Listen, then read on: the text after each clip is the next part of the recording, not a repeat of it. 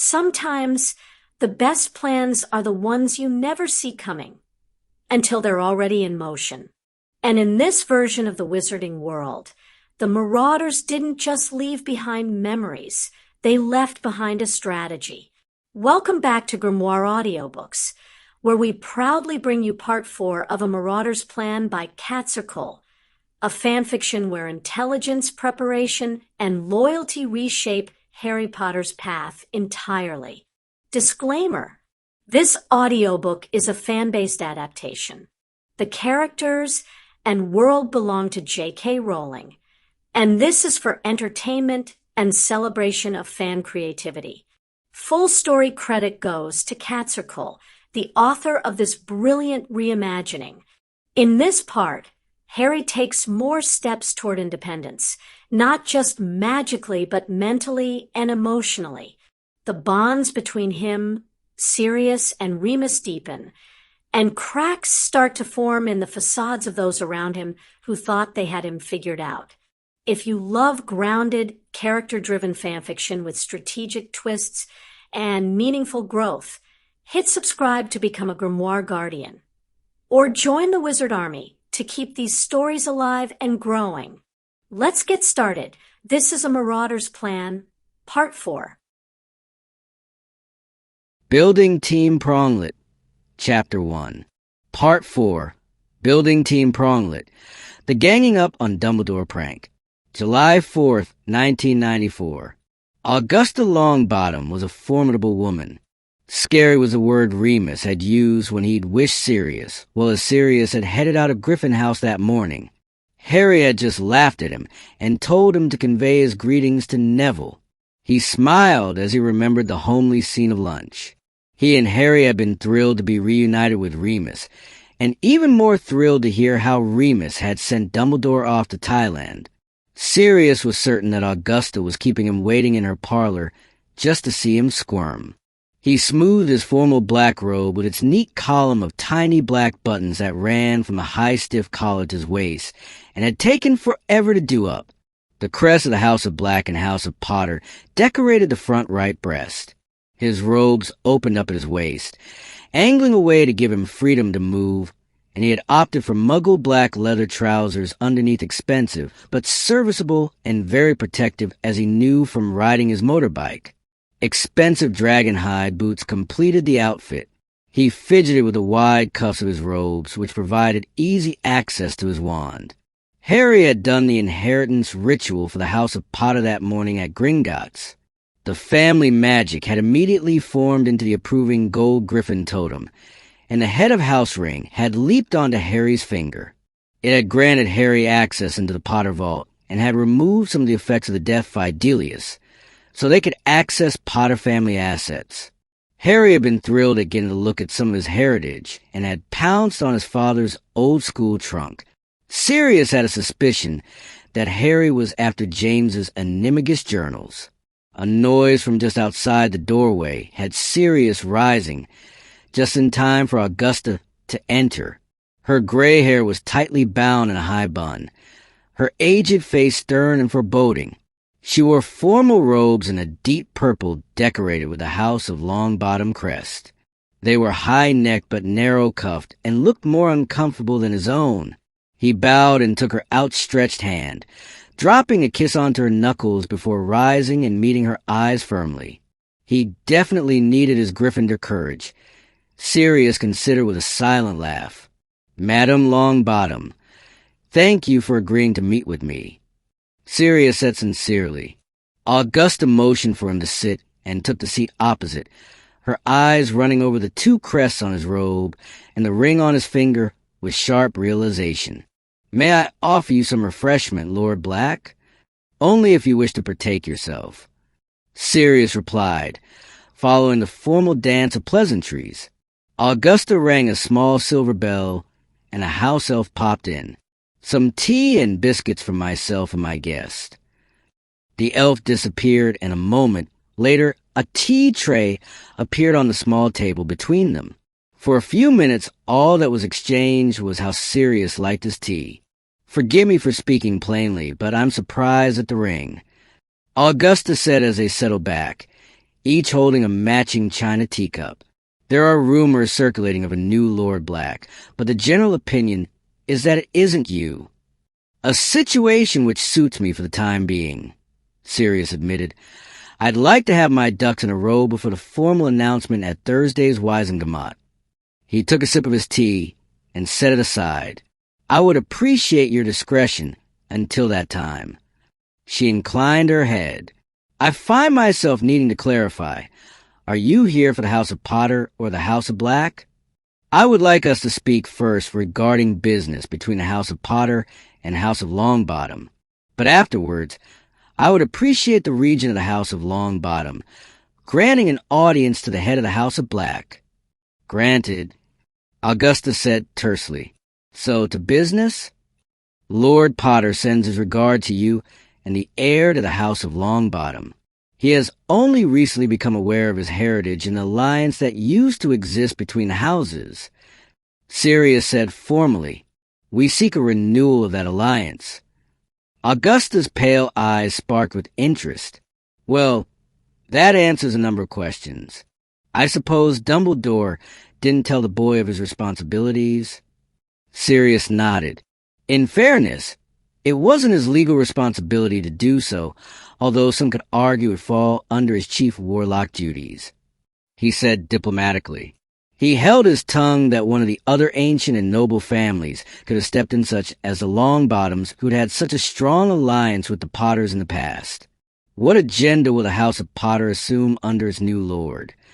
Respect of wizarding culture and tradition, Sirius began, but equality for all wizards and witches, including those with a dual heritage or conditions such as lycanthropy. He would seek better relationships with magical races, a common-sense approach to the control of magical creatures, and an improved relationship with the Muggle government. That sounds remarkably like Charles Potter's old agenda. Augusta said slowly, just even more ambitious. Sirius allowed himself a small smile. Harry reminds me of Charles. He's a remarkable young man. This is truly his agenda? Augusta probed. He's had something of a crash course in politics, but this is his agenda. Sirius confirmed. He'd been proud of Harry after their last lesson, which had been to determine Harry's point of view on certain critical political points. Harry was very much an egalitarian with a strong sense of justice. Well, our agendas mesh, although the devil is always in the detail. Augusta frowned. I assume the equality statement is a rejection of pureblood supremacy, but why equality for all wizards and witches? Why differentiate? Harry feels witches should have equal rights with wizards. As it stands, most of the Wizengamot seats, the ancient and noble houses in particular, all follow a patriarchal inheritance rule. The eldest male of the line inherits. Females only inherit when there isn't a male candidate. Harry believes that it should be the eldest child, thus witches would have equal rights to inherit. Sirius shifted. Family magic will accept a female. So there shouldn't be an issue. Augusta gave a small smile. I remember conversations with Doria and Minerva in my youth where we said very much the same thing. This notion of dual heritage and conditions, what's that about? Our steward Remus Lupin is infected with lycanthropy. Harry has seen the discrimination against him and disagrees with it. From his perspective, Remus is still foremost a wizard and should receive help to aid him in controlling the lycanthropy through wolfsbane rather than being shunned. An interesting perspective, and one Frank would have agreed with. I believe he knew Lupin. Augusta commented, yes, through James. Sirius said, we also talked a little about the discrimination against those wizards and witches with velo inheritance or giant or goblin in their family makeup. Harry sees this as just another expression of the same pure blood, supremacy bias against half-bloods and muggle-borns. I can't disagree with that either. Augusta murmured. She tapped her fingers lightly against the arm of her chair. What of the rest of his agenda? Harry believes that we should attempt better relationships with other magical races such as giants, centaurs, house elves and goblins, especially those races which interact with wizards on a regular basis. But he recognizes the need for good but caring control of dragons, hippogriffs, and other magical creatures. He believes the current administration often gets magical races and creatures mixed up. He also believes that a better relationship with the Muggle government would be beneficial in upholding the statute of secrecy.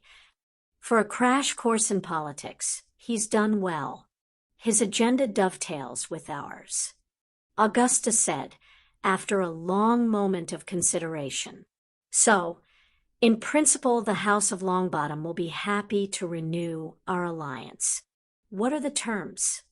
Formally, the same terms as the houses have pledged before. Mutual aid and support for common goals. I would appreciate your assistance in repairing the other Potter alliances that have been allowed to go dormant since '81. Sirius replied immediately, happy that he'd gotten to the in-principle discussion so early. Informally, Harry would like your permission to foster a closer relationship with Neville, perhaps by having Neville join him for some of his lessons this summer. Harry didn't realize until I was awarded guardianship that Alice was his godmother, nor that James and Lily were Neville's godparents. You know, Albus Dumbledore has a lot to answer for with that young man. Augusta sighed. I couldn't agree with you more. Sirius said fervently. Augusta regarded him thoughtfully. Will the House of Potter not seek an alliance with the Chief Warlock? The House of Potter will stand for itself. Sirius stated unequivocally. The last alliance was uneven at best and subjugated the House of Potter to Dumbledore's agenda at worst. I think some of that was our youth. James was very loyal and used to Dumbledore being in a position of authority over him as headmaster and leader of the order we all were. Yes, Augusta agreed with a heavy sigh. Frank was similarly affected. However, I'm aware that the Chief Warlock is mostly supportive of the House of Potter's agenda. I won't in principle disregard a possible alliance approach if one is made, but as Regent I won't approve an alliance without further oaths from the Chief Warlock that ensure the House of Potter's independence. Augusta considered him for a long enough moment that Sirius had to struggle not to fidget. I can see why Arcturus left you as his heir. As much as I might have despised his agenda, his skill in navigating the political arena was immense. You seem to have inherited it. The words took Sirius's breath away. He was unsure if he'd been complimented or insulted. The House of Longbottom finds your terms acceptable. She drew her wand and tapped the coffee table. A ritual bowl appeared with a small knife. She slashed her finger and let a couple of drops of blood fall.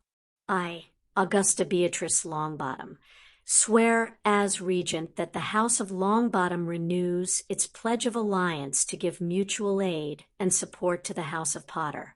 So have I sworn. So mote it be. Sirius took the knife she offered and allowed his blood to mingle with hers. I, Sirius Orion Black, swear as Regent that the House of Potter renews its pledge of alliance to give mutual aid and support to the House of Longbottom. So have I sworn, so mote it be. The bowl flashed. A gold griffin and bear appeared briefly before disappearing again. Augusta gave a small sigh. Well, that's done.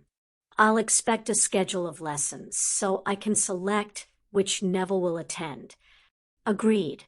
As part of our formal agreement, there are things that I need to brief you on immediately.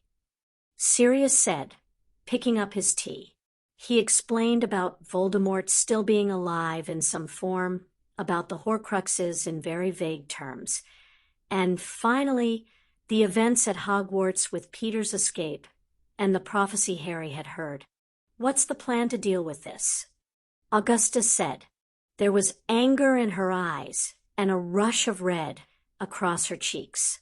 She was furious. I'll be informing the authorities tomorrow. We're not really sure how much Dumbledore has shared with the DMLE and the DOM. Then we'll work with them to eliminate the things that keep Voldemort alive. Sirius paused. We believe there may be another prophecy at Work 1 involving Harry and Voldemort. Augusta winced. There is. She sighed and looked every year of her age for a second. Frank told me about it before they went into hiding. It could have been Neville, you see. We surmised as much. Sirius noted. The prophecy was given by Sybil Trelawney to Albus Dumbledore during her job interview, the year the boys were born. Augusta shared. It spoke of a baby with the power to vanquish the Dark Lord, born as the 7th month died to parents who had thrice defied the Dark Lord. Frank said there was more to it, but that was all I was told. She looked at him sharply. I would venture that Albus believes it refers to your godson, rather than my grandson, as he once informed me that the danger to my family was over, as though that were comfort for what happened to Frank and Alice. Sirius held his tongue. He needed to cover the Lestranges when he spoke with Augusta as the head of the House of Black. Augusta frowned. Well, at least we know and have a plan. She settled back in her chair, although her back was ramrod straight. Thank you for this information. Thank you for sharing what you know of the prophecy. Sirius said, it'll make it easier for Harry and I to track down in the DOM. He clasped his hands together. My final piece of business on behalf of the House of Potter is to extend an invitation to yourself and the heir to the House of Longbottom to attend Lord Potter's adoption into the House of Black the day after tomorrow. Augusta's eyebrows rose in surprise. She pressed her lips together. This seems like an opportune moment for us to move to the audience I granted you earlier. Lord Black. Sirius nodded. Yes. He took a deep breath. My house has wronged yours. Bellatrix Lestrange is my cousin. Rodolphus is my cousin's husband. The House of Black has primacy in their marriage contract. Their line falls under mine. I cannot take back what they did, but I wish to offer restitution. A muscle twitched along her jawline, and her gaze turned steely. And what would the House of Black offer as restitution to the House of Longbottom for the loss of its lord and lady, for the damage to its heir? On Wednesday, I will hold a family meeting. In absentia, I will name them all oathbreakers to the House of Black in their act of taking the dark mark and call upon the family magic to render judgment. They will lose their magic. He stopped for a moment to let Augusta absorb his words. Judgment. Augusta repeated. It's been a long while since I've seen family magic invoked in such a way. I will also dissolve the marriage contract between the House of Black and the House of Lestrange and seize the Lestrange vault in compensation. The heirlooms and artifacts will be retained, but all else will be given over to the House of Longbottom to cover the healing expenses pertaining to Frank and Alice. Bella will then be cast out of the House of Black. She gave a sharp nod of acknowledgement. I also propose to assume financial responsibility for the heir of Longbottom's education. I will provide a scholarship vault to that end to cover the forthcoming years, including a mastery if Neville wishes to pursue one. The House of Longbottom will be reimbursed for the last 3 years. Sirius continued. Augusta's lips thinned as she pressed them tightly together. I accept the House of Black's restitution. As of this morning, The House of Black is formerly allied with the House of Potter, Sirius said quietly. He and Harry had exchanged oaths after Harry's inheritance ritual. One day I hope that we will be able to ally with the House of Longbottom. One day, Augusta agreed, but not today. We will, however, be honored to attend the adoption in support of Lord Potter. She got to her feet, and Sirius knew the audience was over. He got to his feet and bowed. Our elf will show you back to the Floo, Augusta said, holding out her hand as the elf popped in. Thank you for coming.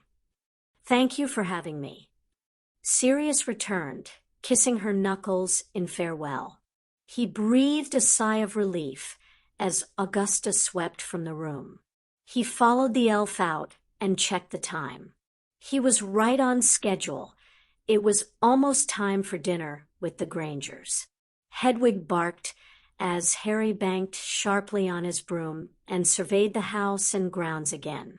His new home was great, warm, and welcoming. It wasn't as formal Black Manor, which was a relief, and he loved the sign with pronglet on the door of his bedroom, the photos on the mantelpiece of his mom and dad, the Marauders without Peter, and a few snapshots of him, Sirius, and Remus. Dobby had been a huge surprise, but so long as the elf wasn't actively trying to save Harry's life, he was a good elf, and he couldn't do enough for Harry. It was odd, though, not having chores to do. But Sirius had indicated that once the week was over, Harry would be getting culture and etiquette lessons to go along with the magical and political lessons he already did. And Sirius had made it clear that he expected Harry to start to perform duties associated with the House of Potter. So Harry would be going with Remus to follow up on some of the Potter properties and be actively involved with the scholarship set up in his mother's name. The good news was that Sirius hoped to offer the lessons where appropriate to some of Harry's friends, so he wouldn't face it all alone. Harry had queried the ability to use magic as he was underage, but Sirius had told him they'd apply for an exception on medical grounds. And besides, the Ministry would never trace magic performed under the Fidelius. Hedwig flew around him, and he wasn't surprised when he saw Reg join her. The resplendent black owl for the House of Black was rather taken with Hedwig, who ignored him. Dobby had constructed an ollery next to Remus's attic room for the 3 owls in the house, but Hedwig preferred her perch in Harry's room. Harry mused that it was useful having different owls for different purposes. Hooter was very nondescript, and he understood the need for secrecy. He thought it was hilarious that Dumbledore was apparently in Thailand trying to track down Sirius. He would feel sorry for Dumbledore, but he suspected that if his headmaster knew where Harry was, he would try and send him back to the Dursleys. Sirius and Remus were determined that it wasn't going to happen. Harry frowned as he pushed the broom into flight again. He was looking forward to seeing Hermione and Ron. He already missed Kimmy and Hewitt. He couldn't wait to tell Hermione and Ron about them, but he had to wait for normal time to catch up with the time he'd spent in the bubble before he could write to them. A shout from below caught his attention, and he looked down. He waved to Remus, who had come out of the back door, and was gesturing that his time was up. He ignored the faint tug of disappointment and dived to the ground, Hedwig and Reg following him. Remus looked a little pale when Harry dismounted. "Do you have to dive so fast?" "I dive faster during Quidditch," Harry pointed out. "Don't remind me," Remus retorted, ruffling his hair as he nudged him inside. "I'm likely to have a heart attack watching one of your games." Harry grinned at him. Remus and Sirius had told him of their plan to attend his matches, and he couldn't help feel a warm glow that they would. Shower and change into Muggle clothes. Don't forget you have dinner with the Grangers. Remus instructed. Thanks for organizing it, Remus. Harry said sincerely. Remus had set up a lot of things in the week that he and Sirius had been gone in real time. Remus smiled at him and pushed him in the direction of the narrow back stairs in the kitchen that led to the upper floors. Harry had to admit as he ran up them and entered his room that the time difference was still a little disconcerting. He and Sirius had been in the valley for 2 months, while a week had passed for Remus. It was bizarre to think that the summer holiday was still only just nearly 2 weeks old, with most of July and August still stretched out ahead of them. Harry dumped his dirty clothing into the linen basket in the bathroom and climbed into the shower, running it nice and hot. He loved his new room, and he had his own bathroom. No sharing with the Dursleys. He luxuriated in the hot water, knowing he could spend the time under the spray and wouldn't be chased out. Well, not immediately. He was fairly certain Remus or Sirius or worse Dobby would yank him out if he was going to be late for dinner. The thought spurred him into action, and he set about washing off the sweat and dirt from his flight. Harry knew the next few days were going to be busy.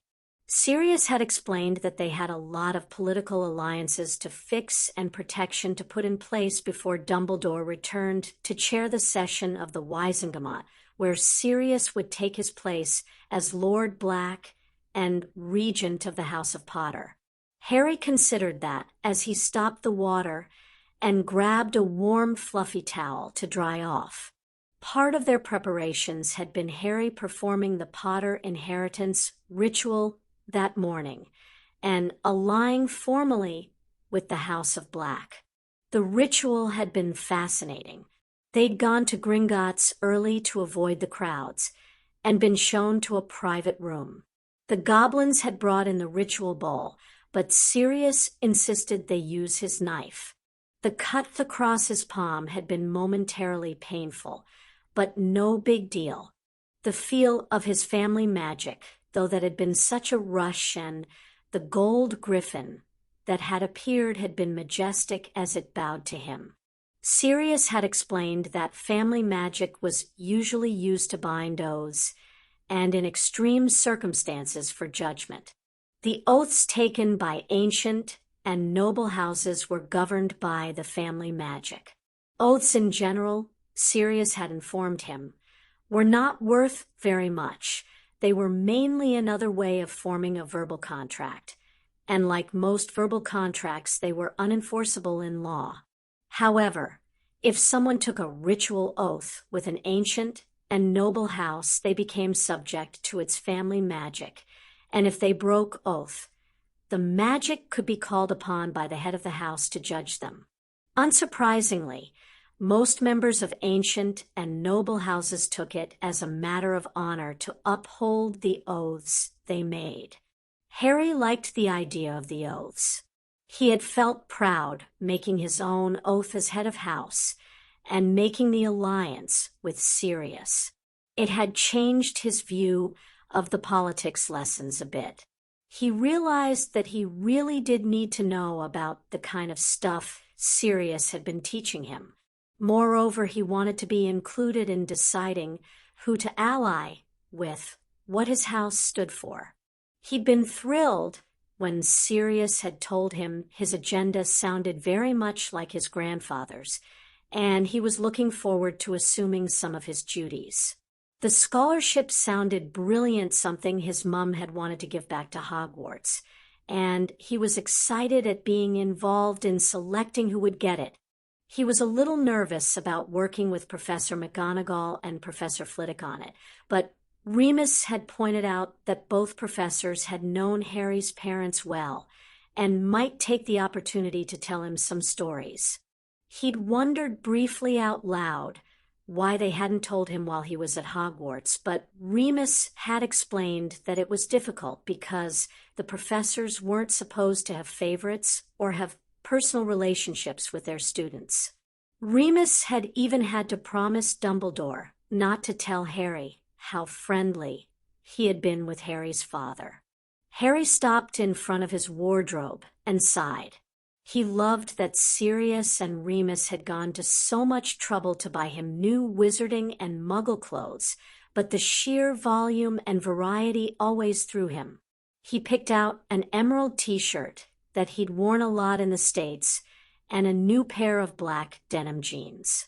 He finished his outfit with a black and gray sweater jacket and black trainers. He slipped his new pair of gold wire-framed glasses on his face and futilely tried to do something with his hair before he gave it up as a lost cause. He picked up his journal and a book he'd bought Hermione at the airport as a present, and exited his room just in time to meet Sirius coming out of his.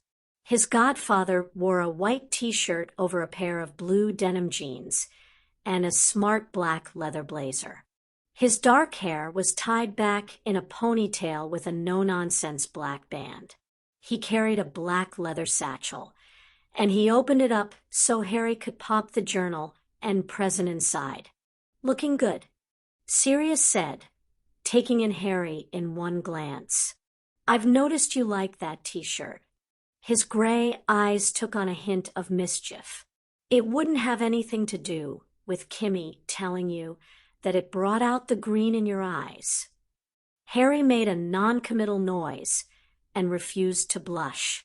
"You said smart but casual, right? And what was that smart but casual?" As though someone could base an outfit on such a vague description. "Indeed I did." Sirius nudged him towards the stairs. "How did it go today?" Harry asked eagerly. "The House of Potter is once again allied with the House of Longbottom. They're attending the adoption." He made a small grimace, his face contorting for a moment into an unhappy frown. "She's accepted the restitution the House of Black has offered, but won't consider an alliance right now." "You expected that, though," Harry pointed out. "I did," Sirius said. "Elmer Sampson sends his regards and appreciation of your thanks for his service as your former proxy." Harry pulled a face at that. He'd understood the need for the nicety, but he and Sirius had looked over Sampson's record and been distinctly unimpressed. Sampson had voted for a number of laws that Sirius had confirmed Harry's father and grandfather would never have supported, including the werewolf laws that so discriminated against Remus. Harry took the last two stairs at a leap to avoid talking more about Sampson. Remus came out of the living room into the hallway, just as Harry landed in the hallway. "No jumping." He chided him, and then sighed as he realized Sirius had copied Harry. Harry hid his smile. "Are you sure you don't want to come, Remus? I'm sure Hermione wouldn't mind." "Thank you, Harry, but I have other plans," Remus said with a smile. "Give Hermione my best, though." Harry grinned at him. Sirius pushed him towards the flue. They made their way to Black Manor before taking the flue to Hermione's house, which had been connected just for the night. Harry stumbled out into a normal Muggle house, not unlike the one he'd been raised in, but with an indefinable, welcoming feel that Privet Drive lacked. Harry just had enough time to stand properly before Hermione launched herself at him, hugging him hard. "It's so good to see you. I was so surprised when Professor Lupin wrote to my parents and asked if it would be okay for you and Sirius to come over. Have you been reading The Prophet? They've been talking about Sirius all of last week and this week, and everyone's wondering when they're going to see you and Sirius and—" "Breathe, Hermione," Harry ordered, laughing. She stumbled back and smiled at him. Her hair was its usual bushy self, a mass of brown that seemed bigger than her, although he noticed absently that Hermione was growing more and more into it as time went on. She was just as cute as Kimmy, Harry realized with surprise, as he took in her denim skirt and summery top so much more flattering than the school robes. "You look nice," Hermione said shyly, and he belatedly realized that she had performed a review of him while he had been doing a review of her. "You too," Harry said. He turned around just as Sirius stepped out. Sirius smirked at Harry and waved his wand over him. Soot vanished from Harry and Hermione. "We need to add flu lessons to your schedule." "I can't wait till we learn how to apparate," Harry said. He looked at his godfather, hopefully. "I don't suppose." "No, I am a responsible adult, and you will be learning to apparate in your 6th year, and not a moment before," Sirius said primly. Hermione gave a quiet laugh beside Harry.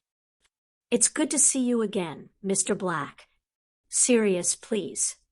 Sirius replied, taking Hermione's outstretched hand and dropping a kiss on her knuckles. "Or Padfoot, if you'd prefer."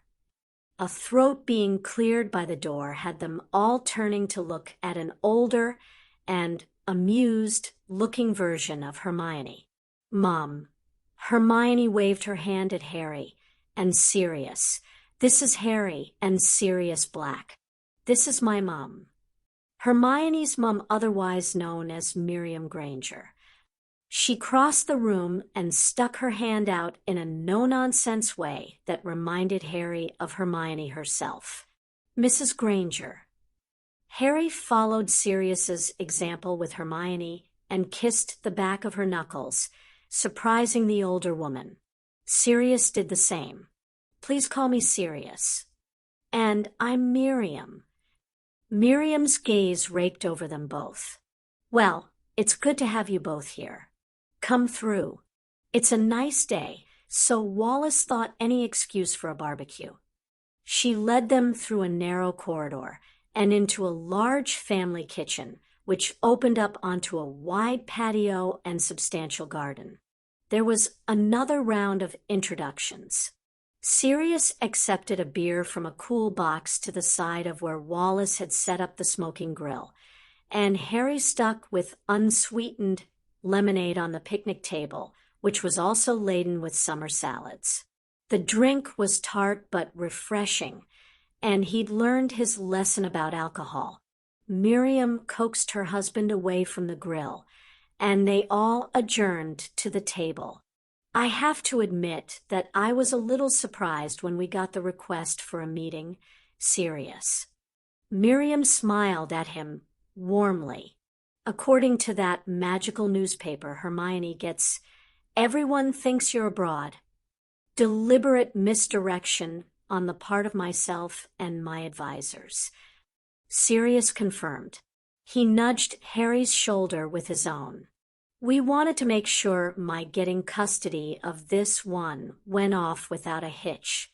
Unfortunately, there are too many people out there who would have loved to have interfered, since Harry is famous in the wizarding world, and after the events surrounding me." He gave a shrug. "Understandable," Wallace said. "And congratulations." "Thank you," Harry said, beaming at Sirius again. "I believe you had something to talk to us about," Miriam prompted. Professor Lupin was quite vague, but he mentioned something about a life debt.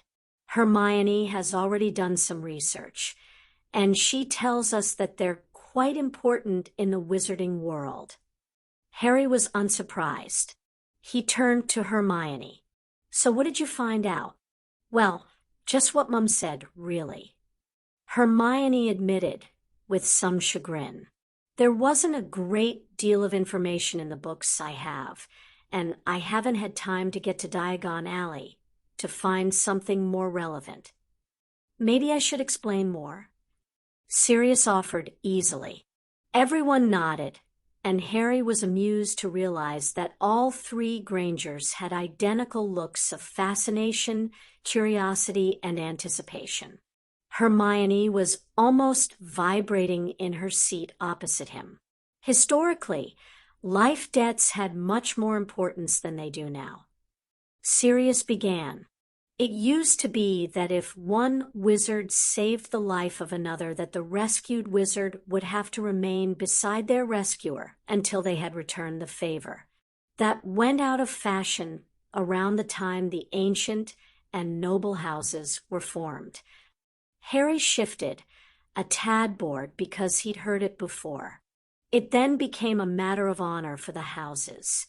Sirius explained, if a member of one house saved the member of another, it created a political debt between them that could only be satisfied with an alliance or an exchange of money or property of some sort, usually negotiated dependent on the relative value of the person saved. If you saved the youngest daughter, for instance, that would be viewed differently than saving the heir to the house or the head of house. The former might be offered in marriage, for instance, but the latter might determine a house alliance. It all sounds very Victorian, or do I mean Edwardian? Miriam commented. Austinish anyway. Sirius smiled at her. If you mean old-fashioned, you'd be right. It is even for the wizarding world. What about if you weren't from a house? Hermione jumped in enthusiastically. What happens then? Well, if a member of a house saved the life of an ordinary wizard, or which then the ordinary wizard, or which would become beholden to them to a degree, and would pay off the debt by working on the estates of the house or performing other services for the house.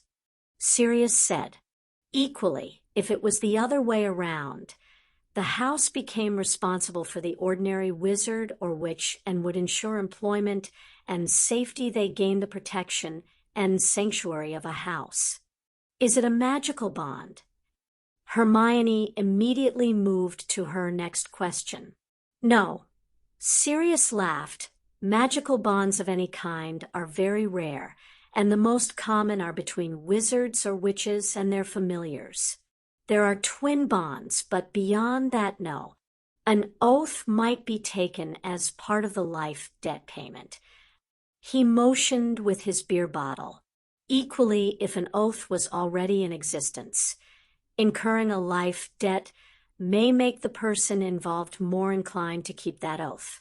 But as I've said to Harry, only oaths to ancient and noble houses can be enforced through magic, and that's usually a judgment after the oath has already been broken.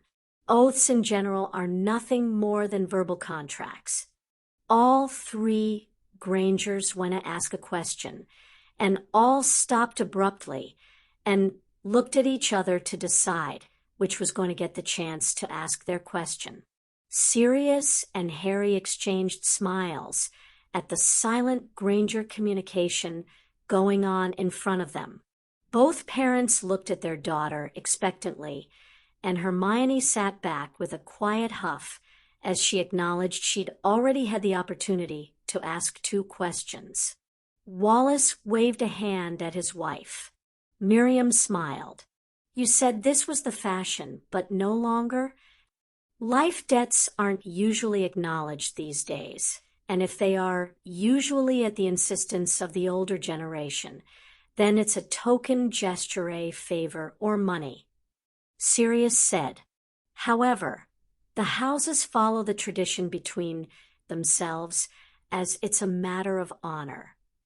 Now, my question, Wallace said, raising his own beer, what does a life debt have to do with Hermione? Your daughter, along with Harry, saved my life. Sirius answered simply. Miriam and Wallace glanced at their daughter, who was turning cherry red under the attention. I assume because she gave evidence to aid your acquittal? Miriam asked, perplexed. Sirius raised an eyebrow at Hermione in a silent question of, have you told them, and received a brief shake of a head in response. Harry threw her an apologetic look. They hadn't meant to get her in trouble. On the night I was captured at Hogwarts, Sirius said firmly, The headmaster gave Hermione and Harry permission to help me escape. They used a magical device to help get them to the right place, found transportation for me, and got me out of the office where I was locked up. If it hadn't been for them, I would have forfeited my soul to a Dementor. And why is this the first we're hearing about it, if you had the headmaster's permission? Asked Wallace, staring pointedly at his daughter. The device, Harry jumped in. The magical device we used, Hermione wasn't supposed to tell anyone else about it. Sirius, and I only got told because of the headmaster's permission to use it. Hermione shot him a grateful look and nodded at her parents. And I didn't want to worry you. She admitted honestly. I mean, this year has been relatively quiet and normal, really, compared to first and second year. And Hermione, Miriam interrupted sternly. Hermione grimaced, her eyes downcast. Sorry, Mum. We're not angry with you. Miriam cast a look at Harry and Sirius, and Harry got the distinct impression that she regretted the conversation was taking place in front of them. But I am disappointed that you felt you couldn't tell us, not even in general terms. I feel I should apologize, Sirius began. Please don't, Wallace said immediately. I dare say Hermione's reticence is in part our fault, as we may have indicated to her that we weren't happy with the amount of danger this school of hers seems to place her in every year. Did you know somebody let a troll into the school in her first year, which almost killed her? And then she was in a magical coma the year after. He huffed out a breath at Hermione's dejected face. We discussed not sending her back for her third year, which is why I think someone was reluctant to tell us what happened. Harry was alarmed at that. Hermione had almost been withdrawn. And what now that they knew she'd been in danger again? It's all my fault. He blurted out. Nonsense, Miriam said briskly. From what Hermione said, you saved her from the troll and were playing your broomstick sport when Hermione ended up in the coma. You're a young boy, Harry. It's not your fault these events took place. You've been a good friend to Hermione, and you are one of the reasons why we decided to let her continue at Hogwarts. Well, she's been a good friend to me too, Harry said, a little taken aback at the heartfelt praise. He felt Sirius's hand on his shoulder and settled again. I tell you whose fault it is, Wallace added. That headmaster of yours. What is he thinking, allowing a troll and things that cause comas to get inside a school with children? And you'll forgive me, Sirius? Sirius nodded enthusiastically. But what was he playing at sending 2 kids to rescue you? Why couldn't he have done it? An excellent question. Sirius agreed fervently. The headmaster is a great wizard and Hermione defended Dumbledore passionately, and Harry knew that before his time at the clinic with Sirius, he might have been eagerly waiting for his turn to do the same. And a senile old man, by the sound of it. Wallace interjected, cutting off his daughter's words. I'm sorry, sweetheart, Miriam said, but I agree with your father. If I ever meet this headmaster of yours, believe me, I will have more than a few questions for him. I feel exactly the same way, Sirius said. There was a moment between the adults that had Hermione and Harry doing a mutual eye roll while their guardians' gazes were occupied elsewhere. Miriam cleared her throat and turned to her daughter. That said, we're very proud of you, Hermione, for helping to save Sirius's life and see justice get done. Very proud, Wallace repeated gruffly. Hermione's eyes shone brightly, and her mother gave a one-armed hug, squeezing her tightly until the threat of tears went away. Harry fidgeted awkwardly with his glass of lemonade, unsure what to do. "So," said Wallace brightly, "you owe Hermione a life debt?" "Yes," Sirius said, enthusiastically returning to the original subject, "and I would like to honor it." Miriam and Wallace exchanged another wry look. "Honor it how exactly?" Miriam asked briskly. Her arm remained around her daughter. Her eyes twinkled suddenly. "If you'd like to offer Harry as a potential bridegroom, I'd have no problems with that." "Mum," Hermione yelped, going a bright red. Harry figured his own cheeks were a similar color from the heat he could feel. He didn't even look at Sirius because he knew Sirius would just tease him if he did. In some ways, he knew it was a compliment, but in others it was mortifying. Hermione was his friend, and it wasn't that he didn't realize she was a girl. It was just she was his friend, and why would she be interested in him? He concluded with a fair amount of confusion. "I would offer him," Sirius began mischievously. Harry glared at him. "But Harry will have to choose his own wife." Sirius winked at him. "His dad did a fair job with his mom, so I think he'll choose wisely." Of course, his dad also chose the smartest witch of his generation. There was a ripple of chuckles around the table from Miriam and Wallace at the unsubtle implication that Sirius would be quite happy if Harry did choose Hermione, and Harry smiled apologetically, mouthing a sorry at her. She returned his smile with a shy one of her own. "Are marriage contracts usual in the wizarding world?" Miriam asked. "Betrothal contracts are not used anymore, and there was a ruling that effectively declared any old outstanding ones to be null and void just after the war with Grindelwald. Matchmaking still happens to a degree, where families may agree an introduction and an intended arrangement. However, contracts to protect assets and agree terms especially for ancient and noble houses are usual." Sirius said, "Remus tells me that there's something similar in the Muggle world. Prenuptial agreements." Miriam supplied.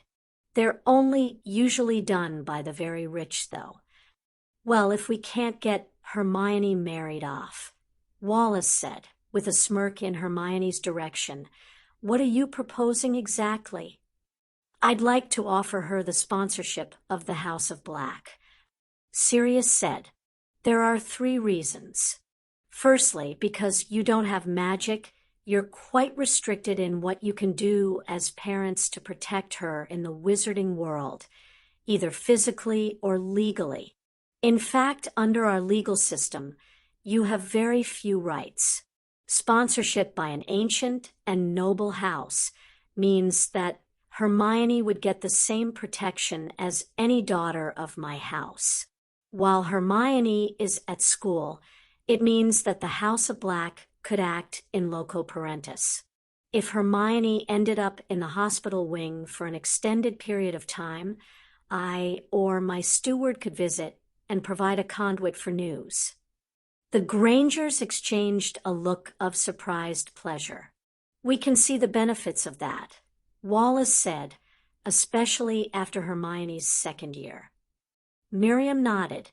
It was torture getting an owl from Professor McGonagall to say that Hermione was in the infirmary, but not be able to see how she was. She patted her daughter's hand. "That's why we seriously considered removing you, sweetheart." "I'm sorry," Hermione said sadly. "I can't even imagine. It must have been awful." "Well, sponsorship would help going forward," Sirius said before they all got sidetracked again. "Secondly, I would assume financial responsibility for Hermione's education." He brushed aside their first murmurs of protest. "Don't worry, I'm very rich." Hermione's parents exchanged a silent look.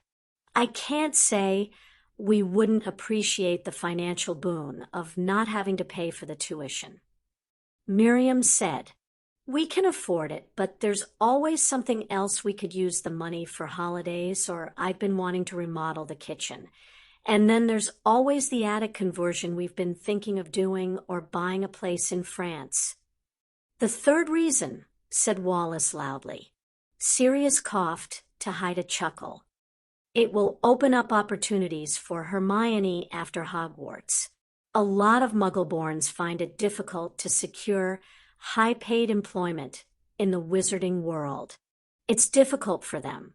Magical schooling separates them from the Muggle world, so they can't go back easily, and yet the innate prejudices of the wizarding world mean that they face an uphill battle if they want a career in the top flight, the Ministry or St. Mungo's, or apprenticing to some of the masters of our world."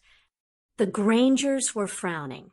"Remus says it's similar to the Muggle world, where the government for a time only took people from Oxford and Thingingbridge." Sirius offered a little uncertainly. "Or even getting into Oxford and Cambridge to begin with," Hermione suggested sagely. She brushed her fringe out of her eyes.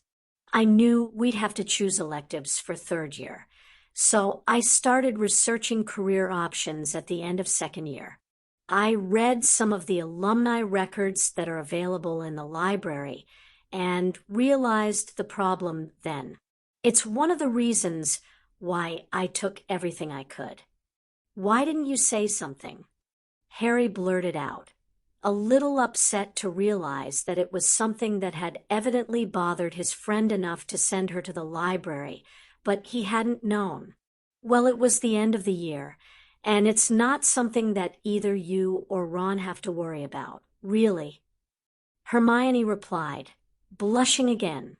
"I take it sponsorship will help Hermione attain the career she wants." Wallace asked. Sirius nodded. "It'll open doors, and people won't dismiss her out of hand."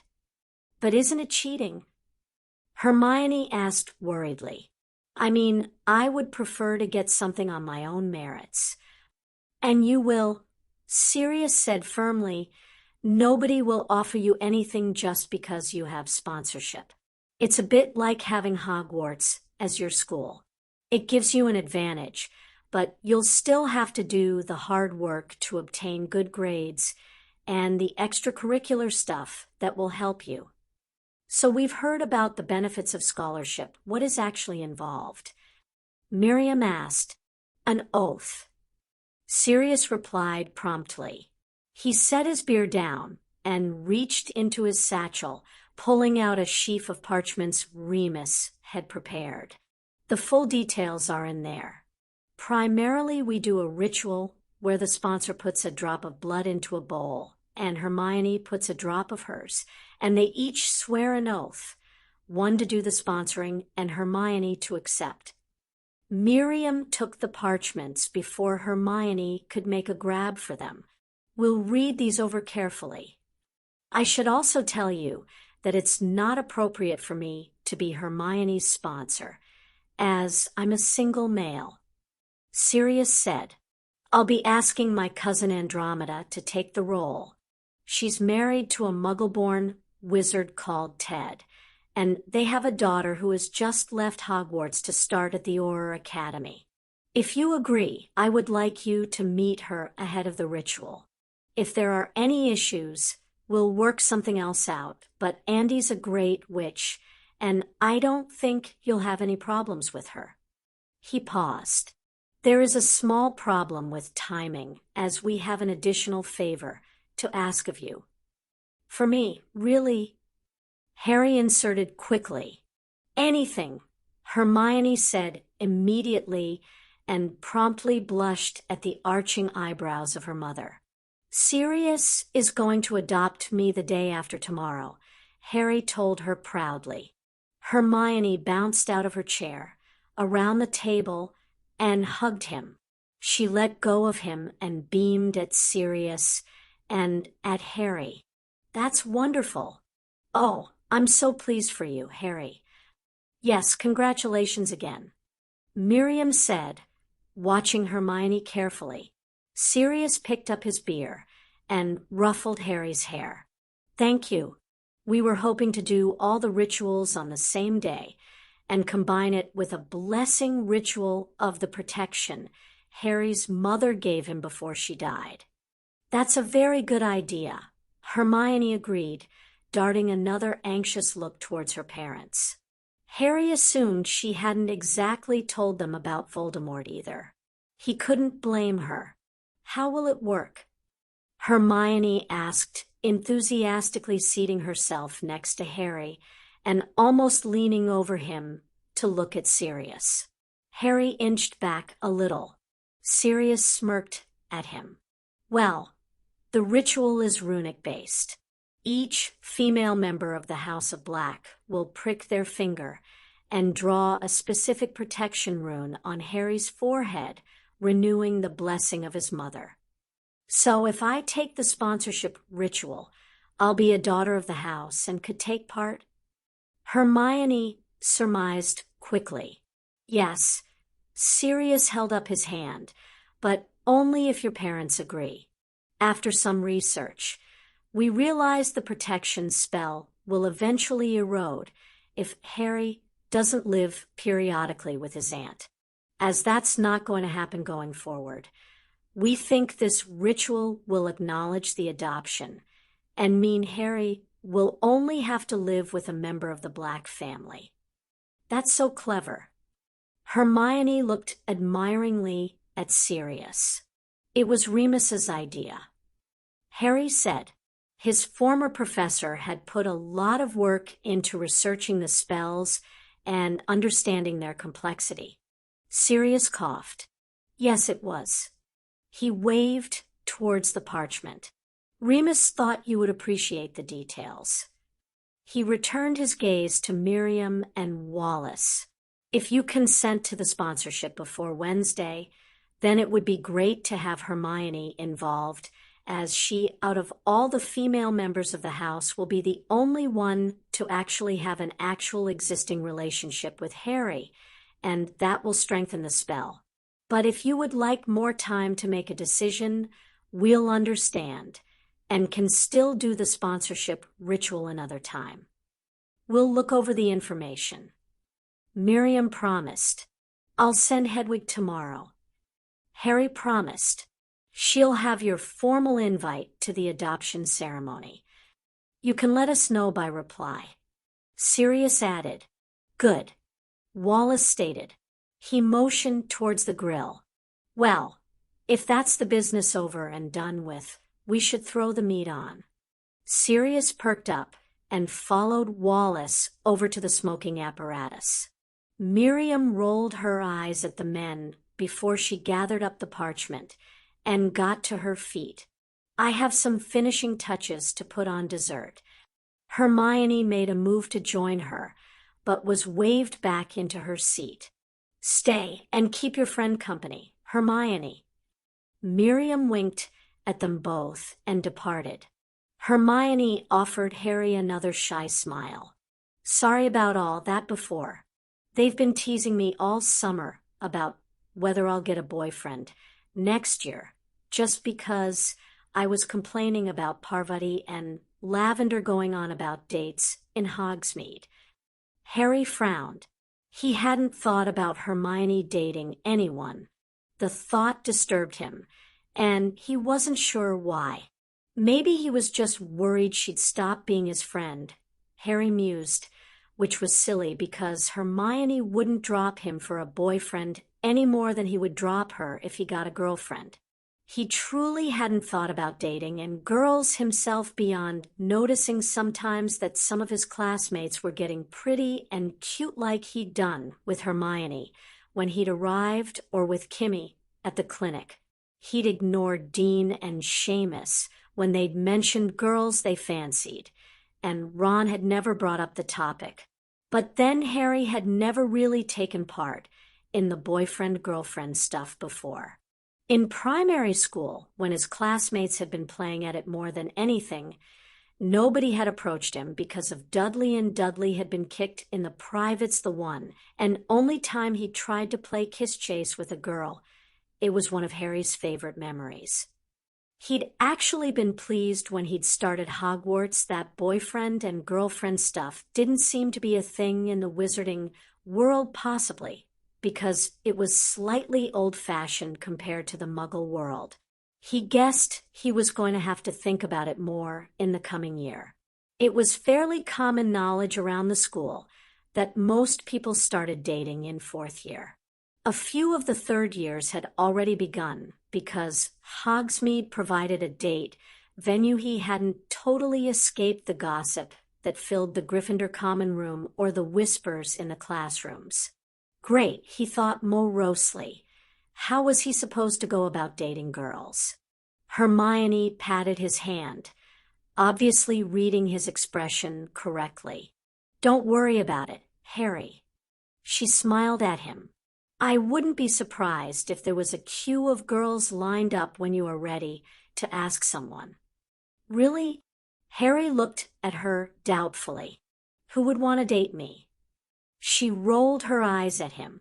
Only most of the girls in our year, and probably a lot in the others too.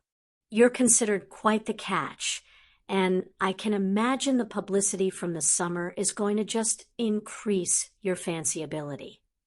Is that even a word? Harry teased before he grimaced again. Anyway, from what you're saying, most of the girls want to go out with the boy who lived, not me. He could see Hermione open her mouth to protest, but she closed it again abruptly. I guess you might be right about that, she admitted softly. But as someone who knows you, I think they'll be happy once they get to know you. And if you don't date them, how are they going to get to know, you? Maybe. Harry said, uncertain she was right. I was thinking it might be good to make some new friends next year. You and Ron are great, and my best friends, and that's not going to change, he hastened to assure her. But it just occurred to me that I don't have a lot of other friends. You probably have more than me. What about the Quidditch team? Hermione said, and Neville, Dean, and Seamus. The Quidditch team are great, and Fred and George maybe are friends, but Oliver was, Oliver. The girls are older than me. Harry said, as for the guys in my dorm, I guess I'm about as close to Dean and Seamus as you are to Parvati and Lavender. We're mates but not friends. Hermione nodded in acknowledgement. Neville. Harry smiled. I'm hoping to get to know Neville better this summer. He's going to join me for some lessons. Our mothers were best friends at school. His mom was my godmother, and my mom was his. Oh, wow. Hermione said. Her eyes narrowed. What lessons are you doing? Harry brightened and gave her the headlines. Wizarding etiquette and culture, politics and estate management, runes and magic. But what about the underage? Medical exception. Harry grimaced. Sirius got custody of me the night before they announced his being innocent. We've been away at a healing clinic this past week. He explained the time bubble at the clinic and his treatment and power issues. He picked up Sirius's bag and took out the journal and the wrapped present. Because of the amount of time we were there, one of the healers suggested I write to you and Ron in a kind of journal as though I was sending you letters. I put all my politics lessons in there too, since I figured you'd want to know about it. He handed her the journal and the gift. I picked the present up at the airport. It's a book on American magic. Thought you might like it, but it's okay if you don't. Harry. Hermione said, delighted. Thank you. You didn't need to get me anything. The journal would have been enough. She was already holding on to it tightly. Her front teeth sank into her lower lip. Do you think Sirius will let me join you and Neville for your lessons. Harry nodded. If your parents are okay with it. He glanced toward Wallace and Sirius to make sure they were engaged in a discussion and lowered his voice. I take it you didn't tell them everything about Voldemort and what happened with the stone? Hermione nodded. They kind of freaked out at Christmas about the troll, so no. She sighed. I doubt I would have told them about the basilisk, but obviously they found out from the school I was petrified, and I pretended it was no big deal, so they wouldn't worry. She made an unhappy face. I had no idea it was so bad for them. He moved to put his hand over her arm. You couldn't have known, and if it helps any, Sirius freaked out about everything when he found out too. There was a shared moment of solidarity between them. Well, that helps explain why he said what he did about the headmaster. Hermione noted with a hint of disapproval. I thought he'd be more grateful to him. Hermione, your parents were right. Harry interrupted fiercely. Dumbledore could have saved him himself. He's chief warlock. He could have placed Sirius in his protective custody and overruled Fudge, but he didn't. Hermione's mouth opened and closed again. Her shock was written all over her face. But surely, she searched Harry's eyes for something, anything to explain it. But why didn't he then? Me, Harry said succinctly. He took a breath to keep his temper under control. Dumbledore was the one who left me with the Dursleys. Hermione, we think he was trying to make sure I went back there and didn't have somewhere else to go. But that's awful. Hermione exclaimed. How could he leave you with those terrible people? And, oh, this is just too much. Sirius thinks it has to do with this spell that my mum did and some ward she put up at my aunt's. Harry admitted. He thinks Dumbledore was trying to protect me. She looked furious for a second before her face froze into mute horror. What? Harry asked. Hermione sighed heavily and leaned closer to him, lowering her voice. You don't think he was chief warlock when Sirius was imprisoned, and he should have made sure Sirius got a trial, do you? Harry was already shaking his head. Sirius doesn't think it was deliberate. He says Dumbledore should have checked, but that he's pretty sure from the conversation they had in the office when Sirius was captured that Dumbledore honestly thought he was guilty. He shrugged. It doesn't matter. Dumbledore's in Thailand, and by the time he gets back I'll be adopted, and he won't have a say in it anymore. It's just so unbelievable. He's always seemed so good and kind and great. Hermione said miserably, he's Albus Dumbledore. He's not supposed to make mistakes. Harry said quietly, Sirius says nobody is perfect. I guess not. Hermione said with a huff. She sighed and changed the subject. Ron sent a letter with Errol. He's invited us to the Quidditch World Cup. My mom and dad are thinking about that too, although I'm not really sure I want to go. Have you talked with him yet? Harry shook his head. We've only been back a couple of days, and we've been settling into our new house.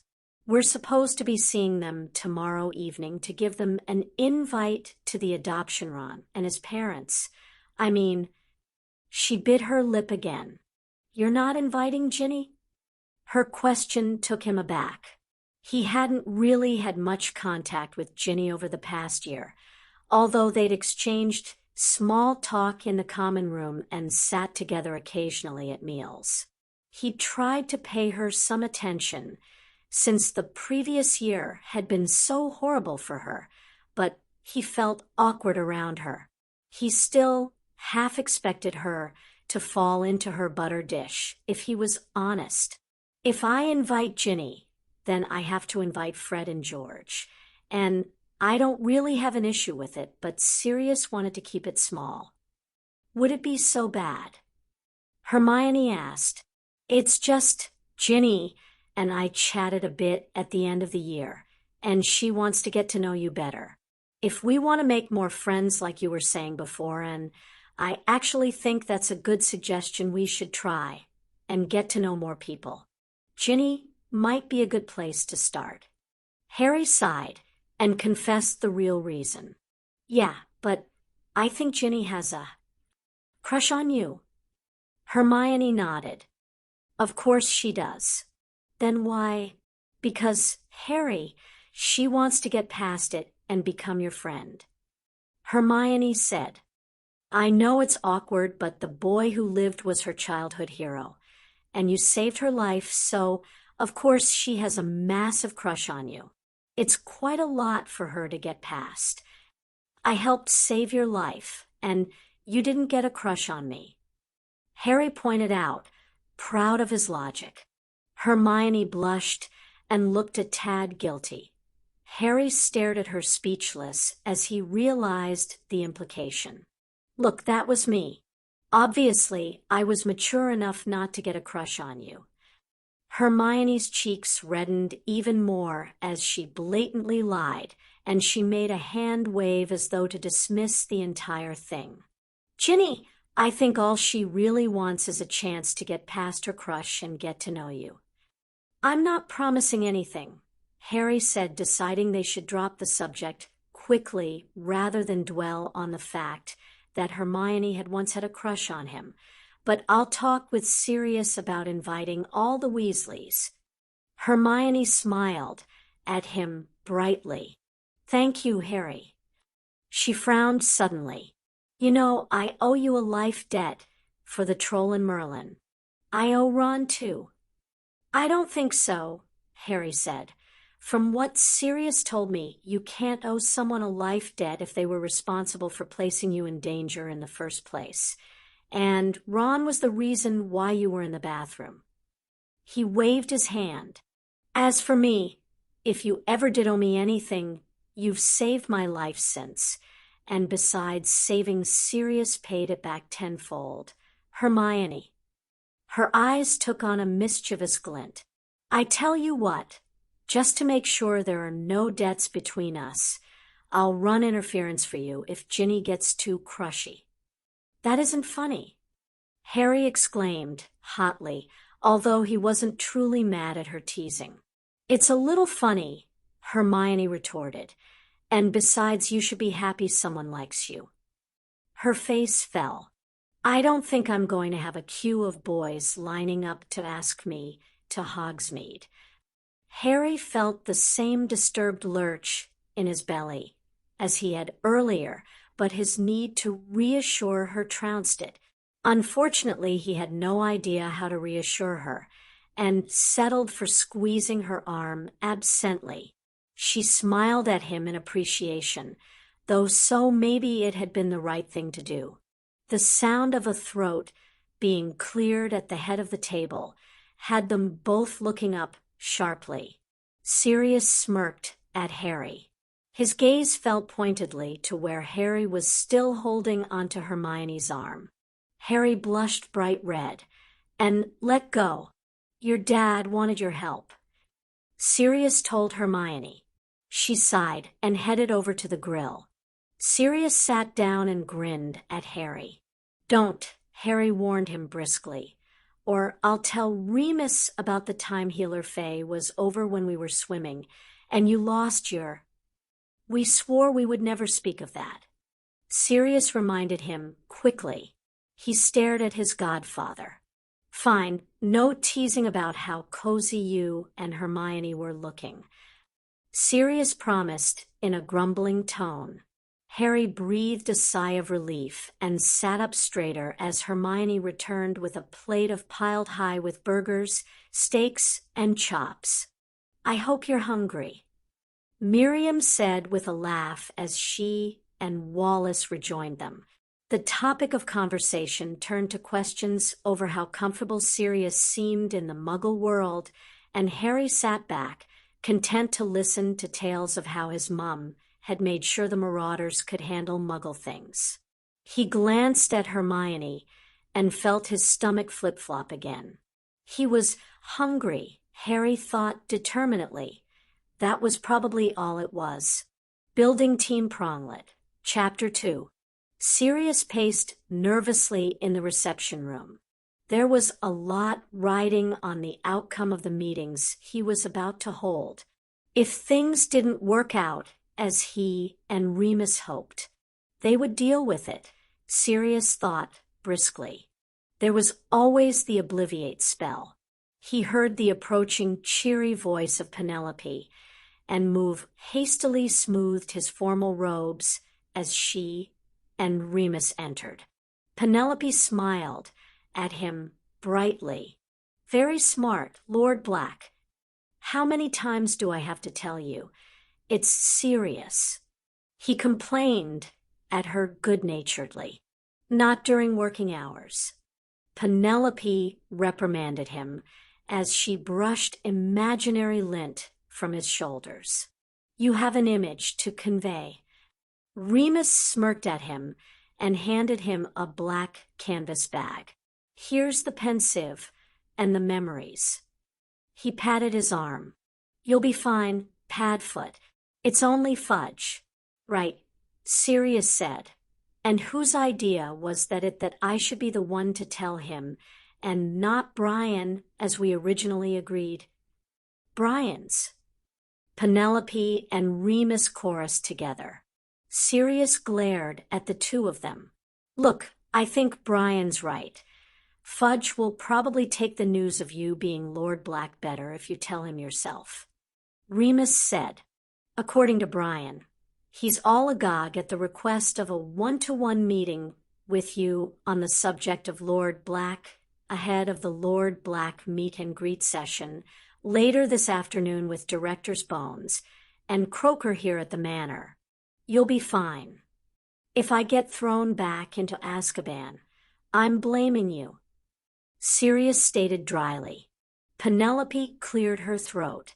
You should get going, Lord Black. You don't want to be late. The minister is expecting you.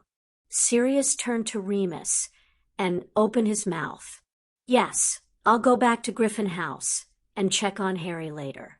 I'm sure he and Minerva are getting along fine, though.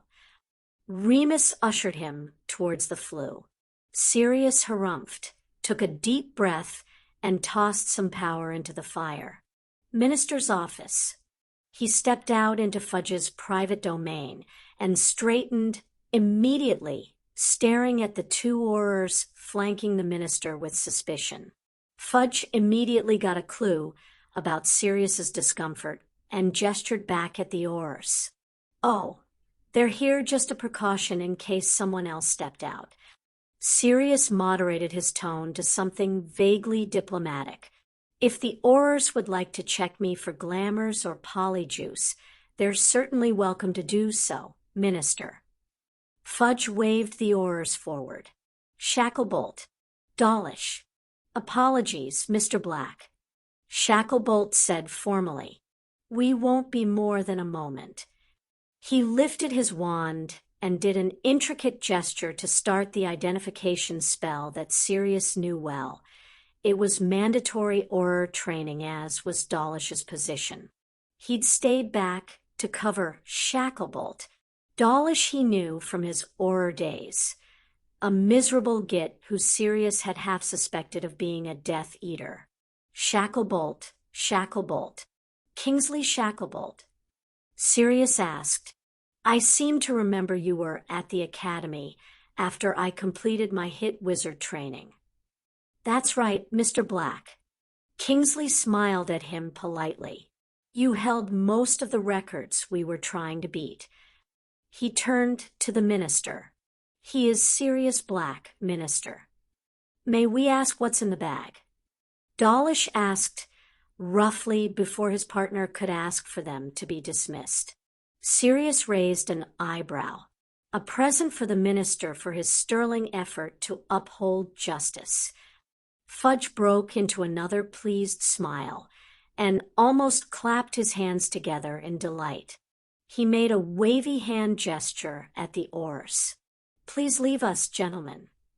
The Aurors left Dawlish with obvious reluctance. "Sirius. May I call you Sirius? You must call me Cornelius." Fudge charged forward as soon as the office door closed behind the Aurors and held out his pudgy hand. "Welcome to the ministry." Sirius shook hands. Sirius is fine, Minister.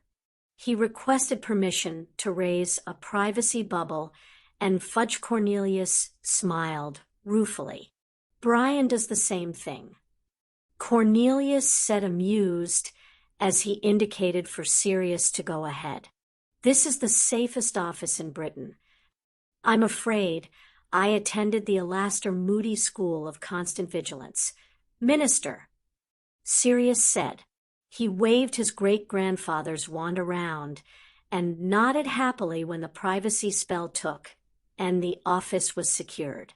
"You've probably guessed the reason for this meeting already, Cornelius, so I won't keep you in suspense," Sirius began as he placed the canvas bag on the minister's desk. "Brian said he suspected you'd worked it out when he mentioned how quickly I was able to respond to the query about custody when he had initially written to Lord Black.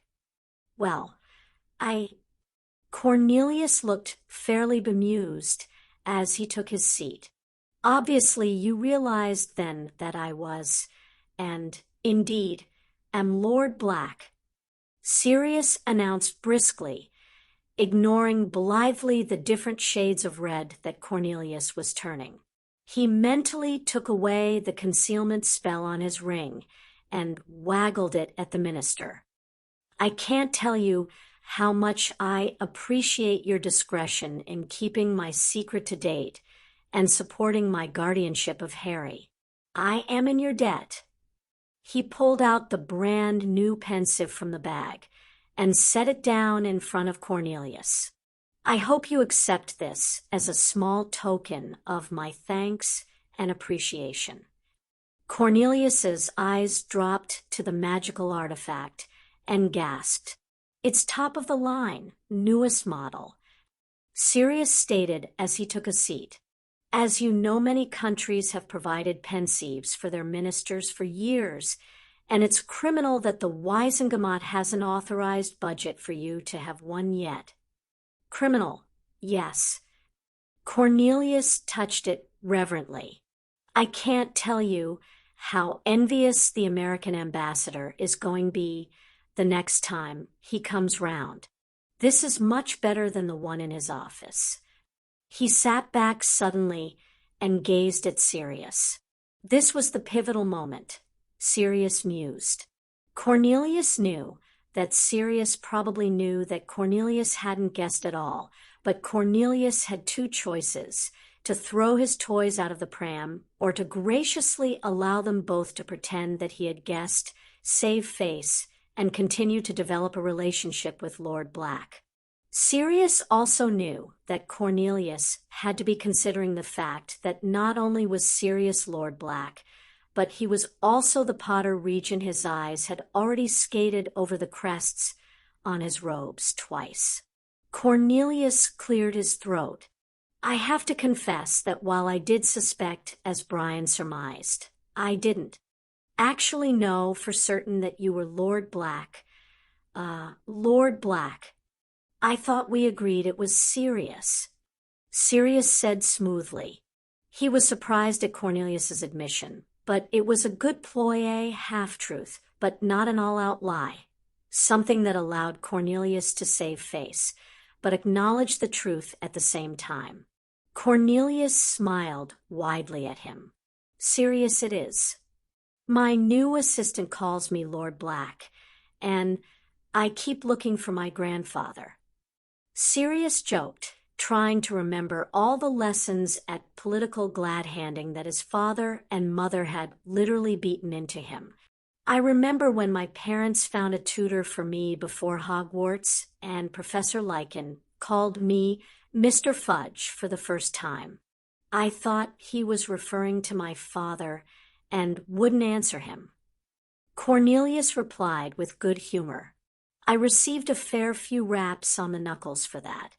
Harry finds being Lord Potter quite strange, but then nobody has ever told him about his house responsibilities until this summer.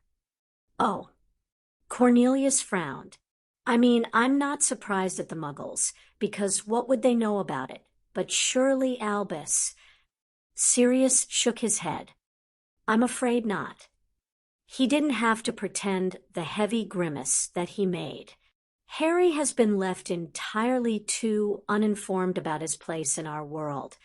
Not just the boy who lived nonsense, but the House of Potter, his family, his heritage. He sighed.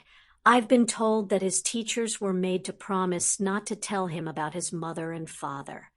That is terrible. Cornelius commiserated. I've had concerns about how Albus has been handling things at Hogwarts for a number of years now, but his hold on the school is absolute. Speaking of concerns, Sirius said, turning the conversation to what he was really there for, I did have an ulterior motive for getting you, the pensieve. He reached back into the canvas bag and extracted 3 vials filled with silvery fluid. With your permission, I'd like to show you some copies of Harry's memories from his time at Hogwarts. I'm not certain how much you know already, how much information Albus has shared, but I believe it's important for you to see them. However, I must have an oath that you will keep this information confidential. Cornelius nodded slowly. I'm intrigued, so I'll agree. He picked up his wand. I, Cornelius Ambrose Fudge, swear to the House of Black to keep the contents of this meeting confidential. There was a flash of light from the tip of his wand, and Sirius was satisfied. He motioned for Sirius to fill the pensieve, and they dived into the basin. The memory begun with Harry and his friends approaching the Cerberus, and went from there. What is this exactly? Cornelius asked a tad impatiently. Some kind of student obstacle course for their first year data exam. I can understand your concern. The dog is a bit much. I'm afraid it's nothing as benign as an obstacle course, Sirius replied. This is a set of traps created by the Hogwarts professors to protect Flamel's Philosopher's Stone. Or at least that's what they're supposed to be protecting. Somebody has already gotten past them, and Harry and his friends are trying to stop the potential thief. He pointed Cornelius back at the action. They watched silently for the most part, although Cornelius muttered "Oh, good show," as Harry caught the key. As Harry faced Quirrell and Voldemort, Cornelius paled considerably. Sirius had thrown up, so the minister was actually doing better than he had done at that stage. He was shaking by the time Sirius led him out of the memory just after Harry's discussion with Dumbledore in the infirmary. Sirius had been livid when he'd seen it for the first time. Remus had stuck him to a chair until he'd cooled down enough to agree that trying to find Dumbledore in Thailand to hex him was a bad idea. Fire whiskey, prompted Sirius gently. Cornelius pointed at a cabinet, and Sirius retrieved the alcohol and poured him a generous amount. He resumed his seat and waited for Cornelius to speak. I assume there's no hoping that the memory has been tampered with, or that this isn't an elaborate fantasy of young Harry's. Cornelius said eventually, his hands wrapped tightly around his whiskey glass. It's my intention to show the memory to Amelia Bones and Wilbur Croker later. I'm sure they can both vouch for the authenticity. Sirius said firmly, I'm certain it can be independently verified for that matter if necessary. No, just... Cornelius took a gulp of his drink and slumped back in his chair. I can't believe that you know who is still out there. He was supposed to be dead. How could Albus not tell anyone? In part to protect the wizarding world, I suspect. Sirius replied, From what I've heard, The days following the downfall of Voldemort back in 81 were chaotic, with some Death Eaters walking free because of lack of evidence.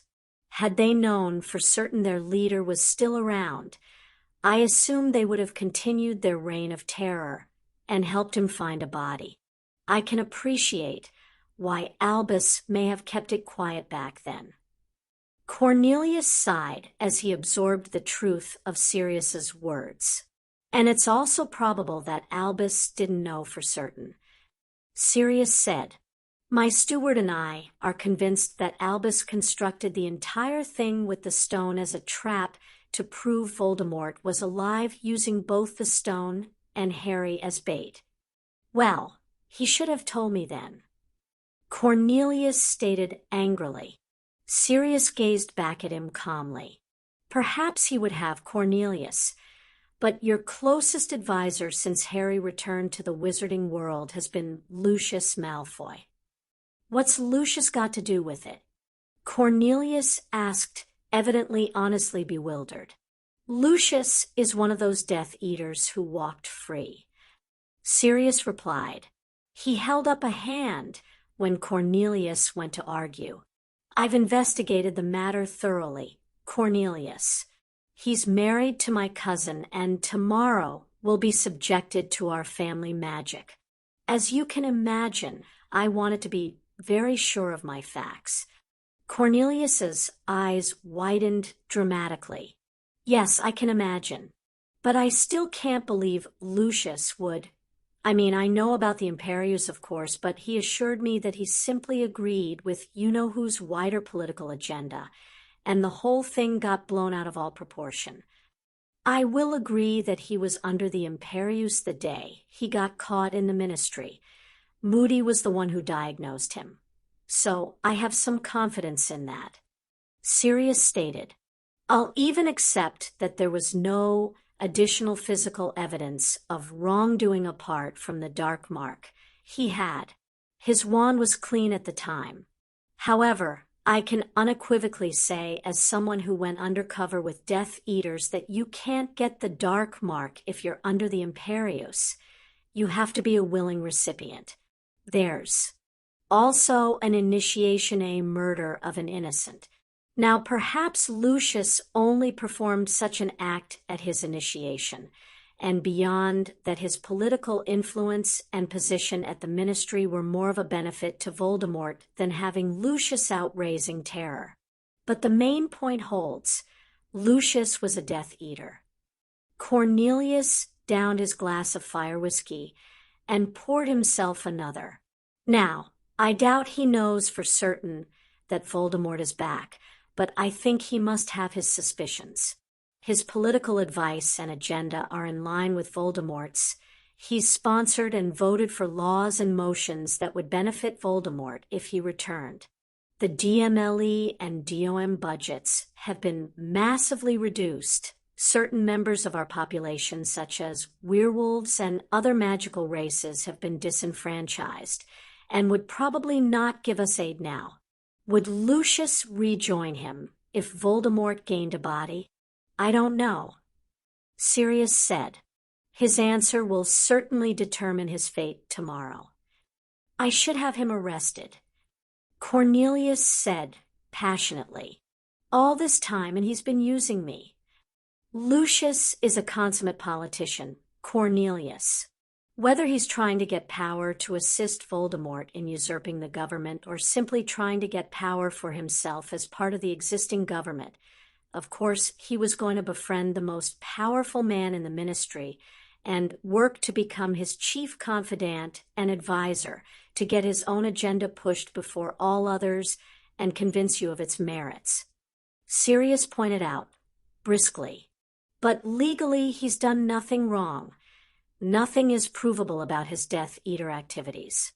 I suggest you leave him to me to deal with and simply disassociate yourself. Nobody will be surprised that you distance yourself, since it's well known among Wizengamot members that the House of Black holds primacy over the House of Malfoy. Cornelius breathed in deeply and nodded. You're right, of course. I will leave it in your capable hands and distance myself from the man. I would also suggest, if I may, that you should also consider distancing yourself from those who rely and seek out his advice or agree fervently with his agenda. Sirius advised, your senior undersecretary seems to be a capable woman, but perhaps it's time to reward that with an ambassadorship to a South American country? For a moment, Sirius thought Cornelius was going to defend her, but he finally sighed regretfully. She is wonderfully capable, but you're quite right. He smiled benignly. Perhaps it is time for her to move on. Sirius picked up the second vial. Talking of moving on, are you ready for the next memory? He wasn't surprised when Cornelius downed his drink again before allowing Sirius to take him back into the pensive. Harry's encounter with the shade of Tom Riddle and the basilisk was horrifying. Sirius had wanted to close his eyes the entire time he'd watched it, but informative. Luckily, Cornelius wasn't as pale and shaky when he came out, but rather determined looking. Perhaps Sirius considered Riley. Learning Voldemort was still out there and Lucius had conned him was the worst news. Everything else was manageable. Tell me that the diary was the only thing that could bring him back like that. Cornelius said, harshly, I can't. Sirius said, he and Remus had agreed that the word Horcrux would never be shared, although Croaker would probably know even if he wasn't explicitly told. My brother Regulus was a Death Eater, but he came to realize Voldemort didn't have any respect for pure bloods, and so turned on him and sent me a letter telling me all about these objects. Unfortunately, I only received his letter once I became Lord Black. There are other objects, like the diary. We'll need to work together to track the others down and destroy them. Of course. Cornelius agreed. Our theory is that these objects may have helped Voldemort escape death in 81 if we get rid of these. Sirius sighed. We can trap him again and get rid of him for good. However, there is an immediate concern. He led Cornelius back into the third Memory Trelawney's prediction of Pettigrew, helping Voldemort to rise again. Well, this certainly adds some urgency to the matter. Cornelius said anxiously as soon as they left the pensive. He shakily poured himself another glass of fire whiskey. We're just not prepared. I thought he was dead. How was I to know? And Cornelius. Sirius barked at the minister. Pull yourself together. Of course, you couldn't know. The public isn't going to blame you for acting like a peacetime minister for the last few years when they believe the same thing. But they will judge you on what you do now. Cornelius made an effort and calmed down. Believe me when I say that this is my top priority. Sirius said firmly, Voldemort has an unhealthy fascination with Harry. I will do everything in my power to make sure Harry is safe from that monster.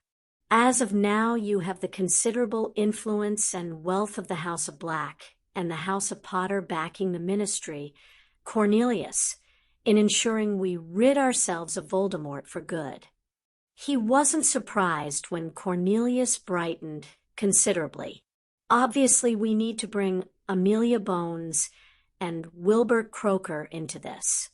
Sirius said, but I'd like us to present a joint plan to them. I've outlined one with my steward with your permission. I'll take you through it now. Cornelius nodded absently. What about Albus? Do you see a role for him? Sirius grimaced and sank back in his chair. My first inclination was to try and do it without him. He led the light the last time, and we almost lost. It was only because Voldemort was trounced by the Potters, somehow, that we gained a victory. He had no intention of telling Cornelius exactly how much power Harry had, or about the spell Lily had used. He sighed. He's also kept information secret, and while I agree with some of his reasons, I disagree with some of his decisions. By all reports, you two were close when you first took office. He could have shared his suspicions about Voldemort to you, then warned you about Lucius. There are also decisions about Harry that I have issues with. But, prompted Cornelius, I'm assuming there is a but. But as my steward has pointed out to me, Albus is a powerful and knowledgeable wizard. If we can utilize him, we should.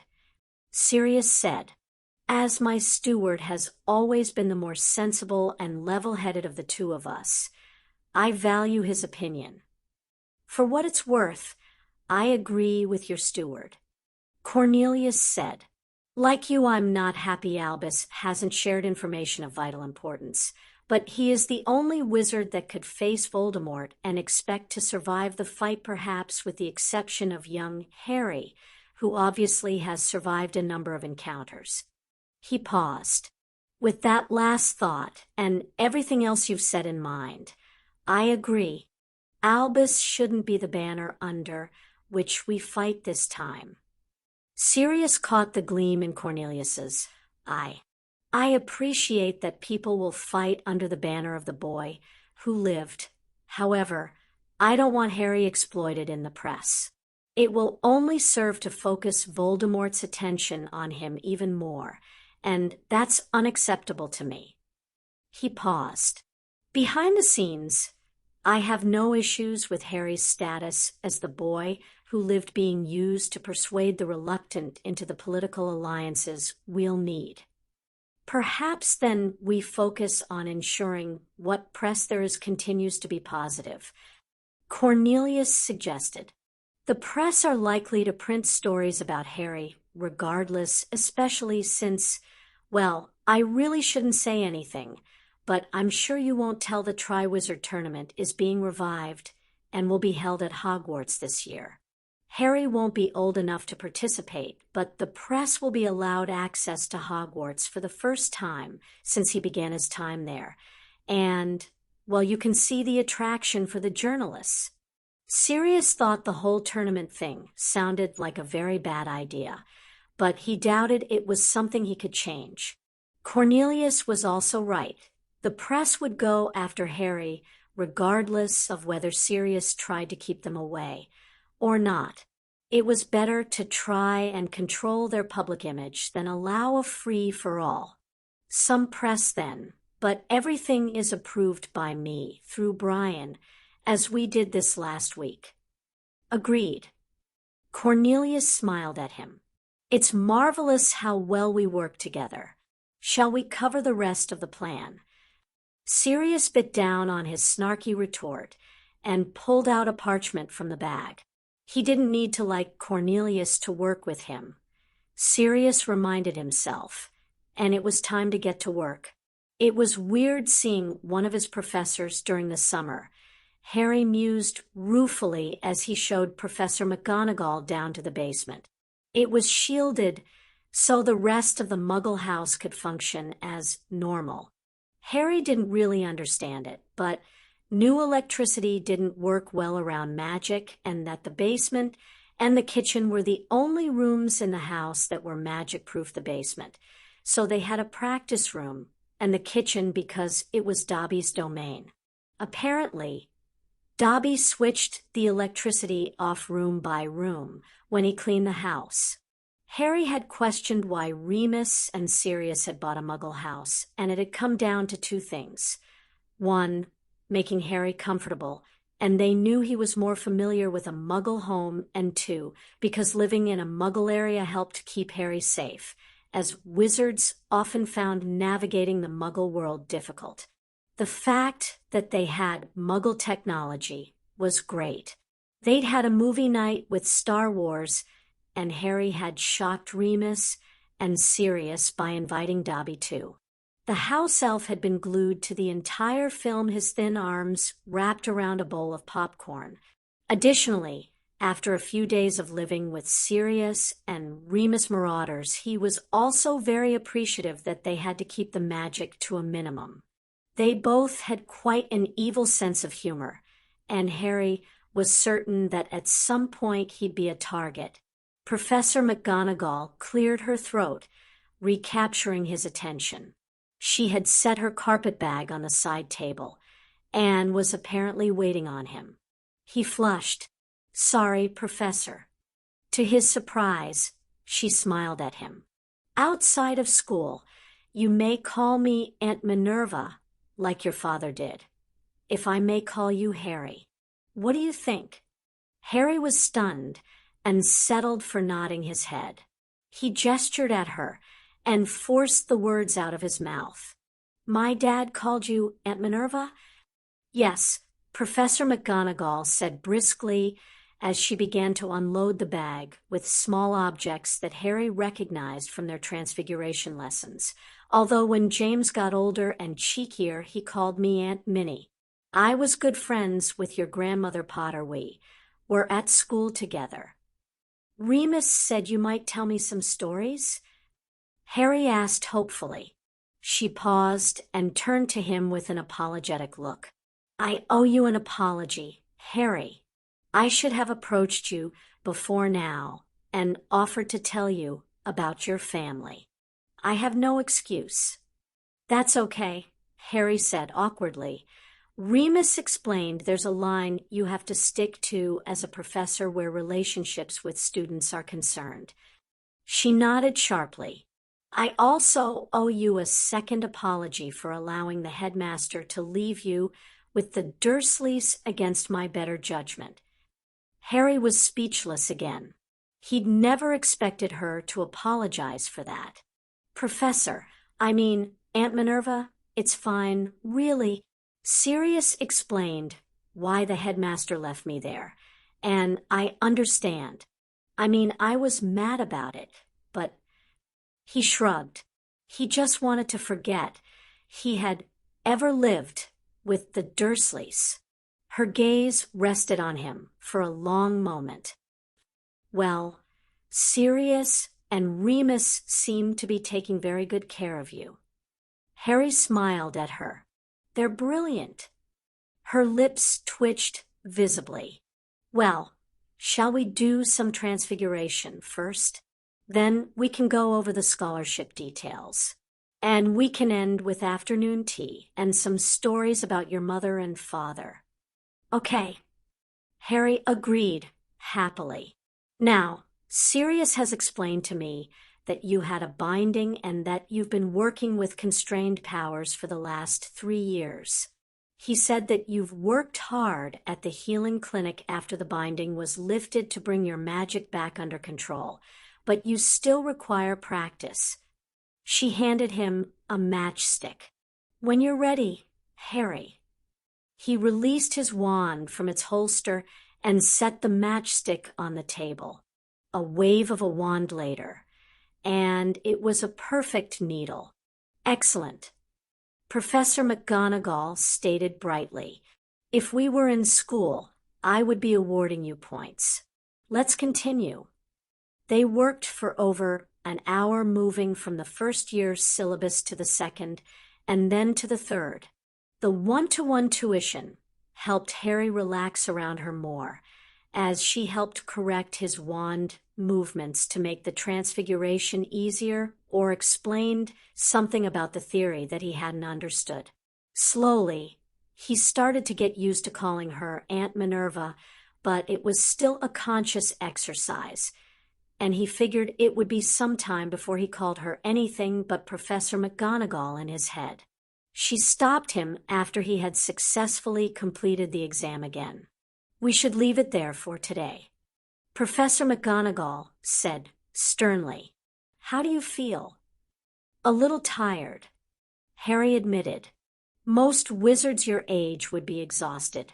"Harry," she assured him, beginning to pack everything away. "Clearly your power levels are as impressive as Sirius told me.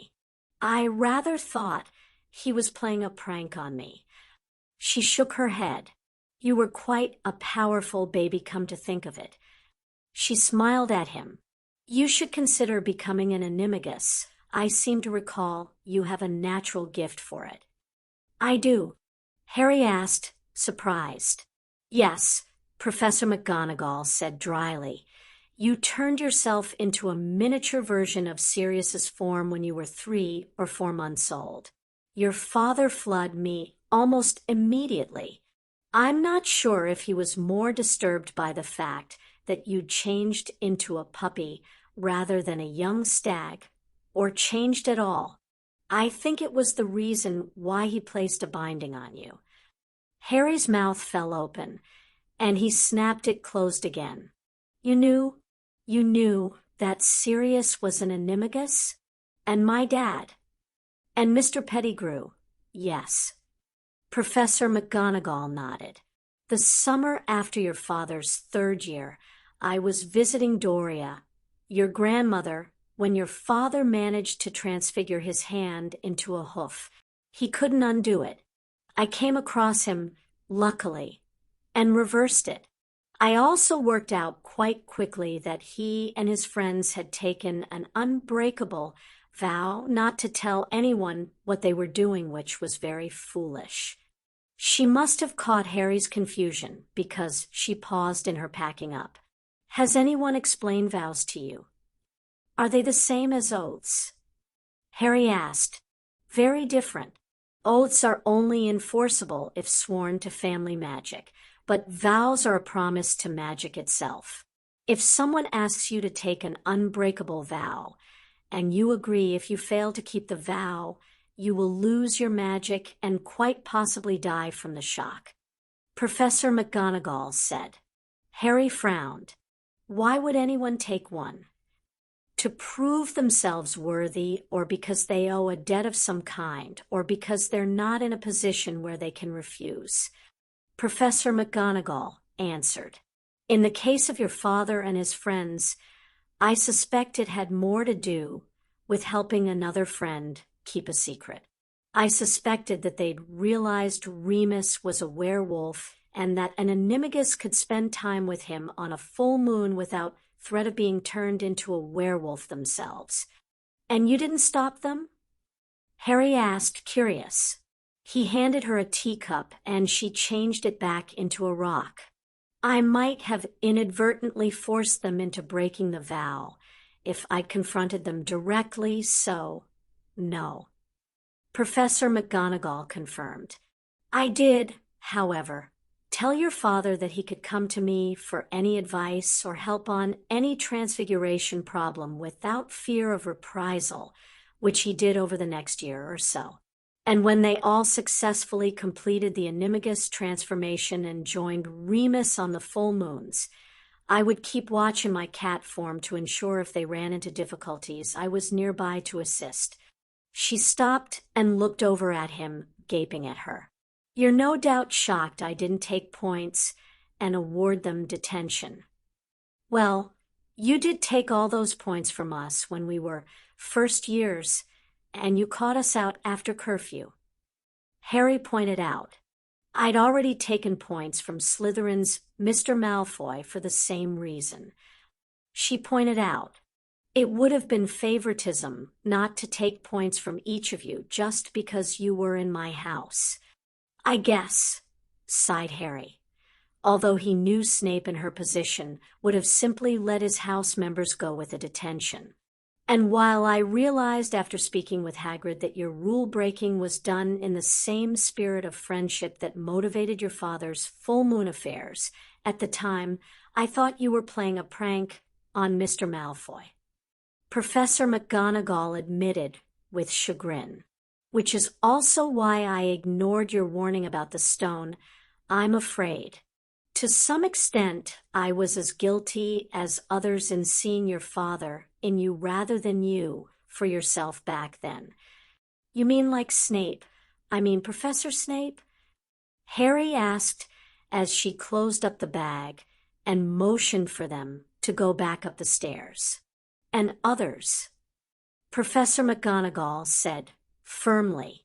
Their conversation paused while they focused on the steps, and Harry went over her admission in his head with a frown. As soon as they were seated at the table in the sunroom and provided with refreshments by Dobby, he blurted out his question.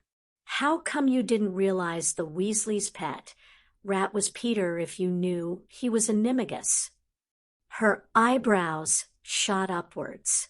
"The thought never occurred to me," she admitted ruefully. "Not even when the rat lived for years and years."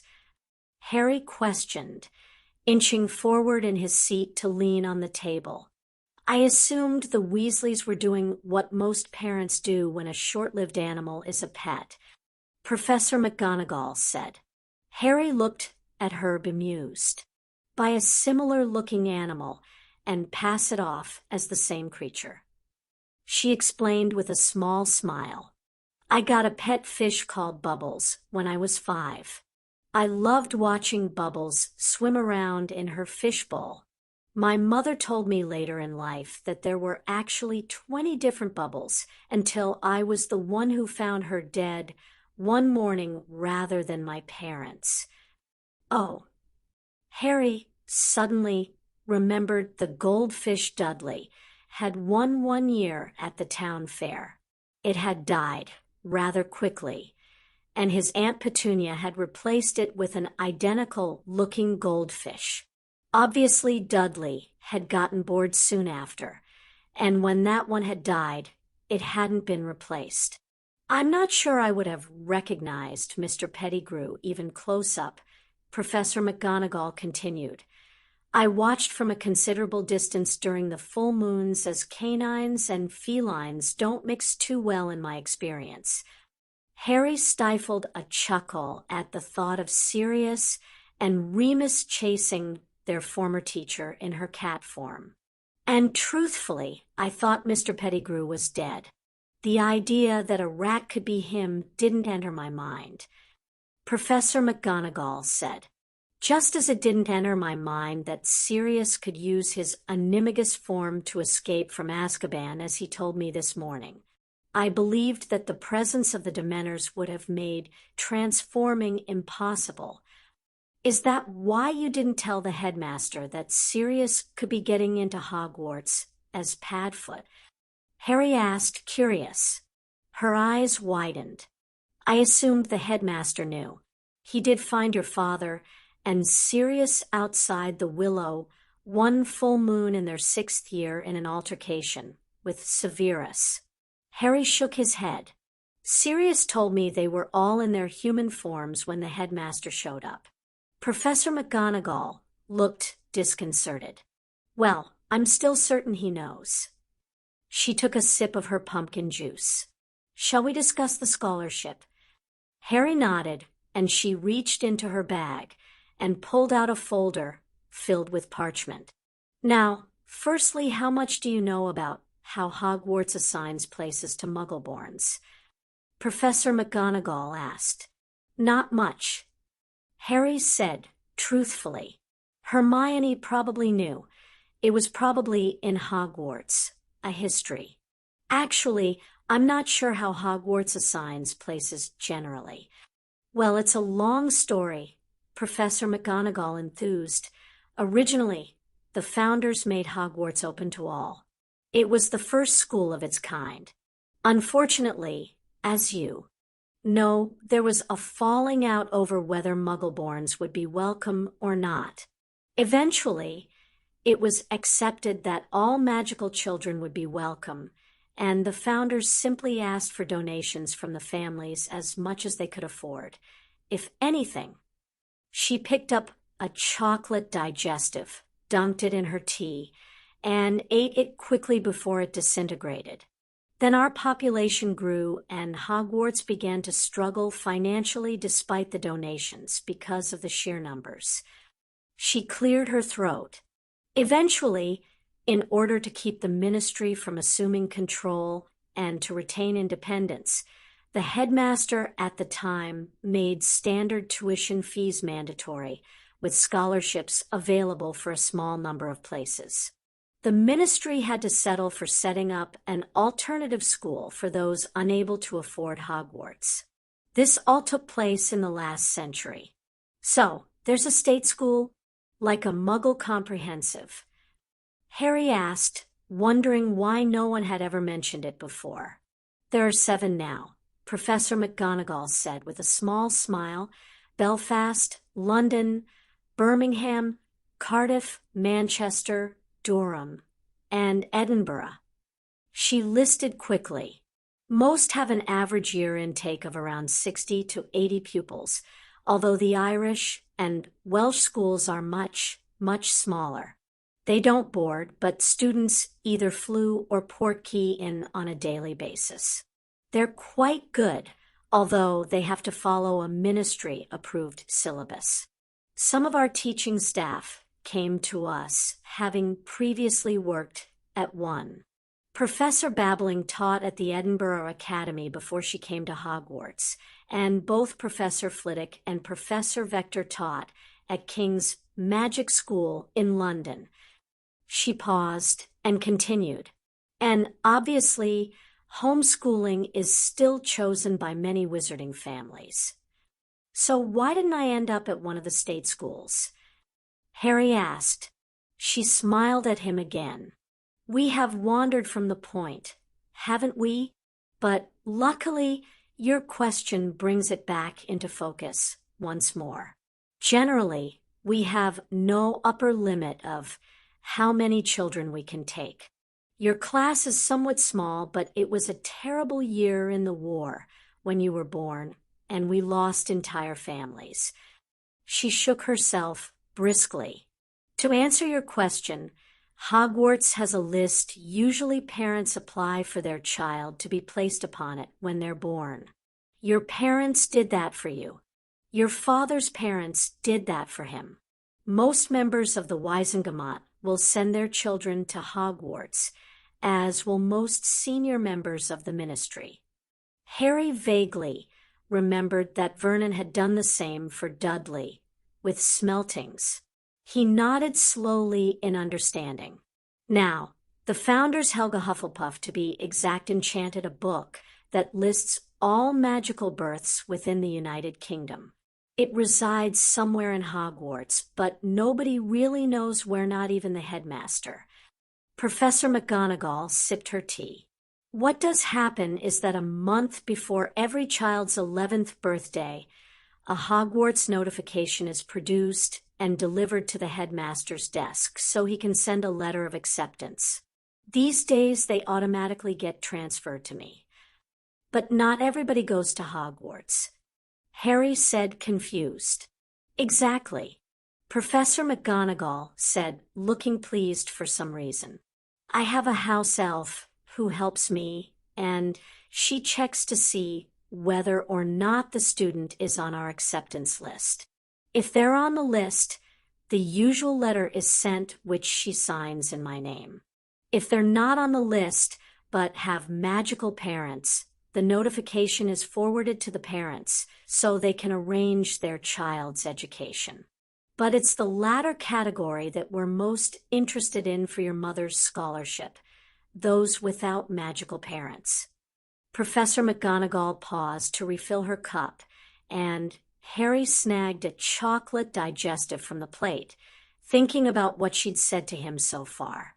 In hindsight, it had been stupid to think that his Hogwarts class were all the magical children of his age in the country. Harry thought a little chagrined. All Muggle-born notifications are set aside for my action. Professor McGonagall said, all Muggle-borns are provisionally accepted at Hogwarts subject to whether they can pay the tuition. The headmaster and the heads of the houses are usually the only people authorized to perform visitations, although occasionally another member of staff is authorized if no one else is available.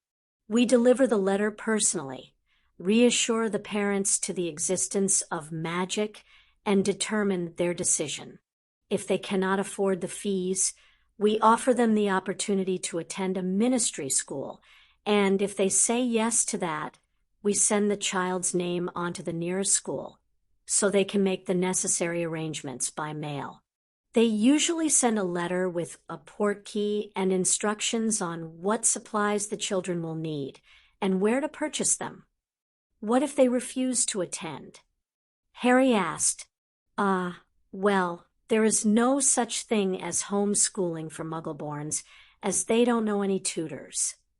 Professor McGonagall sighed, her expression turning to one of sadness.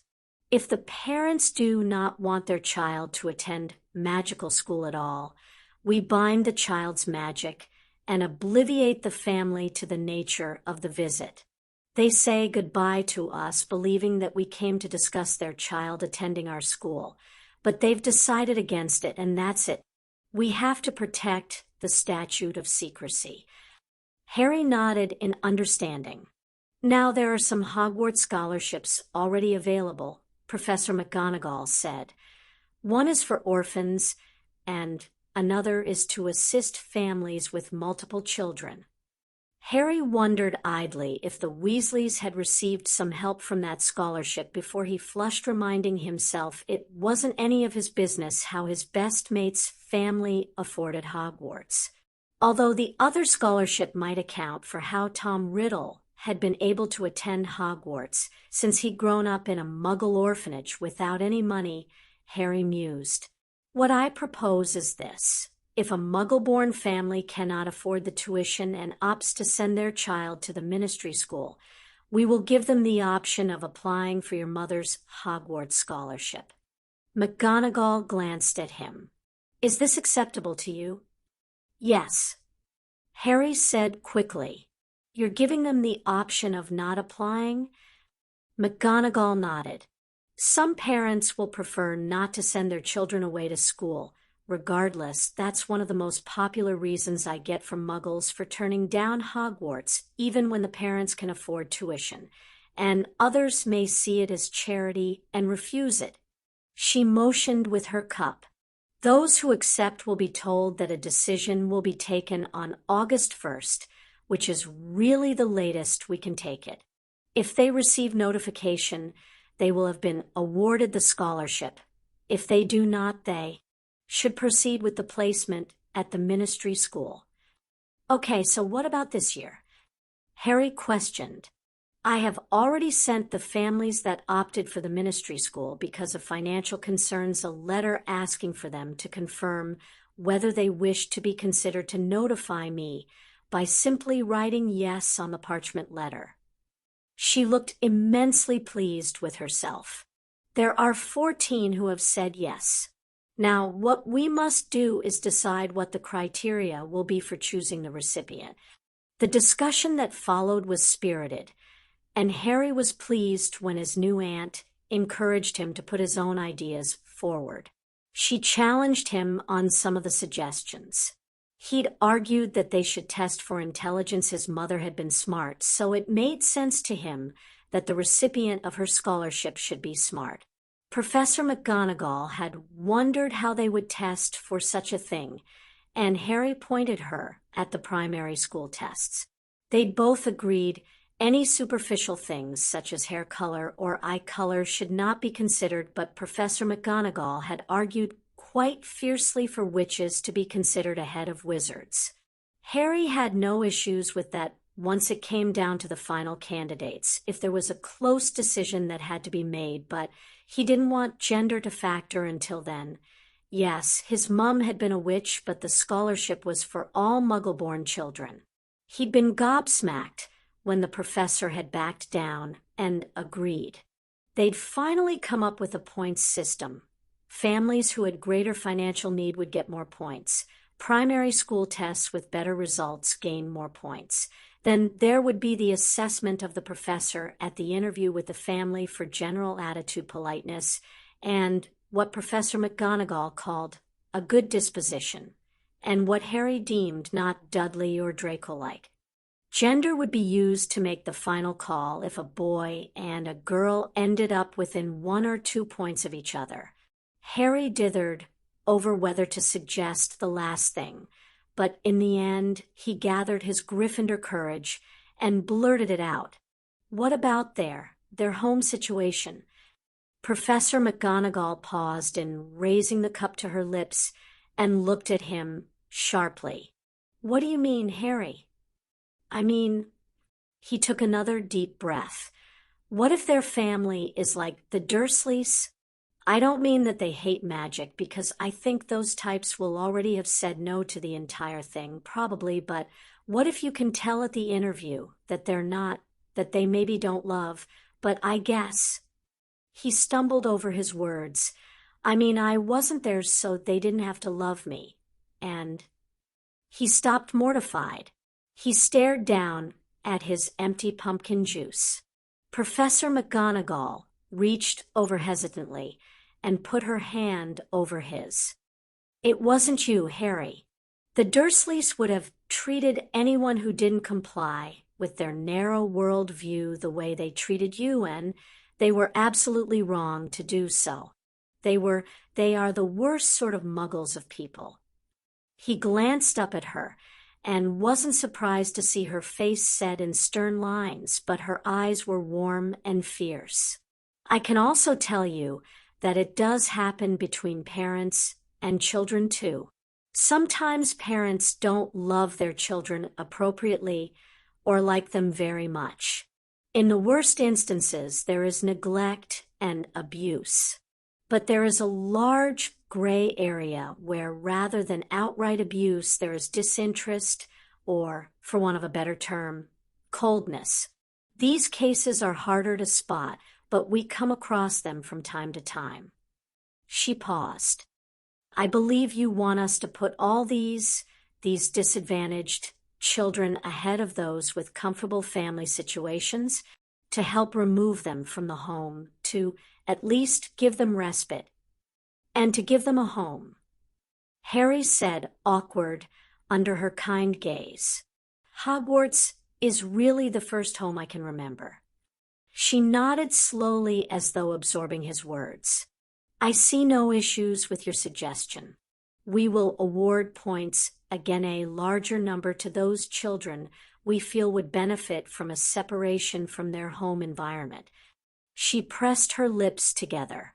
I have reported cases of evident abuse in the past to the Muggle authorities, but perhaps I should also report these additional cases too. Harry nodded, relieved she'd agreed, and understood what he'd meant. I'll go back through the notes of the interviews for this prior year. Harry, some of the families with children in these situations may not have responded to my letter, so I will pay them a personal visit. She promised. Harry felt a lot better after hearing that. Well, I think we have a very workable set of criteria. Professor McGonagall said, Is there anything else you want to add? He shook his head. We should take a break. She declared briskly, I could do with stretching my legs, and I'm sure you could do with some exercise. She motioned towards the outside where the sun was shining. How about we take a walk outside, and I'll tell you about when I gave your mother her Hogwarts letter. Harry grinned at her and quickly accepted her offer. Sounds great. He hesitated and plowed on. Aunt Minerva? She smiled understandingly at him. And Harry? He looked at her inquisitively. I swear on my magic that you will never return to the Dursleys. Her eyes flashed with a fierce protectiveness that shocked him. Do you understand? He could only nod at her as he realized she was waiting for some kind of a reply. Good. She rose from her seat, stretched in an absent-minded way that reminded him of a cat, and gestured for him to join her. He scooted out of his chair.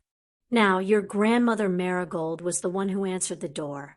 She began, and Harry listened intently, eager to hear about his mother and his grandparents, eager to learn about his family. Building Team Pronglet, Chapter 3. Almost 2 hours of working with Cornelius had reaffirmed Sirius's belief that he didn't like the man. But, and there was a but, He had come to have an appreciation for Cornelius's shark-like, predatory instincts about politics. Cornelius knew every single member of the Wizengamot. He knew their position on the key policies and what they would and would not accept. He knew dirt on most of them. And the ones he didn't were the ones who were best at hiding it or who were far too boring to have dirt. He also had a keen sense of the power of the press and how to spin a story. More to the point, Cornelius wasn't stupid. Not about politics and media spin. Not about the threat of Voldemort to his position, to the ministry. He was scared and more than a bit of a coward. Sirius doubted Cornelius would ever be able to face Voldemort with any kind of dignity.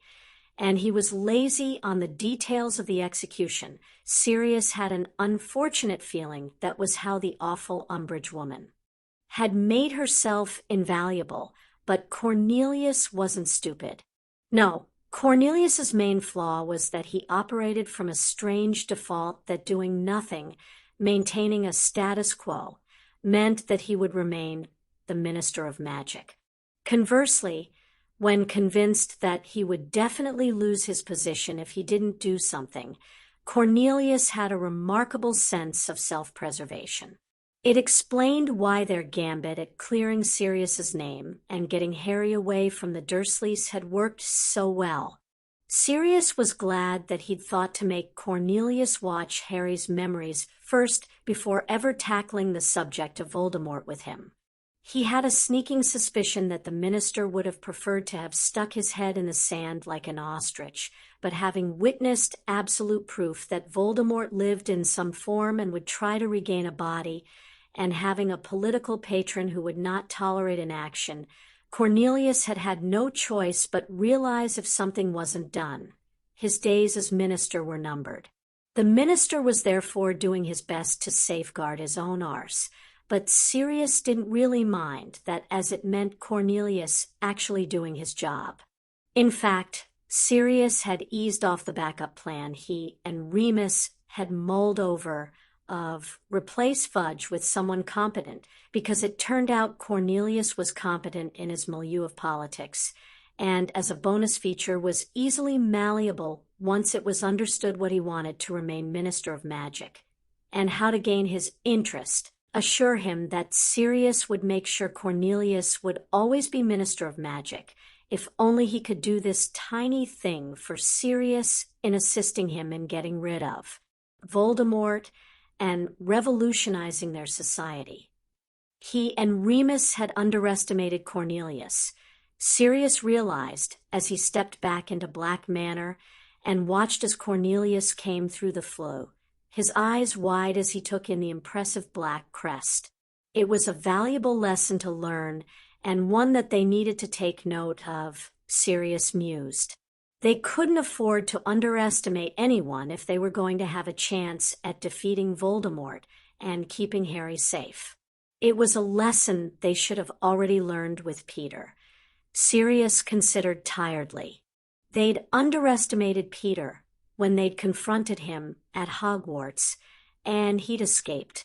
Okay, there had been extenuating circumstances, Moony and the full moon and Dementors, but they'd underestimated him nevertheless. In hindsight, they'd also underestimated him back when he'd betrayed them. They'd never considered Peter talented enough to be the spy, to be devious enough despite his being as much of a marauder as any of the Merlin. Peter had spied as a marauder for them on their targets in the run-up to some of the major pranks. They'd known Peter was smart enough when he wanted to be. He was just very, very lazy. The comments that Minerva had made at times to Peter during their school days had been very sharp and pointed, and all amounted to the same thing: could do better. But the Marauders had fallen into the habit of thinking him less smart than the rest of them just because he'd languished in the middle of the class positions, whereas the rest of them had excelled, because after school Peter had headed for a lowly entry position in the ministry in some obscure department to do with flying carpets. And because of that blindness, Peter had betrayed them comprehensively, had sold Lily and James out to Voldemort, had set up Sirius, had hidden in plain sight for years as the Weasleys' pet rat. There was no doubt Peter was a coward and a traitor, a sniveling piece of excrement Sirius wanted to wipe off the face of the earth, but he was sneaky and smarter than they had thought. It would be wise, Sirius thought, to sit down and seriously consider what Peter was likely to have done already to find his master. Sirius led Cornelius through to the front parlor where they were due to meet with Amelia Bones and Wilbert Croaker. Penelope came and knocked on the door. "Welcome back, Lord Black. Shall I arrange for some refreshments for your meeting?" "That would be great, but if you wouldn't mind coming in for a moment, Penelope." Sirius motioned for her to enter fully. "Cornelius, this is Penelope Clearwater, my executive secretary. Penelope, the minister." Cornelius shook Penelope's hand and offered her a warm smile. "Lovely to meet you, Miss Clearwater. I don't believe I'm familiar with your name." "Penelope's a Muggle-born," Sirius said simply. "Top of her Hogwarts class, very smart. She eventually wants to work for the ministry, but we convinced her to help me out in the meantime. Well, once you're ready to make a move, you'll have to come and see me," Cornelius said smoothly. Penelope beamed at the minister. "Thank you, sir." She looked to Sirius, who nodded his dismissal, and she headed out of the room. Creature popped in a moment later with the refreshments and disappeared again. By the time Sirius had finished pouring Cornelius some tea and himself a cup of very strong black coffee, Penelope was back, escorting the remaining visitors from the reception room to the parlor. Wilbert Croaker grinned widely as he shook his hand and waved the invitation with the location written so they could access the house, at Sirius with the other. "Lord Black, a Fidelius charm. I haven't seen one in operation since the Longbottoms. Is it part of the wards, or did you set it up separately? And did you set it up, or was it part of?" "Bertie," Amelia said sharply. She inched around her DOM counterpart and held her hand out to Sirius, who shook it rather than kissing it. She seemed glad of the propriety he showed since they were meeting in her official capacity.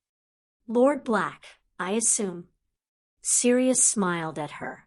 "I see Cornelius wasn't the only one who suspected the truth." Amelia's eyes widened, but she got the message quickly enough to play along with the delusion Cornelius had suspected. "Indeed," she huffed and nodded a hello at the minister. "Cornelius." "Amelia." "Bertie." Cornelius greeted him with a handshake. "It's good to see you can climb out of the depths of the DOM. You never attend my meetings." Well, a new Lord Black sounded interesting, unlike the latest persecution of some hapless magical creature your senior undersecretary wants to pursue. Bertie said simply. He sat down in one of the comfortable chairs and accepted a cup of tea. His gray robes suited his rounded stature and wild white hair. He wasn't as old as Dumbledore, but Sirius knew the man had been at Hogwarts with his own grandfather. His piercing blue eyes gave away his intelligence, and Sirius reminded himself not to underestimate the head of the Unspeakables. Amelia took the seat next to Bertie and accepted a glass of pumpkin juice. "I have to admit to some curiosity as to why you've brought us together. I assume you're not just meeting us to introduce yourself in your formal position, Lord Black." "It's serious, please," Sirius said as Penelope departed the room and closed the door. "And no, I've asked to meet you both to discuss something of importance." He gestured with his wand and revealed a pensieve on the coffee table. It was the same model and make as the one he had given Cornelius. He fingered the memory vials in his pocket.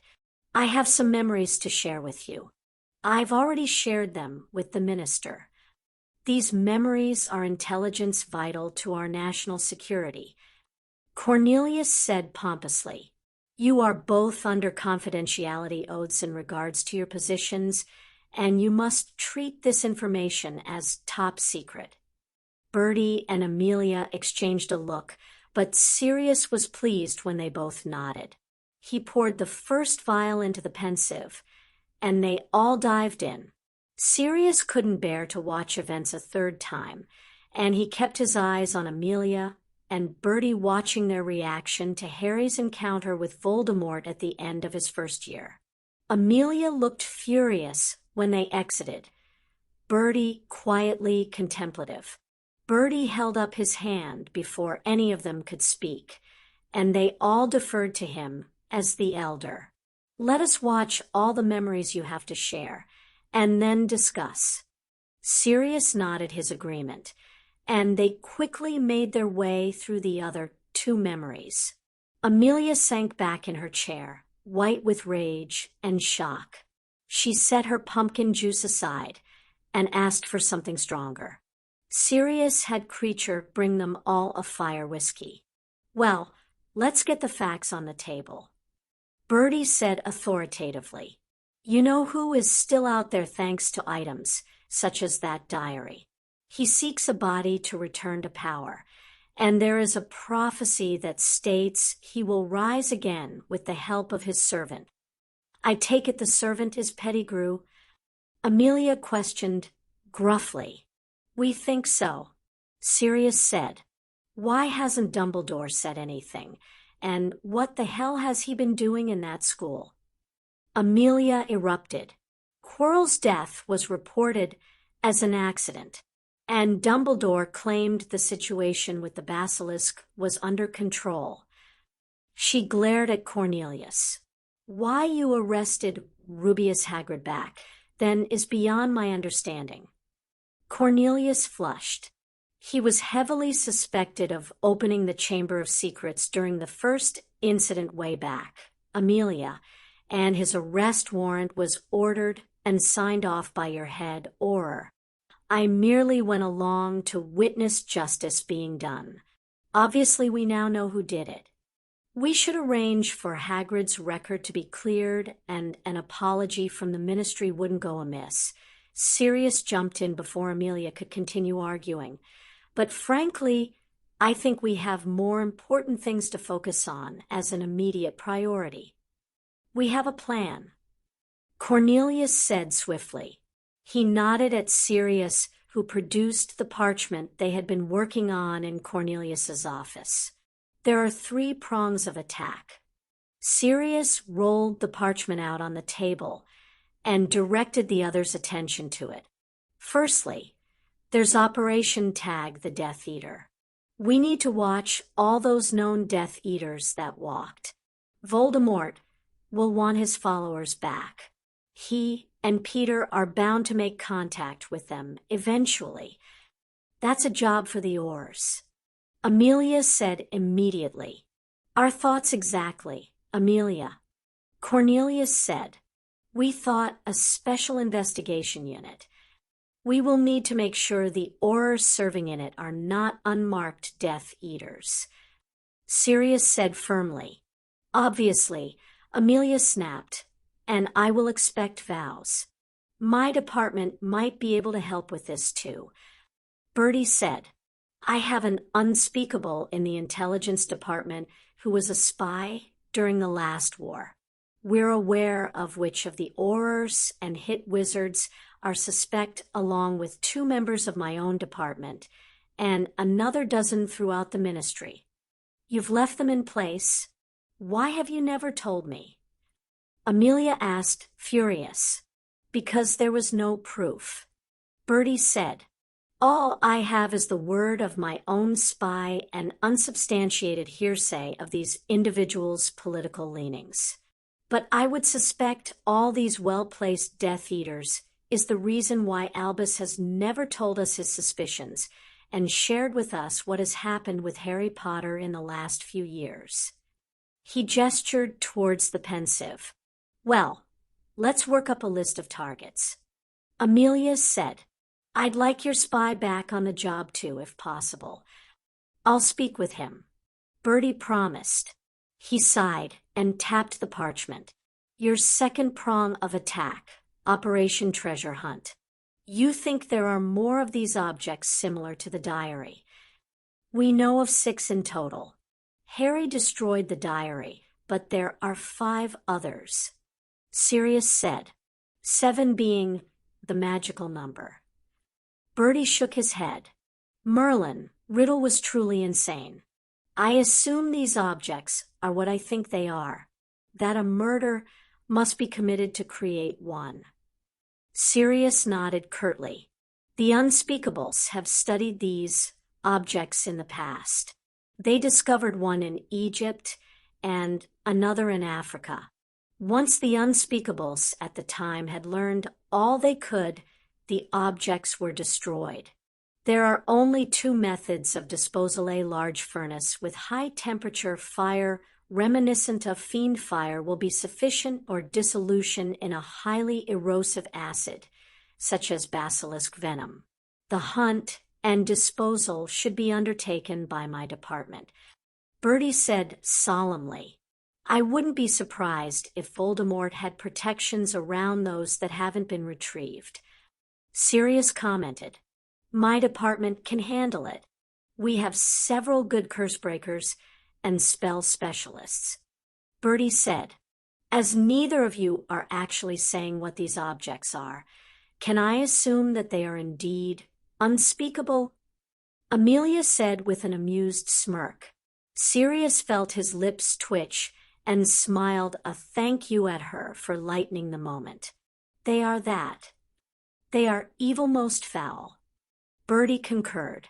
We will need independent witnesses to testify that the objects are destroyed by us. I will not have claims that we kept one for study. There is no need, and I will not risk the safety of the wizarding population. I suggest Sirius, in his capacity of Lord Blackaxe, as one witness. Cornelius said, nodding his agreement, and perhaps we can do the rest of the honors.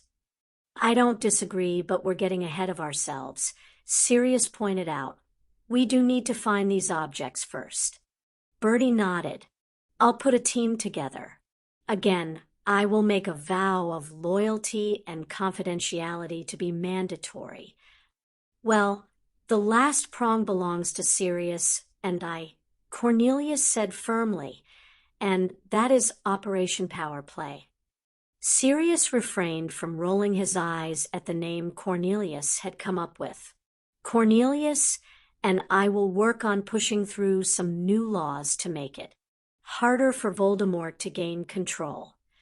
So effectively shutting down his finances and getting us better relationships with those he would ally with, Amelia deduced.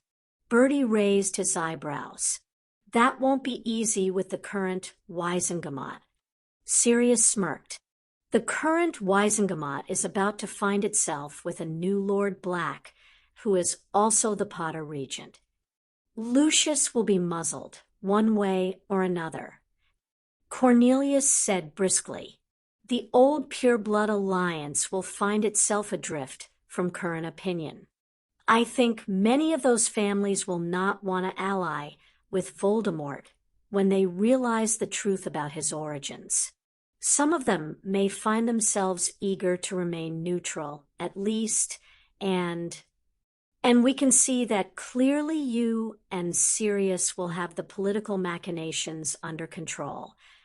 Amelia cut in. Well, I think we've covered everything, so. Not everything, Bertie said firmly. He turned to Sirius. There is another prong that we have not discussed. Your ward, Harry Potter. Sirius found himself pinned by Bertie's perceptive gaze. My godson is not up for discussion. I can understand why you wouldn't want him to be, but I'm afraid he must be. Bertie countered. There is no doubt after seeing these memories that Voldemort has an unhealthy interest in him, that there is a connection. If I was running Amelia's tag team, I'd be watching young Harry because Voldemort will make a move on the boy. There are 2 rituals he could use to create a body that involve the use of an enemy, and I would think Harry would be his target. Even if he doesn't use him in a ritual, I cannot see Voldemort allowing the existence of a boy who almost killed him, who has so defied him, to continue. I think you know this too. Sirius resisted the urge to order everyone out of the house, to run to Griffin House, snatch up Harry, and run far away. Instead, he forced himself to reply to Bertie. I'm not denying that I know Harry will be a target, but I don't want Harry involved. He's not even officially 14 yet. He's had to face Voldemort too many times, as it is. We're the adults here. This should be our job. Here. Amelia said softly. Sirius is right, Bertie. Harry may be the boy who lived, but the key word is boy. This isn't his fight. Bertie sighed. There is a prophecy which sits on a shelf in the DOM labeled with both the Dark Lord's name and Harry Potter's. The second confirmation of the prophecy had Sirius flinching and turning away, pacing restlessly to the fireplace and back again. We know, Sirius admitted. My steward and I compared notes on why James and Lily went into hiding, and we realized it was probably a prophecy. Madame Longbottom confirmed it when we renewed the Potter-Longbottom Alliance yesterday. Albus never told you? Bertie asked, surprised. The prophecy was told to him by Sybil Trelawney the year Harry was born. Neville Longbottom was the other candidate, but ultimately it was Harry who fitted the bill. You know the exact prophecy? Cornelius asked, speaking up for the first time since Bertie had raised the topic of Harry. No, Bertie said, glancing back at Sirius. But we can guess the contents since it was hearing the beginning of this prophecy that compelled Riddle into attacking the Potters. I believe he hoped to eliminate a prophesized threat. Harry, Cornelius surmised. He looked over at Sirius. We should know the exact contents of the prophecy. I had intended to track it down, Sirius admitted, but let me make one thing clear right now. Even if this prophecy says Harry is a threat to Voldemort, it will still make no difference. I will protect Harry as much as possible, and I will proceed with or without your help with the plan. Cornelius's eyes opened wide in surprise. Oh no, I wasn't suggesting we abandon our plan. No. I always believed prophecies are a waste of paper. I never did get the point of divination. He made a dismissive gesture with one hand. Whole load of hooey, if you ask me, but we should know what the prophecy says to understand what you-know-who knows. I believe Sirius here needs to know, Bertie corrected, and his ward if that's his decision, but the rest of us don't need to know. He spread his hands out wide in a conciliatory gesture. We don't actually know how much of the prophecy Voldemort knows. My spy believed Voldemort's intelligence about the prophecy was sketchy at best, and learned from a Death Eater eavesdropping on Dumbledore and Trelawney's meeting.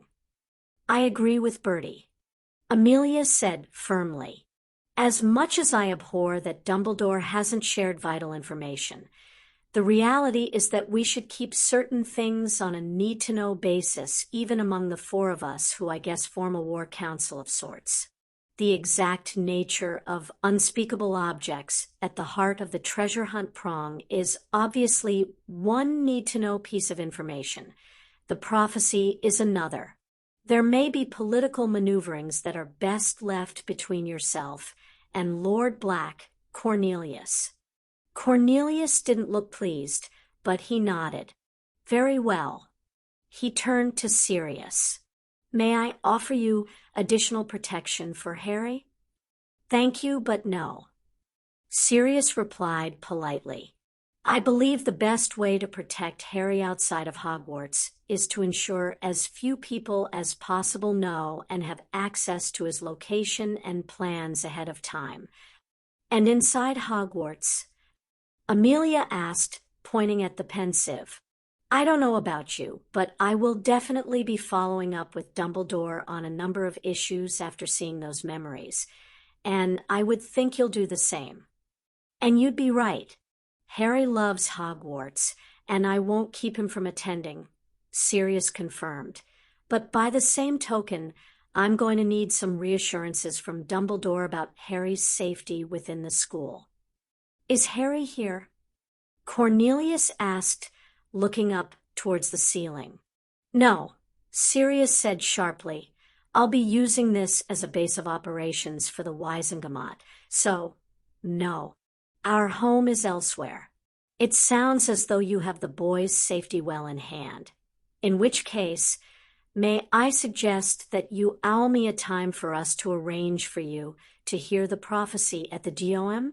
Once you learn the exact contents, you may wish to revise your plans, and I'm sure the minister will all offer any assistance you may need. Bertie suggested. Absolutely. Cornelius agreed obsequiously. Sirius nodded his agreement, hoping that the prophecy contents wouldn't change anything he'd already arranged with Harry. We should also agree what we're going to do about Albus. Bertie said, looking around the room and catching everybody's eye. He is the chief warlock. From an official point of view, if this is a war council, he should be part of these discussions. He motioned at Amelia, who had grimaced. I don't deny he's kept secrets, but we could use his knowledge and expertise going forward. Sirius and I came to the same conclusion. Cornelius said.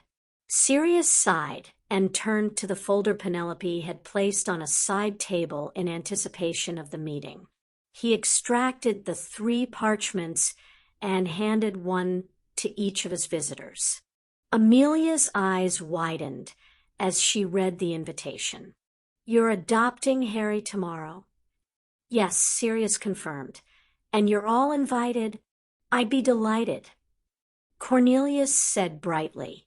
He looked chuffed to bits, and Sirius knew he was doing an internal dance of glee that he would be present at such a prestigious event. As will I, Bertie said with a smile. It is a long time since I saw family magic in action. May I ask what this has to do with Albus? You want to ensure that Albus can do nothing to challenge your guardianship before he is brought into the council, Amelia stated, motioning with the parchment she held. If the official ministry witnesses are us, it will be difficult for him to argue it isn't valid. Yes, Sirius confirmed baldly. With tomorrow's adoption ritual, I aim to ensure that he won't be able to challenge my guardianship of Harry. Look, he sighed heavily. Dumbledore already knows the things I've shown you. I have no doubt that he has some grand plan in mind for defeating Voldemort, and I'm certain that plan involves Harry. What he needs to understand is that he no longer has a say in what happens to Harry outside of his schooling at Hogwarts, and that there are others now with a plan. He paused. I like our plan. I think our plan is sensible, and will work. I believe it is best for Albus Dumbledore to realize these things and help us, but I'm not blind to the fact that unless we have all our ducks in a row, he will find some way of convincing everybody he knows best. You may be right, Bertie began. Maybe, scoffed Cornelius, stabbing a finger in Bertie's direction. He's perfectly right, and you know it. Albus always believes he knows best. I'm prepared to admit that some of the time he does. Although perhaps if he shared more but it's for the greater good, it would be easier to accept his reasoning. But he's made mistakes, as the past couple of weeks have clearly shown.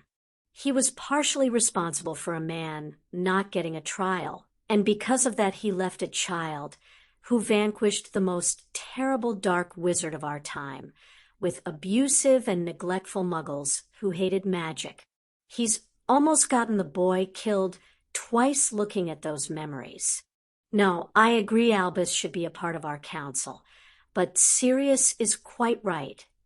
Albus also needs to understand that he will not be leading the fight, and we do not always have to submit to his way of doing things.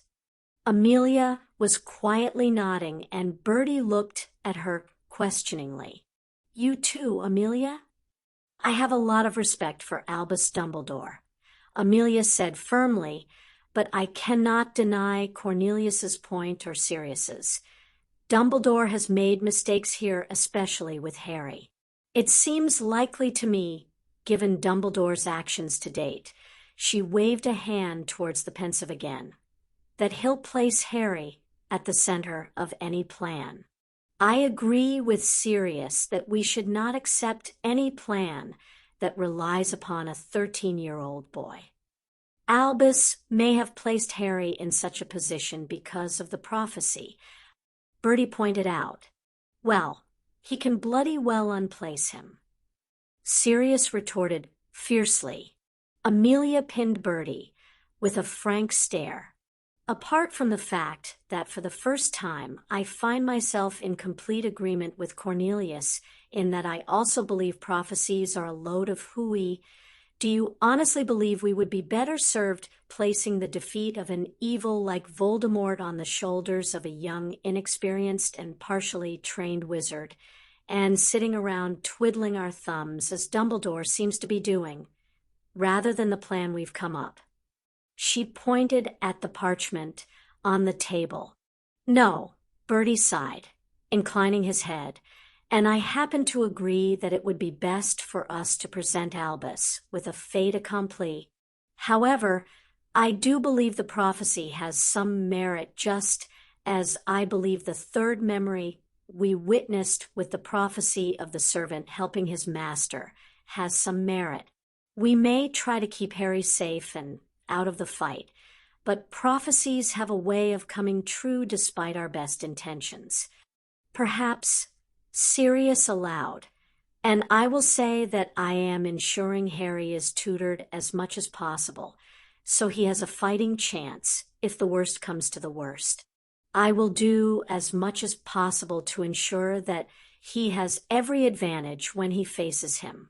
However, I will not have the assumption made that it must be Harry who defeats Voldemort. Bertie nodded. Fair enough. I do have one concern, Sirius, Amelia said, waving her invitation at him. The adoption? You've only spent just over a week with Harry as your ward. I know you want to shut down any avenue Dumbledore has to challenge you, but I'm not convinced it's a good idea to push it through so fast. And I would agree with you if I had spent just over a week with Harry. He held up a hand before she could argue. You remember that you insisted on my getting medical treatment. She nodded warily. You took Harry with you for a week's treatment in a clinic abroad. Yes, Sirius said. We went to the Valley Clinic. It exists in a time bubble.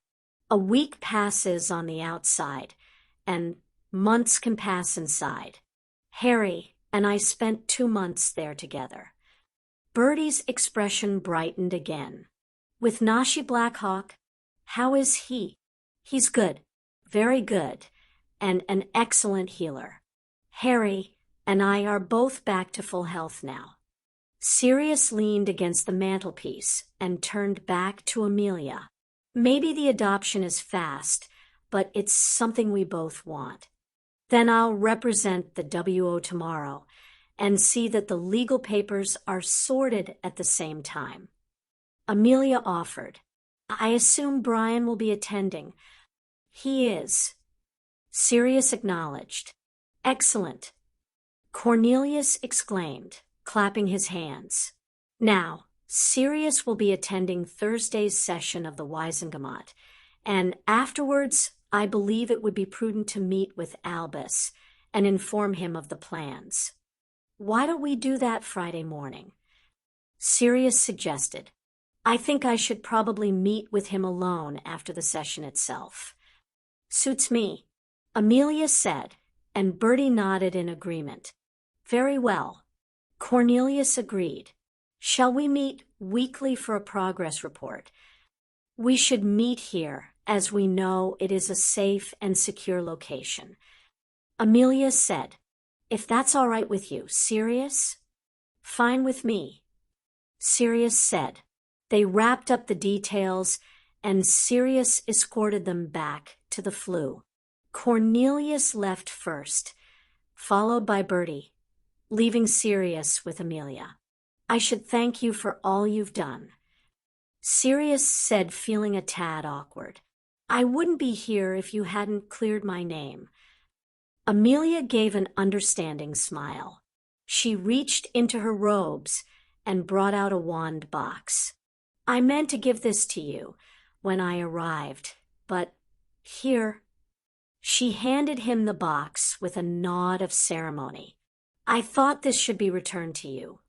Sirius took the box and opened it swiftly, breathing out sharply at the sight of his old wand.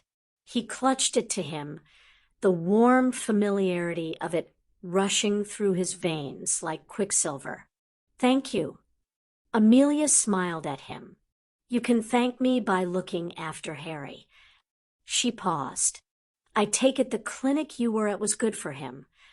For both of us, Sirius repeated, not wanting to give away just how much Harry had required healing. She nodded, though, compassion and understanding lighting her eyes. She said a goodbye, which he hastily returned before she tossed her flue powder into the fire. Ministry of Magic. She was gone a moment later, leaving Sirius alone in the reception room. He sighed heavily and rubbed his forehead tiredly even as he held his returned wand with glee. The plan was in motion, but there was still a lot to do. I thought you wanted to wait until the adoption ritual before Harry claimed the black heir ring. Remus questioned Sirius as he positioned Harry in front of his desk in Black Manor. Harry stared down at the waiting ritual bowl and small knife with a mixture of trepidation and eagerness. He wanted to do the heir ritual, but he had to admit that Sirius's comments about the magic being very dark in origin worried him. I've had a rethink, Sirius said brightly. Cornelius and I both agree it's best to keep Lucius around but neutered, although that's subject to what Lucius admits to tomorrow, but we also think he'll try and stab us in the back at the first opportunity, so I want to make sure the heir stuff is all done before tomorrow's family meeting, so Lucius has no opportunity to interfere with that. Remus sighed and nodded. Should I leave? No, you'll be fine as you're a recognized steward, Sirius assured him. He went to stand beside Harry. You remember what I told you? I remember.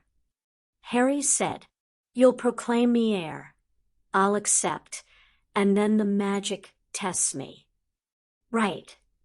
Not to be a killjoy, but that test could take some time, and we are expected at the Weasleys. Remus pointed out as he took position on the other side of Harry.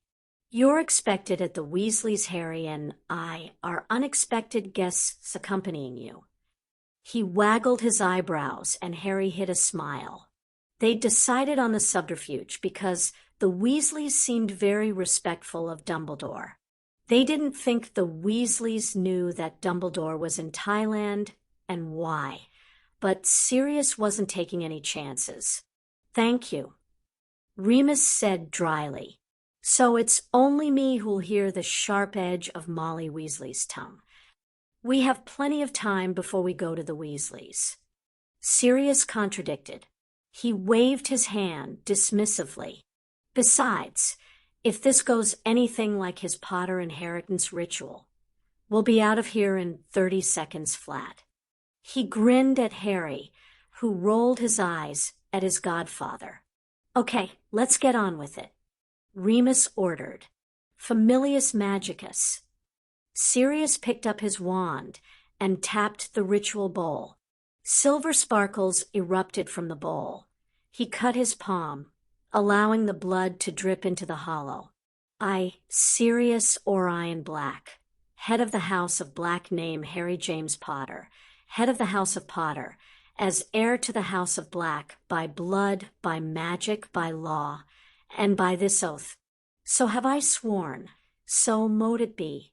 Harry took the ritual knife and repressed the nerves that were running rampant in his belly. He sliced his palm with a grimace and let the blood drop into the bowl with Sirius's.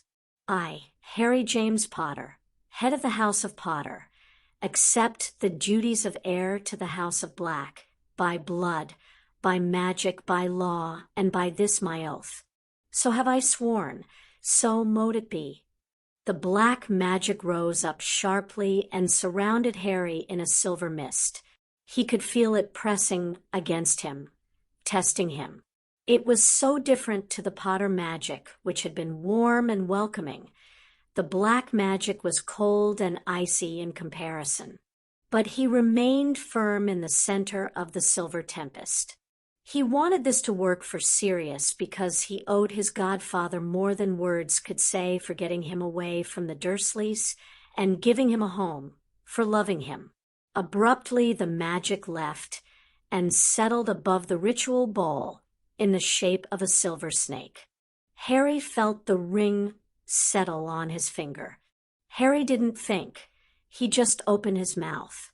Hello. The snake rose up, its hood flaring. A speaker. Yes. Harry said. Have you had a speaker before? Only one other speaker has come before you, youngling.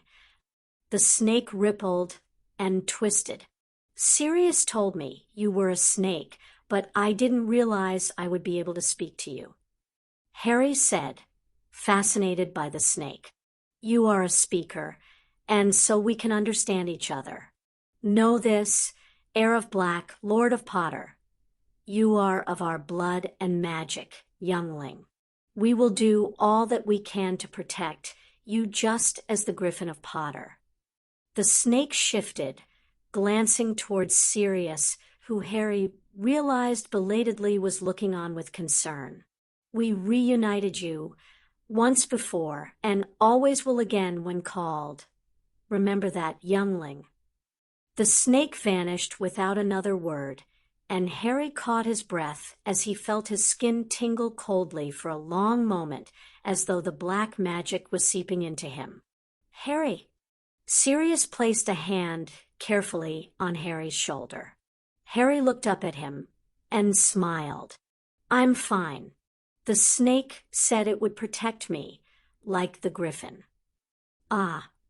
Sirius didn't look any less concerned, and Harry wondered why. That's good, isn't it? Harry questioned warily. Sirius and Remus exchanged a look over Harry's head. What? Demanded Harry, annoyed. It's just surprising. Sirius said finally, family magic isn't supposed to work the way it does for you. I've never heard of the totems being so. He whirled his hand about his head. Interactive, talkative, cooperative, protective, all of the above. Oh. Harry frowned. Well, the snake did say it hadn't had the chance to talk with a speaker in a long while, and I would guess the other totems don't have a way of speaking. That's a good point, Remus said. And at least we know you still have your Parseltongue ability. I had wondered if the cleansing of your scar might have, taken it away. Harry nodded slowly. He'd wondered the same thing. I guess I'm stuck with it. I know it isn't the most popular ability to have, Harry, Sirius comforted him, but it could prove to be useful in the future. Only if I plan on becoming a snake handler. Harry joked, his tension easing again, with the evidence that it didn't matter to Sirius and Remus that he was a parcel mouth. Funny. Remus nudged him, caught sight of the clock, and blanched. We should leave. Sirius rolled his eyes, but carefully cleaned the bowl and knife before locking them away. Remus hurried them out of the study and towards the flue. Remus went first to warn the Weasleys of the additions to the visit, and Sirius had Harry go next. Harry stumbled out of the flue into the burrow and gave quiet thanks that he hadn't ended up flat on his face. He moved out of the way to allow Sirius room to walk through, and was immediately gathered into a hug by Molly Weasley. Harry! She beamed at him as she stepped back, and Harry took the opportunity to step away and stand beside a grinning Ron. It's so good to see you. And don't you look well? You're still a bit skinny, though, but no matter, we can feed you up tonight.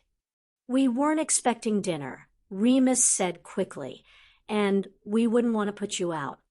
Nonsense. Molly chided him. It's only another couple of mouths to feed. Sirius stepped through with elegant precision, and Harry could see Molly stiffen a tad. Apologies, Sirius said. I had a small delay on the other side. He offered his hand to Molly, and she reached out to take his, surprise widening her eyes when he turned her hand over deftly and kissed her knuckles. Madam Weasley. Arthur, who had been standing off to the side, a half-read Daily Prophet tucked under his arm, moved forward. His eyes quickly caught on the crests on Sirius's robes and the ring he wore. Lord Black. Mr. Weasley. Sirius shook hands solemnly. Please call me Sirius. Blimey, Ron muttered under his breath at Harry. This is all a bit serious. He elbowed Harry and snickered. Sirius, get it. Molly shot her youngest son a look that shouted, behave. It's Arthur and Molly. Arthur answered in reply to Sirius's earlier request. He waved around the rest of his brood, which included an older-looking Weasley that Harry hadn't seen before. My eldest, Bill, Percy, the twins, Fred and George, you know Ron, of course, and finally, Ginny. We're just missing Charlie. They all gave small waves or muttered hellos. Well, this is an unexpected pleasure. Molly said brightly, It's so good of Professor Lupin to bring you both. Please, it's Remus.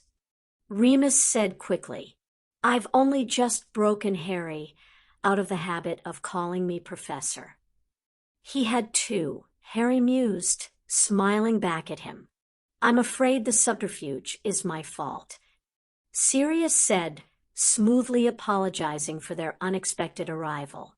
Not many people know Harry's already in my custody, and we're keeping a low profile at the moment until we can make the formal announcements at the Wizengamot. Arthur nodded understandingly. May we congratulate you both on the guardianship. Molly looked desperate to say something, but she held her tongue. Thank you, Harry said proudly. Sirius ruffled his hair and smiled at him affectionately. We're both very pleased. He sobered a little and motioned at Arthur. The reason for the visit is there's a bit of business between our various houses that we should discuss. May we make use of your dining table? Of course. Arthur's gaze sharpened on Sirius's. Molly waved her hands in a shooing motion. All of you children go and play outside. Sirius placed a hand on Harry's arm to prevent his leaving and cleared his throat. Harry will be staying, Molly. As both head of the House of Potter and heir to the House of Black, he has to be present. The want to protest was written across Molly's face as prominently as her freckles, but she nodded sharply, conceding in the face of Sirius invoking the house positions. And as this involves a service Ron has performed for both our houses, you may wish for him to stay. Sirius continued undaunted, but that is of course at your discretion. His gaze moved from Molly. Arthur. Molly's head snapped around to her husband's with frantic speed. Arthur, dear. Ron can stay, Arthur said firmly. And Bill. His eldest son paused in his bid for the exit. You should stay as my heir. Arthur gestured toward the table with a succinct head move. It was odd and awkward, Harry thought, as Arthur ushered Sirius, Remus, and Harry into seats on one side of the table, grabbing Ron before he could sit next to Harry. The three Weasley males sat opposite, and Molly plunked herself down next to Arthur. From the looks exchanged between Arthur and Molly, Harry surmised Molly wasn't supposed to attend, but was insisting on being part of the proceedings. Arthur gave in with a sigh. I have to admit to being surprised, he said to Sirius. It's been a long time since the Weasleys were openly acknowledged as an ancient and noble house. Sirius shrugged easily. There's more to house honor than the trappings, Arthur. He gestured at the thinning redhead across the table. You may regain your seat in time, if not your title, but that's for discussion another day. Arthur's eyebrows rose up his forehead. And today's discussion? Well, the first bit of business is Harry's. Sirius nudged him gently. Harry cleared his throat nervously.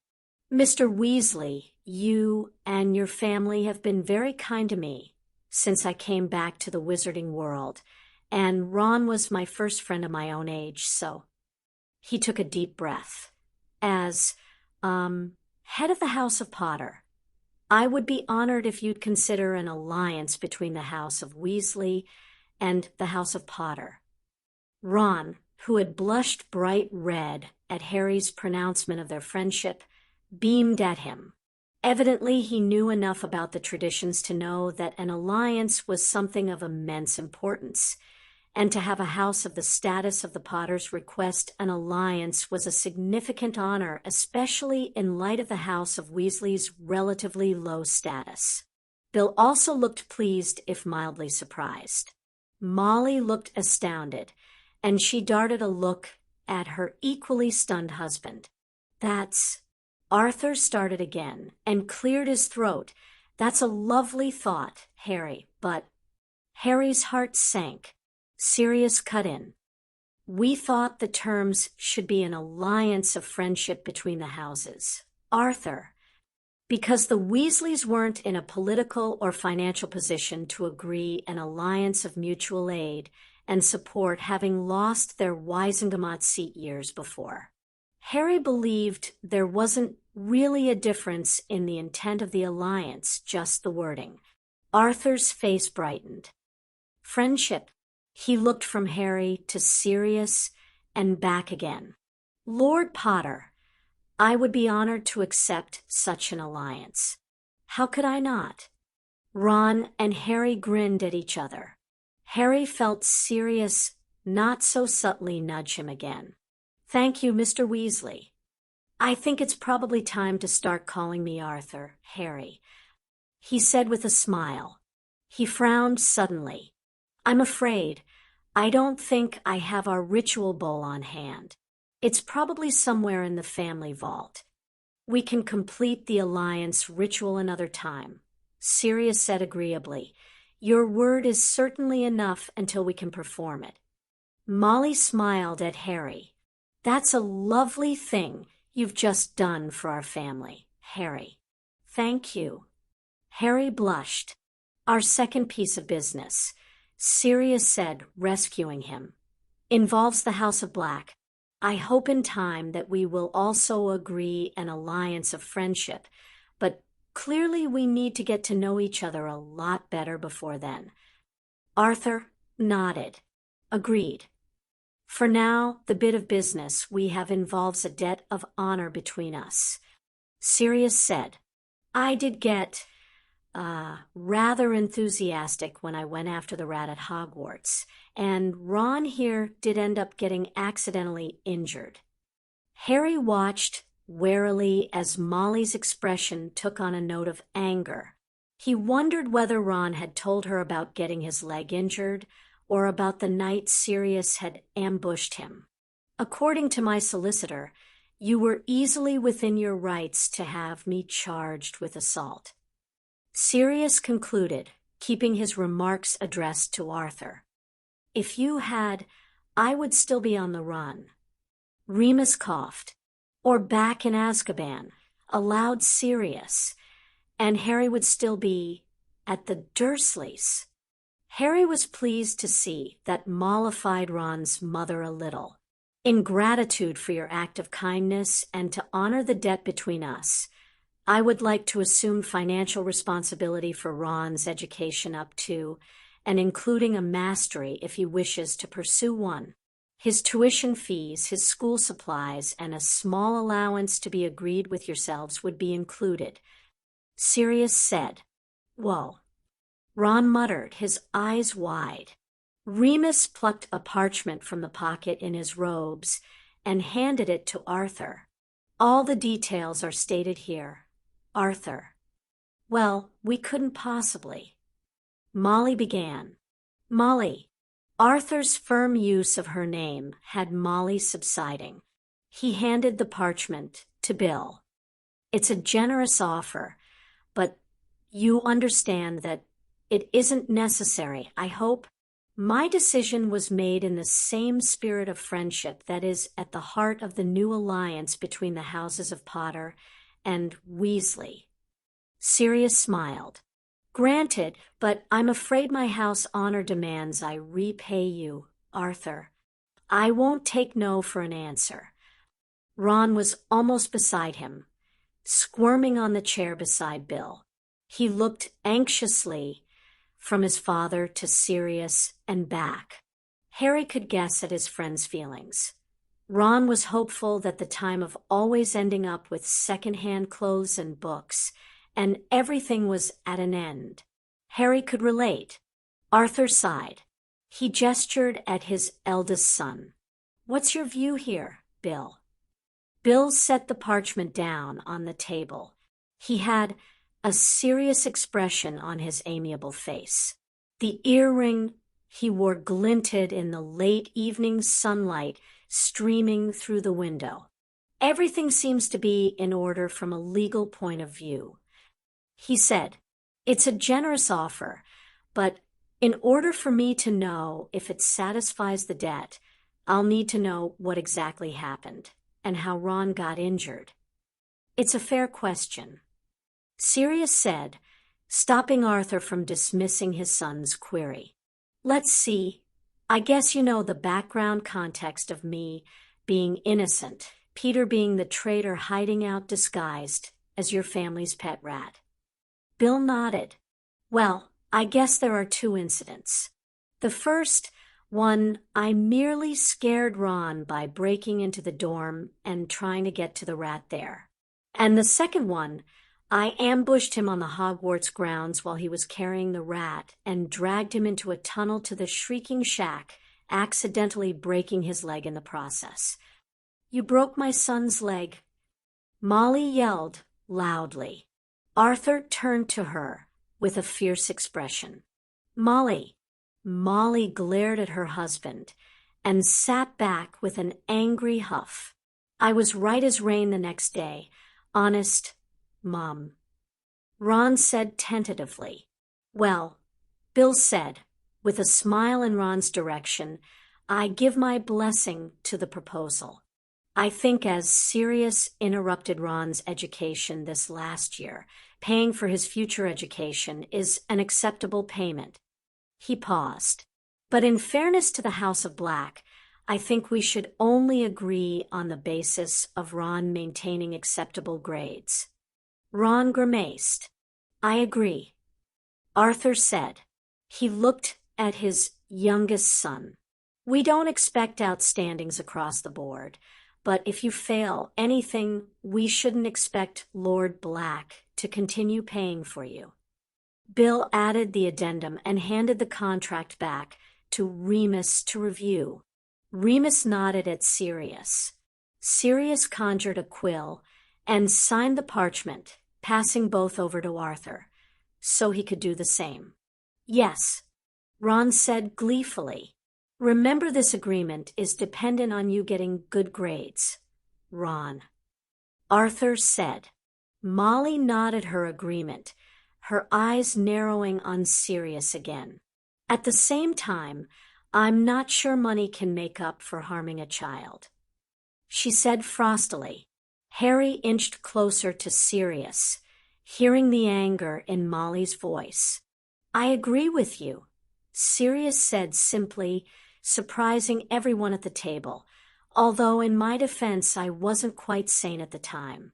12 years in Azkaban as an innocent man took its toll. Molly had the grace to look discomfort, but the glint in her, I told Harry she hadn't completely given up the fight. And you're sane now, after only a week of healing. Molly, Arthur protested, his face burning as brightly red as his hair. Harry and I spent some time at the Valley Clinic in the States. Sirius informed briskly. As you may know, it's located in a time bubble. We spent about 2 months there in the week. We were gone in normal time. Molly opened her mouth to speak again. However, that's beside the point, Sirius said before she could speak. Regardless of my questionable sanity, I know what I would do to anyone who broke Harry's leg even accidentally, so yes, I agree with you that monetary compensation can't make up for what I did. And knowing that, I assure you the scholarship isn't an apology for that act. It's a thank you for not pressing legal charges, so I could take guardianship of my godson. Arthur placed a hand on Molly's arm. I'm grateful that you can appreciate my wife's point of view, as Ron doesn't seem to hold a grudge, and it was him that was harmed. I suggest we put it in the past and move on. His gaze rested on his wife's intently. Molly gave a huff and nodded. Sirius inclined his head. Thank you. Ron, Arthur said, turning in his chair to face his son.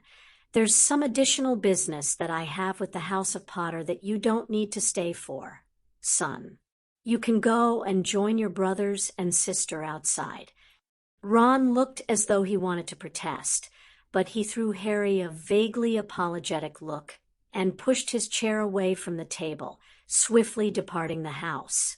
Harry looked at Arthur confused, wondering what other business they could have to discuss. Harry, Arthur sighed and rubbed at his forehead. I had discussed this previously with the headmaster, as at the time there was no regent or steward assigned to represent you. But now you've claimed your ring and have Sirius and Remus here to advise you. You wish to discuss the life debt your daughter owes Harry. Remus concluded. Sirius raised an eyebrow questioningly at Remus as Harry shifted uncomfortably at Arthur's nod of agreement. It wasn't that hard to deduce Padfoot. Remus defended quietly. Harry knew from his discussions with Sirius about the life debt Sirius owed Hermione, and himself that he couldn't say he didn't care about the life debt he didn't, but it wasn't good form to dismiss it, as it was like saying he didn't care that he'd saved Ginny's life, which was untrue. What life debt? Asked Bill, frowning at his father. Arthur sighed and quickly explained about Ginny's possession, the basilisk in the Chamber of Secrets, and the diary. Why didn't anybody tell me? Bill asked, horror written clearly in his blue eyes. Molly glared at him. You were the one who chose to work abroad, as a curse breaker. William. You spent most of last summer with me. Mom, I'm sure there was a chance to tell me. Bill rejoined. No wonder Ginny spent so much time quizzing me about possessions. Clearly, Arthur broke in as Molly bristled angrily beside him. We should discuss this more in private after our guests have left, but in the meantime, we do have the life debt to settle. Sirius cleared his throat. What did you propose to Albus Dumbledore when you spoke with him? Arthur shook his head. It wasn't so much a proposal as a discussion. I did tentatively suggest that we'd be happy for Harry consider the Burrow a second home and to have him during the summer instead of his going back to his relatives in the Muggle world. Harry could guess where the discussion was going. Let me guess. He shot down the suggestion. Sirius said sarcastically enough to get another disapproving frown from Molly. Albus thought Harry was too young to deal with responsibilities, such as life debts. Arthur replied mildly, and Molly muttered her agreement, and that Harry was safest at his Muggle relatives. Harry flushed in embarrassment and anger. He felt Sirius's hand on his shoulder, but he stared at the table and took a deep breath. He really didn't want to lose control of his magic. Well, that was then, and this is now, said Remus soothingly. Obviously, your first suggestion, while a wonderful idea at the time, is no longer needed given recent events. And I'm afraid that is where we come unstuck. Arthur admitted. Ginny is our only daughter, and frankly one that was very much wanted. She holds a great deal of value in our eyes. A place in our family would have been equal to that value and paid the debt she incurred, but I'm not entirely certain what else I have to offer beyond the land that comes with the Burrow or my sworn service to the House of Potter. Molly shifted in her seat, worrying her lower lip as she folded her arms. Harry knew that they could demand the service of Ginny. Herself, it was her who owed the debt. He had no idea what he was supposed to say. Or the sworn service of your heir. Sirius said with a thoughtful expression, staring at Bill. Bill sat up straighter, although a hint of worry lurked in his eyes. If that's what is required, I will fulfill the debt on behalf of Ginny. Harry tapped Sirius on the arm hurriedly and gestured towards the living area. Can we speak for a moment? Sirius nodded. If you'll excuse us, we'll be just a moment. The House of Potter representatives made their way to the front of the sofa, and Remus erected a privacy bubble. What are you doing? Harry demanded immediately. Ron says Bill loves his job. I can't take that away from him. Of course not, Sirius assured him. And there are details to be worked out, but it would be very useful to have a goblin-trained cursebreaker for our little treasure hunt. Remus nodded sagely. It also gives us someone of our own in Croaker's team. Bertie won't be able to refuse because of the life debt angle. Harry frowned. Okay, so it might be useful, but it's not exactly fair of us to drag him away from his own job. What happens when the treasure hunt is over? I should be able to get something arranged at Gringotts leave of absence to fulfill a family debt for the period of the treasure hunt. Something like that. Sirius assured Harry. Or how about an exchange of knowledge as part of the treasure hunt? Remus suggested. Bill spends the time learning from the unspeakables. The unspeakables get some goblin knowledge. The vows he'll have to take will be difficult, but not impossible. He trailed off as he noticed both Sirius and Harry staring at him. It's a thought. Sirius looked at him, skeptically. I can't see either the goblins or Croaker going for it. Well, we won't know until we've sat all parties down to discuss the matter. Remus said, I suggest we get Bill's tentative agreement subject to something being arranged with Gringotts about his ongoing employment. He hesitated for a moment. Thinking about it, do you believe that given a choice, Bill will turn down hunting and destroying other objects like the diary that hurt his sister anyway? No, Harry answered immediately. Not if he's anything like Ron. They all turned back to glance at the dining table and saw the curious expressions on the faces of the waiting Weasleys. Okay, new plan, declared Sirius. We tell Bill about the treasure hunt subject to an oath of confidentiality. We'll offer to help make an arrangement with Gringotts, and if that doesn't happen, once the treasure hunt is over, we'll set Bill up in a new curse-breaking business funded by Potter and Black. Harry nodded slowly. Okay. They both looked at Remus. I agree. Remus confirmed.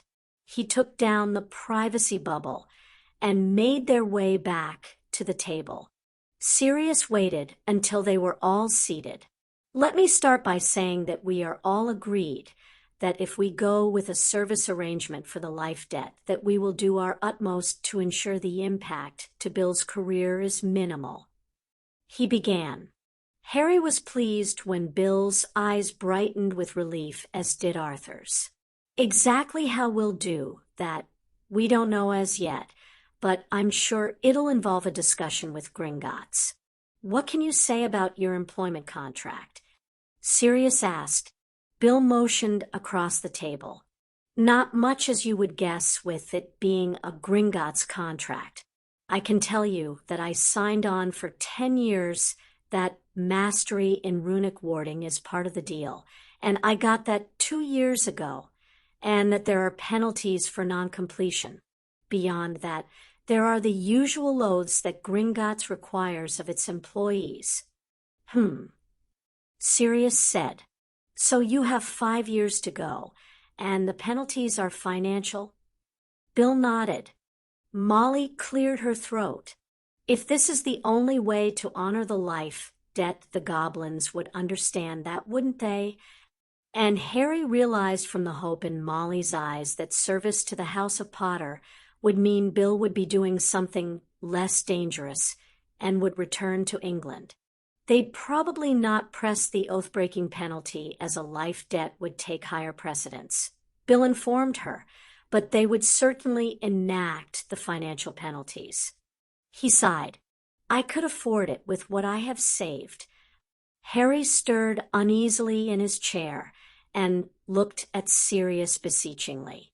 Any penalties would be covered by the House of Potter, Sirius said, catching on immediately, but we will try and arrange a leave of absence so the penalties aren't incurred at all. If you have to leave Gringotts, we'll also ensure your career continues as you wish. Bill's eyes widened in pleased surprise, even as his mother's face fell with the assurance that Bill would continue with his wanted profession. Harry guessed Ron's brother had worried that service meant the end of his career. In fact, the reason why I thought of you, rather than your father, to honor the life debt is that the House of Potter has a project where your talents as a cursebreaker would be useful. Sirius continued. We will need a vow of confidentiality before I say anything more, and assurances that you practice a clemency. Well, I never. Molly protested. Arthur shot her another pleading look, and she subsided. My clemency is not good. He admitted. If I wore my head of house ring, I would be protected, but I've never seen a need to wear it, and it's in the vault. I'm goblin trained. Bill said, they don't start teaching you anything of import until you can do a clemency. He smiled at Harry. They like to know their secrets will remain secret. Why don't Bill and I head to another room, and I'll inform him of the project? Sirius suggested. If you're happy for only Bill to be privy to the details of the service we require, and whether it will satisfy the debt on behalf of the House of Weasley, Arthur? Arthur frowned but nodded. Well, as it mostly will affect Bill, I'll leave the decision to my heir then. Sirius smiled widely. Bill, if you could lead the way? Bill got up and motioned for Sirius to follow him up the stairs. Harry deduced they were going to use a bedroom. Well, I'll start dinner. Molly said brightly, getting up. You will all stay, Remus? I'm afraid not, Molly. Remus said politely. Thank you very much for the invitation, but we're expected home for dinner, and Dobby will be anxious if we don't show. Another time, perhaps. Molly frowned heavily but nodded. She headed over to the stove and began banging pots and pans as she assembled them. Arthur cleared his throat, ostensibly ignoring his wife. Harry, has Ron mentioned the Quidditch World Cup? Harry gave a smile and a nod. He said you hope to get tickets. There's still some finagling to do, but we're almost set on that score. You're more than welcome to come with us. Arthur said warmly, we're going to camp there the night before, and after so it'll be a real trip. Sirius said he'd talk to you about it. Harry promised. It sounds like fun. So far it's just been a lot of work. Arthur said with a smile, I've had my colleagues at the Department of Magical Games and Sports complaining at me every lunch hour. Is your department involved in the preparation? Remus asked, jumping into the conversation when Harry floundered, unsure what to say. Yes, the pitch site is very close to Muggles, so we're having to double-check everything. Arthur admitted. Why Bagman decided that place was a good idea. Well, I shouldn't criticize, really. His assistant Bertha Jorkins was supposed to be back from her holiday and helping by now, but she's still away. Bertha? Remus repeated. I haven't heard that name in years. Harry sent him an inquiringly look. She was a few years ahead of us at school. Remus explained. Nice girl, but a bit of a gossip and rather flaky. It sounded like Lavender Brown. Harry mused idly. That's Bertha. Arthur said. Ludo's convinced she's just forgotten her return date, but I'm not sure she's that dippy. Molly snorted from her position at the stove. Bertha is that dippy, Arthur. She'd forget her own head if it wasn't screwed on. Harry laughed at the comment, and Arthur winked and whispered that Molly could be right. Footsteps on the stairs had them all turning back. Bill looked thunderous, while Sirius looked calm. They retook their seats. Molly hurried back, evidently determined not to be left out of the discussion. Bill, inquired Arthur tentatively. Harry had a feeling he knew why Bill was so angry. The fact that there were objects like the one that had hurt Ginny lying about, it was horrible and terrifying. I'll gladly perform the service requested for the House of Potter. We have agreed that I will join the project they have in mind in exchange for a salary matching my Gringotts pay and accommodation in London, where I'll be based. Bill said tersely, We're also agreed that the House of Potter will do its best to ensure my career doesn't suffer. We'll try and organize a leave of absence, but if Gringotts won't allow that, I'll leave. Sirius has agreed with me that we'll split the penalties 50-50. He held up a hand before anyone could argue. For the record, the importance of the project is such that I'd do it if there was no life debt involved, hence the penalty agreement. But as the House of Potter is insistent, and we are, Sirius added firmly, there we go. Bill said. He looked at his father, who nodded in return. I trust you, William. Arthur said proudly. Then I agree as the heir of the House of Weasley that the House of Potter shall have my service until the task we have discussed is complete to honor the life debt between Ginevra Molly Weasley and Lord Harry James Potter. Sirius nudged Harry. You need to accept. I accept on behalf of the House of Potter, Harry said quickly, knowing he was probably breaking a number of protocol rules. Molly gave a small clap and beamed at her eldest son. Oh, it'll be so good to have you back. And really, Harry, you don't need to include accommodation. Bill will stay here. Harry wondered if Bill was really as horrified as he looked. Sirius cleared his throat. As the Potter Regent, I'm going to have to insist as a point of honor. Molly. Service for the house has always included accommodation and board. And, frankly, we have a lot of properties standing vacant. It would be doing us a favor to have one of them occupied and looked after. Molly opened her mouth to argue, and Arthur jumped in before she could. Thank you, Sirius, Harry, Arthur said quickly. A young man of Bill's age needs his own space. Patted his son's shoulder. Bill gave a relieved smile and glanced over at Sirius. I'll arrange a meeting with my bosses at Gringotts for next week. He turned to his father, who wore a faintly guilty air. Don't think for a moment I took this under duress, Dad. I'm more than happy to help with the project Sirius has told me about.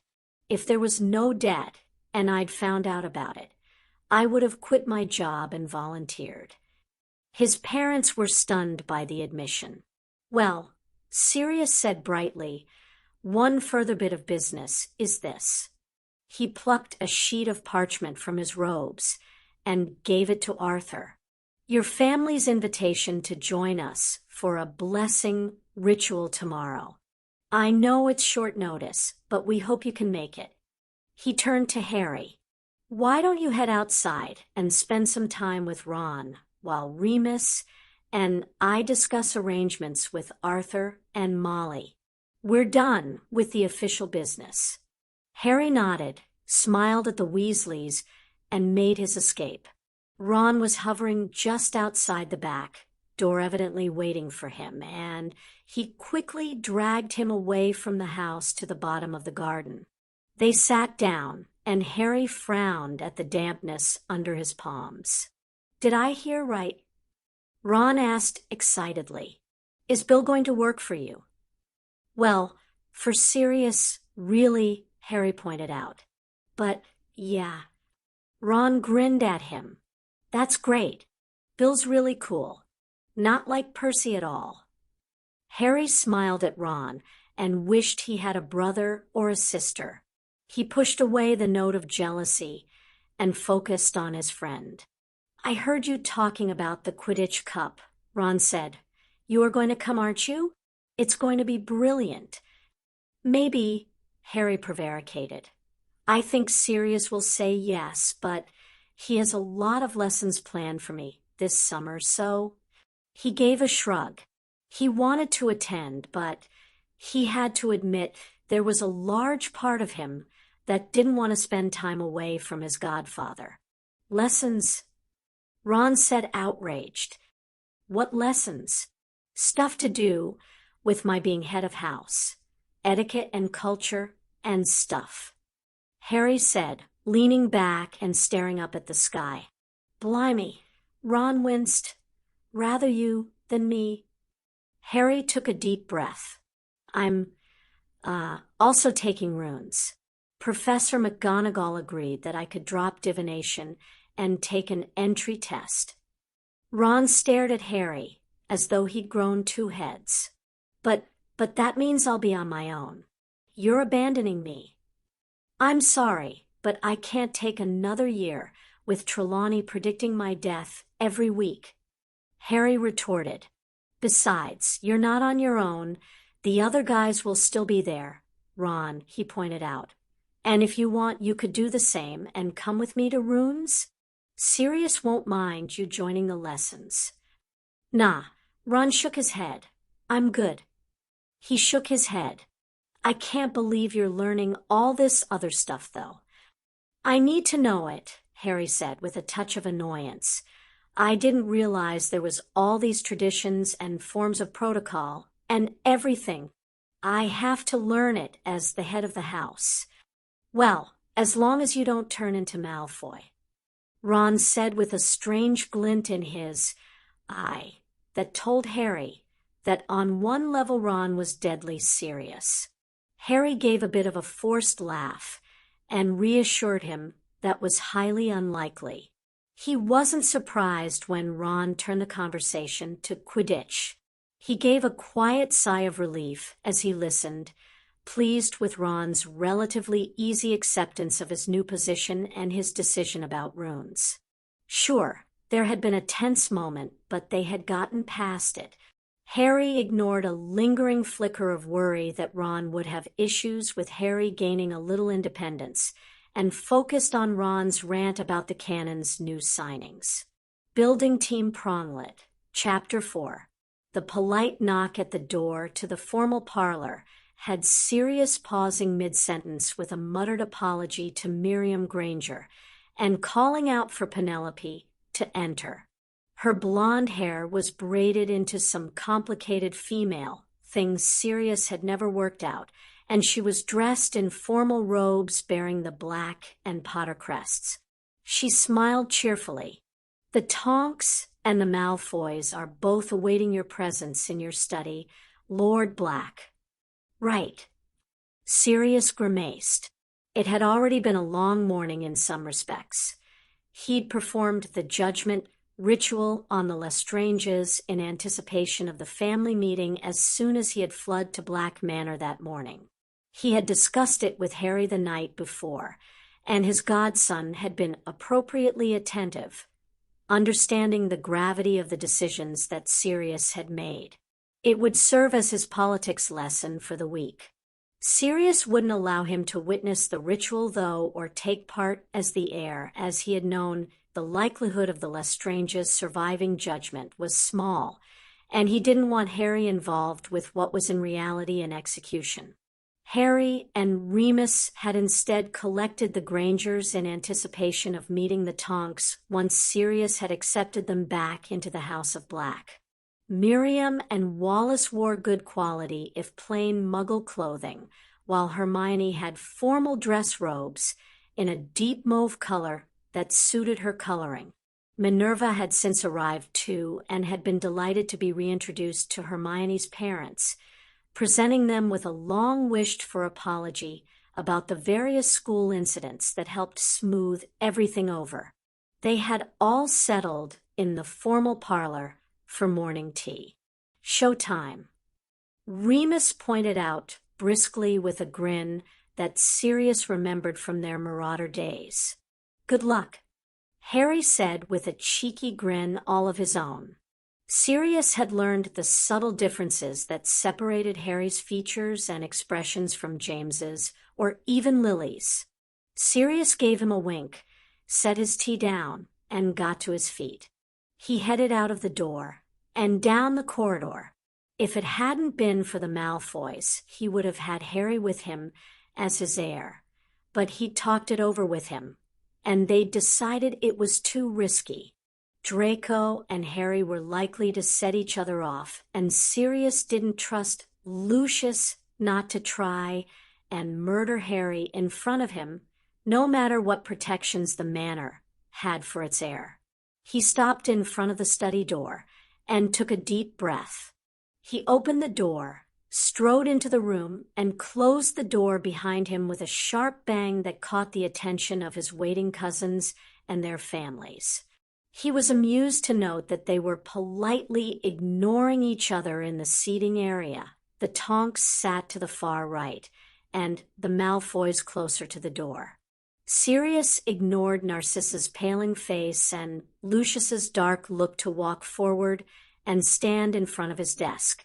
"Hello, members of the House of Black," Sirius said formally. "Thank you for answering the summons to the family meeting. Andy and Ted gave tentative smiles while their daughter grinned at him. Happily, the Malfoys were a mix of disinterest, Draco, horror, Narcissa, and glowering anger, Lucius. "Your Lord Black?" Lucius questioned furiously. Sirius held up his hand and displayed the ring. "And you're a Pratt, and now we've established that perhaps we can get to business." He heard a badly hidden snicker from Nymphadora Tonks. Draco bristled. "Father, are you—" Narcissa put a hand on his arm and silenced him with a look. "My apologies, Lord Black. My husband and son are simply surprised. We had believed the new Lord Black came from the line of Marius Black." He could see the wheels turning in her eyes as she recalculated what was going to happen. "Simeon," Sirius offered with a toothy smile. "Well, in that case you'll be pleased to know that in the event of my unfortunate demise, Simeon will take on the mantle of regent of the House of Black until my heir is of age. Simeon sends his apologies, but he will be in the country later in the summer and will meet up with you all then. He and I have, via correspondence, discussed our new agenda, the decisions that I've made and will make today, and are in agreement." The shocked looks on their faces was priceless. "Well, that deals with one of my announcements," Sirius said jauntily. "Let's see, second announcement. Lord Harry James Potter is my confirmed heir by blood, by magic, by oath, and by law. He wears the ring. He sends his apologies, but he is hosting our other guests for today's later events." Draco was instantly outraged. His nostrils were flaring, cheeks bright red. Sirius wondered if he was about to see someone combust without the use of flammables. He'd have to show Harry the memory later in a pensive, Sirius mused. "By blood," Narcissa challenged haughtily. Sirius raised an eyebrow. "I thought you, of all people with your love of genealogy, would have remembered that Harry's grandmother was a Black, Narcissa, Doria Black to be exact." He smiled again. "I'm also going to be adopting him later today. Frankly, the family magic loves him. You remember the totem is a snake. Apparently, it can talk to Harry. They get on like a house on fire." Lucius's lips thinned to almost nothing, as did Narcissa's. Sirius began to pace. "Now to other business. I did think about telling you what our new political agenda will be," he said, gesticulating vaguely, "but I decided actions speak louder than words. So," he stopped and regarded them solemnly, "I have been reviewing our family's actions. Let me start with the Lestranges. Our motto was, and is, toujours per always pure. It wasn't always about blood, no matter what my mad mother might have thought. It was always about the House of Black remaining pure to itself, to its own ideals, never sullied by subjugating themselves to others." He saw Lucius shift on the stuffed sofa the Malfoys were sitting upon. "The House of Lestrange is not here at this family meeting because they did not follow the motto of the House of Black." "Why would they?" Draco piped up, crossing his arms with an irritated huff. "They're the House of Lestrange." Sirius glanced at Narcissa, who was turning a lovely shade of red. "Well, well, well. You haven't informed your son of the primacy rule between the houses." "Primacy? Why should that matter here?" Draco spoke before his mother could, and she turned to him swiftly. "Be quiet, Draco," Narcissa ordered. "You are not to say another word." Sirius didn't miss how Draco glanced at his father, who gave a sharp nod to follow the order before subsiding.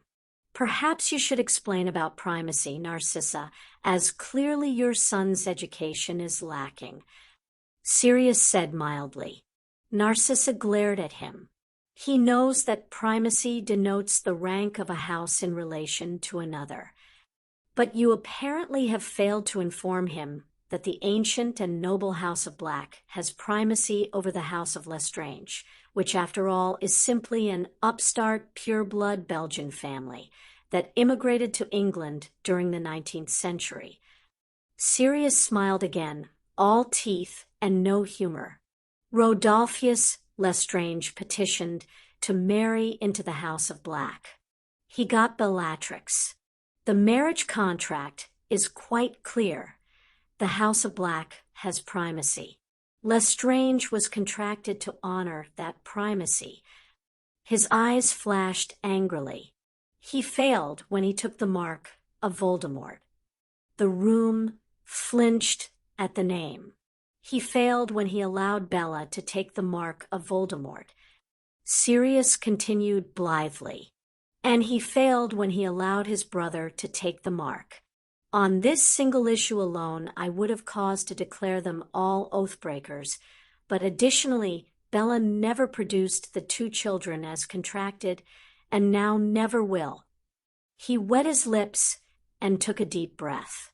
Additionally, the House of Lestrange dishonored our family name and brought our house into disrepute by their attack on the ancient and noble House of Longbottom.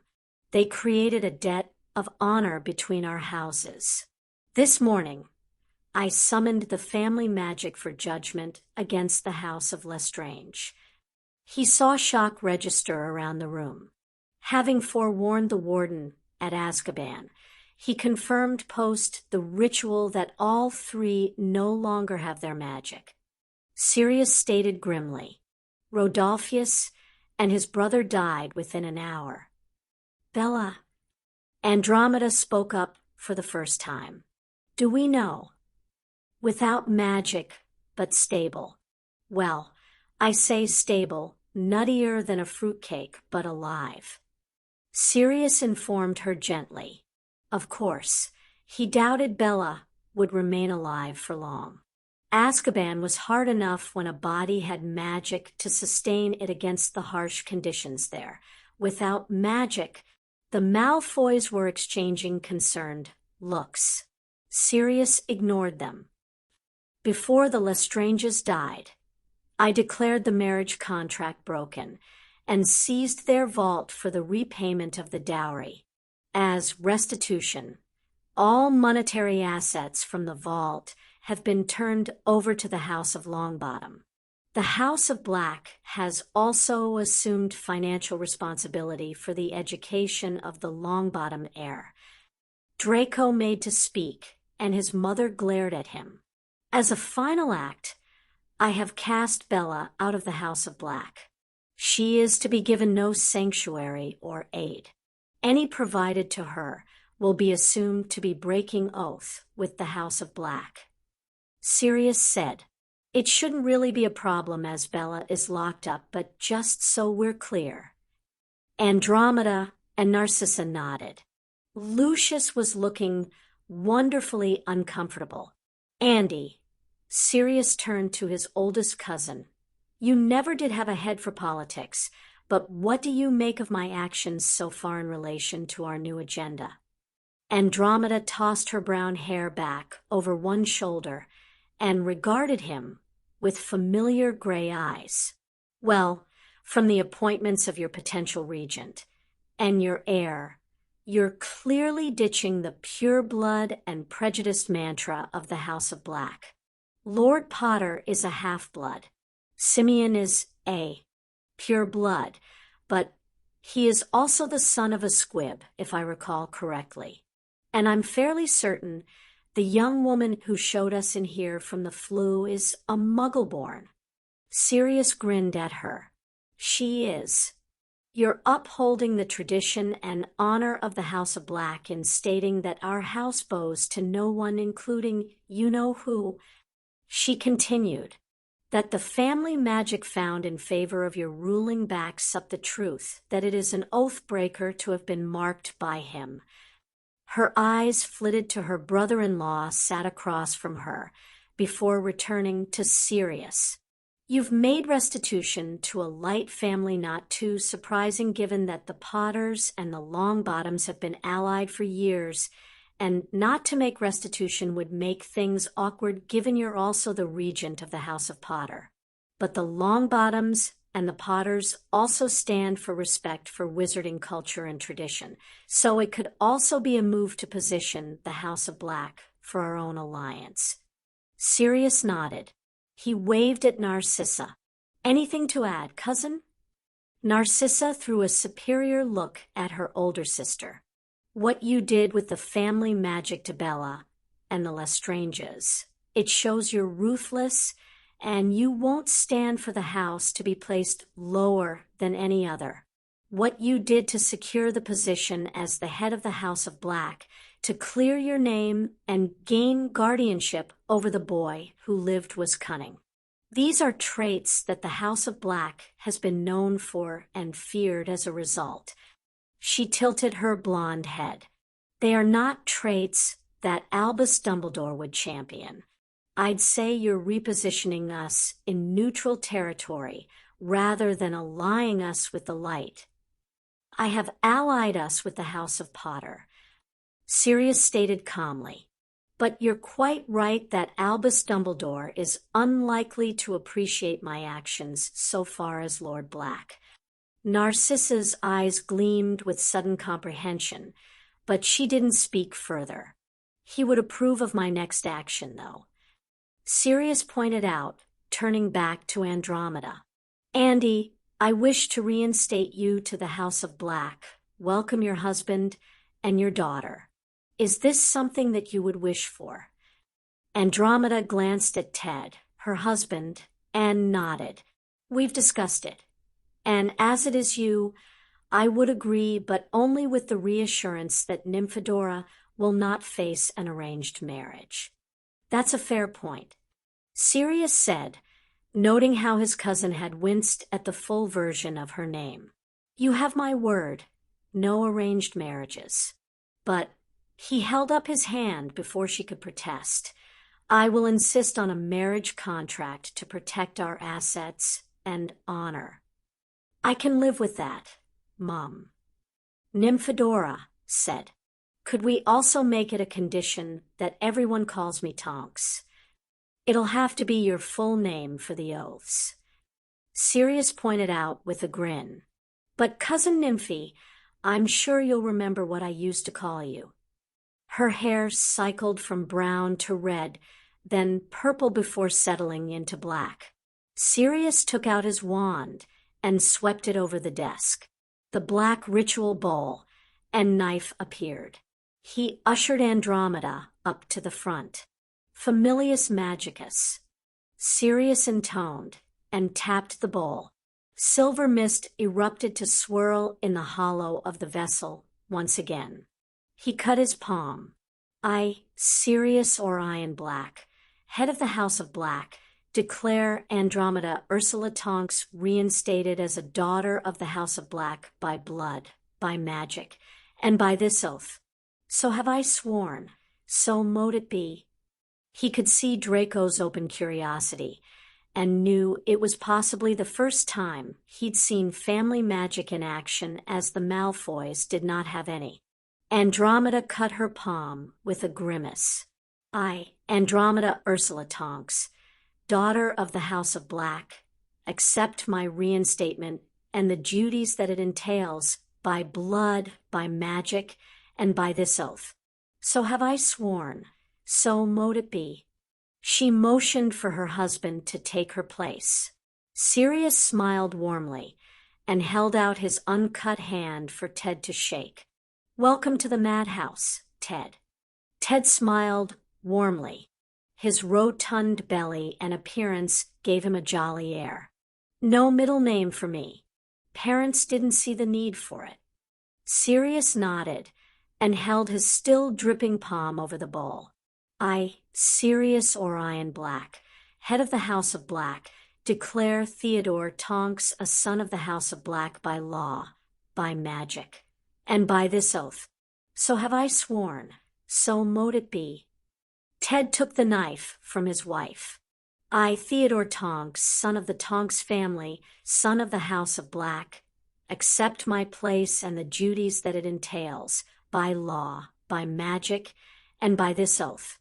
So have I sworn, so mote it be. Nymphadora exchanged places with her father. I, Sirius Orion Black, head of the House of Black, declare Nymphadora Janet, Tonks, a daughter of the House of Black, by blood, by magic, and by this oath. So have I sworn, so mote it be. Sirius said again, I, Nymphadora Janet Tonks, daughter of the Tonks family, daughter of the House of Black, accept my place and the duties that it entails, by blood, by magic, and by this oath. So have I sworn, so mote it be. The magic swirled upwards then, swarming over the Tonks family for a long moment before settling back into the bowl in the familiar totem. The snake bowed to Sirius and disappeared. Excellent, Sirius said, waving his wand again, so the ritual bowl and knife vanished and 2 envelopes took their place. I have some gifts. The 3 new members of the House of Black smiled, while the Malfoys glowered in the background. Firstly, Andy and Ted, here is the details of your new vault at Gringotts. You've received the dowry that would have been bestowed had the family agreed to the match at the time. There is also the deed for the summer property in Spain, which I know was always Andy's favorite.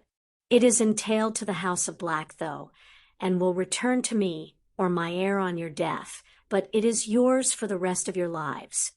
Sirius handed over the envelope. You'll need to speak to Remus about arranging a portkey and the state of the property.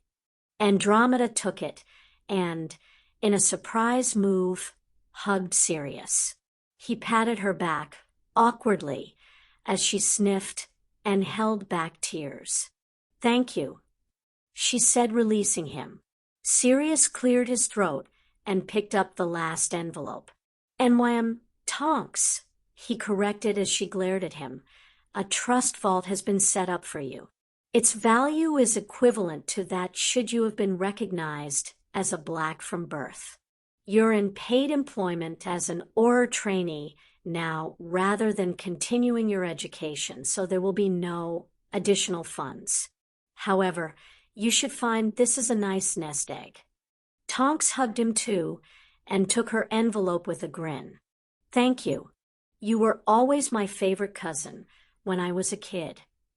Sirius didn't point out that until his incarceration, he'd been the only cousin who had visited them when Tonks had been small.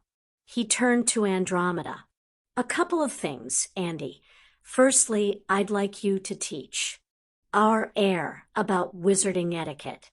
He's lived among muggles, and Dumbledore hasn't seen to this part of his education, it seems. I'd be honored, Andromeda said. Excellent, Sirius said, relieved that he wouldn't have to do it. Secondly, I owe a life debt to a Miss Hermione Granger. She's a Muggle-born, which, very smart and Harry's best friend. He ignored the ruckus in the background as Draco snorted, and Narcissa berated him. I've agreed with her parents that the House of Black will sponsor her. What? Draco shouted, standing up. I've heard enough, Mother, Father. If the House of Black wants to ruin itself with Muggle-borns and half-bloods, let it. We Malfoys don't need them, and are better. Sirius raised an eyebrow as Narcissa silenced her son, while Lucius dragged him back down to the sofa and placed him in a body bind. Their faces were aflame, and he knew that they knew that Draco's little outburst was going to cost them. As I was saying, Sirius continued, returning his attention to Andromeda, I've agreed the House of Black will sponsor her to repay the life debt. Obviously, I'm not appropriate. So, you would like me to perform the duty? Andromeda nodded. I'd be happy to, but we should probably meet before the ritual. They're waiting for you in the formal parlor with Harry. Remus is also there, and will brief you on another ritual we'll be performing this afternoon. Sirius tapped an ornament on his desk, and there was a brief knock on the door before it opened to reveal Penelope again. Penelope, here will show you the way. I'll see you after my discussion with cousin Narcissa. Andromeda and Tonks smiled at him. Ted nodded, and they all left. The door closed with a dull thud in their wake. Sirius turned back to the Malfoys. Lucius was almost white with fear. Sirius knew that Sirius knew he wore the mark, and given what had happened to the Lestranges, Lucius couldn't expect any other treatment. Narcissa was pale, but rallying. He would bet every last galleon he had that she was trying to think of a way to wriggle out of the mess her husband and her son had created by their behavior and turn it to their advantage. Draco continued to look mutinous, but there was also fear flickering in his eyes, a questioning anxiety about why his parents were so cowed and why they hadn't fought back, hadn't attacked Sirius. He moved to stand before them again and folded his arms. So, Narcissa, do you want to list all the ways the House of Malfoy has broken oath with the House of Black, or shall I? Narcissa got to her feet. What do you intend for us? She asked bluntly.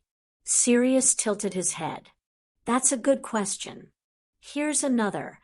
What can you offer me that would entice me to keep you alive? Draco's eyes widened dramatically. Yes, Draco, Sirius said. I see you're starting to see the gravity of your situation, but let me clarify it for you completely. Sirius, please, he's a child. Narcissa said, hurriedly. You should have thought about that before you brought him in here unprepared. You know the protections this house, and this room in particular, offer me. If you attempted to draw your wand on me, you'd be dead within a second. He's lucky that the defensive magic didn't take issue with his insults. Let's see how he does without the silencing charm now that he knows.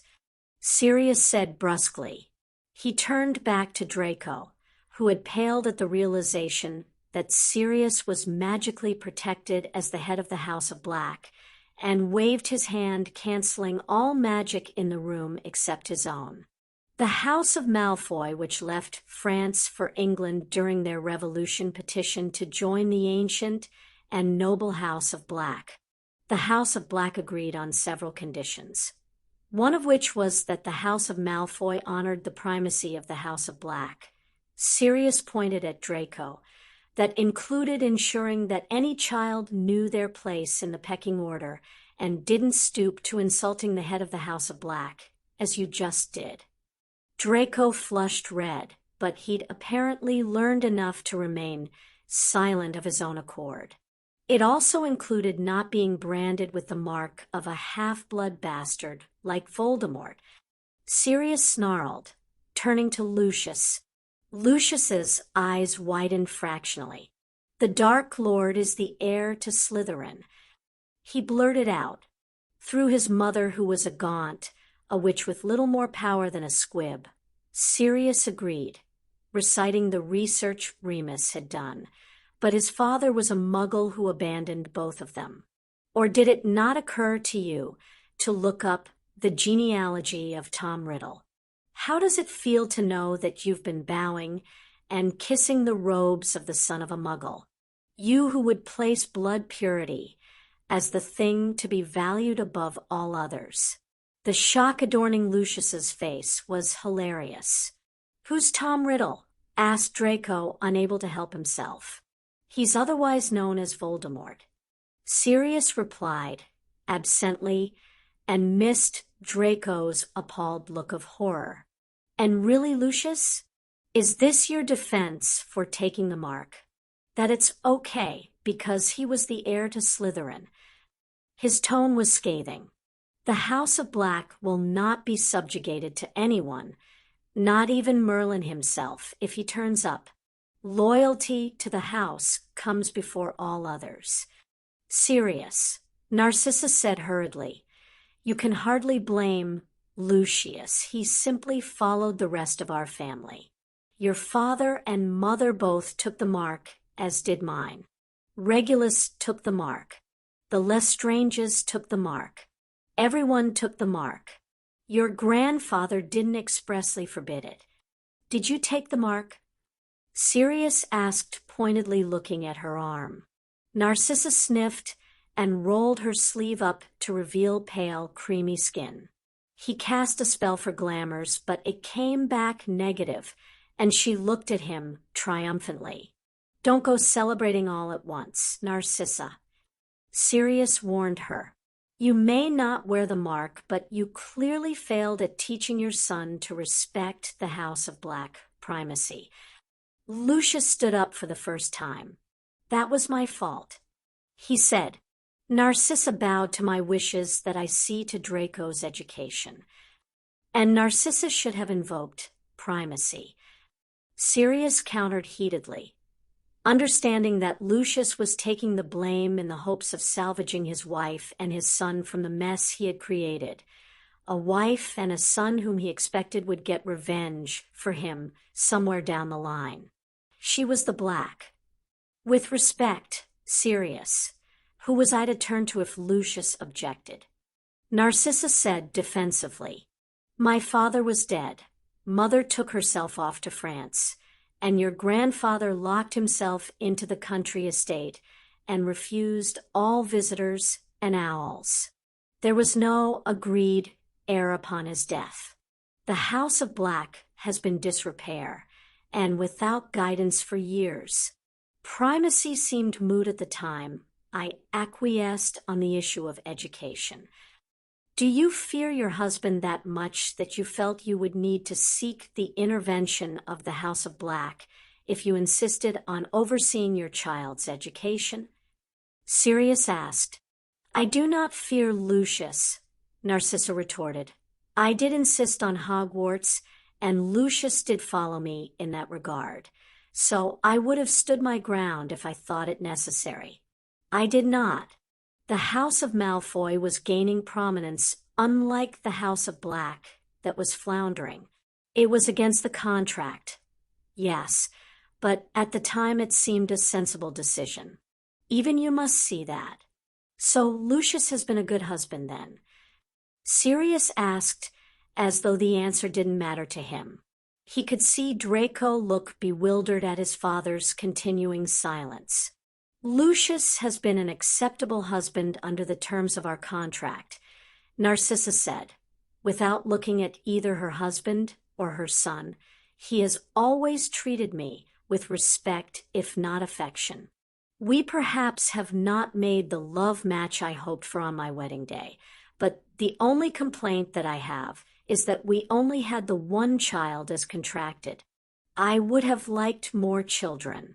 However, I know that we both love our one son very much, Sirius, and are united in ensuring his safety and protection. Sirius paced a few steps and back again. Take a seat, he ordered. He perched on the front of his desk as Lucius and Narcissa sat back down either side of Draco. Draco, I'm going to start with you. Sirius said, I have two issues with you. One is the issue of primacy. You've been brought up to be loyal to another house before the House of Black, and that's a problem for me. However, I recognize that this isn't your fault. Narcissa gave a relieved huff of breath as she placed a hand on Draco's shoulder. The second issue I have is that you have issues with my heir and his friends, specifically Hermione Granger, who after today will be a daughter of this house. Sirius said seriously, For his part, Harry has said he is willing to agree a truce. I'm not sure after your behavior today that you would keep it, Draco looked down, unable to hold Sirius's gaze, and Sirius knew he'd guessed correctly. Draco would break any truce because he didn't want to declare one. So what to do with you? Sirius murmured. I could claim you for the House of Black, deny you any communication with your parents, and send you abroad to be educated. Narcissa looked as alarmed as Draco at that suggestion. I could bind your magic and send you to live in one of our properties as a squib. Sirius continued, knowing he was scaring Draco and hoping it would work to keep him in line in the future. Or I could ask you to take an unbreakable vow of loyalty to the House of Black and leave it at that. Draco glanced up at the sudden offer of hope. Narcissa, Sirius moved on, giving Draco time to mull over the options. I find that you've broken your oath by allowing the primacy of the House of Black to be disregarded by your husband and your son. However, in mitigation, I will agree that you were left without guidance. As you haven't taken the mark, in many respects, I could consider your transgression minor. As with Draco, I am therefore uncertain as to what I shall do with you. I could cast you out. I could summon judgment and see what the family magic makes of your actions, whether it would accept the mitigation you offer. I could ask you to take an unbreakable vow. He let her stew over his words as he shifted his attention to the final member of the Malfoys. Lucius, I find that you've broken your oath by allowing the primacy of the House of Black to be disregarded by your son, by ignoring the primacy of your wife within your relationship in regards to your son's education and the number of children she bore, by taking the mark of Voldemort and subjugating yourself to the will of Voldemort. Sirius said, if that were the extent of your crimes, you might be in the same boat as your wife and child. But I know the truth of how a Death Eater qualifies for that mark. Draco sent a questioning look towards his father, which Lucius ignored. Sirius didn't. Has he never told you, Draco? Sirius asked. Sirius, please. Narcissa tried to intervene again. To gain the mark in the service of Voldemort requires a blood sacrifice, a murder. Sirius stated firmly. Draco actually did look horrified as he stared at his father. You murdered someone. It was a war, Draco. People died. Lucius said coldly, his hand twisting atop the cane he held. Do you think people just believed Lord Black here was a mass murder without prior reason? He killed 23 of the Dark Lord's supporters himself. I killed once in the service of the Dark Lord and did not kill again. He has more blood on his hands. I think my official count was 18, actually. Sirius corrected with a humorless smile. 20 if you count the Lestranges. Draco was aghast. However, the difference between you and I, Lucius, Sirius continued unperturbed, is that every Death Eater life I took in defense of my life or others as a hit wizard. You, on the other hand, took the life of an innocent who wasn't even part of the fight. You targeted someone based on their blood status, tortured and killed them. And so, like the Lestranges, you have brought dishonor to the House of Black. There is no dishonor, it was only a muggle. Lucius retorted. He flushed red, then white, as he realized he'd admitted to murder. Draco looked relieved that it was a muggle, as he'd clearly been brought up to believe that wizards were better and muggles were no more than cattle. But his expression changed to abashment at Sirius's hard look. A life is a life, Malfoy. Sirius said with icy anger. I didn't have a choice. Lucius shot back. Sirius glared at him. Are you really going to try that idiotic, imperious defense on me? Lucius glared right back at him. I was under the Imperius curse when I was captured at the Ministry the day after the Dark Lord was vanquished, but not when you killed the Muggle," Sirius pointed out ruthlessly. "I might as well have been." Lucius protested. "I was taken by my father and my father-in-law. I was surrounded by friends and business associates. I had about as much choice in the matter as someone under the Imperius.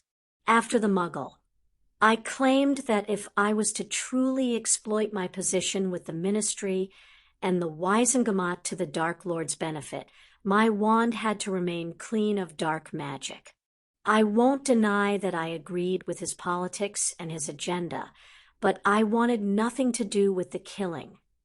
"There were other choices, Lucius," Sirius said, "and I'm not sure I believe that the Muggle was your one and only. I'm not sure you were that clean. We don't all have your Gryffindor courage, Sirius." Narcissa spoke up fiercely. "Where were we? Supposed to go for help? The great Albus Dumbledore." Her words were a sneer, and on one level Sirius knew she was right. The war had offered two sides, and each was very unwelcoming to the other, fanatical in being as different as possible from each other. He had no idea how the neutral families had held out pulled between them. "We would have ended up like Severus, a slave to two masters." Narcissa continued unabated. Her words had her son's mouth dropping open in surprise. Sirius wondered what had surprised him, that Severus had been a double agent, or that Narcissa had expressed the view that service to the Dark Lord was the equivalent of slavery.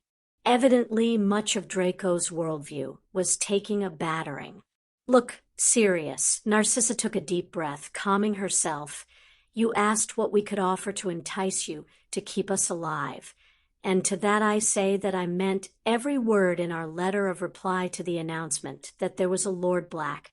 We have political connections and wealth to aid and support the House of Black." She smoothed the fall of her robes. "The two houses you've mentioned to date are light, egalitarian about blood status, but with a history of respect for wizarding tradition. I believe you will probably make headway in gaining a number of neutral families by showing an independence from Dumbledore. Many of the old Black alliances will not resume, though. They are committed to a pure blood agenda, as you know. However, we could provide the bridge for mutual areas of agreement, and use our wealth to support that. You need us alive to do that." Sirius admired her spunk and political insight. She had always had a flair for it. And she was right. It was the reason why Cornelius and he had agreed that it would be better to have Lucius remain in the game rather than take him out. "Your argument is sound, Narcissa," Sirius said, "but I think knowing I didn't hesitate to kill off the Lestranges, and Lucius will bring most of the old alliances to heel. My reputation as a mass murderer may come in very handy, don't you think? And for those that don't bow to the threat, well, Cornelius turns out to be quite the player. The amount of dirt he had on everyone was truly impressive." He held her gaze coldly. "What else do you have for me?" There was a tense silence as Narcissa looked away, unable to argue with him. "I have something else that I will willingly provide if you can guarantee that the House of Black will never be subjugated to the will of Dumbledore." Lucius sneered the last name, but otherwise his tone was civil if a touch tentative. Sirius examined Lucius's expression and found it surprisingly sincere. "I won't allow the ancient and noble House of Black or Potter to be subjugated to the House of Dumbledore. And you would take a vow to that?" Lucius pressed. "I would," Sirius answered candidly. Lucius nodded slowly. His hands tightened atop the cane as he debated internally for another moment before sighing and conceding. I believe the Dark Lord is alive. Narcissa's head snapped around to her husband. So fast Sirius figured she would have whiplash. What? She looked torn between anger and terror. Why do you think that? Sirius asked, refusing to show that he already knew. I won't say anything further until I have an assurance that you won't kill me. Lucius said firmly, my offer is information about the Dark Lord, and espionage if required when he returns. Sirius considered his reply for a long moment. You talk as though I should want this information and your spying service, but I don't see why. Dumbledore is the leader of the light. I'm sure if Old Pants is still alive and will return, he'll lead the fight again. My priority will be to protect Harry, and I'll take him abroad rather than have that monster try for him again. It was a bluff, but he figured Lucius would fall for it. After all, Lucius had no idea how much Sirius already knew. If you truly wish to protect the boy, then you'll listen to my information. Lucius retorted. He shifted on the sofa. There is a prophecy, one that labels Potter as the vanquisher of the Dark Lord. They are fated to fight black. What? It was Draco's turn to splutter with shock. Lucius's chin came up sharply. This is only some of the information I could give you, but I won't say another word until we come to an agreement. Sirius simply smiled. I already know about the prophecy. Lucius. Lucius looked momentarily startled. Then you know that you will need someone in Voldemort's camp when he returns, and he will return. Sirius. Narcissa spoke up again. I do not wish to have anything to do with the Dark Lord, and request the protection of the House of Black for myself and my son. We will happily take vows. Narcissa. Lucius began. I will not go through it again. Lucius. Narcissa snapped. The Dark Lord is a madman bent on the destruction of everyone who isn't him. Regulus saw the truth, and he paid with his life for it. I will not have the same happen to Draco. Draco watched his two parents argue with an open mouth. Obviously, it wasn't a typical event. Sirius made his decision and harumphed to regain their attention. Narcissa, Draco, you will take an unbreakable vow of loyalty to the House of Black.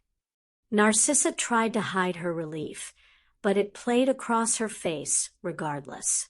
I assume, Draco, that you know of the penalty of breaking the vow? Sirius asked brusquely. Draco nodded quickly. Good. Sirius turned back to Lucius. I'll be honest with you, Lucius, my first thought was to simply kill you as restitution for the life you took. However, my advisors inform me that you have value politically, pretty much using the same argument as your wife. On the other hand, I don't trust you, and Narcissa would make an excellent regent for the House of Malfoy. Lucius paled, but he kept his gaze on Sirius. He pushed off the desk and rocked back on his heels. So what to do with you? He waited a beat before he laid out the offer. You have to pay for the life you took.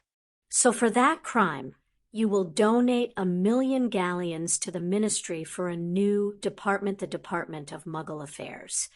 He held up a hand when Narcissa would have interrupted. I, or rather my steward, will assume responsibility of your vaults and investments for the next 3 years. You will not protest this in any way, and you will be thankful that I haven't had you thrown in Azkaban. Sirius, Narcissa said hurriedly while Draco gaped worriedly. Don't worry, Narcissa, I don't intend to impose spending limits per se, Sirius said, his eyes flickering to her son where he did intend to set boundaries. I'm aware that you need to project a certain image. But every transaction will need authorization from me. You can all spend Friday morning with Remus at Gringotts, transferring everything to him and agreeing standard payments and funds. You may pretend to everyone else that you are simply choosing to use Remus as your steward. Narcissa nodded her agreement and stared pointedly at Lucius, who did the same with reluctance. If you refrain from killing or assaulting anyone by the time my heir comes of age, and if you have made yourself useful, I may return your financial assets to you. Lucius. Sirius said, Very well. Lucius agreed stiffly. Sirius clapped his hands together. Good. You will also, like your wife and son, take an unbreakable vow of loyalty to the House of Black. After which, Lucius, I will put you under Familius Magicus Veritas, while you give me the information you offered. It was a type of truth spell, compelling any family member to reply to the head of the house with honesty. If I hear anything in your answers that I dislike, you will face judgment. Lucius scowled and nodded. Vows, then. Sirius drew his wand and tapped the desk. A sheet of parchment appeared. Here are some I prepared earlier. He handed them over to Narcissa.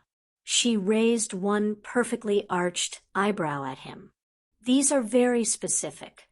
You're free to refuse, and I'll choose another option for you. Sirius said. All 3 Malfoys squirmed under his hard gaze, but nodded. Sirius tapped the ornament on his desk with his wand again. After a few tense moments, there was a sharp knock on the door, and Remus entered the room. He took in the sight of the huddled Malfoys and smiled at Sirius, his eyes gleaming with amusement. Vows. If you could act as bonder. Sirius requested, with a nod. Remus drew his wand. Mrs. Malfoy, perhaps it would be best if you went first to demonstrate the process to Draco. If you could stand beside Sirius and join hands, please.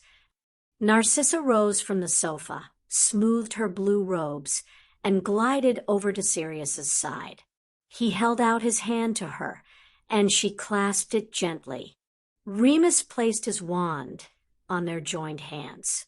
Will you, Narcissa Druella Malfoy, be loyal to the House of Black, placing duty to the house above all others, keeping the secrets of the House of Black, unless authorized, and working to ensure its success? Sirius began. I will. She replied. A thin stream of fire shot out from the wand and bound their hands together. And will you be loyal to me, Sirius Orion Black, the head of the House of Black, keeping my secrets unless authorized and following my orders? Sirius continued. Narcissa nodded. I will. Another stream joined the first. And will you be loyal to the heir to the House of Black, Lord Harry James Potter, head of the House of Potter, protecting him, keeping his secrets unless authorized to speak of them, and following his orders in the absence of mine? I will. Narcissa replied. The bond was joined by a third stream of flame.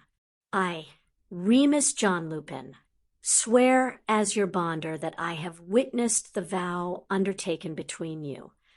Remus intoned. So have you sworn, so mote it be.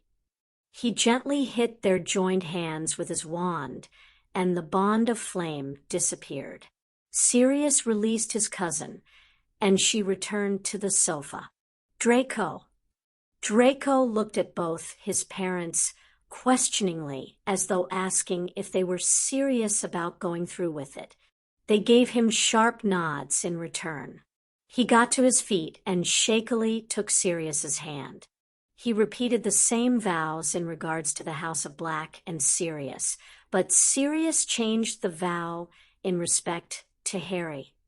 understanding that too much enmity existed between his godson and Draco for a vow of loyalty to work especially with Draco's young age. And will you remain neutral in your dealings with the heir to the House of Black, Lord Harry James Potter, head of the House of Potter, never attacking him unless in defense, keeping his secrets unless authorized to speak of them, and following his orders in the absence of mine in respect to the House of Black? Draco looked as though he'd swallowed a lemon, but he nodded and made the vow. Once Remus had confirmed the vow, Draco made his way back to the sofa, where his mother smoothed a hand through his hair in comfort. Lucius took his place and willingly made the same vows as Narcissa. As soon as the bond disappeared, Sirius drew his wand and pointed it at Lucius, Familius Magicus Veritas. Immediately, Lucius was surrounded by the silver mist of the Black family magic. "Why did you join Voldemort?" Sirius asked tersely. Lucius struggled for a moment against the magic, but he eventually sighed. "I agreed with his plan to create a pure-blood ruling elite, and he was the heir to Slytherin." "Why did you take his mark?" Sirius continued, wanting to check how honest Lucius had been with him previously. "My father and father-in-law took me before the Dark Lord to be marked. They considered it an honor." Sirius's eyebrows rose. "Did you want to be marked?" "Yes and no." Lucius looked furious as the words forced their way out of his mouth. "I believed it to be an honor, but had no wish to perform the initiation rite of killing someone to earn it." "You've admitted you killed a Muggle. What other crimes did you perform in the service of your Dark Lord?" "I gave him refuge, kept dark items for him banned by the Ministry, bribed Ministry and Wizengamot officials on his behalf, and attempted to steal a prophecy orb from the Department of Mysteries." He battled against the magic once more before giving way. "I tortured Muggles captured by the Dark Lord when ordered, and other Death Eaters for failures." He could live with Lucius torturing Death Eaters. Sirius mused, but the Muggle torture which he had expected was going to cost Lucius another chunk of galleons. He moved on to the next question. "What do you know of the prophecy involving Voldemort and Harry Potter?" "The one with the power to vanquish the Dark Lord approaches, born to those who have thrice defied him, born as the 7th month dies." Lucius intoned. This much was overheard by Severus Snape and told to the Dark Lord immediately after its pronouncement by Sybil Trelawney to Albus Dumbledore. Sirius stiffened. Snape had been the Death Eater to overhear the prophecy. He exchanged a furious and concerned look with Remus, who looked like he wouldn't need to be a werewolf to kill Snape. The Dark Lord did not initially believe the prophecy, and I do not know what changed his mind. I suspect that when reports from a spy within Dumbledore's ranks informed him that the Potter child displayed magic on a regular basis, despite a childhood binding, he determined to remove the threat. Lucius continued. "Wormtail." Sirius snarled, finding another target for his anger. He turned and paced away, collecting himself again and ignoring Draco's wide eyes and Remus's growl. "You said you believed Voldemort was still alive. Explain." "I initially believed as others that he was dead," Lucius explained. "But Draco informed me of a strange wraith drinking unicorn blood in the forest during his first year, which raised my suspicions. Then there was a report that Quirrell had died, and Draco told me that Potter had been in the infirmary for days. I began then to suspect that he was still alive and working to return to power." He paused. "In addition, my mark has grown darker within the last few days. It is a sign that he gains strength. Do you want him to return? Sirius questioned harshly. No. Lucius snarled. I've worked hard to undo the damage to my reputation and my house from the last war. I have power and influence now.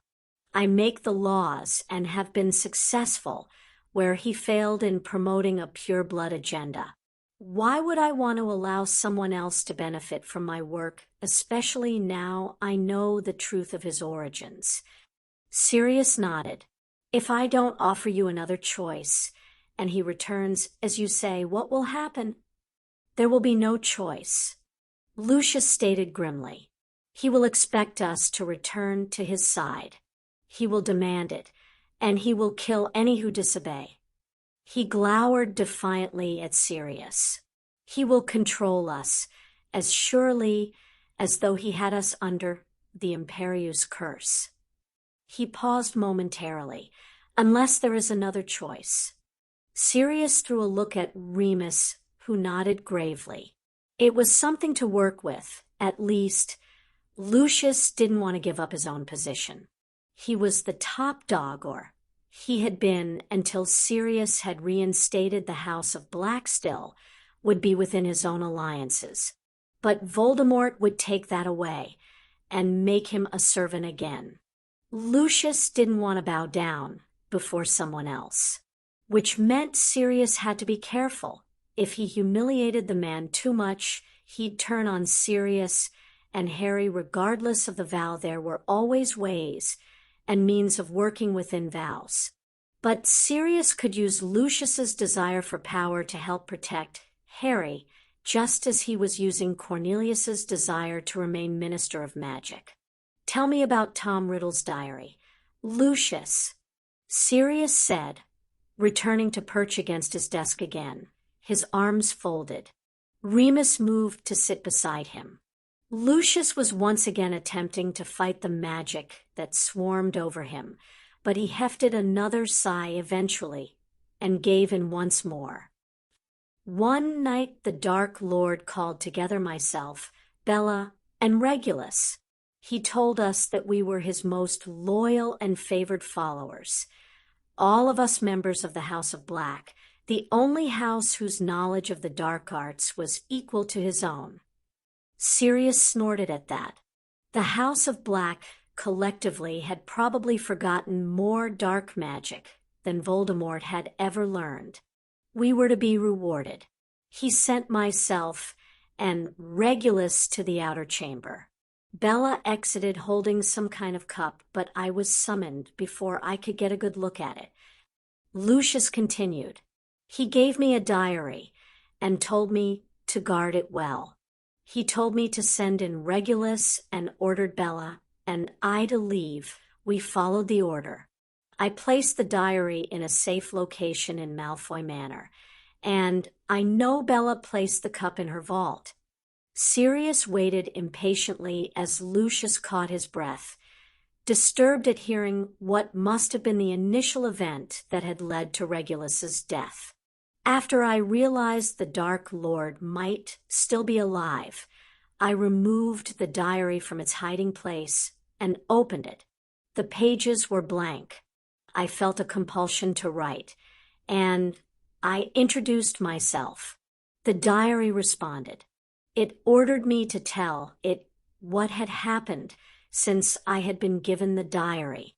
It proclaimed to be an echo of the Dark Lord and held the key to returning him to life.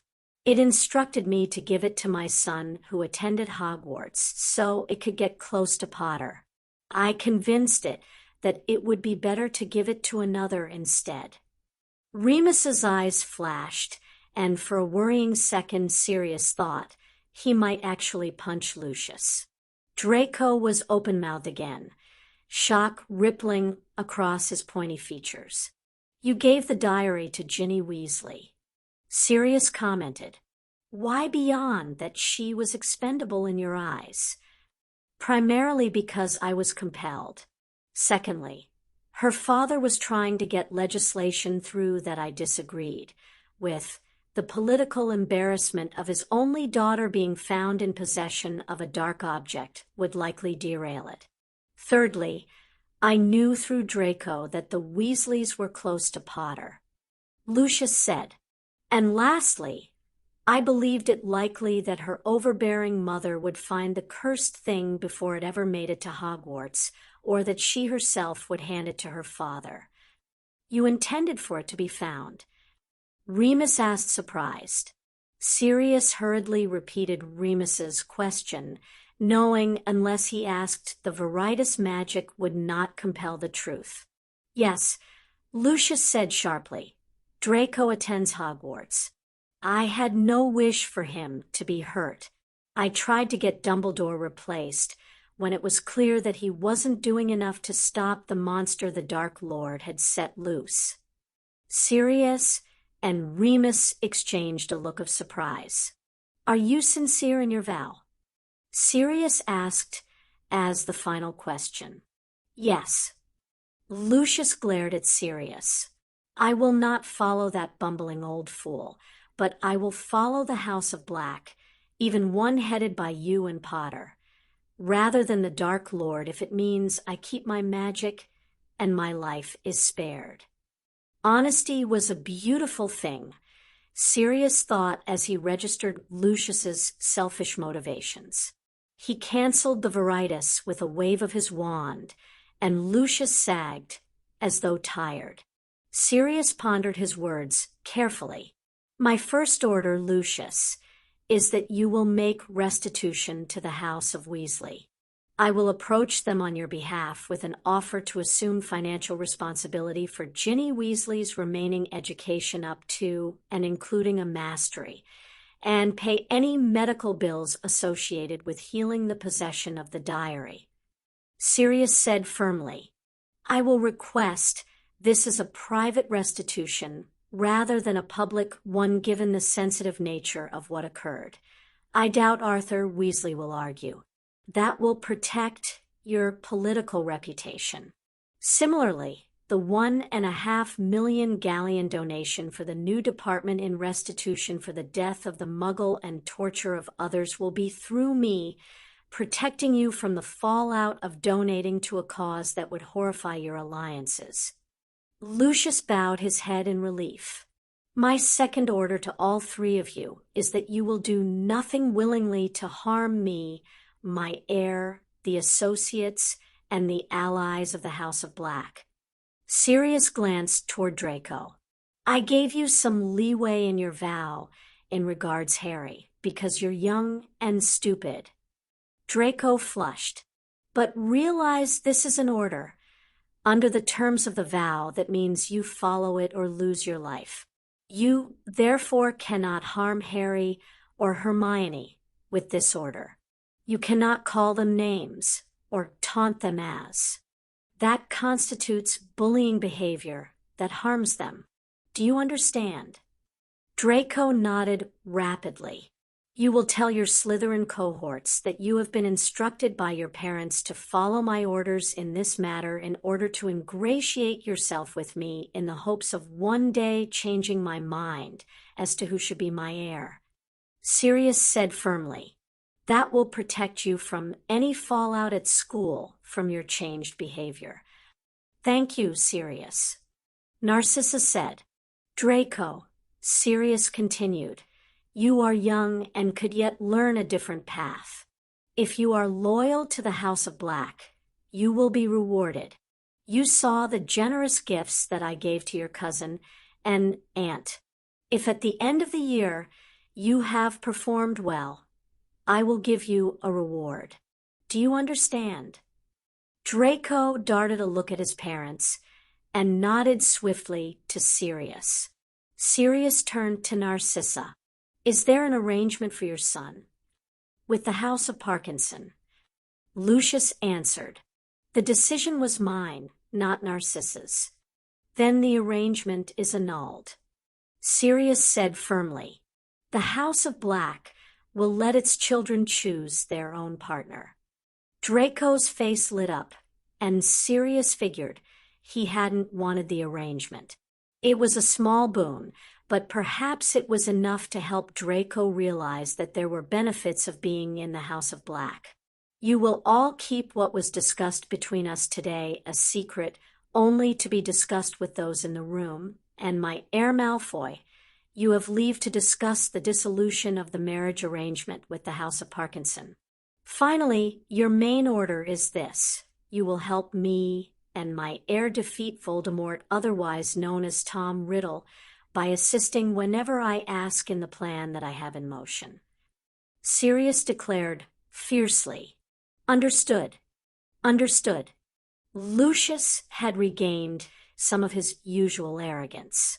His eyes narrowed on Sirius. You were already aware that he was alive, since I heard about how Harry sent his wraith packing again at the end of his first year. Yes, Sirius said, but he will try and get a body and try and regain power. We're going to stop him. We will do everything we can to assist you. Narcissa said, "Good. Narcissa, you will take part in a blessing ritual this afternoon for Harry." Sirius said, "Of course, my Lord Black." Narcissa bowed her head. Sirius regarded them with an intent expression. "I am giving you this one chance.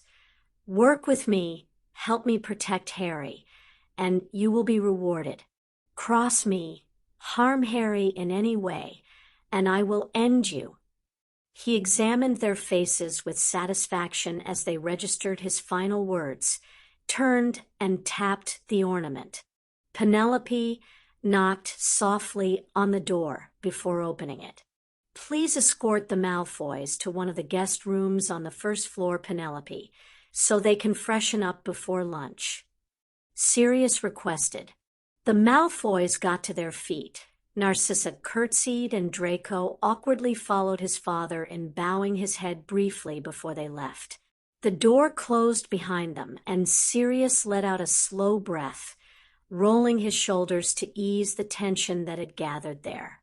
Remus gave a small cough. "You okay, Padfoot?" "I feel dirty," Sirius admitted. "I feel like I'll take 1,000,000 showers and will never be clean again." "Well, we have made a deal with the devil," Remus murmured, "but politically this will be easier. Lucius is the key to at least neutralizing the pure-blood supremacists within the Wizengamot. If he died, even with Narcissa as a regent, they would likely choose some other leader who would make things much more difficult." He sighed. "I'm not looking forward to telling Harry about the prophecy and Snape. Do you think it's wise to tell him?" Remus demanded. "They already have a difficult relationship." "I don't know," Sirius said. "I don't want him blindsided with information that others are holding secret like a sword of Damocles over his head, Moony." He sighed. "We'll discuss it with Minerva, but not today. Today should be about the adoption and the blessing ritual." "I won't argue with that," Remus said in heartfelt agreement. He peered at Sirius. "Something else is bothering you. You mean apart from the fact that Lucius has just confirmed old Valdi is on his way back to getting a body, and we really need to work out where Peter went and what he's likely to be doing?"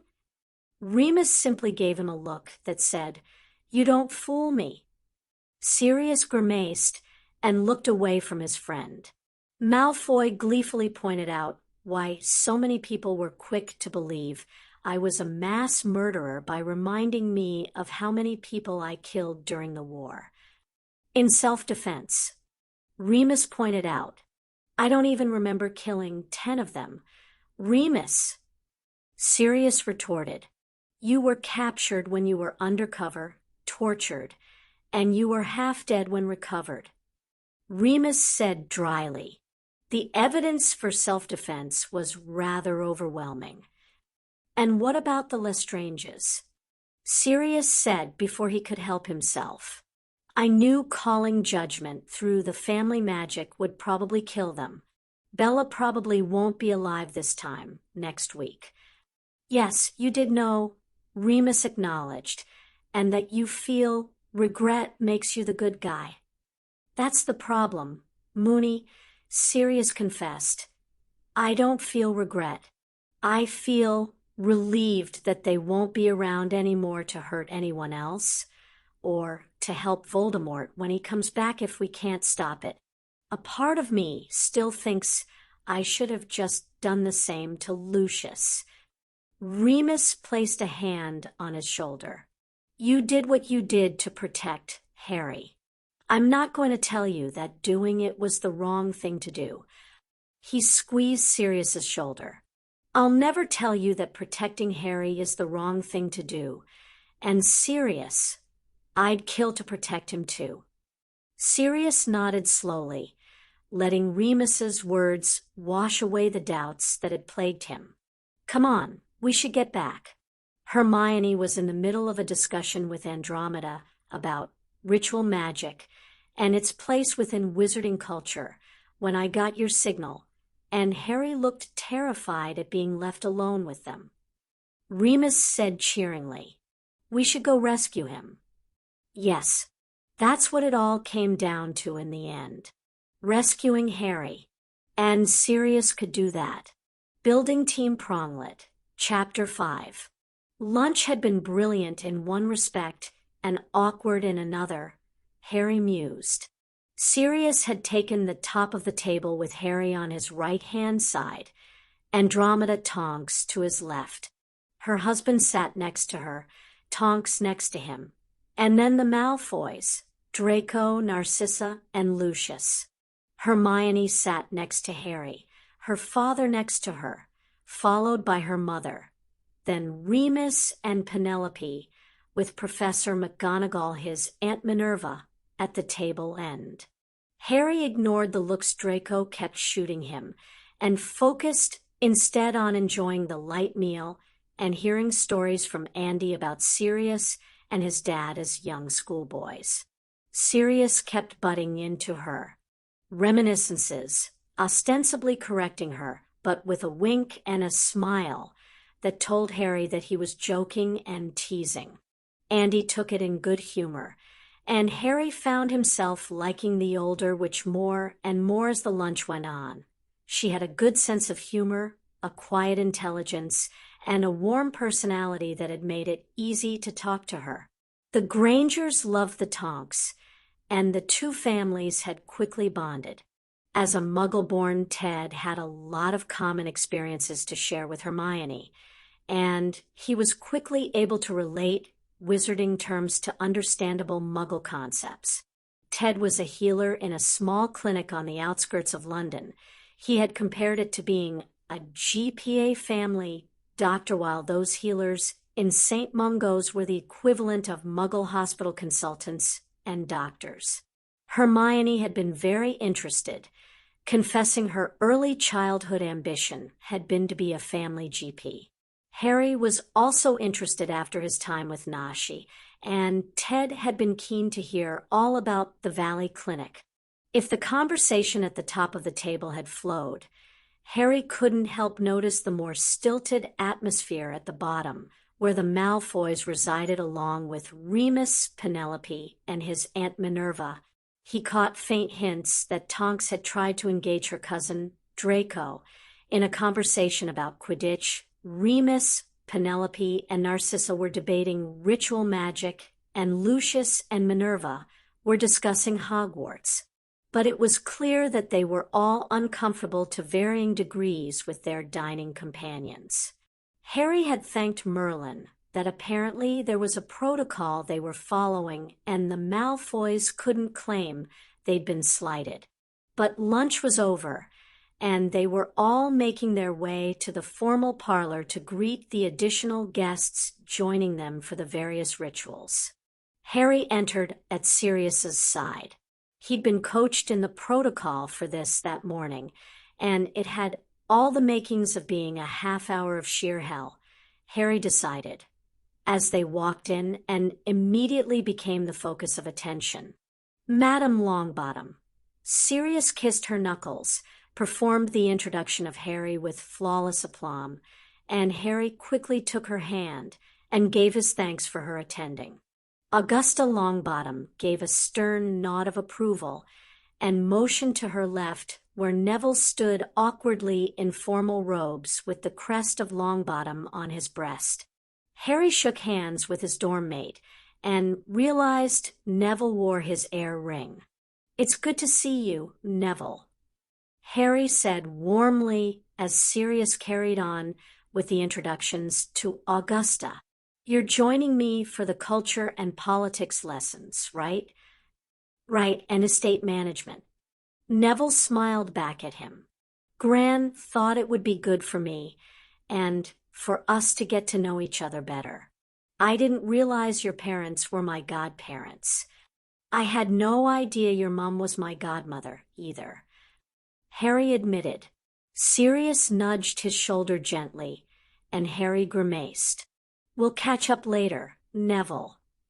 Neville beamed happily at him, and Harry allowed Sirius to direct him to Arthur, Molly, Bill, and Ron.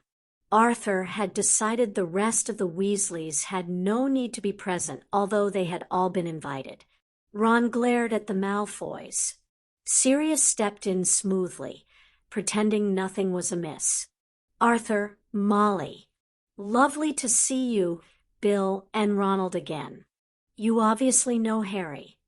Molly broke away from glowering at Lucius Malfoy and smiled at Harry as he took her hand to kiss. "Oh, don't you look smart, Harry?" Bill winked at Harry, easing the tension as Harry made his way down the line of Weasleys. Ron was dressed in what were clearly his school robes. He leaned in when Harry took his hand. "What is Malfoy doing here?" "Cousins," Harry said succinctly. "We're kind of stuck with them." Ron didn't look happy, and Harry thanked Merlin when Sirius moved them on again. "Minister Fudge, I believe you've met my godson Harry before," Sirius said, with a sly smile in Harry's direction. "Yes, indeed." Cornelius smiled at him brightly. "You're looking very well, Harry. Obviously being with your godfather suits you." "Thank you," Harry said politely, "and for coming today to be a witness, and for helping to clear Sirius." Cornelius waved a hand. "My pleasure, Harry. I'm only sorry I didn't listen when we met at Hogwarts. I'm afraid I took far too much note of your Professor Snape. I can promise it won't happen again." "Thank you, sir," Harry responded formally. "Cornelius, please," Cornelius said, still smiling. Sirius stepped in to Harry's relief, and a moment later they stood in front of Amelia Bones. "Good to see you again, Harry," Amelia said as he kissed her knuckles. "You too," he gave her a genuine smile. "Thank you for coming and for everything you and Aura Moody did for Sirius." Amelia merely smiled at him and allowed Sirius to do the rest of the introductions, so they could greet Wilbur Croker. "I'm glad to finally meet you. Call me Bertie." He gave a friendly smile to Harry. Harry smiled back, liking the older man instantly. "Thank you for attending the adoption. My friend, Hermione, will probably have 100 questions for you. She's really smart." "That's a good trait to look for in a woman, Harry," Bertie teased. "Glad to see you starting early." Harry felt his cheeks heating up and was grateful again when Sirius intervened to introduce the Tonks to the head of the Unspeakables. The final two attendees were Brian Cutter and Mary Barron, their solicitors. Harry had already met them both before after he and Sirius had returned from the States, and their greetings were performed swiftly. Sirius led them all back through to his study, which had been changed by Creature. All the furniture had been cleared out and replaced with rows of comfortably padded but straight-backed chairs facing the mantelpiece with its ornate rendering of the crest of the House of Black. Just in front of the fireplace, a pedestal had been set up with the ritual bowl and knife. The guests made their way to their seats, as did Harry. He sat at the front, with Remus on one side and Minerva on the other. He glanced over his shoulders at the Grangers just behind him. He gave Hermione an encouraging smile as she was nervously chewing her lip. Sirius cleared his throat, and everyone became quiet. Thank you, friends and family, for attending today. We actually have 3 rituals to do. The first is a sponsor ritual between Hermione Granger and Andromeda Tonks. The second will be the adoption ritual between myself and Harry. And lastly, we will do a blessing ritual for Harry. He smiled at the gathering. So let's begin. Hermione, Andy. Hermione walked out to the front, and Harry felt a rush of pride. He was really grateful that Sirius had come up with such a brilliant way of saying thank you to Hermione for helping to save his life. Sirius gave Hermione a warm smile and directed her to stand on the left of the pedestal facing Andromeda, who stood on the right. Sirius moved to stand behind it and tapped the ritual bowl, invoking the family magic, which erupted in its usual silver swirl. I, Sirius Orion Black, head of the House of Black, invoke our magic to witness the repayment of a life debt between the House of Black and Hermione Jean Granger.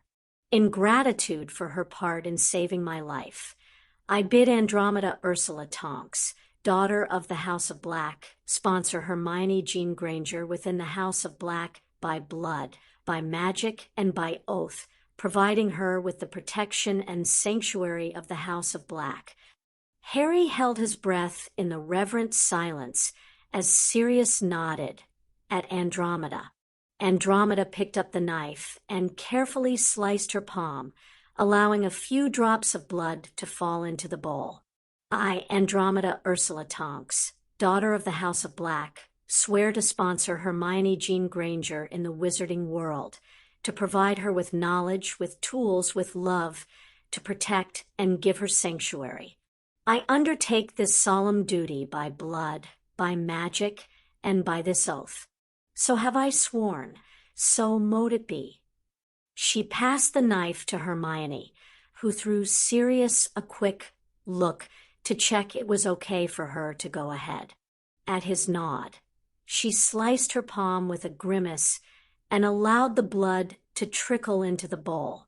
I, Hermione Jean Granger, her voice shook a little, am honored to accept the sponsorship offered to me by the House of Black. I swear to consider Andromeda Ursula Tonks, daughter of the House of Black, to be my wizarding guardian, accepting her tutelage and wisdom. I accept my place as a daughter of the House of Black and the duties that it entails by blood, by magic, and by this oath. So have I sworn, so mote it be.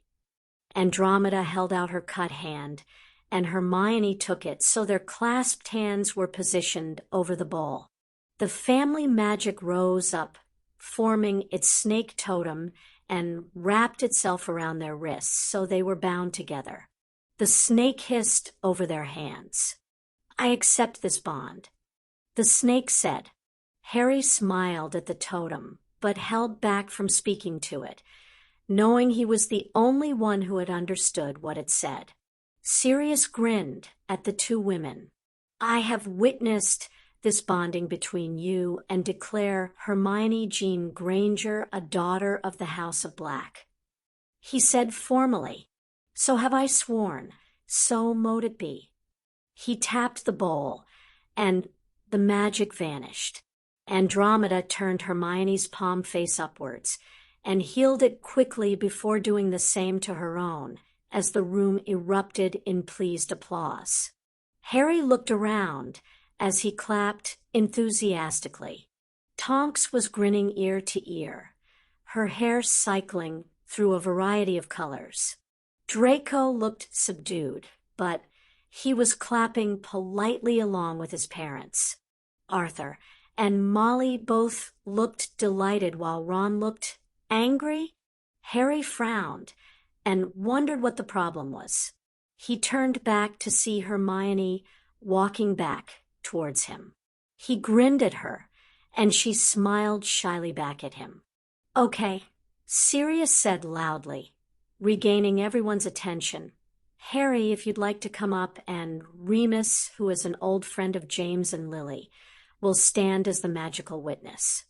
He smiled at their guests. "I would just like to remind everyone that Harry is a Parselmouth, and as you've already witnessed, the black family totem is a snake. Needless to say, the totem is over the moon at having someone to talk with after years of silence. So if you hear an exchange between them, please don't worry or panic or assume that Harry's being turned into a dark wizard."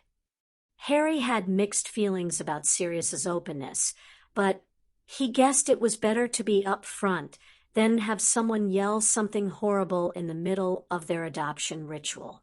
Remus took Sirius's position behind the pedestal facing out at the audience, while Sirius moved to where Andromeda had stood, Harry in Hermione's place.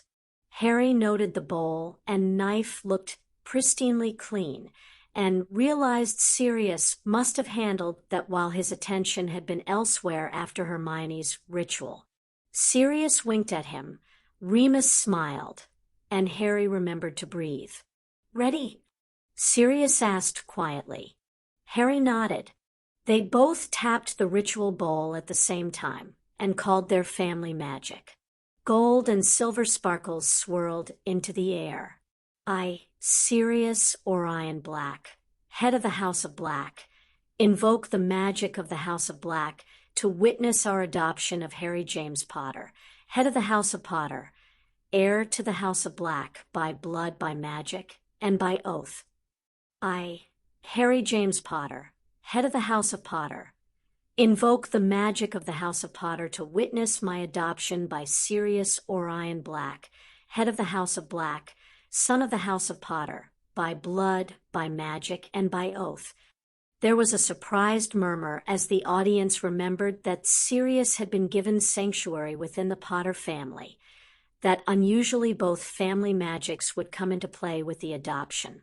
"I, Remus John Lupin, steward of the House of Black, steward of the House of Potter, brother by magic, by spirit, by heart to James Charles Potter and Lily Elizabeth Potter, stand witness to this adoption."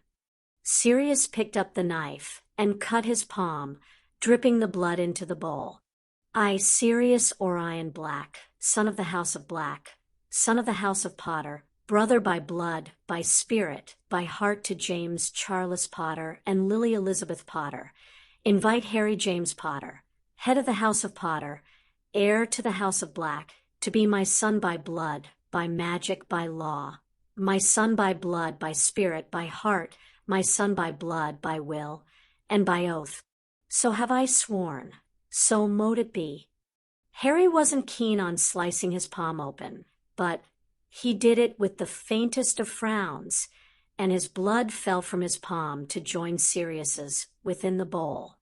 "I, Harry James Potter, son of the House of Potter, son of the House of Black, son by blood, by spirit, by heart to James Charles Potter and Lily Elizabeth Potter, accept Sirius Orion Black, head of the House of Black, son of the House of Potter, as my father by blood, by magic, by law, my father by blood, by spirit, by heart, my father by blood, by will, and by oath. So have I sworn, so mote it be." They joined hands, and the magic responded immediately. The snake bound them as it had Andromeda and Hermione, but it waited until the griffin flew up from the bowl and rested atop their hands and gave a fierce cry before it hissed. The griffin, "And I welcome this bond, youngling." The snake said, "Thank you." Harry replied. He looked up into Sirius's inquisitive eyes. "The griffin and the snake welcome our bond." Sirius grinned. Thank you, he said to the totems. Remus smiled happily at the two of them. I have witnessed this bonding between you and know it to be true.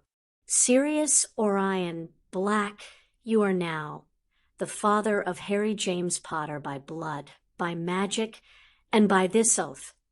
He said formally, so have I sworn, so mote it be. Harry and Sirius raised their wands and tapped the bowl together. With a final cry and a hiss goodbye, the totems disappeared once more. Applause filled the room again. Harry looked out at the sea of faces. Neville gave him 2 thumbs up. Hermione was clapping hard enough to hurt her hands, and Ron still looked less than chuffed. Harry shook away the thought. Maybe Ron was just uncomfortable with the pomp and ceremony. His attention snapped back to his palm as Sirius carefully healed it. Sirius squeezed his hand gently before letting go. Okay there, Harry? Sirius asked quietly. Harry nodded. You ready for the next bit? Sirius asked, again keeping his voice low. I think so. Harry smiled warmly. Padfoot. They'd agreed the night before that Dad had too much association with James for both of them to be comfortable with Harry calling Sirius that. Instead, Harry would call Sirius his Marauder nickname as a way of acknowledging the change in their relationship. Pronglet. Sirius's eyes sparkled at Harry proudly. Remus couldn't contain himself any longer. He cleared his throat and clapped his hands in delight. With a single mischievous look, Harry knew what Sirius wanted them to do. They both pounced on him in unison, gathering the 3 of them into a brief group hug. Sirius clapped Remus's shoulder and raised his voice. Thank you, Moony. He quietened the room again, and Remus returned to his seat. Lastly, we have a blessing ritual for a child's protection by their new adopted family. Sirius explained. It's based on witch magic, so I will stand witness but not take part. It wasn't the full story about the protection spell, but as Sirius and Remus had argued, they didn't want too many people realizing the exact spell Harry's mother had performed, as then they could find a way to undo it. Harry thought it was a sensible precaution given the presence of Malfoy in the room. Will the ladies of the House of Black and Minerva McGonagall please step forward? Sirius requested briskly. Harry found himself facing Minerva over the ritual bowl. She relaxed her stern visage to give him a small smile, and he smiled back. Harry, you'll need to take the lead on this one. Sirius said softly. He took a deep breath and calmed his magic before tapping the bowl. Silver and gold erupted in the bowl. I, Harry James Potter, head of the House of Potter, heir of the House of Black, invoke the magic of the House of Potter and the House of Black to witness this blessing. A gasp went up by someone as whoever it was caught onto the fact that Harry could summon both family magics. I, Sirius Orion Black, head of the House of Black, son of the House of Potter, father to Harry James Potter, head of the House of Potter, heir of the House of Black, stand witness to this blessing of my son. Sirius handed Harry the ritual knife. Harry drew it over his palm again, knowing that they had to do it afresh for the magic to work. He frantically tried to remember the ritual words, knowing the form of them changed in the old spell. I, Harry of the House of Potter and the House of Black, son of Lily of the House of Potter, give my blood willingly in this blessing. He placed the knife down beside the bowl. Sirius drew a small vial of blood and a velvet pouch from the pocket of his robes and handed them to Minerva. I, Minerva of the clan McGonagall, stand in the place of Lily of the House of the Potter. mother by blood of Harry of the House of Potter, and the House of Black. She withdrew a gold locket from the velvet bag and held it over the ritual bowl. This locket is the symbol of Lily, given to her mother by blood, Marigold of the family Evans, in celebration of motherhood. Harry took hold of the locket with his hand, the chain rubbing painfully against the cut and sending fresh blood running down his palm. He knew he had to remain with his hand holding the locket for the rest of the ritual. Minerva continued, I stand in the place of Petunia of the family Dursley, sister by blood to Lily, aunt by blood to Harry, and who gives her blood freely in this blessing. Harry knew Remus had spent hours convincing his aunt to give up the blood and the locket. He watched as Minerva tipped out the vial into the ritual bowl and set it aside. She clasped her right hand atop Harry's over the bowl, holding the locket with him. She dipped a finger into the bowl with her other, reached across the space, and drew a rune of protection on his forehead. I recognize the willing sacrifice of Lily of the House of Potter in protection of her son. In the place of Lily and Petunia, I welcome his new family by blood, the House of Black, and invite them to anchor this blessing by blood, magic, and oath. She smiled at him. So have I sworn, so mote it be. Minerva stepped aside and walked around him to place a hand on Harry's right shoulder, looking over towards the remaining women. Andromeda was up next. She gave a brilliant smile and picked up the ritual knife, quickly making a cut. I, Andromeda, elder of the House of Black, welcome Harry of the House of Potter and the House of Black. I stand now in the place of Lily of the House of Potter. She placed her cut hand over Harry's and the locket, dipped her finger, and traced the rune on his forehead. I renew her blessing by blood, by magic, and by this oath. So have I sworn, so mote it be. She let go and walked to stand behind him, placing her hand on his left shoulder. Harry tried not to flinch when Narcissa stepped up and neatly cut her palm open. I, Narcissa, mother of the House of Black, welcome Harry of the House of Potter and the House of Black. I stand now in the place of Lily of the House of Potter. She wrapped her hand around Harry's hand gently as she coated a finger with her other and drew the rune. I renew her blessing by blood, by magic, and by this oath. So have I sworn, so mote it be. She walked swiftly away to take her position behind him. Tonks was next, and she winked broadly at Harry as she went through the familiar motions. I, Nymphadora, maiden of the House of Black, welcome Harry of the House of Potter and the House of Black. I stand now in the place of Lily of the House of Potter. She took hold of his hand and made the rune on his forehead. I renew her blessing by blood, by magic, and by this oath. So have I sworn, so mote it be.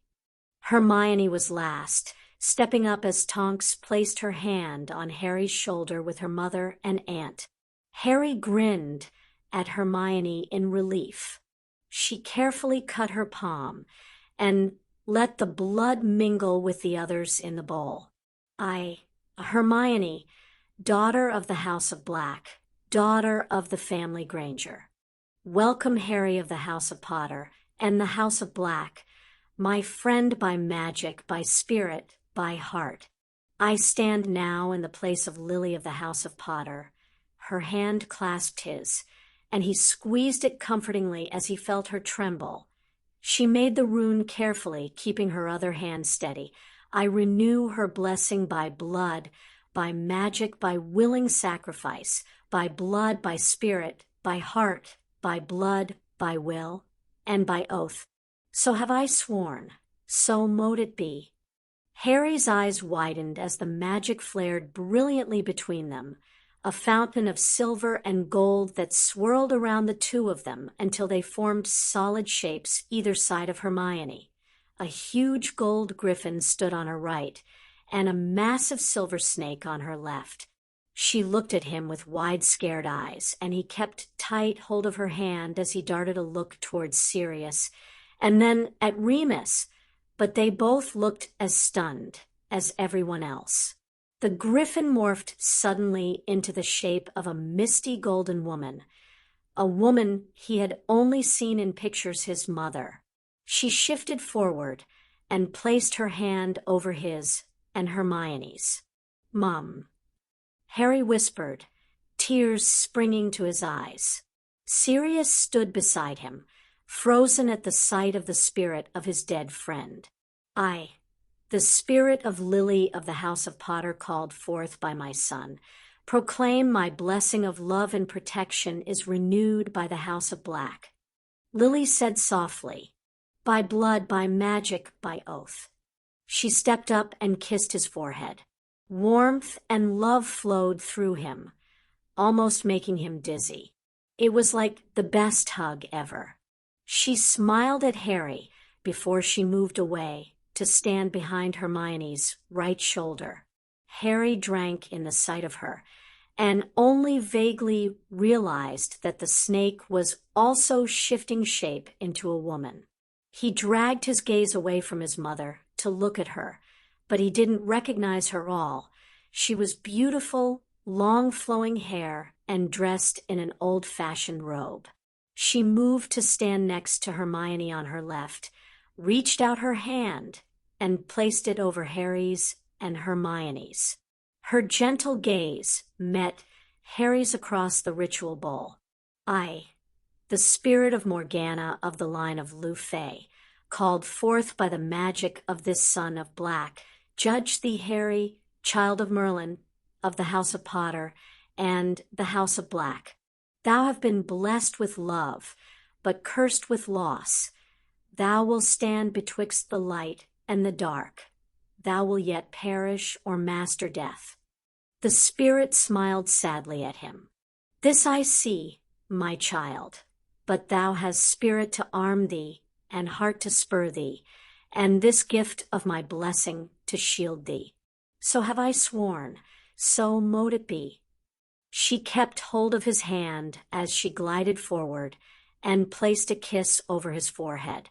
It was icy and cold, but he felt a rush of powerful magic through his veins. She moved away. As soon as her hand met Hermione's left shoulder, the spirits of Morgana and his mother, she couldn't leave him, fell in a shower of magic back into the forms of the totems. There was silence in the room. Harry was breathing heavily, and his eyes met Hermione's shocked gaze. She gently extracted her hand from his and stepped around to take her place at his left shoulder, leaving the griffin and snake behind. Harry swayed, and the hands on his shoulders steadied him. Sirius made a small movement, catching Harry's attention. "I have witnessed this blessing and know it to be true by blood, by magic, and by this oath," he said shakily. "So have I sworn, so mote it be." Harry raised his wand. He glanced at the snake, which bowed its head before he stared at the griffin, desperately wanting to see his mother again. The griffin gave a heartfelt cry as though it too wanted the same as Harry.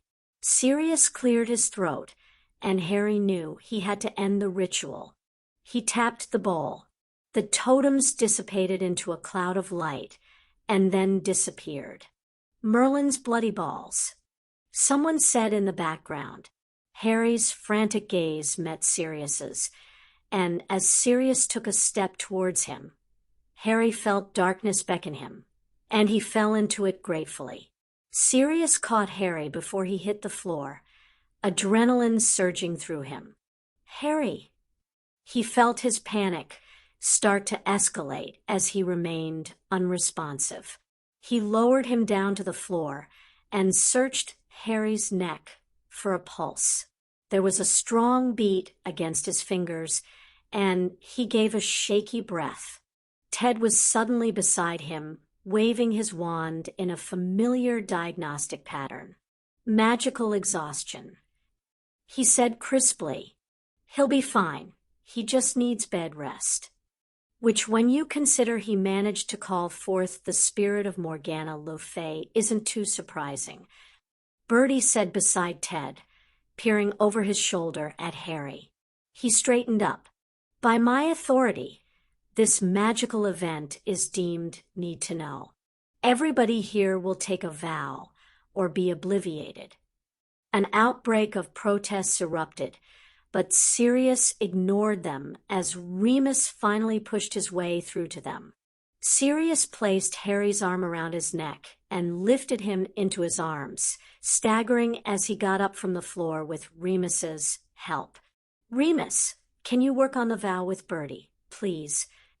"I'll help," Amelia offered, immediately understanding the need for confidentiality. "Is Harry going to be okay?" Molly asked worriedly, hurrying over as Sirius started for the door. "He'll be fine," Sirius said quickly. "Minerva, can you come with me?" Molly immediately moved to his side.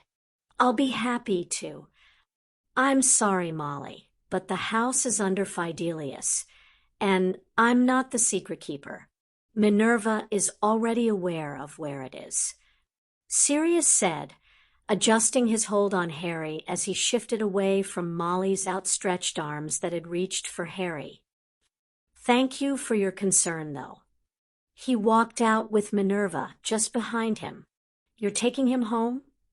Minerva asked as soon as she closed the door behind them. Sirius nodded. He sealed the doorway with a thought. No one would be able to leave until Sirius returned and let them out. He's safest there. "I'm going to need you to watch him, please, while I sort this out." "Of course," Minerva said, summoning her bag, an outer robe that had been left in a closet in the hallway. They fled through to Griffin House, and Sirius took the stairs swiftly. Dobby popped in as Sirius laid Harry down on the bed. "Harry Potter is injured." "Magically exhausted, Dobby." Sirius carefully untangled the locket from Harry's hand and placed it on the bedside table. Minerva immediately healed the wound on Harry's palm, while Sirius vanished Harry's clothing with a wave of his wand, leaving him in his underwear. He levitated him under the covers with Dobby and Minerva's help. He traced a hand over Harry's forehead. Lily and Morgana's blessing had cleaned away the blood rune that had been drawn over and over. He hovered. He wanted nothing more than to stay with Harry, with his son. "It's all right, Sirius," Minerva said briskly. "I'll watch over him. You return and make sure nobody can tell anyone about what just happened. The sooner you go, the sooner you can come back and have my vow." Sirius pushed a hand through his hair and nodded. He dropped a kiss of his own on Harry's forehead and got off the bed. He made his way back to Black Manor, with his mind was swimming with what he had witnessed Lily, and he wasn't certain that he could make sense of it. The power of Harry's magic had summoned the most notorious witch in the history of the wizarding world, who had blessed him and called him a child of Merlin. And the totems had formed both spirits. He found himself suddenly in front of his study door, breathing heavily. He could hear the cacophony of voices within the room and took a breath, gathering his poise and authority. He canceled the seal with a wave of his hand and marched in, closing the door behind him. He was quite surprised at the orderly scene in front of him. There was a group consisting of Brian, Remus, Augusta, Bertie, Amelia, and Cornelius, all gathered around the pedestal scribbling on a piece of parchment as they agreed the vow to be taken. Hermione spotted Sirius and hurried over, trailed by Ron. "Harry, in bed," Sirius said succinctly. He placed a hand on her shoulder. "Are you sure you're okay?" She nodded, her bushy hair flying everywhere. It was just incredible and a little scary. The feel of the magic was... She blushed. "I was just worried that I'd messed up the blessing because I thought I must have messed it up, and..." "Hermione," barked Ron. "It wasn't your magic that summoned the Dark Witch." Sirius's eyebrows shot up at the implied insult to Harry. "Ron," Hermione's eyes gleamed fiercely. "Morgana Le Fay was not a Dark Witch. It's a common misconception based on the patriarchal and chauvinistic myths and legends around Merlin, which glorify him and make her, the woman, out to be the villain of the piece when she simply stood for a different religious ideology. In fact, many believe that Rowena Ravenclaw followed the same religious belief, and she was well known to be a light, which so I don't see..."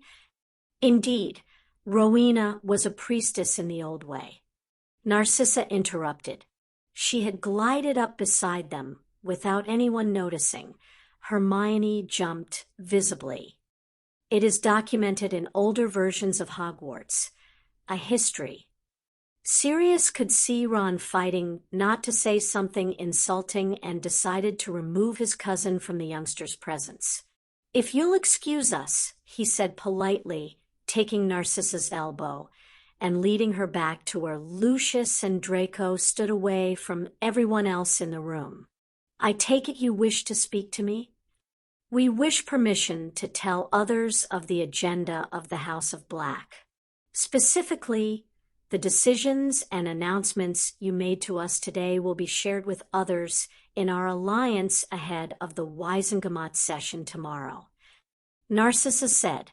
Sirius noted absently that Lucius was deferring to his wife. Clearly, he had gotten the message about the primacy. "You have my authorization." Narcissa hesitated for a moment and then forged ahead. "We also wish permission to mention that we have witnessed the power of the boy who lived." Sirius stiffened and glared at her. Draco's half-disgusted expression, on the other hand, amused Sirius no end. "Something unspecific, but along the lines that I, having witnessed his power for myself, now believe he did defeat the Dark Lord should suffice," Lucius said. "For the purposes of swaying my allies to the boy who lived, we won't, of course, discuss the details." Sirius met Lucius's cold gaze and read the truth in his hard eyes. Lucius did believe it now. Not surprisingly, Ron had put it rather inelegantly, but Harry's magic had summoned the spirit of the most powerful witch of all time. "You have my authorization," Sirius repeated, knowing that if he took away the Dark Lord's political allies, half the battle was won. He sighed. "You're already covered by the vows you took this morning, but you can stay and take this additional one or leave." "We will take our leave," Narcissa said, her hand falling to Draco's shoulder. "My Lord Black." She curtsied. Her husband and son bowed their heads, and Sirius escorted them to the door, where Creature appeared to take them to the flue. Sirius shook his head and made his way to Andy and her family. "Like dear cousin Narcissa and her family, you're covered by your oaths to the family magic. If you wish to leave, you may do so." Ted looked surprised, and Andromeda shook her head. "I can stand on behalf of the House of Black for the vow. For some people, speed things up." "Thank you," Sirius said, truly grateful for her assistance. "I won't ask how powerful he is, Sirius," Andromeda said quietly, "but that was incredible. I felt the magic flow through him. It was unlike anything I've ever felt." Sirius nodded tiredly. "He's just a kid, though, Andy. I would never have agreed to the blessing ritual if... I think everyone knows that's serious. Andromeda comforted him. She nodded towards the front of the room. I think they have a vow they can work with. Sirius made his way to the front, and Remus handed him the parchment. Harry asked Remus. Asleep, Minerva's watching over him. Sirius answered quickly. He read the vow. Will you, insert name, keep the blessing of the ritual by Lily Potter's spirit secret? Will you keep the blessing of Harry Potter by Morgana Le Fay, and the words she spoke secret? He nodded. Okay, let's get on with it. Molly coughed and caught his attention. I'm sorry, but I'm still not really comfortable with the children undertaking this kind of vow. They are too young to accept the responsibility. Mrs. Weasley, we have been through this already. Bertie beat Sirius to the punch. Children as young as 12 have taken the vow before and lived enormously long and fruitful lives because they understood that to break the vow will mean serious consequences. If you are unwilling to trust that your child can keep the vow, then we will need your permission to obliviate him. Mum, the uproar from Ron was immediate. I'm not sure that you have the authority. And as we've already established, I do. Bertie said forcefully, suddenly looking like the very powerful wizard he was rather than an eccentric old man. As head of the Dom, I can declare any magical event to be need to know. I have issued that declaration for the blessing ritual, and he has my support as Minister of Magic. Cornelius added, puffing up with responsibility, and mine as the head of the DMLE. Amelia confirmed grimly. Arthur sighed and placed a hand on his wife's arm. I share your concern, Molly, but as Bertie has said, we've already been through this, and I think Ron and the others of. His age here are aware of how serious it is to keep a vow. Molly subsided again into a chair with a huff. Madam Longbottom, Sirius said, would you be willing to go first? Remus will act as our bonder. Of course. Augusta said, Andy, can you perform the vow for the Weasleys, please? Bertie, if you could be bonder. Sirius requested as Augusta took her place beside him. For the next half an hour, there was a stream of vow-taking that blurred in Sirius's mind until the last was done. He had escorted people out as each family or individual had completed the vow, and they were free to leave. The adult Grangers, being muggles, in the end had to be obliviated of witnessing the spirits, although they were left with their memory intact otherwise. Hermione was able to take the vow. Finally, there was only Sirius, Remus, and Bertie left. They'd encouraged Penelope to head out. I should take the vow too. Remus argued.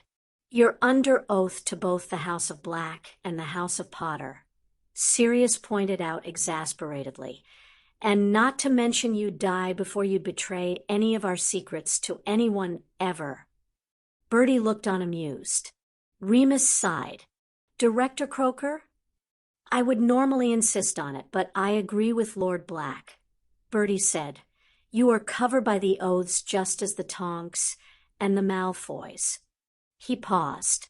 And you would never betray the secret to anyone. We should get back home, Sirius said urgently, worried about Harry. Minerva's waiting for us. Sirius, if I could have a word. Bertie said with enough authority that Sirius knew it was a demand rather than a request, however it had been phrased. Remus, can you head back? Remus nodded. I want to check on Harry myself. I can't help feeling this was my fault. Your research and calculations looked impeccable, Mr. Lupin, Bertie assured him. And I doubt very much for any other wizard their magic would have been powerful enough to call forth spirits in such a way. Remus sighed. Perhaps you're right. It wasn't your fault, Moony. Sirius comforted him. Now, go on and check on my son. Remus's eyes gleamed with a brief flash of happiness as he recalled the earlier and less tumultuous adoption ritual.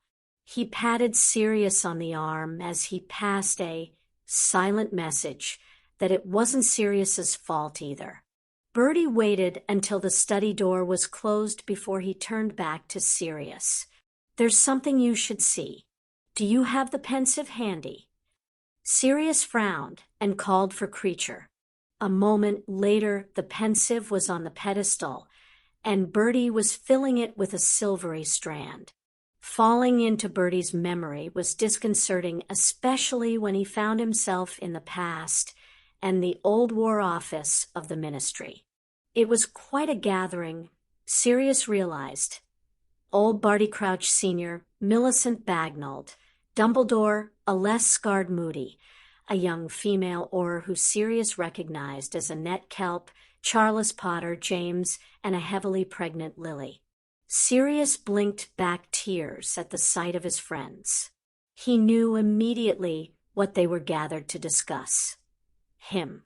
He tensed as he understood where he was right at that moment in the past in the hands of Death Eaters. Croaker. Crouch asked sharply. News. Our intelligence sources have nothing. Wherever they've taken Black, it's masked to our magic. Bertie replied all business. What exactly happened? That's what I would like to know and have been trying to find out for far too long. Charles said forcefully. Lord Potter, Bagnold said crisply, you are here as a courtesy, nothing more. Charles's eyes narrowed on the minister. And you are here because I helped to vote you in. Keep in mind, I can vote you out. And I would help him. The sound of his grandfather's voice had Sirius whipping around. Arcturus Black stood framed in the doorway. Immaculate robes adorned with the black crest fell from his shoulders to the floor in a sweep of black. His graying hair was tied back in a similar style to Charles. The black ring glinted in the dim light. He entered the room as though uncaring of the glowers and stares. I understand my grandson is missing? Bagnold straightened up sharply. Who told you? Probably a Death Eater. Moody snarled. Arcturus merely smiled at him darkly. Somebody will tell me what has happened to my grandson and what is being done to retrieve him, or I will call for a full Wizengamot session and vote this entire administration incompetent. Sirius had to admit his grandfather had always had style, and I would help him. Charles said tersely, folding his arms and staring at his rival. Charles, on the other hand, had always had integrity. Sirius missed him badly. Arcturus inclined his head. Potter. Black. The two elder statesmen turned to glare in unison at Bagnold. Gentlemen, I'm sure this can be quickly resolved. Dumbledore said smoothly. Young Miss Kelp was just about to give us her report of events. She was unconscious in St. Mungo's until 1 hour ago. She may be able to shed some light on what has happened to our missing friend. Kelp straightened into a position that Sirius remembered from boot camp. I was sent to work with Hit Wizard Black undercover 2 months ago. I posed as his girlfriend. 2 nights ago, at a party, we came across a Muggle smuggling operation where the women were being sold as sex slaves to Death Eaters on the continent. I believed we should perform our duty and protect them. Hit Wizard Black ordered me not to intervene, citing it would blow our cover and that we should wait and report it so a rescue mission could be mounted by others. I disregarded that order-believing Black did not want to intervene because he did not want to save Muggles. Yes.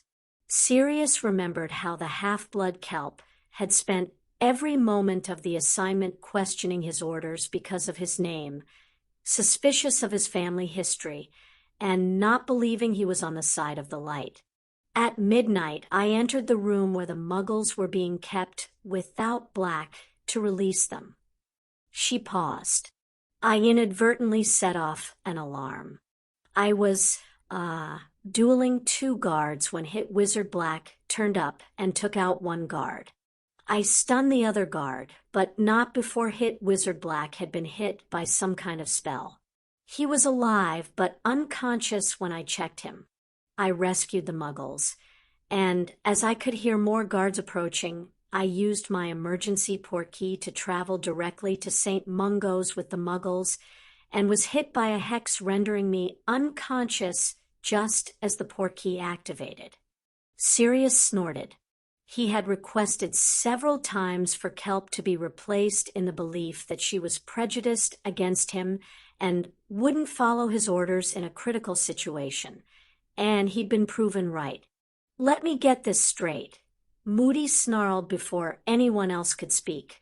You disregarded a direct order from a senior officer, who, by the way, was following protocol and correct in his assessment, took it upon yourself to mount a half-arsed rescue mission forcing him into assisting you to save your goddamn life, and then you left him behind, unconscious and defenseless. You screwed months of undercover work, and you screwed Black's cover. Sorry, older Bertie muttered beside him. I should have started the memory later. Still, you'll get a kick out of what happens next. Kelp stiffened. With respect, sir, I believe Black is a Death Eater, and... Lily moved faster than Sirius believed possible given her pregnancy, and punched her. You miserable bitch. Sirius would never be a Death Eater. You just don't like him because he's a Black. Lils, James pulled her away. Calm down. It's not good for the baby for you to get upset. He led her away to a chair. Charles, I can see why your daughter-in-law is called the smartest witch of her generation. Arcturus's icy stare landed on Kelp. You will be charged with the endangerment of the Black heir. See, Kelp spluttered, pointing a shaking finger at Arcturus. He admits it. Lord Black has simply confirmed that Sirius is the blood heir to the House of Black, something that everyone here was already well aware of. You foolish girl. Bagnold snapped. Sirius is also a son of the House of Potter, and he is no Death Eater. Charles stressed. He has spent every moment of this war fighting for the light. You will be charged. Kelp flushed bright red. I saved those Muggles.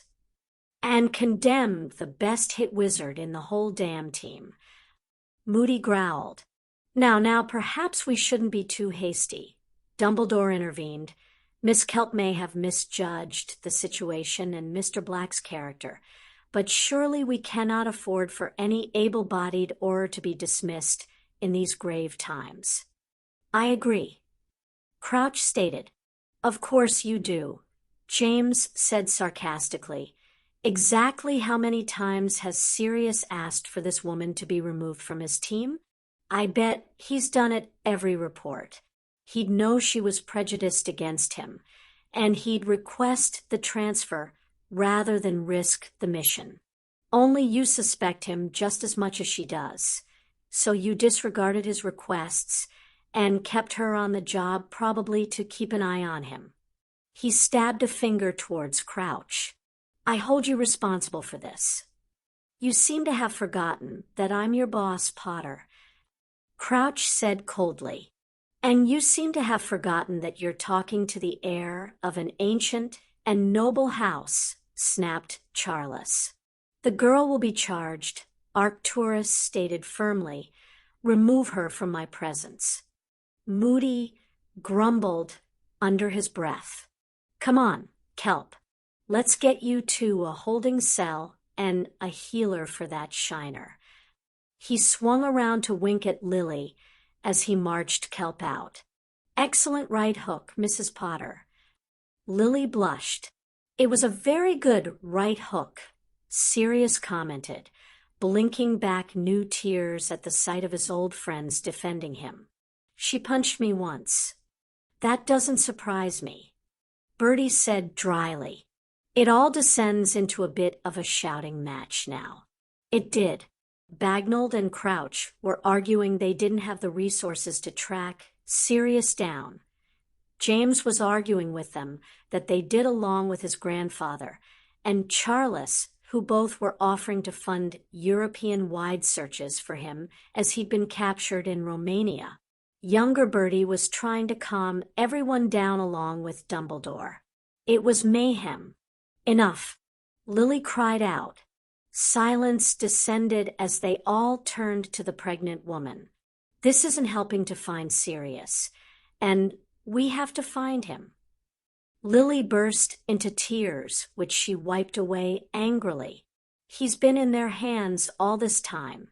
It'll be a wonder if he isn't dead, and—" James started over to her, but magic was stirring the air thick with it.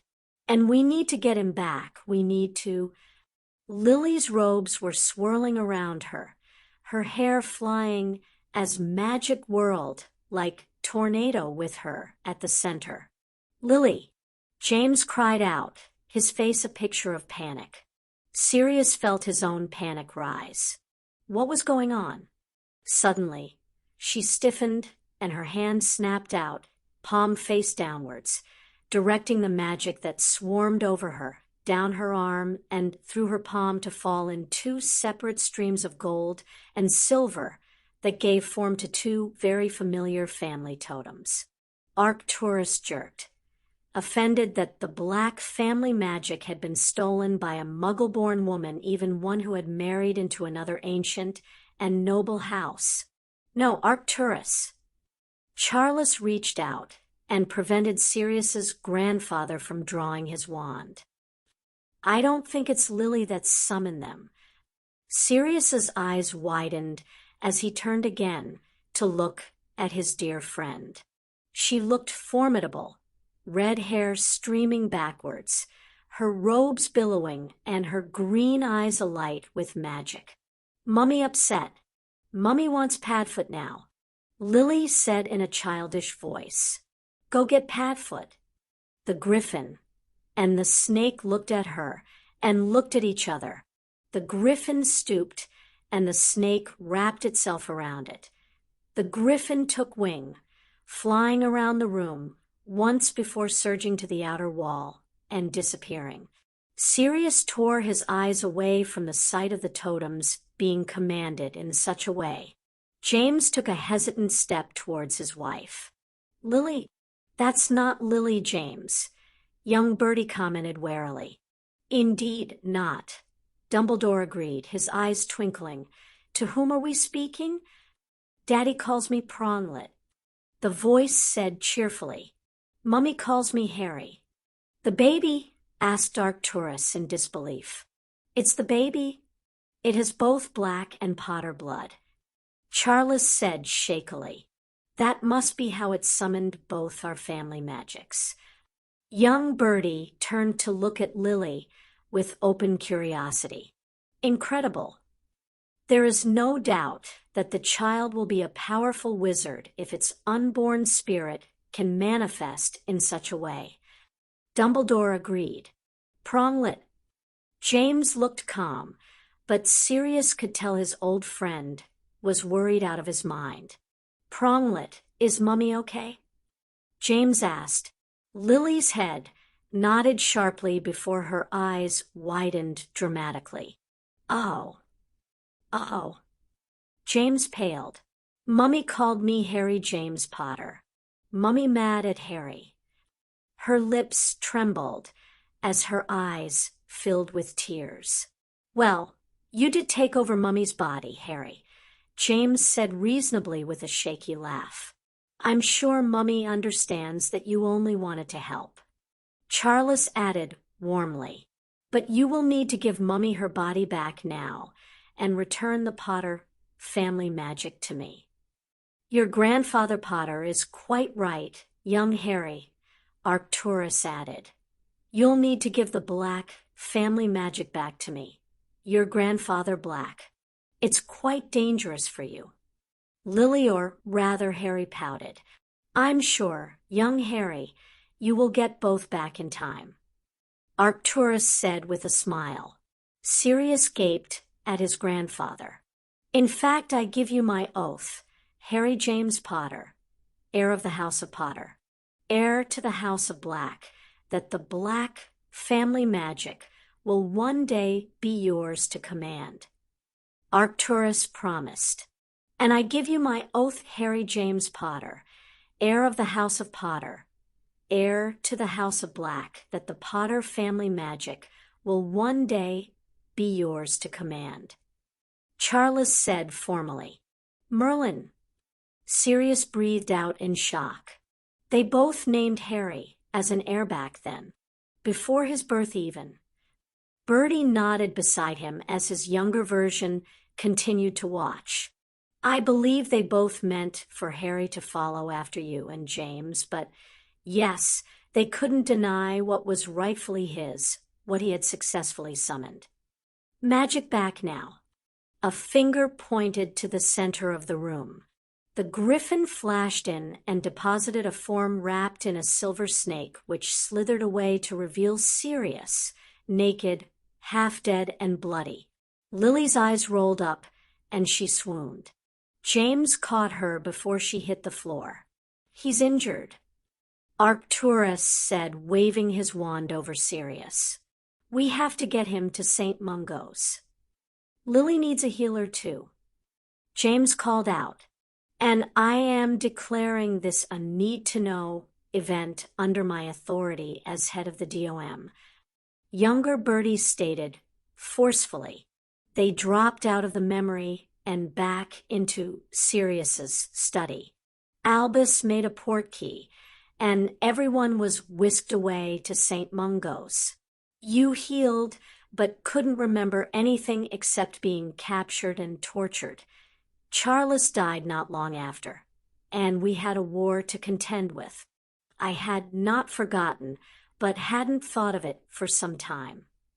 Bertie sighed heavily and sat down in a nearby chair. Sirius paced back and forth, trying to make sense of what he had seen in the memory, what he had seen in the blessing ritual. He stopped. He called the family magic to him when he was an unborn child, and it obeyed. He shook his head, closed his eyes briefly, and reopened them with a fierce protectiveness turning the gray dark and foreboding. Did everyone in the room take a vow not to disclose what had happened? No, Bertie said. Arcturus and Charles, in a surprise move, teamed up and immediately used their family magics to obliviate everyone except James and Lily.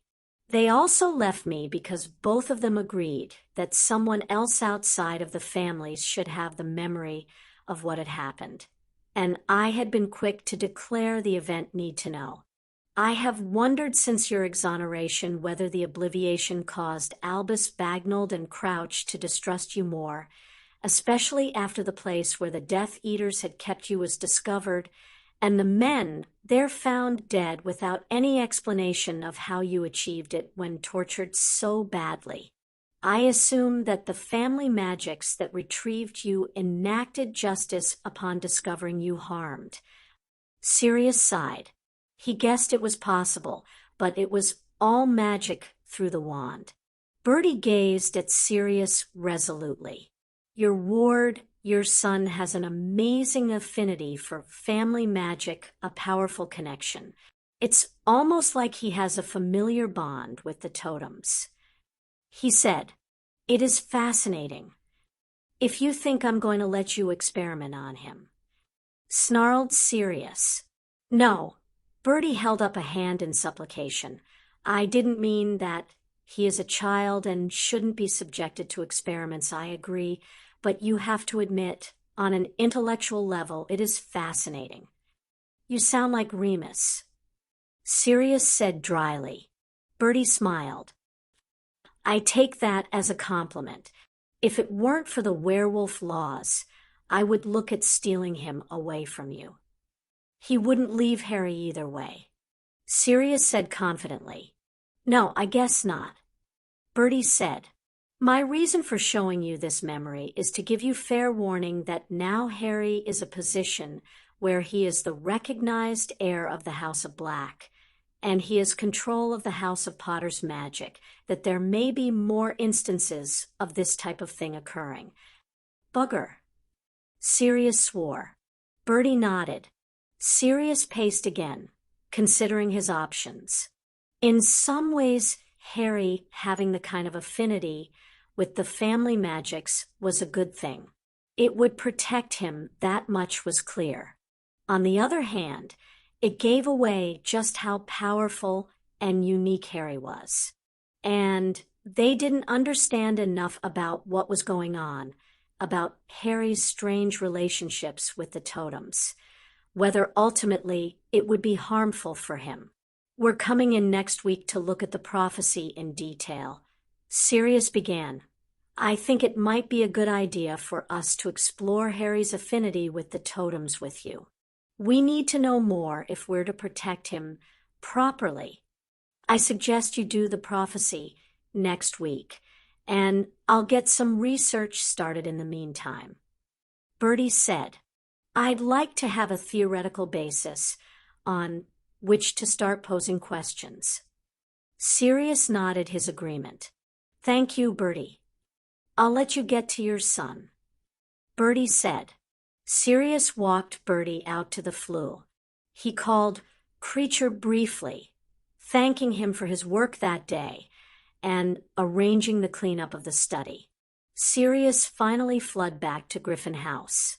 He made his way to Harry's room and wasn't surprised to see both Remus and Minerva grouped around Harry's bed, with Dobby sat protectively at the end of the bed and Hedwig on the headboard. He conjured up a chair of his own and picked up Harry's limp hand. How is he? Sleeping peacefully. Minerva said dryly. Sirius smoothed Harry's fringe back from his forehead. His scar was faded.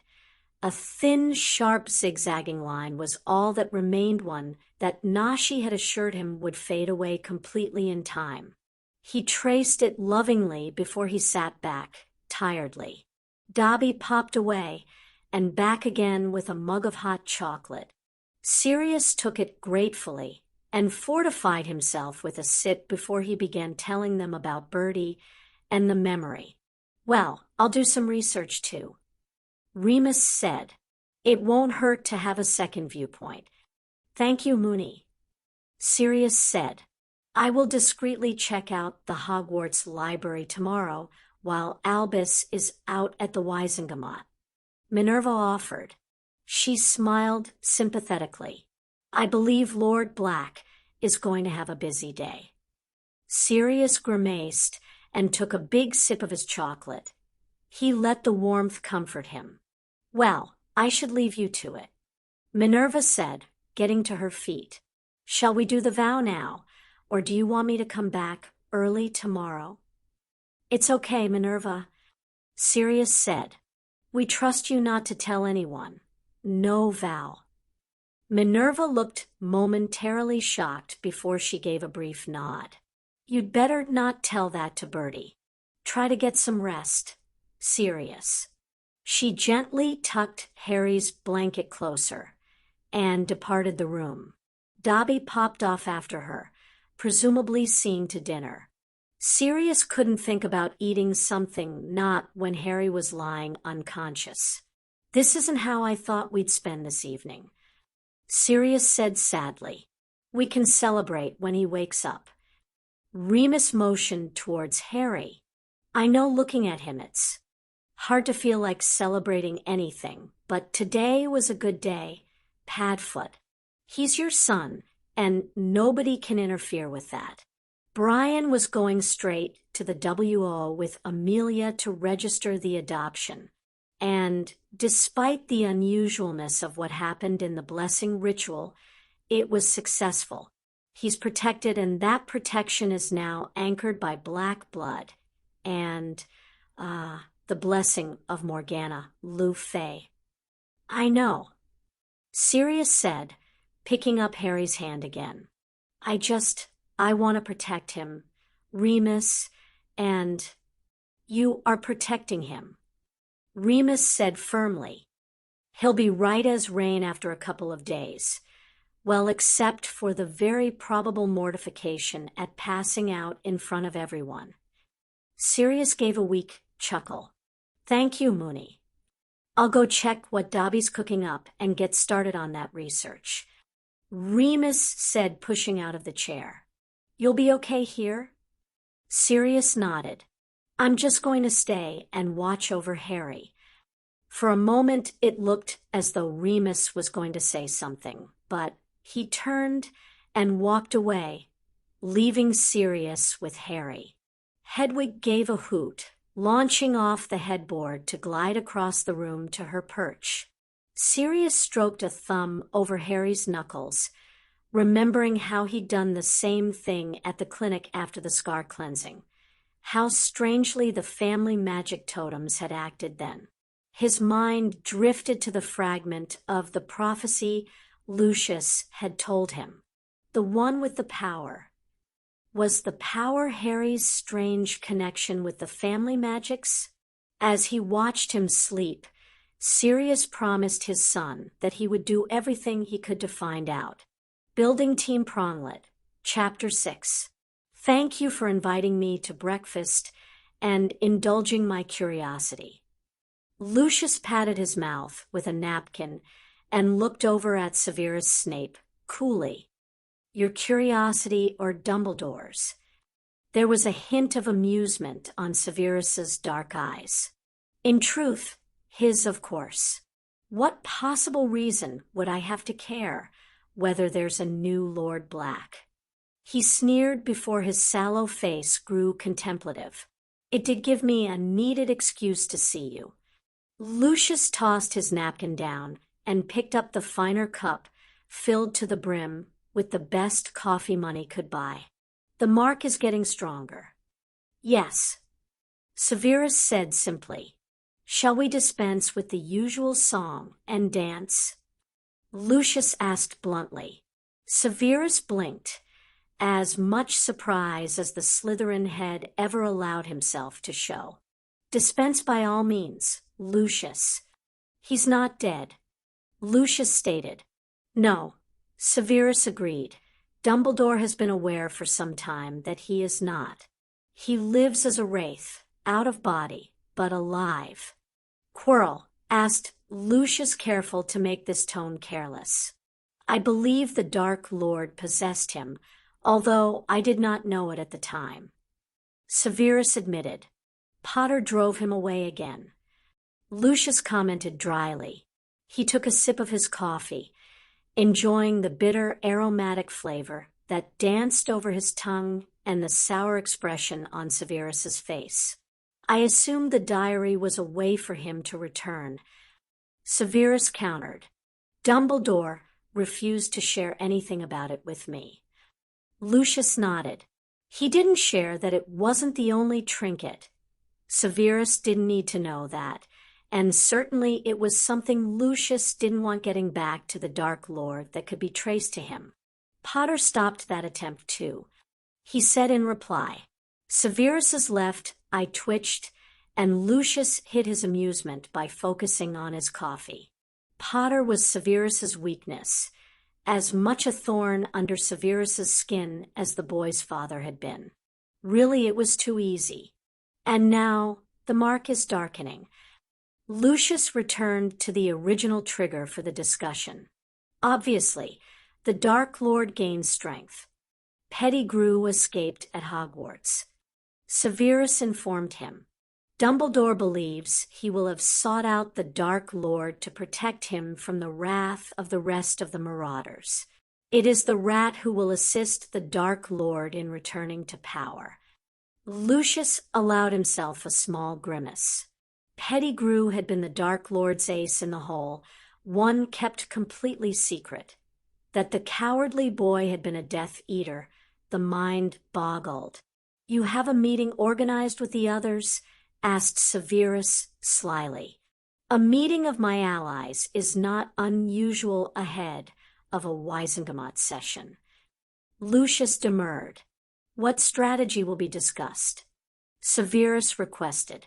Lucius drained his cup and set it down. "Tell me, Severus, if the Dark Lord shows up tomorrow, what will he expect of those that followed him before?" Severus made a careful motion with his hand. "That we will serve him." "Yes," Lucius agreed mildly. "He will expect that we will throw ourselves upon his mercy, to be forgiven for not seeking him out and helping him return to power earlier, for believing a mere baby had destroyed him utterly when he bragged that he was immortal. If he shows up returned to strength, then it will be the height of foolishness not to beg for his mercy." Severus pointed out, "He never suffered failure or disobedience lightly. He is a powerful wizard." Lucius looked at Severus keenly. "So tell me, Severus, what should our strategy be?" "Mitigation of our apparent betrayal. A very public show of support of some kind," Severus surmised. "A spot of muggle baiting, perhaps?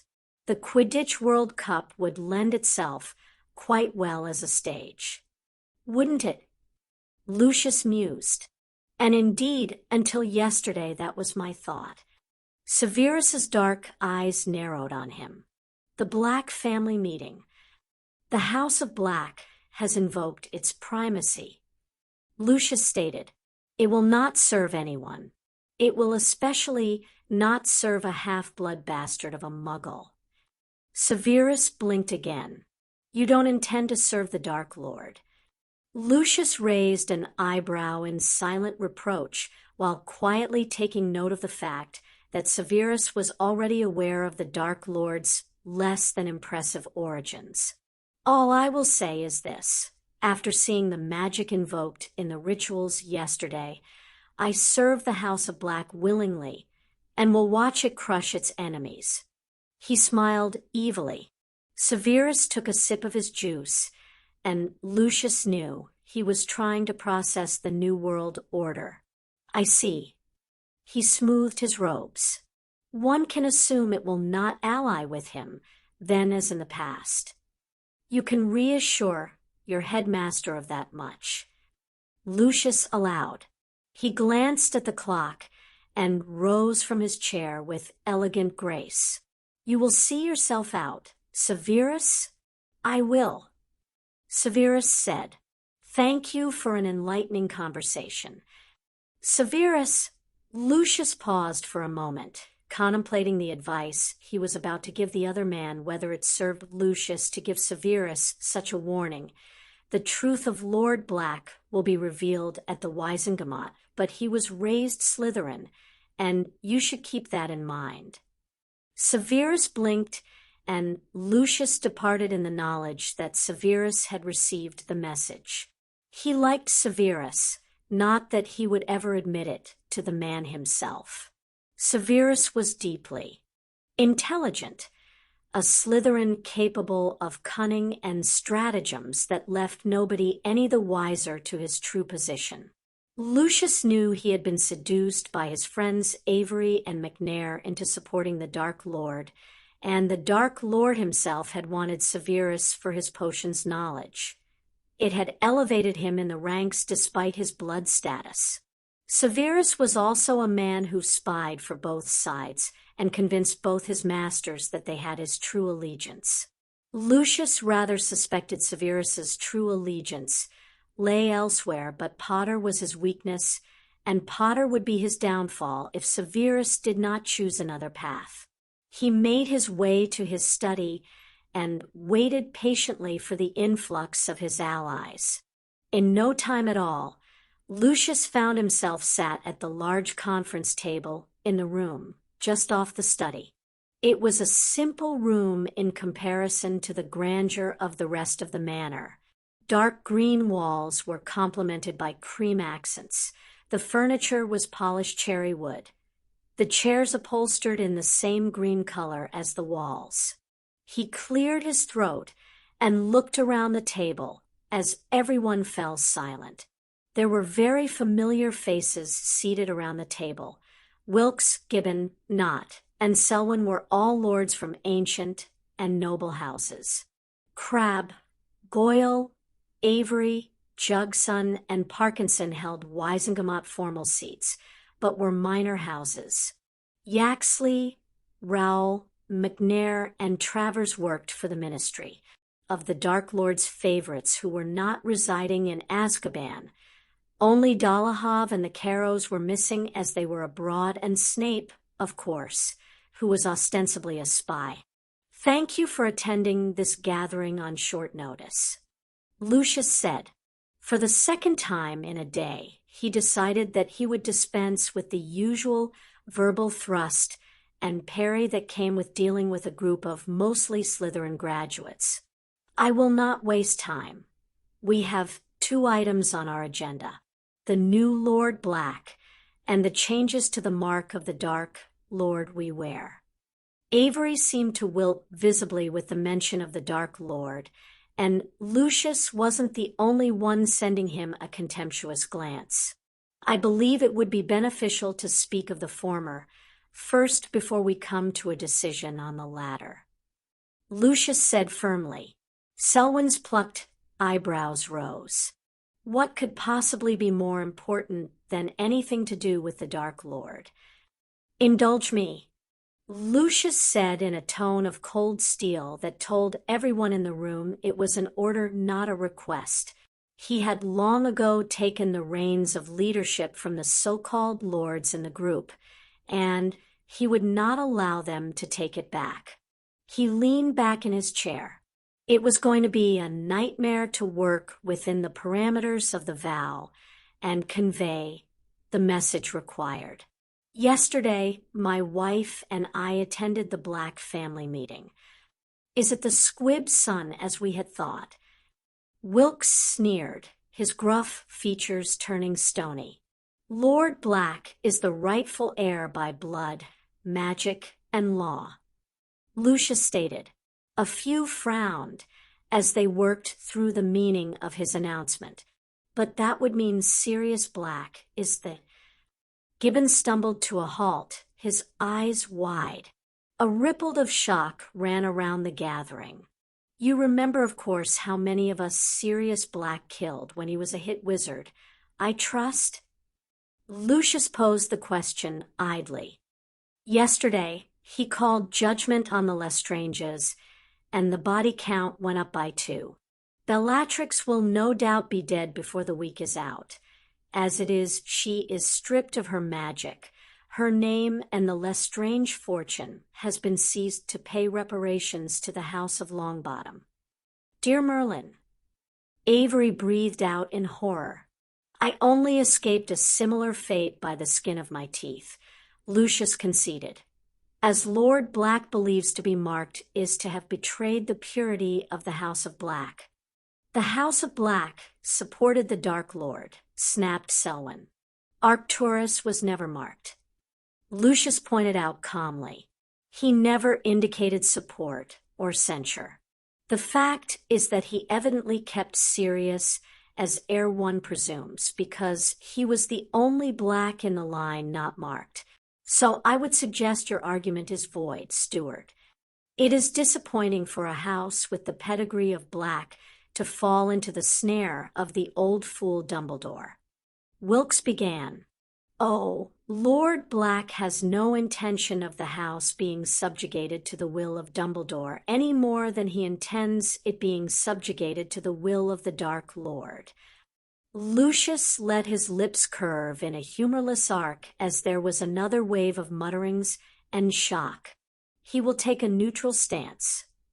Gibbon had too much apparent hope for the Slytherin he was supposed to be. "Politically, I believe Lord Black means to own the center. Lucius said, gesturing for them to halt their questions. His agenda is one of egalitarianism. He allowed himself to sneer genuinely at that. But he insisted in all other respects on following tradition and protocol. You forget, though, that he may not have a choice but to ally with Dumbledore should the Dark Lord return. Not spoke up, Black was awarded custody of the boy who lived. He may have been awarded it, but Dumbledore will never allow him to take custody. Jugson stated with a hard laugh, Lord Black already has taken custody. Lucius said simply, Potter has claimed his head of house ring. Black is confirmed as the Potter regent. Potter was announced as the heir of Black. Another round of shock rushed through the gathering. He outmaneuvered Dumbledore and took control of the boy. Selwyn laughed in delight, banging a fist on the arm of his chair. Now that is outstanding. Arcturus will be laughing himself silly in the afterlife. So Black now controls both the holdings of the House of Black and the House of Potter. Not said quietly. It silenced the rest of the room as they started to contemplate Nott's statement.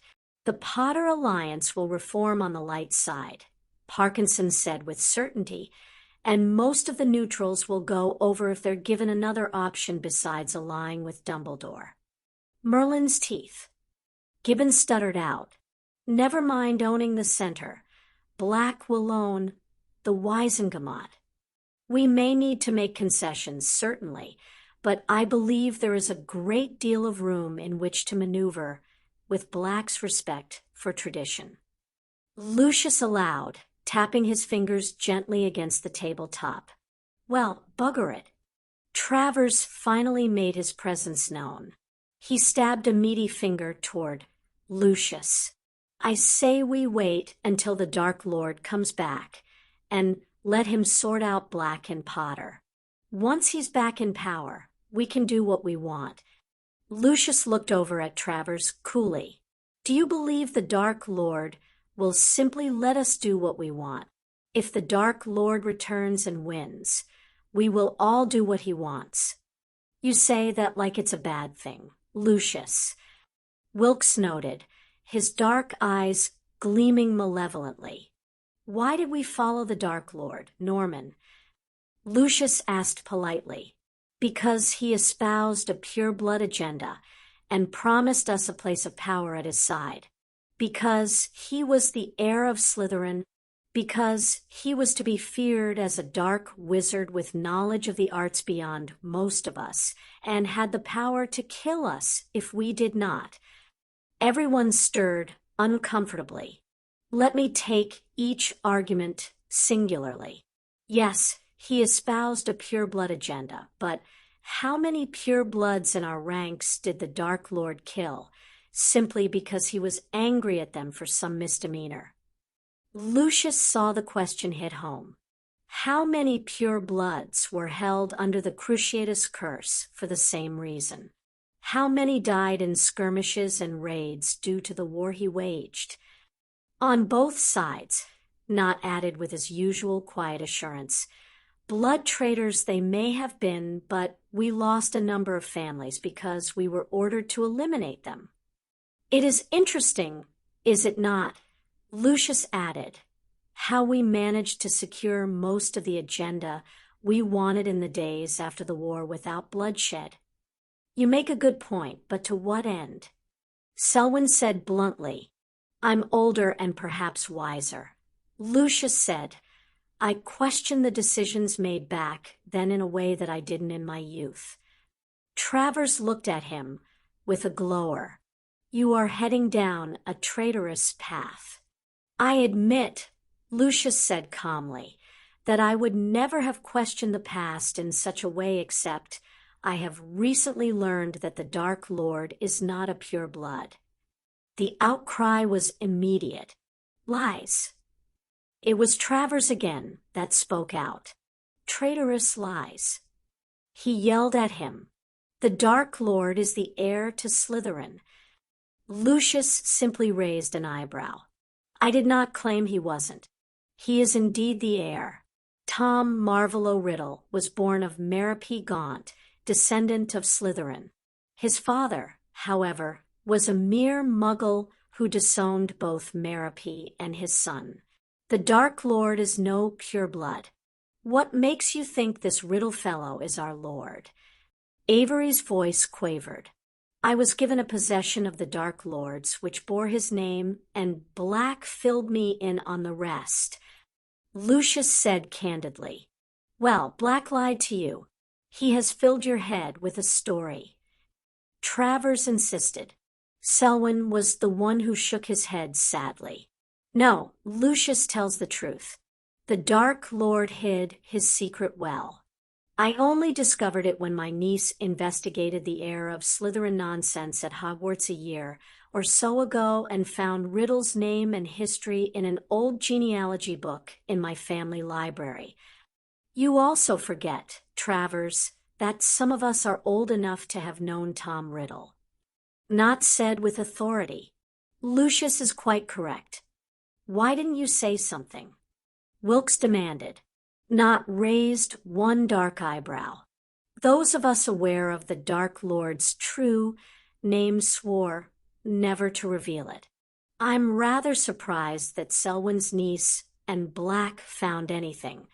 I thought the records had been destroyed. Most of the gathering looked appalled to realize they had followed a half-blood in a war of his making that had decimated so many purebloods. Travers looked belligerent. And so we come to the final reason why we would follow him, his magical power and knowledge. Lucius stated, his knowledge of the dark arts is certainly extensive and vast. He motioned with his hand, but it is not equal to the House of Black. He courted all of us associated with the house so fiercely because he wanted that knowledge. But he is unequaled in power. Travers pointed out, you cannot deny that. Lucius smiled cruelly. As much as we all don't want to admit it, he was bested by a baby that has grown into a powerful young wizard. Pa, Wilkes said, the boy who lived is a myth of Dumbledore's making. Lucius inclined his head. I believed the same, but yesterday I saw his power. Croker was present and declared the event need to know. Another wave of muttering swept around the table. The Potter boy is truly that powerful. Selwyn looked at him skeptically. The reports coming out of Hogwarts suggest an average child. Academically, perhaps, Parkinson countered, but there are rumors that abound of his adventures. A troll? The whole mystery over what actually happened quarrel. A basilisk? Dementors? How many of these tales have we heard from our children and dismissed assuming childish exaggeration, or more, myth-building by Dumbledore? I can confirm that those incidents occurred. Lucius murmured, well, something doesn't add up. Not observed. On one hand, we have a child who is average, and yet who apparently can take on dark creatures and come out the victor. He could be hiding his power that would explain the average performance. Gibbons suggested brightly, that's a Slytherin trait, and the boy's a Gryffindor. Wilkes countered, there may be a reason for his hiding his abilities within his upbringing. Yaxley interjected. He lifted a hand from the table. Bones kept the Black investigation close to her chest, but checking it out since she visited Potter at his Muggle residence, and the next day had Potter's guardianship changed to Black. Abuse. Gibbon looked horrified. Yaxley nodded slowly. I believe so. There is a detailed report filed with the WO, but it is under seal. Muggles. Wilkes said darkly, why the old fool thought placing a wizarding child with Muggles was a good idea is beyond me.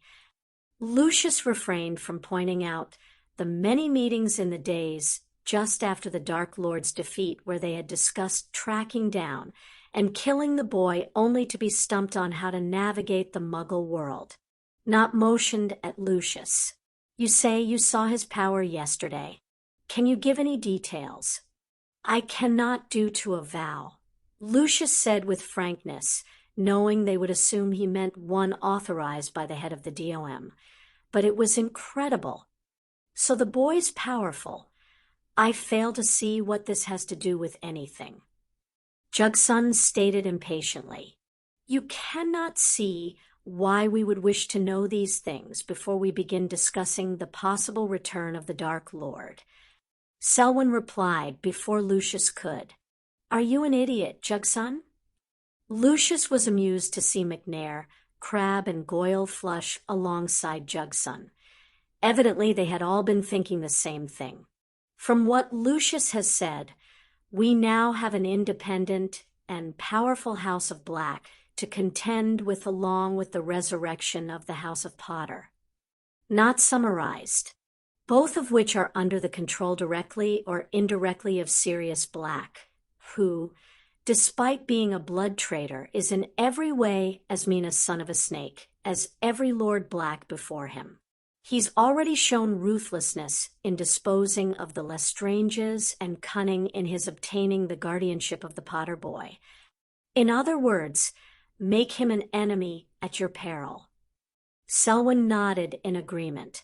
The bad news is that if the Dark Lord returns, the House of Black will consider him, and by extension, his followers, as an enemy.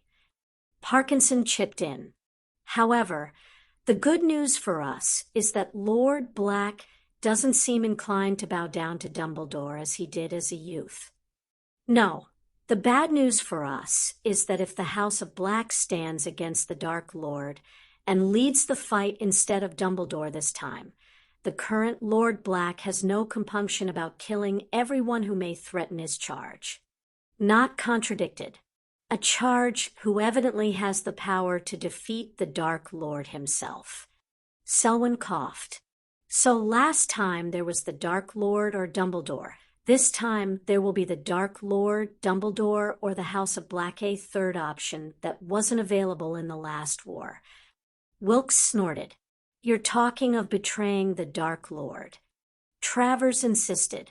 We are talking of how best to preserve and further our agenda. Lucius replied easily, by abandoning our Dark Lord. Not smiled blandly. The only one to suggest such a thing has been you, Travers. He motioned towards Lucius.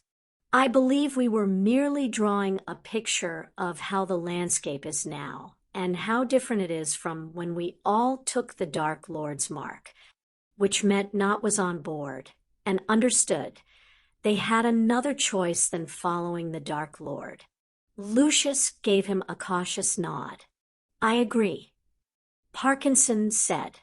As do I. Selwyn confirmed. Wilkes nodded and rapped his knuckles on the table. Agreed. Gibbon hurriedly nodded, while Crabbe and Goyle exchanged a look before mumbling their own agreements. Avery simply looked bewildered, sensing that there was a way forward that had been agreed, but not understanding what it was. Not for the first time, Lucius wondered how he had ever been sorted into Slytherin. The others were frowning, but Yaxley caught Lucius's eye and gave a small inclination of his head in acknowledgement. Speaking of the Dark Lord's mark, Lucius redirected the conversation. You've spoken with Snape. Wilkes asked bluntly. Yes, Lucius nodded. He has confirmed that Dumbledore believes the Dark Lord to be a wraith, that Peter Pettigrew has likely sought out the Dark Lord for protection against Black, and is working to restore him to a body. Is Pettigrew capable? Wondered Avery. I don't recall him being anything special for all he was part of Potter's little entourage. Lucius thought that was the kettle calling the pot, but he refrained from saying anything. Perhaps we should search him out and offer to help. Travers suggested. An excellent idea, Lucius commented, if you wish to incur the wrath of the Dark Lord. He raised an eyebrow as Travers grew purple in the face with anger. Surely, you cannot have forgotten that every mission by the Dark Lord was a test for the individual assigned to lead it. He flicked non-existent lint from his robes. The punishment for someone interfering in someone else's mission, especially one which was planned by the Dark Lord himself, was quite brutal. There were more than a few nods. So we wait, demanded Travers. What if Pettigrew falters? Then we will discuss the matter again, Selwyn said firmly. But Lucius is quite correct. Unless Pettigrew approaches us on behalf of the Dark Lord, we must assume his lack of contact has been ordered by the Dark Lord. But Pettigrew will be garnering favor while we appear to have abandoned him, complained Jugson. Lucius raised an eyebrow. And how long will that favor last? Just how useful is Pettigrew to the Dark Lord? He's a wanted man, a fugitive with a price on his head. And Merlin help him if Black gets to him first. Jugson seemed mollified.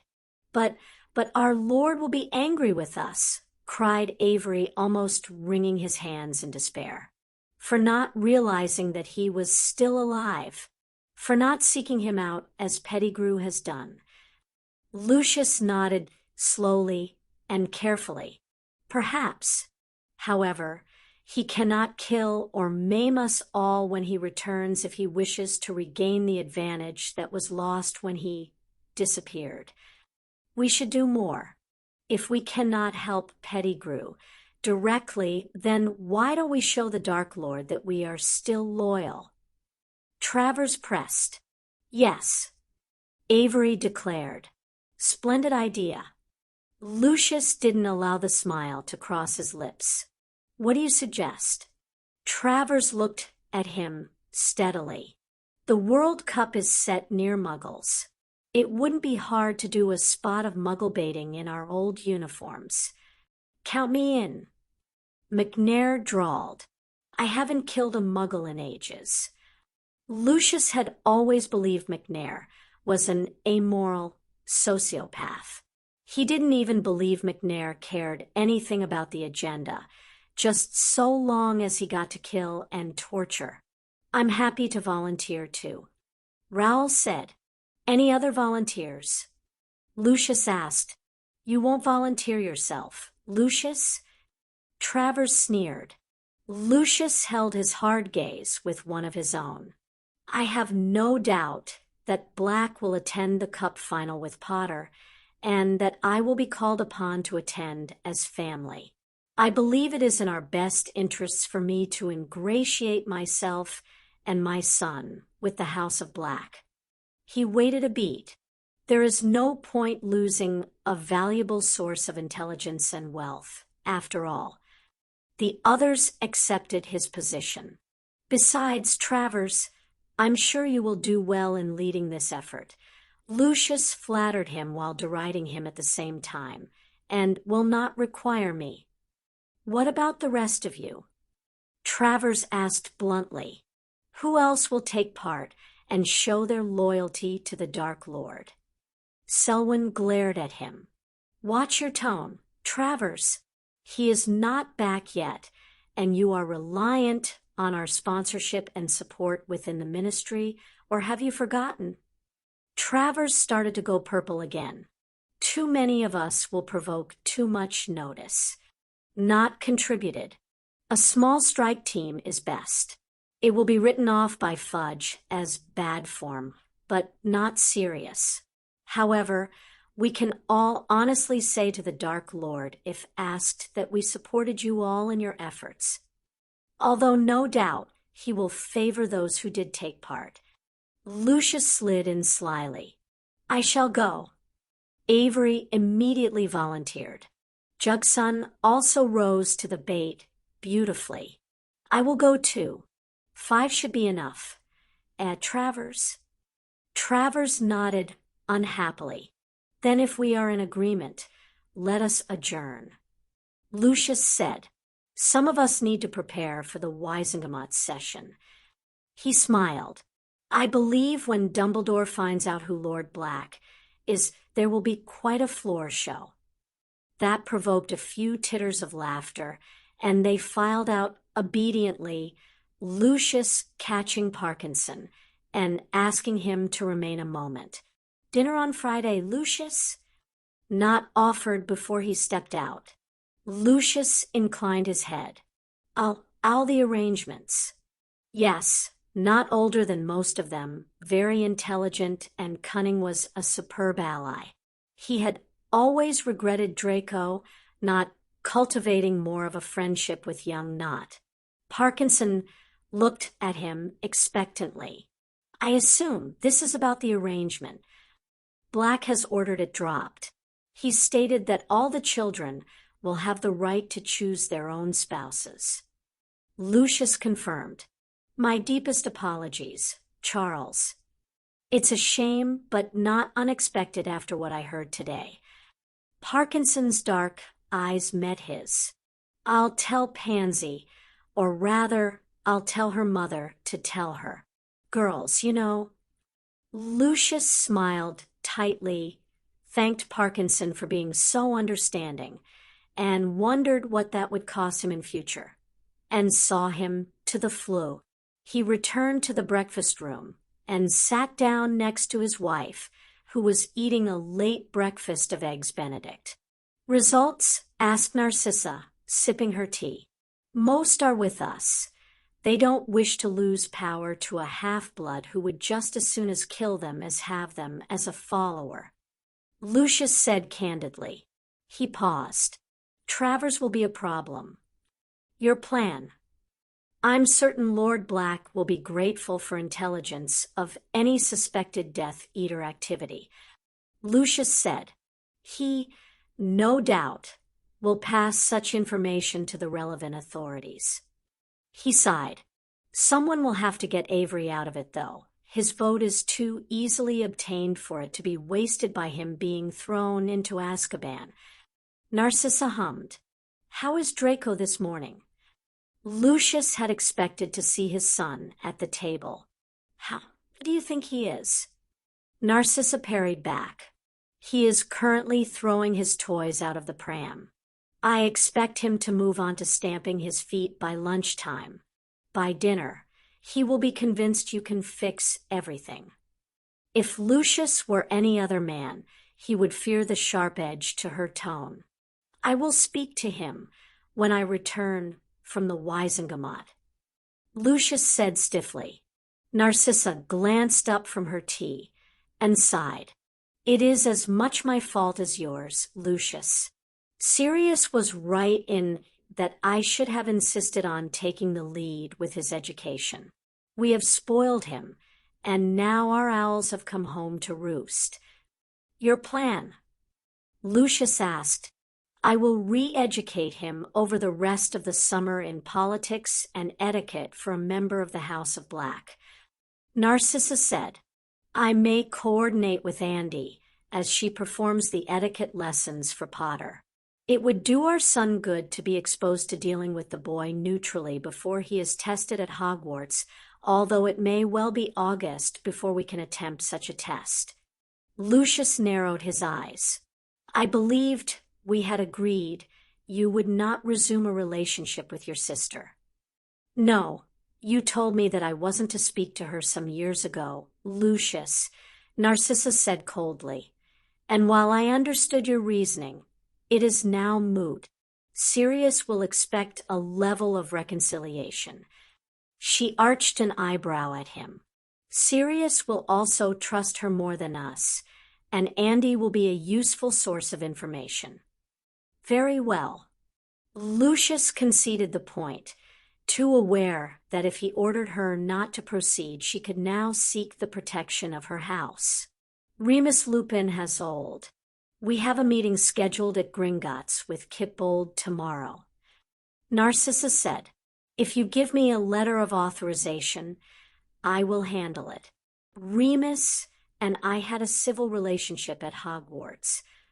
It surprises me given how close you were to Severus," Lucius said, a little irked by her presumption. Her gaze was cool and told him he had disappointed her. "I was attempting to save you the humiliation of the punishment Sirius laid out for you. Lupin is a gentleman and will not humiliate me. However, if you wish to go through our household expenditure line item by line item with a werewolf, I will withdraw my offer." Lucius felt his cheeks heat, although his gaze remained level. "My apologies. I will write you the letter of authorization." He cleared his throat. "I did give Severus a warning about the House of Black this morning. It will be disregarded as soon as he learns that Sirius is Lord Black." Narcissa said bluntly, "Severus is wonderfully intelligent until the name Potter, Black or Lupin is mentioned. He is clearly blinded by his hatred of the father, since he cannot see the boy correctly." "Maybe, but some of today's discussion revolved around the possibility that Potter has been purposefully average at Hogwarts." Lucius raised a hand. "The Muggles might have abused him." Narcissa's eyes flashed. "There will be a reckoning if I know Sirius." She shook her head. "The power the boy has at his disposal. I could feel it running through him when I touched him during the ritual, that such a child should have been left with Muggles." She shook her head. "Nott has invited himself to dinner on Friday, so we can strategize." Lucius said, "I'd like you to attend." "Of course," Narcissa said evenly. Lucius noted the time and grasped his cane as he got to his feet. "Are you ready to leave? We should make our way to the Wizengamot. I have no wish to miss any of today." Narcissa rose from the table. "I will meet you at the Floo." He watched her go with a frown before making his way to the Floo. When his father had petitioned for a marriage to the House of Black, it had been Andromeda they had both had in mind. Unfortunately, Andromeda had run off with the mudblood, and Narcissa had been offered as a substitute. She was beautiful, intelligent, and a true Black. He appreciated her cunning and political acumen. He felt some affection for her as the mother of his heir, but he didn't love her. When the House of Black had ceased to be the power it had been, Lucius had taken advantage and asserted his authority. Now, though, he knew Narcissa could crush him. A word from her to Sirius, and he would be stripped of his magic and cast out. He didn't like the new power dynamic, but Lucius was pragmatic. Narcissa had spoken up in his defense during the family meeting. She was helping him navigate terms with her cousin. It seemed she was content, if not happy, to remain married to him. Perhaps, though, Lucius considered he should acquiesce to her want for more children. He had not been to her bed for many years, but Narcissa had always wanted a daughter, and pregnancy would curtail her activities and make her more cautious. The sound of her footsteps approaching had him smoothing his expression. He would discuss it with her in a few days to avert any suspicion. Lucius determined, as he indicated for her, to precede him. Yes, a pregnancy would ensure Narcissa remained in her place. He might have to follow the House of Black, thanks to the vow and the primacy agreement, but in his own home, he was the lord and master. Sirius watched Harry scoop up the last of his cereal and took the bowl from him, setting it aside on the bedside table as Harry slumped back on his pillows. He still looked exhausted. He had woken up that morning, but he'd been shaky when Sirius had helped him to the bathroom and back. The food seemed to have sated him, and he looked sleepy again. "You just need to rest," Sirius said, as much to reassure himself as Harry. Harry said, "Don't worry, I'm just going to sleep for the rest of the day." Sirius ruffled his hair. "Okay, back under the covers." Harry rolled his eyes, but obediently snuggled down. "You should go get ready. You'll be late." "So I'm late." Sirius shrugged it off. "It's considered fashionable. Not at the Wizengamot, and you have an appointment with Brian and Arthur first." Remus said from the doorway. Sirius nodded. He had old Brian the night before to confirm the outcome of the discussion with Lucius Malfoy and to set up the various sanctions. He wasn't looking forward to telling Arthur about Lucius's involvement with the diary, but he had agreed to do it. "Go and get changed. I'll keep watch on Harry." Remus urged. Harry frowned. "I wish I could go." "You can watch the memory later." Sirius promised him. "Just rest, okay? No more summoning ancient spirits." "I wish." Harry's voice trailed away, and Sirius supplied the rest. That Harry wished he could summon the spirit of Lily again. "I know, Pronglet," Sirius said gently. "I like to think it was her way of saying she approved." Harry's face brightened. "Yeah, me too, Padfoot." Sirius leaned down and dropped a kiss on Harry's forehead. "I'll be back before you know it." He walked away, and Remus entered to take his place. 30 minutes later, Sirius was washed, dressed, and ready for action. He wore his formal robes with the crests of Black and Potter on his breast. He went with the leather trousers underneath for ease of movement and to make a statement. He was a maverick, someone they couldn't put in a box. His own wand, newly returned to him, was holstered, and he had secreted his great-grandfather's in a second holster on his other arm. He peeked into Harry's room before he left. Harry was out, fast asleep. Remus looked up from the book he was reading and walked over to the doorway. "Ready?" he asked quietly. "As I'll ever be." Sirius responded in the same low tone. "I have my mirror, so if anything happens, I will contact you," Remus assured him. He patted Sirius on the shoulder. "Now, go be a marauder, Padfoot, and get up to no good." Sirius smirked a little and left before he could convince himself it was necessary for him to stay beside Harry. He fled to Black Manor first, and then on to Brian's office. Brian greeted him with a brisk handshake. "I should thank you for inviting me to one of the most wonderful events of my life. It's rare that you get to see that kind of magic." "Me too," Arthur said in agreement as he offered his hand. "It was very special." "It was all Harry," Sirius said roughly. He pointed at Arthur's finger. "You're wearing your ring?" "Yes, well, with all the vows and oaths and alliance discussions, I thought it best to start wearing it again." Arthur's expression sobered. "How is Harry?" "Recovering. He woke up this morning, but went straight back to sleep after some breakfast. I didn't really want to leave him." Sirius admitted ruefully. "Molly will be pleased to hear he's okay. She's been worried all night." Arthur said, "She's very fond of him, we both are."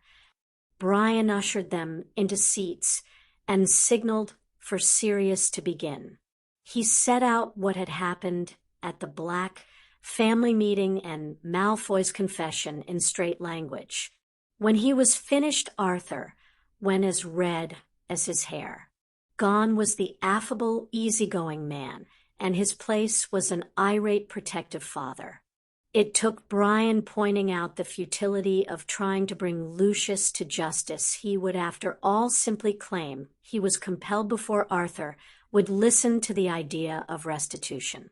He refused the educational fund on the basis that he didn't want Malfoy having anything to do with Ginny, and instead accepted a political donation to his department. He left to walk and clear his head before the Wizengamot with the advice that telling Molly might not be the way to go as much as a howler to Malfoy might have been amusing. Sirius and Brian went over everything else quickly, confirming that all the correct procedures had been followed and documents filed before they flowed directly to the minister's office. Brian, Sirius. Cornelius smiled hugely at him. He was decked out in his Wizengamot robes, and Sirius wondered idly who had thought lilac would be a good color to represent the ministry. Cornelius. Sirius nodded at him. All set.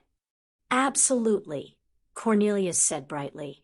And I have to say this place is abuzz this morning. The news leaked out then. Sirius said, his lips twitching in amusement. Everyone is expecting the new Lord Black. Cornelius confirmed.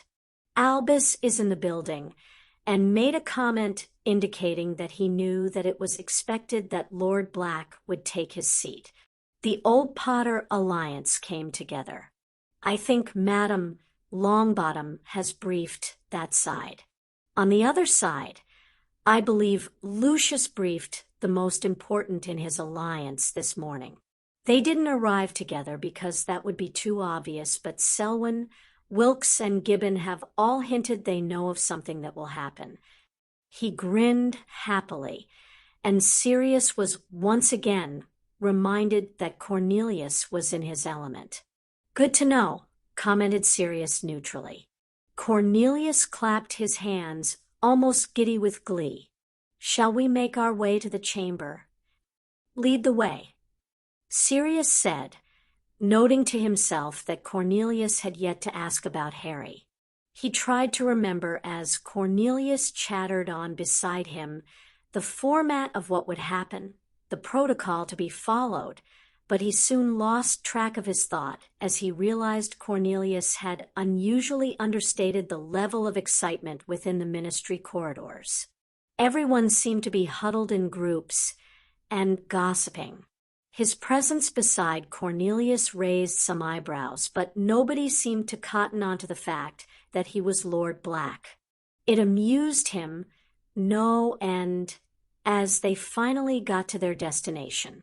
The Wizengamot chamber was a beautiful piece of architecture, a domed, circular room deep under the Ministry of Magic, meant to provide a hint of King Arthur's infamous round table. The rows formed 5 tiers. The upper tier was the public gallery, open to all, and was a first-come, first-served arrangement. There were no chairs, simply standing room. The 4th tier was reserved for press, ministry officials, family, and retainers of the Wizengamot members with a bench provided for sitting. The 3rd tier, with its chairs of silver upholstery, was for the newest members of the Wizengamot, the minor houses and Order of Merlin recipients. The 2nd tier was reserved for the ancient and noble houses who had gold upholstery.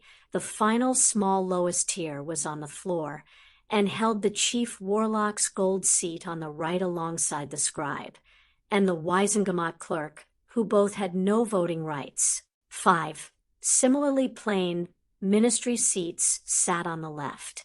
Sirius nodded to Cornelius and broke away, heading for the family tier, where he and Brian would sit until called. He did, however, stop to say hello to Augusta, who asked after Harry and gave him an invitation to a dinner for the weekend for the both of them. A dinner that Sirius knew would involve all of the Old Potter Alliance. He and Lucius exchanged a nod as Sirius found Narcissa and Andromeda sat together at the end of the row, each saving a space beside them in the otherwise packed 4th tier. All the ministry heads were in attendance, including Arthur, who gave him a wave.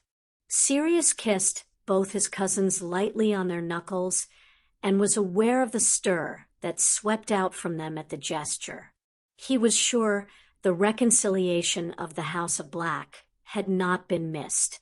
He glanced up and found the public tier heaving with people. Brian took the seat next to Narcissa, and Sirius sat at the end of the row as Dumbledore entered the room. Their eyes caught. Dumbledore's widened slightly, and he gave a nod to Sirius in acknowledgement. Sirius nodded back. He knew that as soon as the session ended, he and Dumbledore would have to talk. Dumbledore's gaze traveled down the row, and his eyes widened again at the sight of the Black cousins sat together. As the clerk caught his attention, Dumbledore belatedly realized everyone was waiting on him to take his seat and start the proceedings. "Seal the doors," he ordered as he took his place. "Seal the doors." The Auror in charge of security repeated, and the gathering quietened as the loud thud of the doors closing resounded in the chamber. The July session of the Wizengamot is called to order. Dumbledore intoned. The clerk, Albert Dullard, rose and cleared his throat. "First order of business is any alterations to the membership of the Wizengamot. Our magic has registered that the ancient and noble House of Black has a new head of house. Lord Black will approach and take the oath." It felt like for a second everyone held their breath as they looked around the room for the much-anticipated Lord Black. Sirius stood and strode down the stairs to the floor of the chamber. He ignored the open mouths, the astounded and horrified expressions, the supportive looks from Amelia, Cornelius, and Bertie, and stood opposite Dumbledore. Their eyes met again for the second time. Dumbledore looked gobsmacked. Sirius held up his wand for the oath, his head of house ring visible. Dumbledore continued to stare at him. Sirius raised an eyebrow. Dumbledore continued to stare at him. Someone coughed in the tense silence. Dullard cleared his throat and finally arrested Dumbledore's attention. "Chief Warlock, are you well? Is there a problem?" "My apologies," Dumbledore said, turning back to Sirius. "This is just such a surprise, my boy. Where were we?" "My oath, Chief Warlock," Sirius said calmly. His heart was racing, though, as he wondered if Dumbledore would try and prevent his taking the seat. Dumbledore nodded, though. He gathered his composure. "I, Albus Percival Wulfric Brian Dumbledore, Chief Warlock, witness the calling of Sirius Orion Black to take the seat of the House of Black by blood, by law, and by oath. I, Sirius Orion Black, head of the House of Black, swear to act with honor and fairness in the name of justice, law, and magic, and accept the seat of the House of Black by blood, by law, and by oath. So have I sworn, so mote it be. I confirm your oath is valid. Lord Black." Dumbledore smiled warmly at Sirius. "Welcome to the Wizengamot." He lowered his voice to reach Sirius alone. "Perhaps we can talk later?" "Later," Sirius agreed. He didn't move from the center of the circle. Dullard peered at him through thick round glasses. "Please take your seat, Lord Black. If you call the next change in membership, you'll see why I should stay here," Sirius said politely. Dumbledore's eyebrows rose, but he nodded at Dullard's questioning look to whether he should continue or not. "Our magic has registered that the ancient and noble House of Potter has a new head of house. Harry James Potter is not yet of age, and a regent has been assigned in accordance with the will of James Charles Potter, formerly Lord Potter," Dullard announced. Sirius watched Dumbledore try unsuccessfully to hide his dismay at the realization that Harry was no longer with the Dursleys, that he must be in Sirius's custody for him to have claimed the ring. Elmer Sampson is released from his duty with thanks. Lord Black will stand and take the oath as the Potter Regent. Sirius was barely aware of another loud outbreak of noise. He stood up as Dumbledore regrouped again to call for order. Dumbledore looked up at Sirius, and he could see the disappointment in the old wizard's eyes as he started to realize Sirius had never been in Thailand. As Chief Warlock, I do have a point of order. It is usual for wills appointing regents to be validated by the Chief Warlock. Cornelius stood up in reply. A copy of the will is here for your perusal, Chief Warlock. You have been abroad these last few days, which is why you have not yet seen it. Dumbledore took the proffered document and glanced at it. Sirius got the impression that he had seen it before, and he clamped down on his ire. Dumbledore handed the will back. Has it been confirmed that Frank and Alice Longbottom have refused guardianship? Sirius realized that Dumbledore was trying to prevent the proxy appointment and perhaps the guardianship on a technicality. He opened his mouth to say something, but Augusta was on her feet so fast that Sirius thought if he'd blinked he would have missed her moving. Do not be absurd, Chief Warlock. Their claim to the guardianship was ceded by me as their representative under the condition that they were unable to perform their duty. She practically snarled the words at Dumbledore. As per the will, the guardianship claim passed to Lord Black. Amelia rose to her feet. As executor of record, I can confirm the guardianship was awarded and executed in accordance with law as Madame Longbottom claims. She said dryly, Harry's guardianship is complicated due to his Muggle relations having legal guardianship in their world. Dumbledore argued, rallying again. Lord Potter's Muggle relations signed over their guardianship to Lord Black, believing it was better for him to be raised by wizards. Amelia corrected. All the relevant paperwork has been filed with the WO Chief Warlock. Very well. I find the will and assumption of proxy valid. Dumbledore conceded and handed back the copy of the will. We shall proceed with the oath.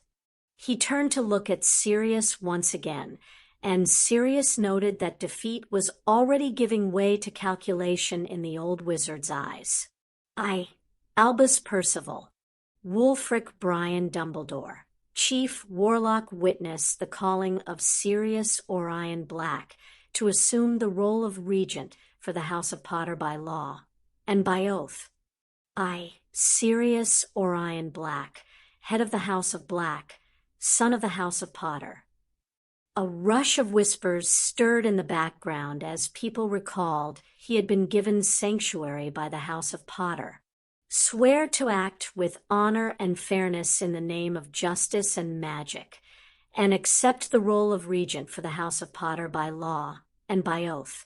So have I sworn, so mote it be. Above them the empty Potter's seat glowed gold. I confirm your oath is valid, Lord Black. Dumbledore stated quietly, Please take your seat. Sirius bowed his head to the Chief Warlock. He knew he cut an imposing figure as he took the stairs 2 at a time and walked to the empty black seat. All of the ancient and noble houses had risen to their feet as a mark of respect. He looked at each in turn acknowledging their gesture, and when he sat, the ancient and noble houses sat together as one.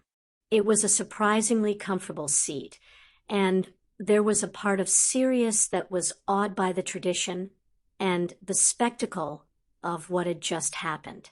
He took advantage of the outbreak of chatter to catch his breath. There is a change to the ministry appointees. Dullard said, loudly, silencing everyone. The Minister of Magic is called forth. Cornelius rose from his seat and took the central floor. It was with great delight I promoted Senior Undersecretary Dolores Umbridge yesterday morning to be our new ambassador to Guyana. As can be seen by the empty chair beside me, her promotion and new position unfortunately leave an opening in the ministry appointees to the Wizengamot. He smiled and looked around the chamber. I call forth Arthur, Septimus Weasley, to take the open ministry seat. There was a shocked silence for a moment before the chamber erupted into chaos, much to Sirius's amusement. It was, he thought, almost as good as a prank. "Order!" Dumbledore yelled. "Order!" Everyone stopped talking under his quelling look. Sirius watched as Arthur made his way down from the fourth tier. Arthur wore a slightly stunned expression, but there was no doubting his sincerity as he took his oath. Immediately, his ministry robes transformed into formal Wizengamot versions as he took his seat in between Bertie Croker and Rufus Scrimgeour. "Next order of business," Dullard announced briskly. "House notices pertaining to the Wizengamot." He sighed as though anticipating what would happen next. "The floor is ceded to Lord Black." Sirius hid his grin as he got to his feet again. He did love alphabetical ordering. "I have several notices, as you can imagine, but I'll try to keep them brief." He paused mostly for effect.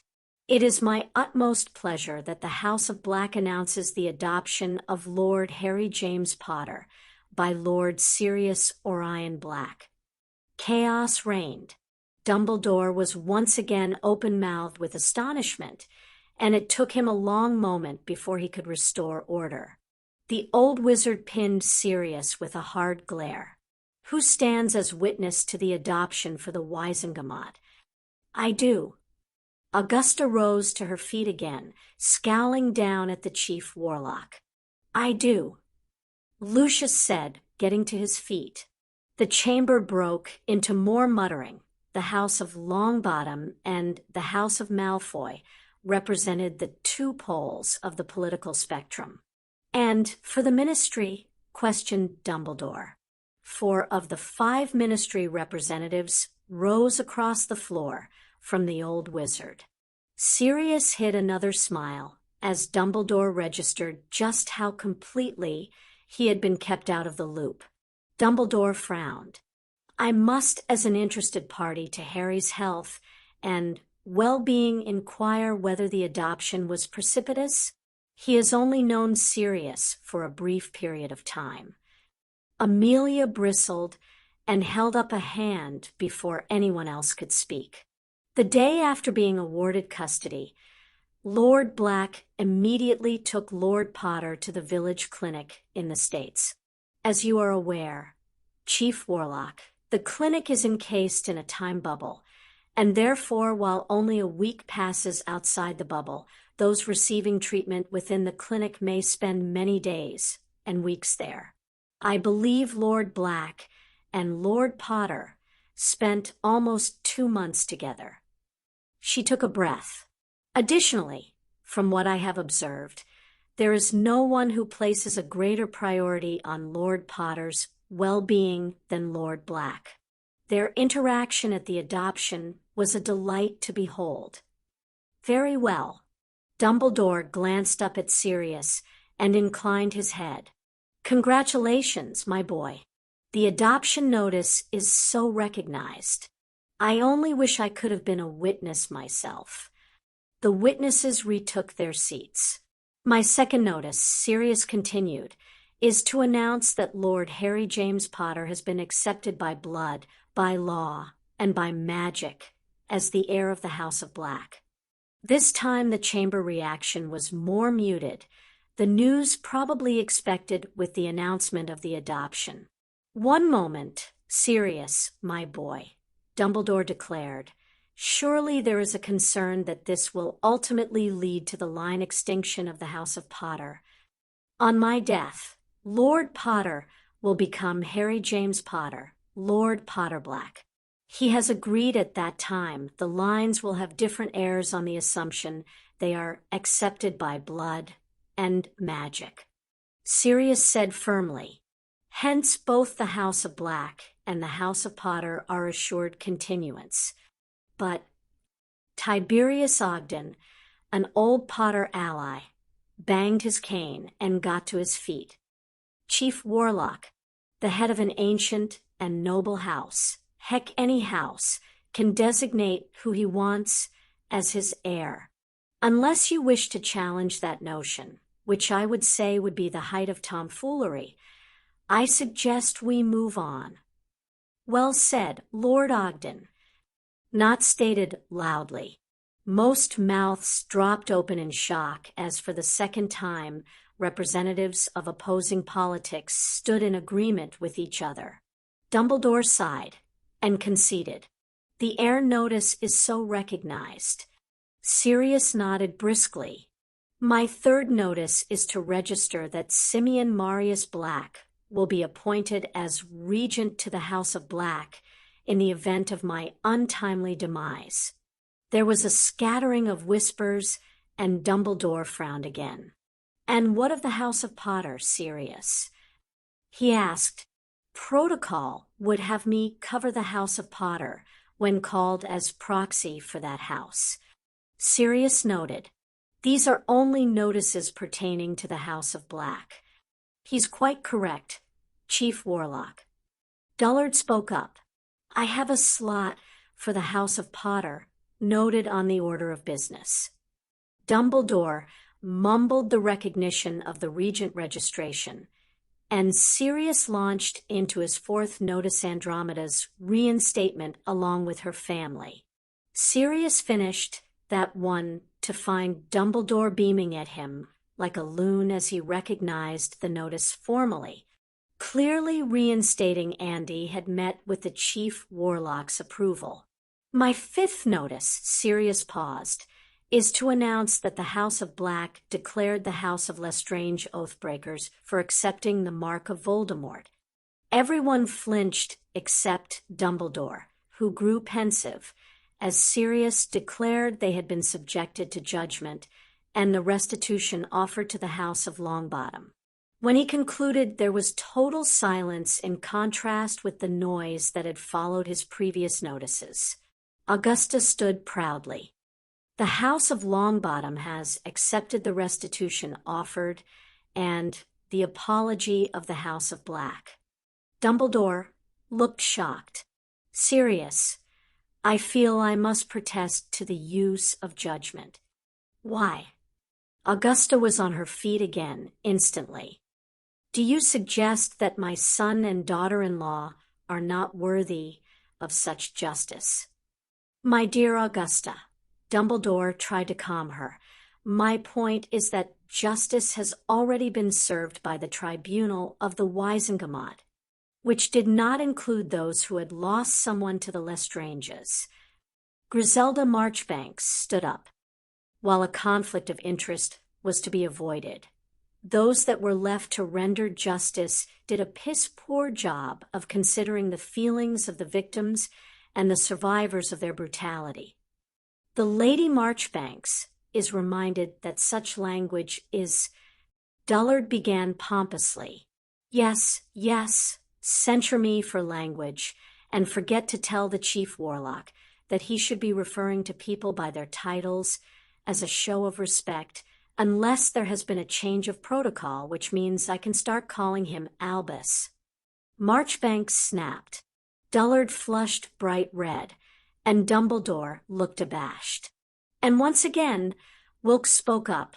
I'd like to know if the Chief Warlock is challenging the right of the ancient and noble houses to practice their family magic.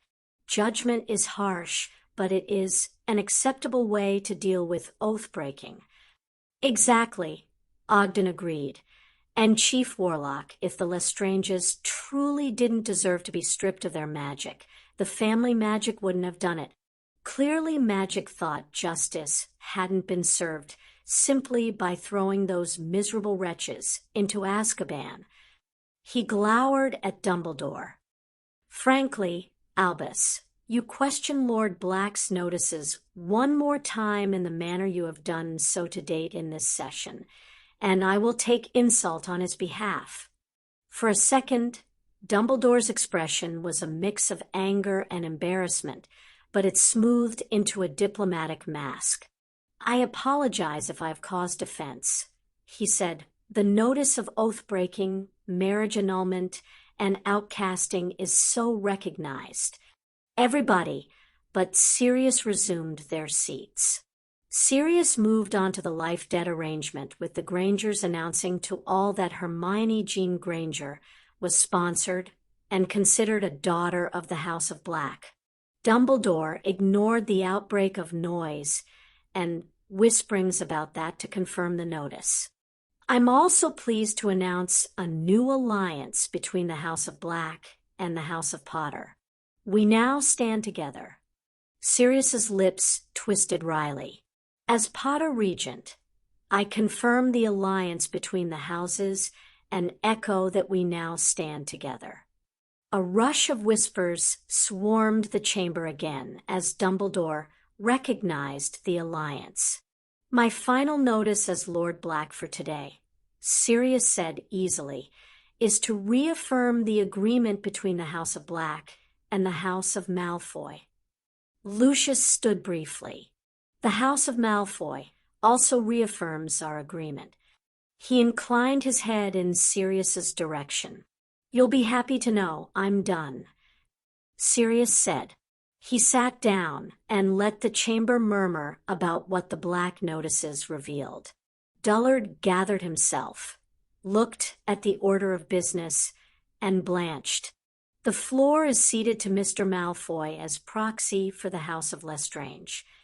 Lucius held his cane lightly as he got to his feet. The House of Lestrange announces the death of Rodolphus and Rabaston Lestrange as confirmed by the Warden of Azkaban yesterday. Silence once again met the announcement. It didn't take a genius to put together the stripping of their magic and the harshness of Azkaban and come up with cause and effect to their deaths. Sirius was not unaware that he was being regarded with no small amount of horror by some in the chamber. Dumbledore sighed heavily. The death notice is so registered. Lucius lifted his cane. As the marriage between the House of Black and the House of Lestrange was dissolved and the union bore no heir, I declare line extinction. The Lestrange seat returns to the floor. So noted, Dumbledore said. Nominations for the seat should be submitted to the clerk in advance of the August session of the Wizengamot, when nominees will be presented and the seat voted upon. Again, a flurry of excited voices had to be shouted into order. It had been a long time since a seat had become vacant. Dullard rose again. The floor is ceded to Madame Longbottom. Augusta stood up and smoothed her robes. The first notice is to announce that Neville Francis Longbottom has been accepted by blood, by law, and by magic as the heir of the House of Longbottom. Dumbledore regained his twinkle as he recognized the notice. My second notice is to announce the renewal of the ancient alliance between the House of Longbottom and the House of Potter. We once again stand together. Augusta proclaimed proudly. Sirius got to his feet. As Potter Regent, I confirm the renewal of the ancient alliance between the houses and echo that we once again stand together. The alliance is so recognized, murmured Dumbledore. Sirius's eyes narrowed as he sat down. Was that a hint of alarm or worry in the old wizard's features? Augusta sat, and Dullard sprang up. The floor is ceded to Lord Black as proxy for the House of Potter. Sirius pushed himself out of his very comfortable seat once more. My first notice is to register that Minerva Elaine McGonagall will be appointed as regent to the House of Potter in the event of my untimely demise while Lord Potter remains a minor, as requested by the will of James and Lily Potter. Dumbledore nodded and didn't argue. He recognized the notice as per protocol. The second notice is to announce the formation of an alliance of friendship between the House of Potter and the House of Weasley. Sirius nodded his head to a pleased Arthur, who stood up and confirmed the alliance. Sirius sat down again, pleased with the way the notices had gone. Once he and Bill Weasley came to an arrangement with Gringotts, the life debt could be announced and settled too. A brief recess was called, and Sirius was pleased when Lord Bones, another old Potter ally, turned in his chair to talk with him about renewing the alliance. It prevented any further approaches, especially that of Dumbledore's. Legislative business then took precedence for a while. A new law governing transport regulations for portkeys was voted down as it attempted to restrict the rights of heads of houses to create and maintain portkeys to their own properties.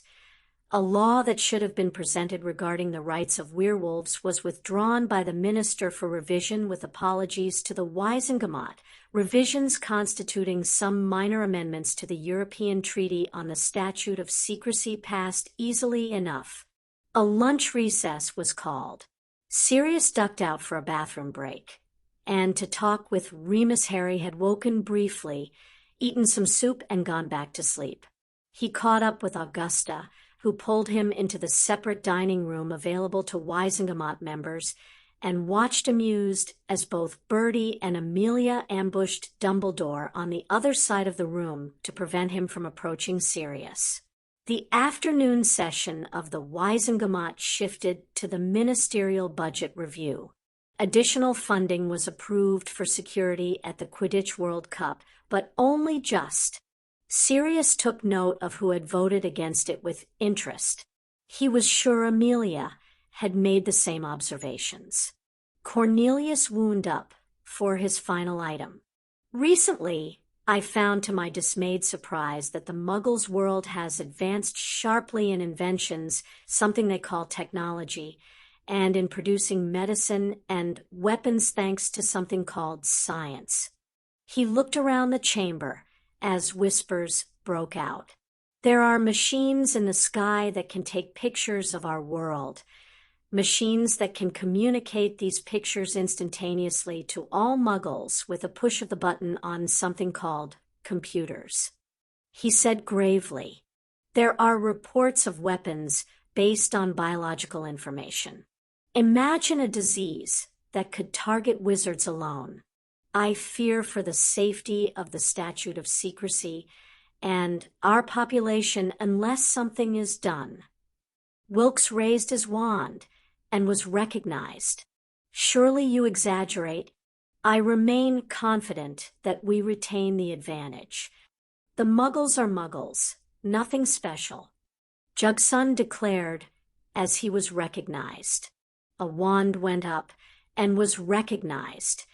It was a witch called Allison Bunting, a Muggle-born witch who had been awarded the Order of Merlin for saving a group of children in the last war. As someone who actually spends time in the Muggle world, I don't share your confidence, Lord Wilkes, or your view, Mr. Jugson. The wizarding world may hold some advantages, but what use is obliviation when the incident is recorded on a machine and played back like a wizarding picture in full Technicolor glory? Sirius could see some people frowning in confusion at her words. I share Minister Fudge's concern and support his raising this issue. Bunting concluded. Not was next. I am concerned that our secrecy could be affected or that they are developing weapons for which we would have no knowledge to counter. If there is a threat, we would be idiots to stick our heads in the sand and ignore it until it was too late. Another Muggle-born Order of Merlin recipient stood up. I'm not so concerned with the threat as the possibility that while the Muggles advance, we remain stagnant. There is much to be said for tradition, but we would do well to take some of the Muggle ideas and invigorate the wizarding world. That caused a small outcry of protest. Griselda got to her feet. The sad truth is that I agree with the minister in that our knowledge is out of date. The Hogwarts curriculum hasn't been updated in some time. Sirius ducked his head to hide his reaction to Dumbledore's sour look at the criticism. Whether or not there are things we could incorporate from the Muggles into our lives, or whether or not they constitute a threat, we cannot make any assessments in a vacuum. Well said, Lady Marchbanks, Cornelius said smoothly. And indeed a Muggle-born, who I met recently informed me that the Muggle Studies elective at Hogwarts is decades out of date. Arthur, perhaps you have something to add as the head of the misuse of Muggle artifacts. Arthur got his feet. It is certainly true that my office sees an increasing number of things we don't recognize and don't have a reference for. We struggle because we don't understand the technology and science upon which the Muggle devices are based, and therefore we don't always understand the way magic interacts with them. I, for one, would appreciate a move to increase our knowledge. Bertie Croker raised his wand, and the chamber grew silent.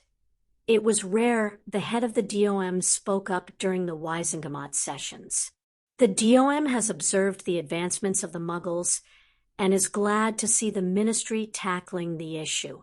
At the moment, our world only has an annual meet and greet between the Minister and the Muggle Prime Minister, which doesn't cover a sharing of knowledge. If we are to truly protect ourselves, we need a better relationship with those tasked with assisting us to keep the statute of secrecy. His words had an effect.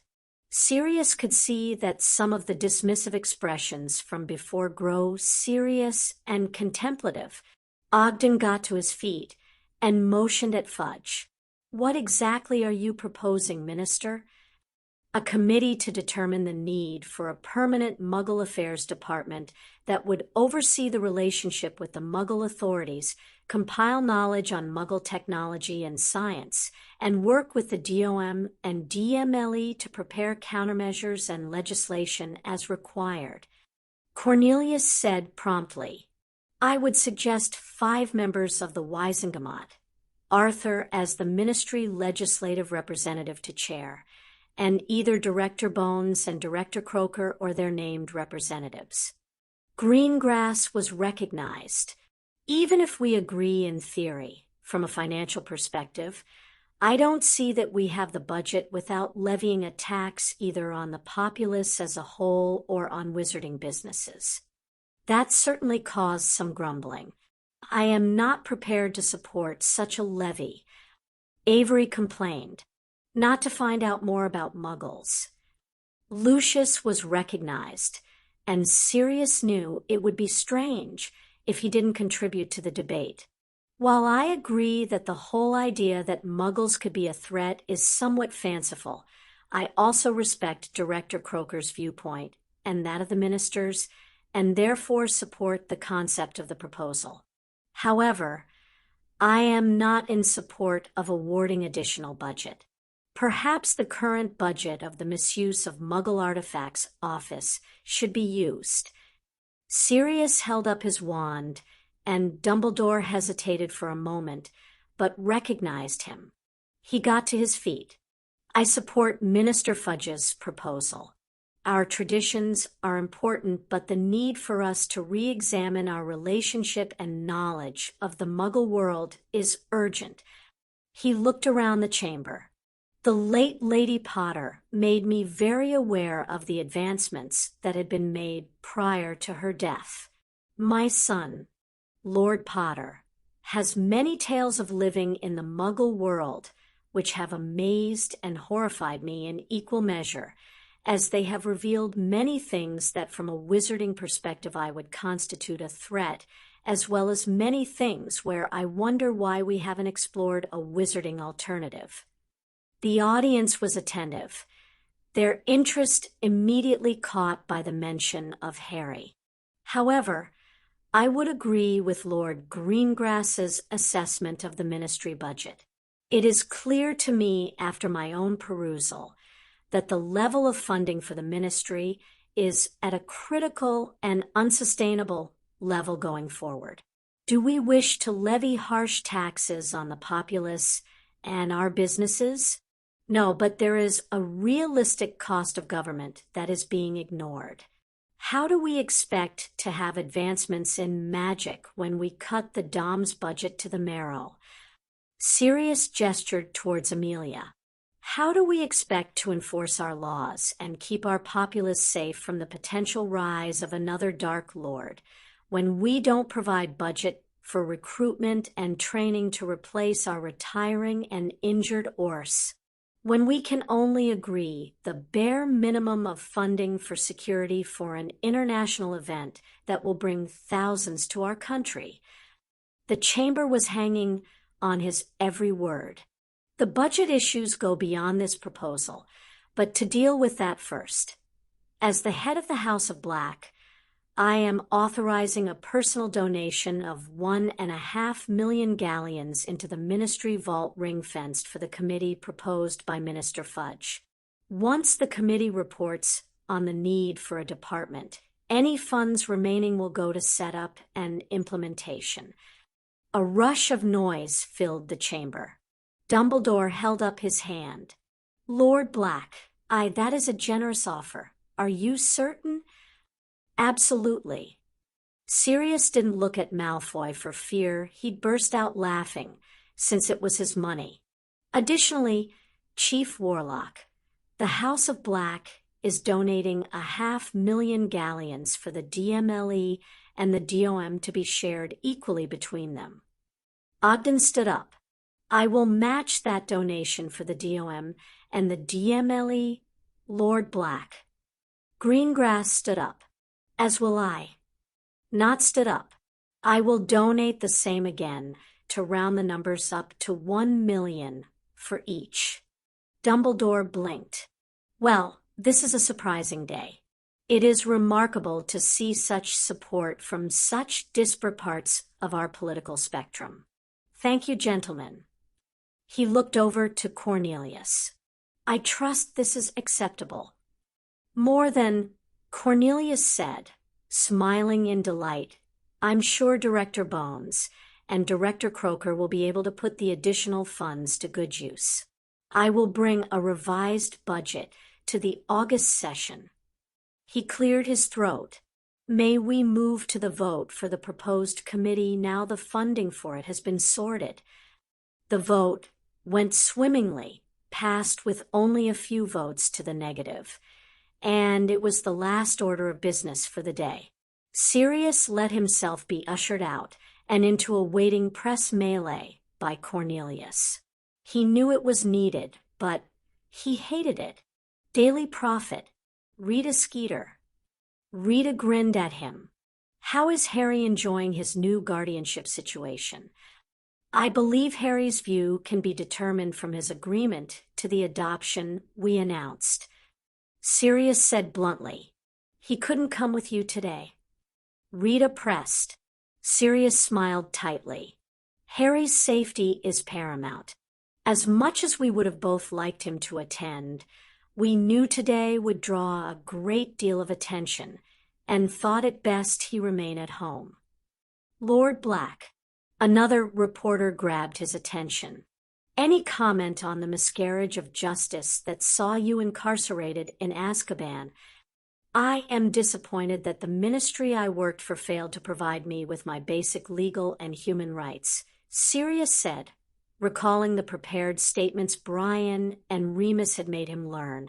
But I am grateful to the current administration for correcting the injustice, particularly the efforts of the minister and Director Bones.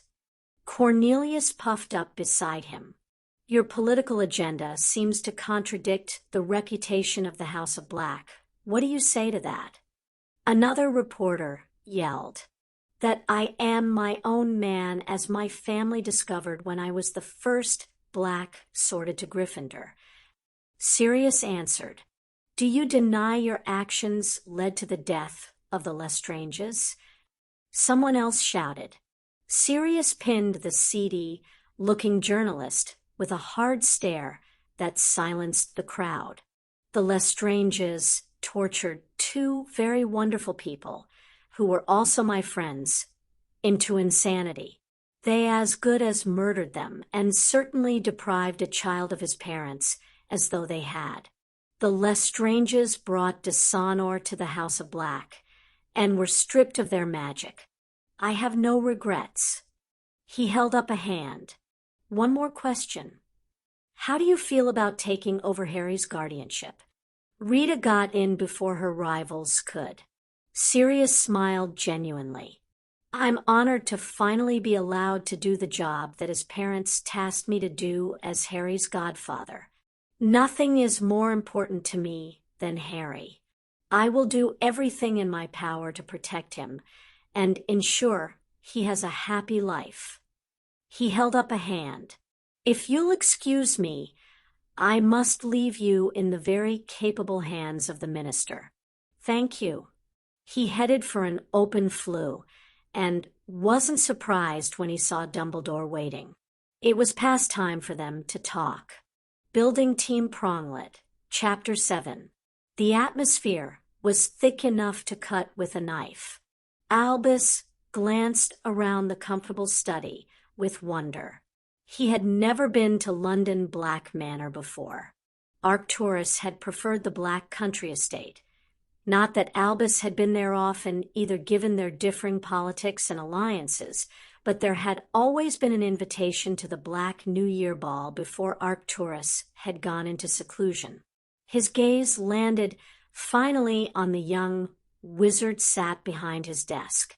Sirius surprisingly radiated a sense of belonging, rightness, and authority for all that he had decried his family and heritage in the past. Albus sat on the other side, contemplating his options and what to do. There were two critical items Albus had to address with Sirius. One was to return Harry to the Dursleys as soon as possible because of the blood protection, and the other was to regain some favor with the man who now held Harry's guardianship. He wasn't foolish enough to think it was going to be easy. Evidently, Sirius had been very busy since he had flown away on the Hippogriff. He had somehow broken the compulsion Albus had placed upon him for his safety, assumed the lordship, and manipulated events from there to gain custody of his godson. On one level, Albus admired what he'd done. Sirius had gotten Cornelius to do his job, the ministry to award him guardianship, and he'd sent Albus on the proverbial wild nargle chase to keep him away from England while Sirius made his first alliances, and they completed the adoption. The love that had prompted Sirius into taking on the mantle of the Black family history he had literally run away from must be great and powerful indeed. Albus mused silently, and it would make Albus's task that much more difficult. All the more so for where they were. There had been a brief, heated discussion on where to meet, but Sirius had gotten his way. He had bluntly told Albus that he didn't trust him not to try something, but the protections in Black Manor had enough of a reputation that he knew Albus would understand the consequences of trying something within the confines of the Black home. Albus had conceded the location as unimportant, but sat within the study. He could admit to himself that he was almost intimidated by the magic he could feel around him. A house elf had popped in and out with refreshments, and Dumbledore picked up his tea, smiling a little at the lemon biscuits that accompanied it. He needed to take the first step towards reconciliation, Albus decided, and cleared his throat. Firstly, Sirius, let me begin by apologizing to you for my part in the miscarriage of justice that you suffered. Albus began sincerely. He was truly horrified that his inaction had led to Sirius's suffering as an innocent man. The days following the defeat of Voldemort were chaotic, but I confess that when the dust settled, I realized I could not remember a trial for you. I believed you guilty as you had been the secret keeper and determined if there had not been a trial, it was not worth the pain of dragging up memories that one would cause. I let my anger and grief for James and Lily blind me to doing the right thing. I am very sorry, my boy. And your reason for sending 2 kids to save me at Hogwarts rather than providing me with the protection of the chief warlock? Sirius countered. He leaned back in his chair, regarding Albus almost impassively. Ah, well, there I have no excuse. Albus could see that he'd taken Sirius by surprise in the slight flare of his nostrils, the widening of his eyes. Mea culpa, as the Romans used to say. Once again in your regard, I did what was easy than what was right. Albus said. Why? Asked Sirius baldly. Several reasons. Albus prevaricated, taking a sip of his tea, but I think you know the main one. The compulsion charm rather gave it away. Sirius pointed out, dryly. Albus winced. He had known from their discussion on where to hold their talk that Sirius was likely aware of the compulsion Albus had placed on him at Hogwarts, and he was honestly embarrassed by it. I believed it was for the best given Cornelius's determination to have you kissed. Rather you were abroad and safe, dear boy, than close and near to Harry. Sirius interrupted. He picked up his own tea and took a large gulp as though he required fortification. I was going to say dead. Albus corrected gently despite Sirius being right in that ensuring distance between the two had been one of Albus's other reasons. Harry would have been devastated if something had happened to you. Forgive me if I think your motivation wasn't quite as pure as you make it out to be. If you'd added a destination to your compulsion, no doubt I'd still be a fugitive, Sirius retorted. And I'm not certain you've ever made a decision for Harry that took into account his happiness. His eyebrows shot up that. Every decision I have made in regards to Harry has been to keep him safe. Safe is not the same as happy. Sirius argued fiercely, and Albus conceded to himself that the other man had a point. And I think we have very different definitions of safe. That rankled. He felt the first stirrings of annoyance. He frowned at the younger wizard. I have to admit, Sirius, he said quietly, that I'm surprised at the level of your animosity. He paused. I had hoped you would extend to me the same forgiveness and chance for redemption that I showed you after your foolish dare to Severus. Sirius looked at him with disbelief. Albus was suddenly aware of the anger in Sirius's gray eyes. It was like a potion simmering in a cauldron, one wrong ingredient, and the whole thing would explode. Seriously? You're going to equate an idiotic dare made by school kid, a dare provoked by Snevelis in the first place, and which was probably a setup to get Remus killed, and me expelled, something I'm sure you were aware of at the time, with failing your duty as chief warlock and incarcerating an innocent man for 12 years, and not only failing once, but twice when you decided not to protect me at Hogwarts. And let's not forget the highly illegal compulsion charm you placed on me. Albus blushed, seeing the inequality of the comparison he'd made too late, and realizing he'd erred once again in believing Sirius hadn't known that Albus had known Severus had set up the incident in question. Sirius waved a hand to forestall Albus launching his defense.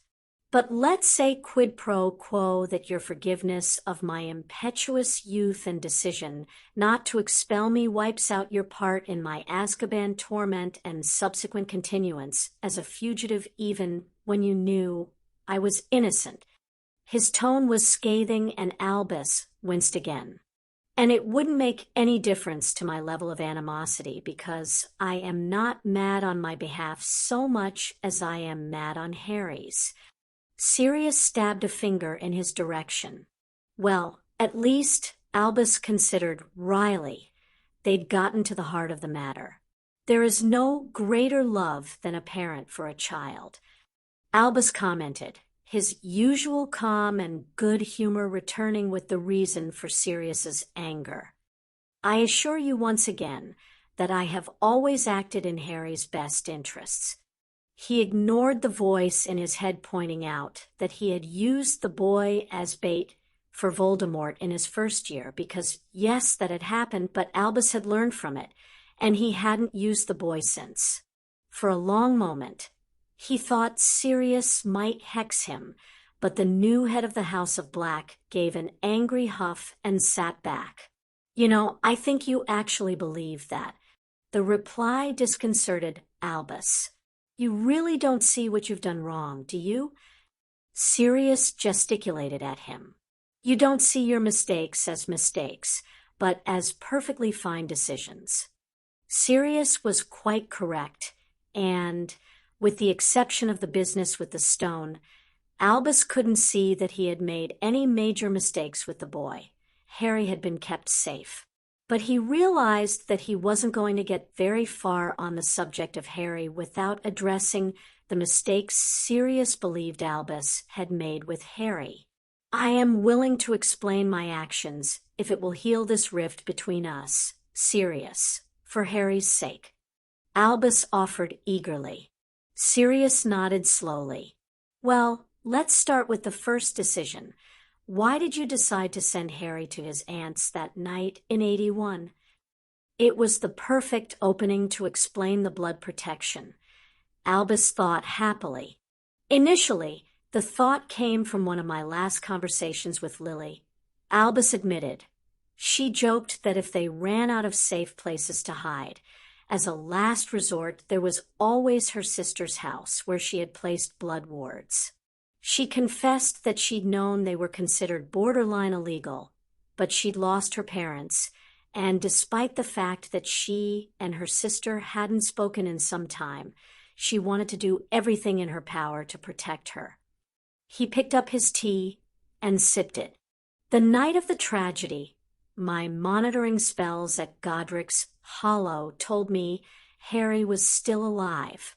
So my idea when I sent Hagrid to recover Harry was simply to hide him with his Muggle relations, providing some breathing space in the wizarding world to make sense of what had happened before long-term decisions were made. Albus explained, I thought, you see, that there had to be not one but two spies in the Order because of the information that had leaked out. I believed you were the secret keeper and had betrayed them fulfilling one role, but I could not be certain of the second. It was imperative that Harry was placed beyond the reach of anyone in the Order. The only people I knew for certain were absolutely trustworthy at that point were Minerva, Poppy, and Hagrid. I don't disagree with your reasoning yet, Sirius commented. In fact, I agreed with it at the time bar the stuff on the spy side because I knew it was Pettigrew. You thought there were two spies. You didn't account for your spy being an animagus who could sneak into the meetings where he was excluded. If I hadn't been thrown straight to Azkaban, or if you had visited me or ensured that I'd had a trial, you would have found that out. Albus frowned, but he couldn't deny Sirius's charge. I have admitted that was a mistake. Yes, equivalent to my school day misdemeanor daring Snape. Sirius waved a hand as Albus bristled at the intentional poke for his earlier faux pas. Let's continue. I know you changed your mind and decided to leave Harry there for the long term by the evening of November 1st. Why? While Hagrid brought Harry to Hogwarts, I tracked down Petunia Dursley and examined the blood wards on her home. Lily was always an impressively bright witch, and they were outstanding wards. I added a few more to cover the general neighborhood. Albus recounted. Then I returned to Hogwarts and made my way to the infirmary, where Harry was in the care of Poppy. Poppy had some unusual readings. He considered the best way to frame the information and decided the most straightforward would gain him points with Sirius. Harry is protected by a blood protection ward merged with his very skin. Sirius didn't react. Albus searched his expression and made an uncomfortable realization. You already knew. Harry has talked about his adventures. Sirius said quietly, that was not good. And when Remus and I theorized about how Harry had survived, Remus informed me that he had discussed such a spell with Lily. Sirius continued, shocking Albus from his rumination of how he was going to do damage control. Remus had. Albus repeated with a splutter. He set his teacup down with a shaking hand. Does he know the exact spell? Which reference book she used? Yes, as it happens. Sirius said, I'm sure he would have told you had you informed him about the blood protection back then. Another dig, and Albus couldn't help but wince at the knowledge that he had missed out on such vital information because he had suspected Remus of being the other spy and hadn't confided in him. Of course, in hindsight, it was easy to see that Lily might have discussed the spell with someone, and the obvious person in that circle would have been Remus given his leaning toward academia. But back to you, Sirius said. You found the blood protection ward and... He gestured for Albus to continue, and came to the conclusion that Lily had obviously meant for Harry to reside with her sister. The blood ward around Harry and around the house provide him with an unparalleled level of protection. While he can call Privet Drive home, his blood maintains the ward around the house and imbues it with the same lethal nature of the ward around his skin. Voldemort cannot touch him there. But in addition to that, the presence of someone with his mother's blood within the house ward anchors the one around his skin. Albus said eagerly, surely now Sirius would see the need for Harry to return there. But there was no look of horror at having taken Harry away from such protection or dismay at possibly losing the protection that Harry carried. Albus frowned. If you have talked with Harry about his adventures, then you surely realize the blood protection has saved his life twice. Once that night when Voldemort attacked, and once when Harry confronted his spirit when it possessed Quirrell. I do realize it, Headmaster. And you've confirmed the why of it pretty much for the reasons I and Remus suspected. I'm not sure how you jumped from Lily saying her sister was a last resort and she hadn't spoken to her in years to believing she meant for Harry to go there. Sirius said, and we'll come back to the protection no doubt in good time, but right now I'd rather discuss why you left Harry with the Dursleys without any oversight, since Minerva warned you that they were the worst kind of muggles. It was an insightful question. Albus sighed. I didn't leave him without any oversight. Arabella Figg was soon stationed in the neighborhood to keep watch once I was certain that she was not the spy. But I believed when Petunia took him in that she had put aside her differences with Lily and committed herself to looking after him regardless of the issues between she and Lily. Firstly, I know stationing anybody was Remus's idea, Sirius commented. And secondly, did Fig ever enter the Dursley residence? Did she check out his bedroom? Investigate his living conditions? Were the Dursleys aware that they were being watched?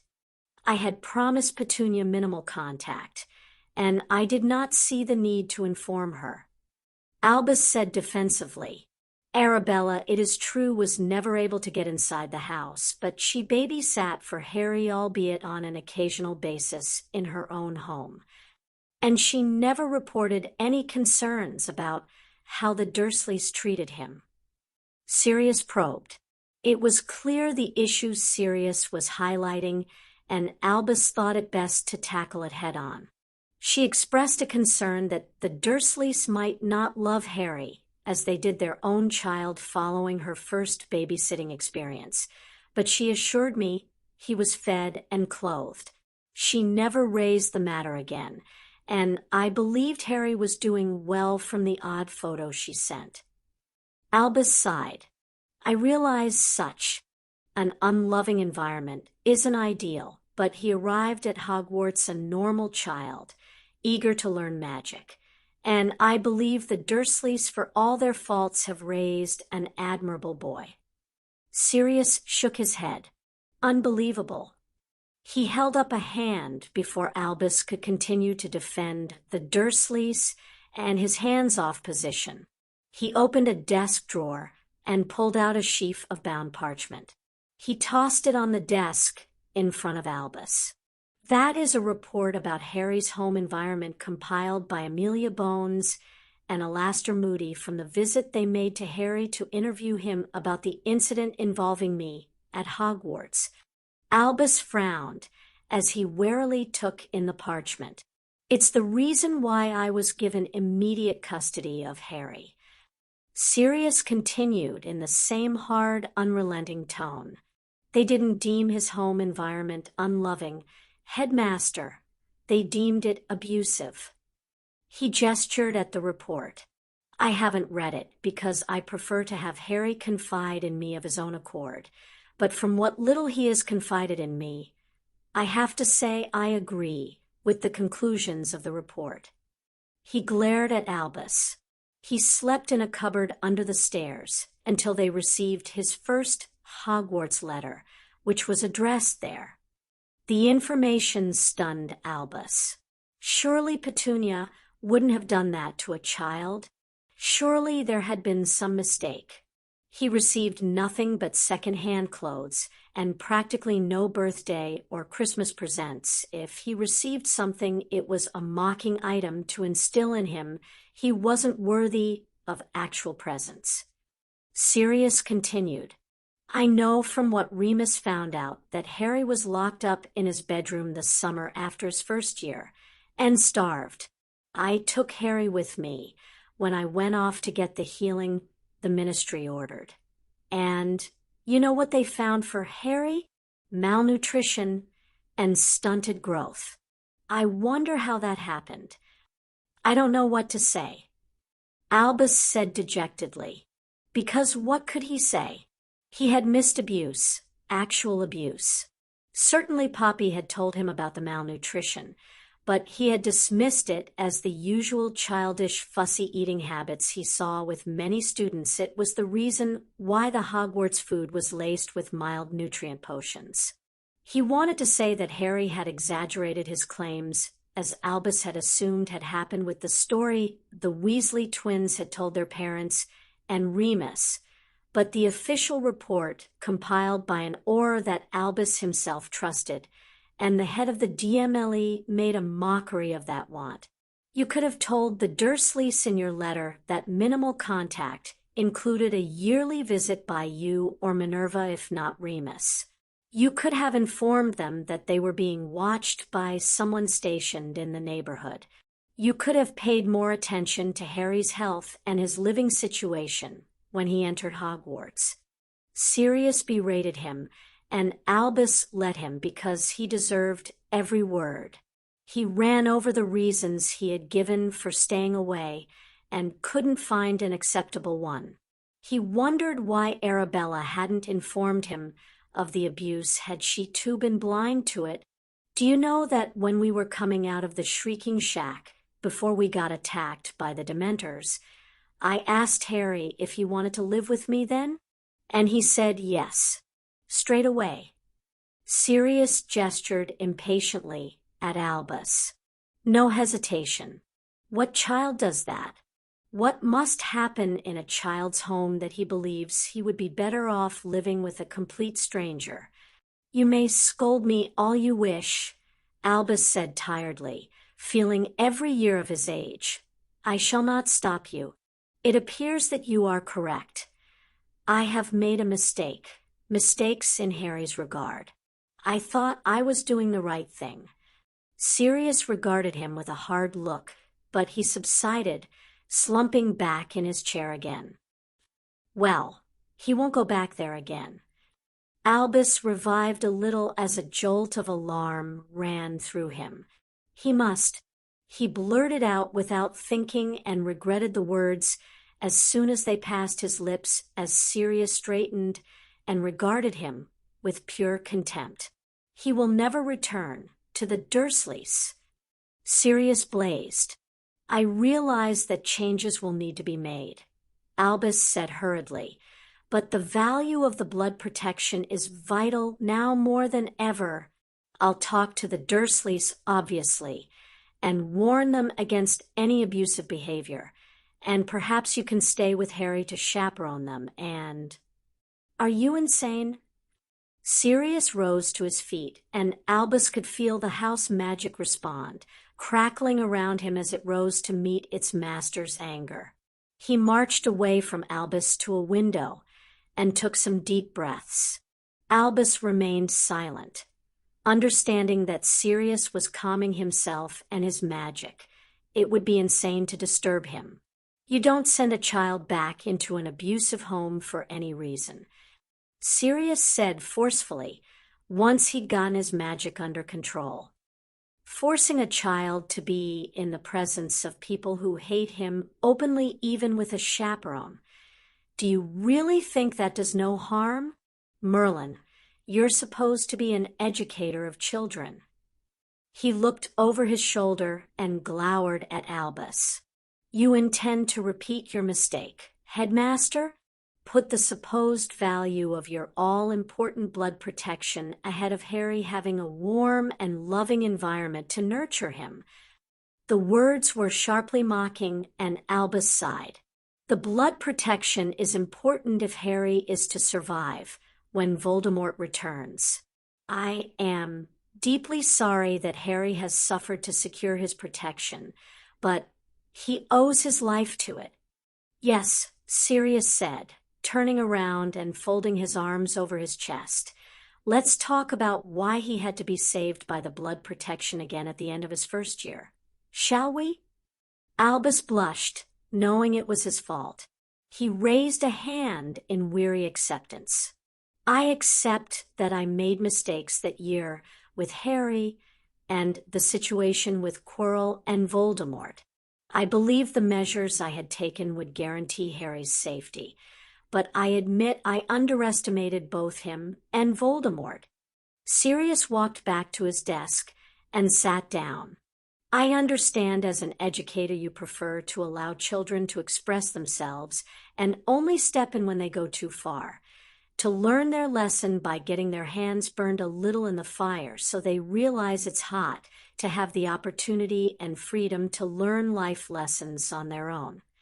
He had no idea where Sirius was going with his sudden change in subject, but Albus assumed it was nowhere good for Albus. So I get why you allowed Harry and his friends to investigate the mystery. I'm sure they weren't the only ones. Declaring something a no-go area to children is like waving a red flag to a bull. The dryness of his tone was somehow even more chiding than his anger. I know James, and I would have been up to the third-floor corridor in a flash. Sirius pointed at Albus. But to encourage their curiosity when you knew the danger when you were. Responsible for the danger was beyond the pale. You set a trap for a dark lord in a school full of children, Headmaster. He said coldly, you used my son, James's and Lily's son, as bait, and he ended up in no less than 4 life-threatening situations. You allowed a man possessed by Voldemort to teach. You placed dangerous creatures within the school.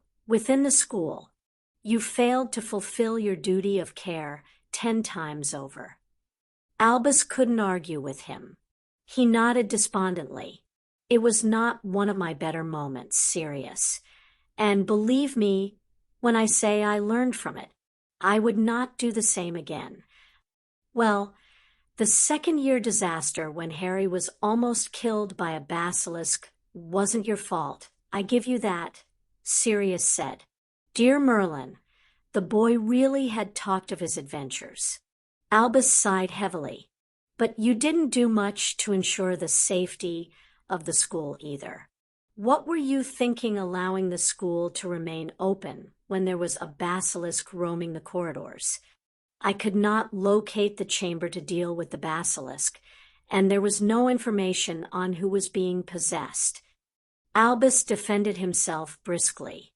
If I had merely closed the school, neither issue would have been resolved, and the problem would just have reoccurred once the students returned. I confess that I did overlook Myrtle quite badly as a source of information, but alas, I assumed her place of death was meaningless as a clue. Sirius nodded. Okay, I can accept that although there were other additional precautions you could have taken. Hiring some more roosters once the first lot were killed, for instance. But then there's the whole matter of allowing Harry to be mostly ostracized for being a parselmouth. He held up a hand. I know it goes with your theory of education. Children need to learn to handle rejection and not always being liked, but you fail to realize that not stepping in condones the poor behavior of prejudiced children being mean to another child. Just as never stepping in to stop bullying behavior allows it to continue and punishes the child being bullied. We have recently realized this and have agreed a new bullying policy. Albus rejoined, ignoring that his agreement had been grudging and given only after Minerva's sharp words on the subject. Does that include stopping the staff bullying the students too? Sirius remarked crisply, You're referring to Severus. Albus said with a sigh, I have talked with him about his behavior with Harry. Sirius harumphed. Albus decided he had been on the defensive too long. Shall we discuss why Harry was in danger last year? Sirius gave a small laugh. Oh, I accept my part, and I'll even admit that I know you were forced to take the Dementors as guards under severe protests since Cornelius already confessed all to me. But you still didn't ward the passageways into the school. Didn't think to leave an alarm on the Shrieking Shack. Didn't think to specifically alarm Gryffindor Tower. I got into the dorm. If I'd really been after killing Harry, I would have succeeded. The criticism hurt, and Albus could see in hindsight that he should have done those things. It just hadn't occurred to him, as he had been confident his security measures were sufficient. Perhaps there needs to be a security review. He murmured, I believed the usual wards would inform me if you entered the school, which they failed to do. I have come this close. Sirius held up his forefinger and thumb showing a distance of less than an inch, to finding Harry a different school. Albus's eyes widened with horror. The financial impact if Harry withdrew would be tremendous, as others would follow in his wake. The damage to Hogwarts' reputation would be immense, and sentimentally, Albus wanted Harry himself to simply attend and enjoy Hogwarts as Albus had done, as James and Lily had done. However, Sirius said, Harry loves Hogwarts, so he stays, and I will be taking the black seat on the Board of Governors. He looked over at Albus, and for the first time the fire that had been in his eyes had disappeared. A security review seems to be a good idea, especially since you're opening up the school to the Triwizard Tournament. I would appreciate your help, Albus said immediately, and perhaps I can convince Amelia to put some of the new funds at her disposal towards the tournament. He smiled at Sirius proudly. That was well done today, my boy, very well done indeed. He could admit that Sirius had played the Wizengamot like a harp, just like Arcturus. The House of Black had always wielded immense wealth and power in pursuit of its political goals.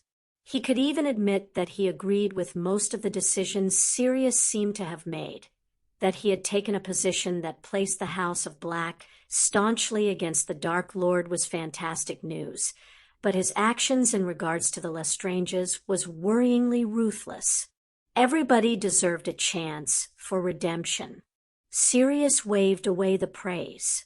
We've meandered from the point. Yes, we have. Albus admitted. I concede that Harry going back to the Dursleys would be difficult for him, but I don't see any other way to maintain the blood protection. Measures can be taken to ensure Harry had minimal contact with them, but I'm sorry, Sirius, I must insist he return there. Sirius's eyes fired up again. You just don't listen, do you? Firstly, you mustn't insist anything. You don't have the authority under any of your many positions to tell me to do anything in regards to M.Y.'s son. I am his blood, legal, and magical guardian, not you. You are nothing more than his headmaster. And if you ever get your head out of your arse, a possible friend, an ally. Albus blinked at the caustic tone and harsh language. There's no need for that, my boy. I think there's every reason because you don't seem to understand that. Harry will never go back to the Dursleys. He punctuated each word by stabbing his finger onto his desk. The blood protection. The Dursleys are no longer at Privet Drive. Sirius cut him off harshly. Albus froze and examined the younger wizard's intent expression. What did you do? I gave them a new house with new wards. Petunia was ecstatic about living in her dream town, and without Harry. Sirius sat back, looking unconcerned. But the blood wards will fail very shortly, Sirius pointed out, with nobody of Lily's blood residing there. Albus closed his eyes. Then the blood protection is fine, Sirius said. Albus snapped his eyes open in shock. Remus tracked down the spell he and Lily had discussed. It mentioned that the blood protection would erode without an anchor of blood within a home. Luckily, Remus found an adoption blessing within the same text. Sirius explained. We did the ritual yesterday, as it has to be performed by the women of the house. Harry's blood protection is anchored by black blood now. And you couldn't have told me this before. Albus asked, genuinely irritated at how Sirius had allowed him to believe the blood protection was in danger and gone. No, Sirius wagged a finger at him. I was interested to know if you'd put Harry's best interests first, and whether you'd be willing to listen to someone else's view. Ah. Albus felt a rush of chagrin and reached for a lemon biscuit in the absence of his comforting Muggle sweets. I rather failed your test, I fear. I wouldn't say you'd get a troll, Sirius said dryly. Just a dreadful. Albus sighed and munched his biscuit. He wasn't sure how he could patch things up. He'd been so certain that he knew best. On one hand, he was despondent at losing control of the situation, and yet, on the other, he admired Sirius's and Remus's ingenuity. They had achieved both securing Harry a happy home where he was loved and the maintenance of the blood protection, something Albus had failed to do. If I was your professor, I would say that you need to stop believing that you're the only one with the answers, share your problems with others, and listen to them. And most importantly, acknowledge that there are more important things in raising a child than simply keeping him alive. Sirius said crisply. Sirius got back to his feet and walked over to the mantelpiece where he looked at the crest of the House of Black for a long moment, leaving Albus to consider his words of advice. Albus took a drink of tea to wash down the biscuit. "So, how is your search for the Horcruxes going?" Sirius asked suddenly. His tea went down the wrong way, and Albus coughed, violently in danger of choking for a long moment. He took a breath to recover, and Sirius passed him a conjured glass of water.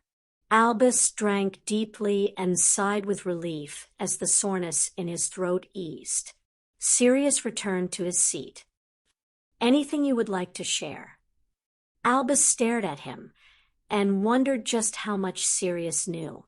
Did he know about the Horcrux within Harry he had mentioned that they'd attended a healing clinic, or was his knowledge restricted to the diary that Harry would have described in telling all about his second-year adventure with the basilisk? He recalled that the discussion about the blood protection had been a test, and he had failed. This was his second chance, Albus realized, if he did not give full disclosure here. "I believe I have much to share, and not all of it good news," Albus offered gravely. "You know of the diary, I presume?" Sirius gave a slow nod. He propped his head up with one hand, his elbow resting on the table.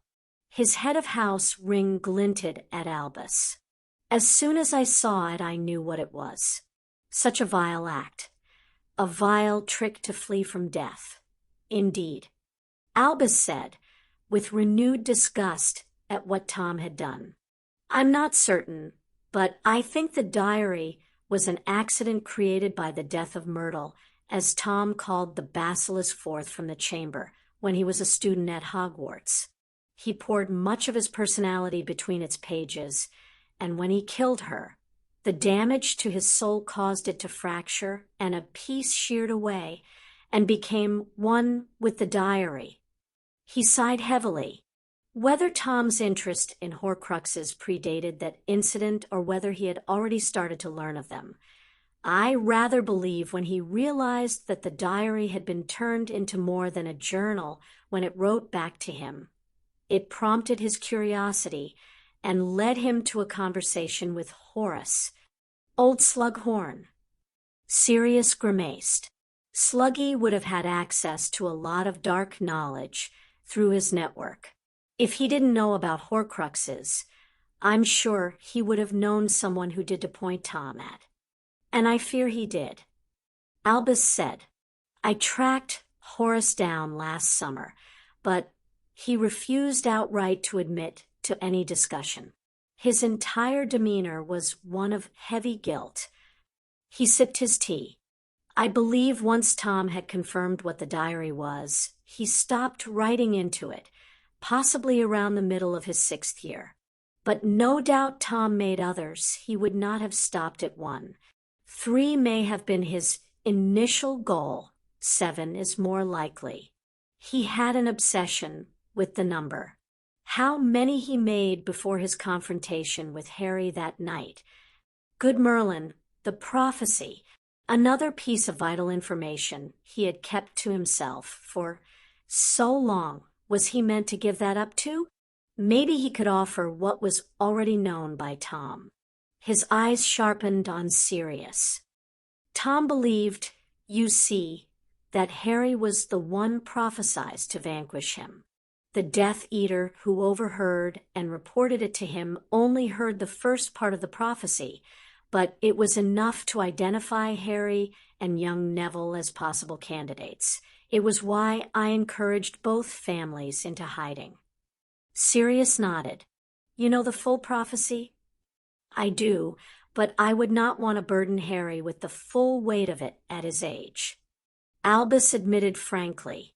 For a long moment, Albus thought Sirius was going to press him further, and there was a worrying shimmer of rage that flickered across Sirius's face before it faded into an expressionless mask that simply made Albus more anxious. So you don't have any idea of the number of Horcruxes Voldemort made before he was made a wraith? Sirius returned to the topic of Horcruxes, much to Albus's relief.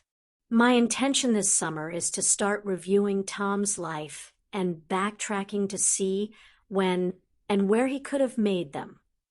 Albus admitted. Sirius nodded, almost absently. He opened another desk drawer, and another piece of parchment drifted out to hover in front of Albus. He took it and thanked Merlin he'd put his tea down.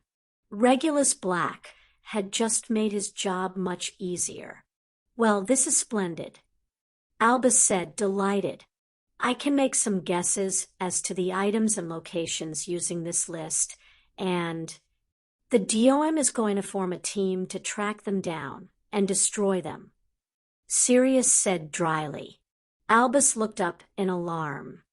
You told Bertie about the Horcruxes. Bertie, Cornelius, and Amelia in general terms.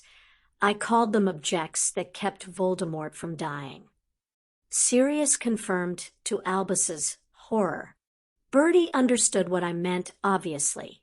The DOM has researched Horcruxes before, and they know how to dispose of them. As I said, he's going to put a small team together. Bill Weasley will join it to provide his curse-breaking skills in repayment of his sister's life debt to Harry and to give me an inside man. He also knows the full picture. He's come across them in Egypt. His plans unraveled before Albus's eyes. That Sirius could risk the information from leaking in such a way. All the team will be under vows, all capable of a clemency. Sirius said, as though he'd read Albus's mind, "We're calling it Operation Treasure Hunt." Albus placed the parchment down and regarded Sirius with disappointment. Nevertheless, the likelihood of this hunt getting back to Voldemort has increased substantially. We could have kept this between us and hunted them down ourselves. And how long would that take us? Asked Sirius pointedly. I want this done quickly before Voldemort regains a body and is operating at full strength. Yes, there's a risk, but this is the Dom's specialty. They're trained for this. He paused. Just as the DMLE is now on alert that Voldemort didn't die and may be attempting a comeback, they're going to start tracking the known Death Eaters that walked for lack of evidence. The Wizengamot today, Albus realized, his mind racing. You and Cornelius were laying the foundation to undermine Tom's political power. And financial, Sirius said. Albus nodded slowly, because he could already see how Sirius would use the power of the House of Black and the House of Potter to control the Ministry and the Wizengamot, and reshape the wizarding world all for the protection of the boy Sirius loved as a son. Remarkable. He had always believed love was the power Tom knew not. There's a war council, Sirius said, and you're invited to be part of it. Everyone is agreed your help and advice would be welcome. Penelope will send you the details of the meeting times. I would be delighted to assist. Albus said. He could still backtrack through Tom's life, but it seemed he would not do so alone. He remembered Sirius's chiding comments after the blood protection discussion and mused that it might not be a bad thing, although he still worried about so much vital information being so widely known. Albus sighed heavily. The next piece of information I have for you, I suggest you do not share with anyone. He held Sirius's curious gaze determinedly. The night Tom attacked Harry, I believe he created another accidental Horcrux within Harry. He gestured across the desk. I bound Harry's core to prevent the remnant becoming powerful and assuming control of the child. It does restrict the conscious amount of power Harry can access, although he is capable of overcoming that as his mastering of the Patronus charm demonstrates. He searched for the right words and found none. To defeat Tom, I'm afraid Harry must also die. Harry had the Horcrux removed at the healing clinic, although he believes he simply had his scar cleansed of dark magic. They removed your binding afterwards, and we've been practicing bringing his magic under control." Sirius told him bluntly, "If you want confirmation, you can write to Nashi Blackhawk." The news that Harry was cleansed of Tom's darkness, that he would not need to die, rushed through Albus and stole his breath. Harry could live, grow old. He felt his emotions surge. An enormous wave of relief followed immediately by an almost oppressive amount of guilt. Why had it never occurred to him to seek the counsel of someone like Nashi? "You must think me a monster." Albus thought out loud, blinking back tears of remorse. "Nashi told me you could have killed Harry that Halloween's night, and you didn't, so no, I don't think you're a monster." Sirius said calmly, "I'm not happy with you. You could have sought help and advice, if not immediately at the time, certainly in the years since, and especially before Harry got to school." And there it was again, Sirius's painful lesson that Albus share information and listen to others. He could have approached Nashi. He knew the man was a good soul and a consummate healer who took issues of confidentiality seriously. He shook his head. "You are right to be angry with me. I have made many mistakes. All I can offer as mitigation is that I believed I was protecting him and that I do care for him tremendously." Sirius sighed and sat back, looking at Albus pensively. "I'm angry at you, Albus." The use of his given name didn't go unnoticed by Albus. It was the first time since they had talked that Sirius had consented to use it. He felt a stirring of hope. If Harry had been inclined to pursue a prosecution against the Dursleys, and if it wouldn't have completely destabilized our society, which considers you a moral icon, I would have encouraged him to bring charges against you too for child endangerment and neglect. Sirius informed him briskly.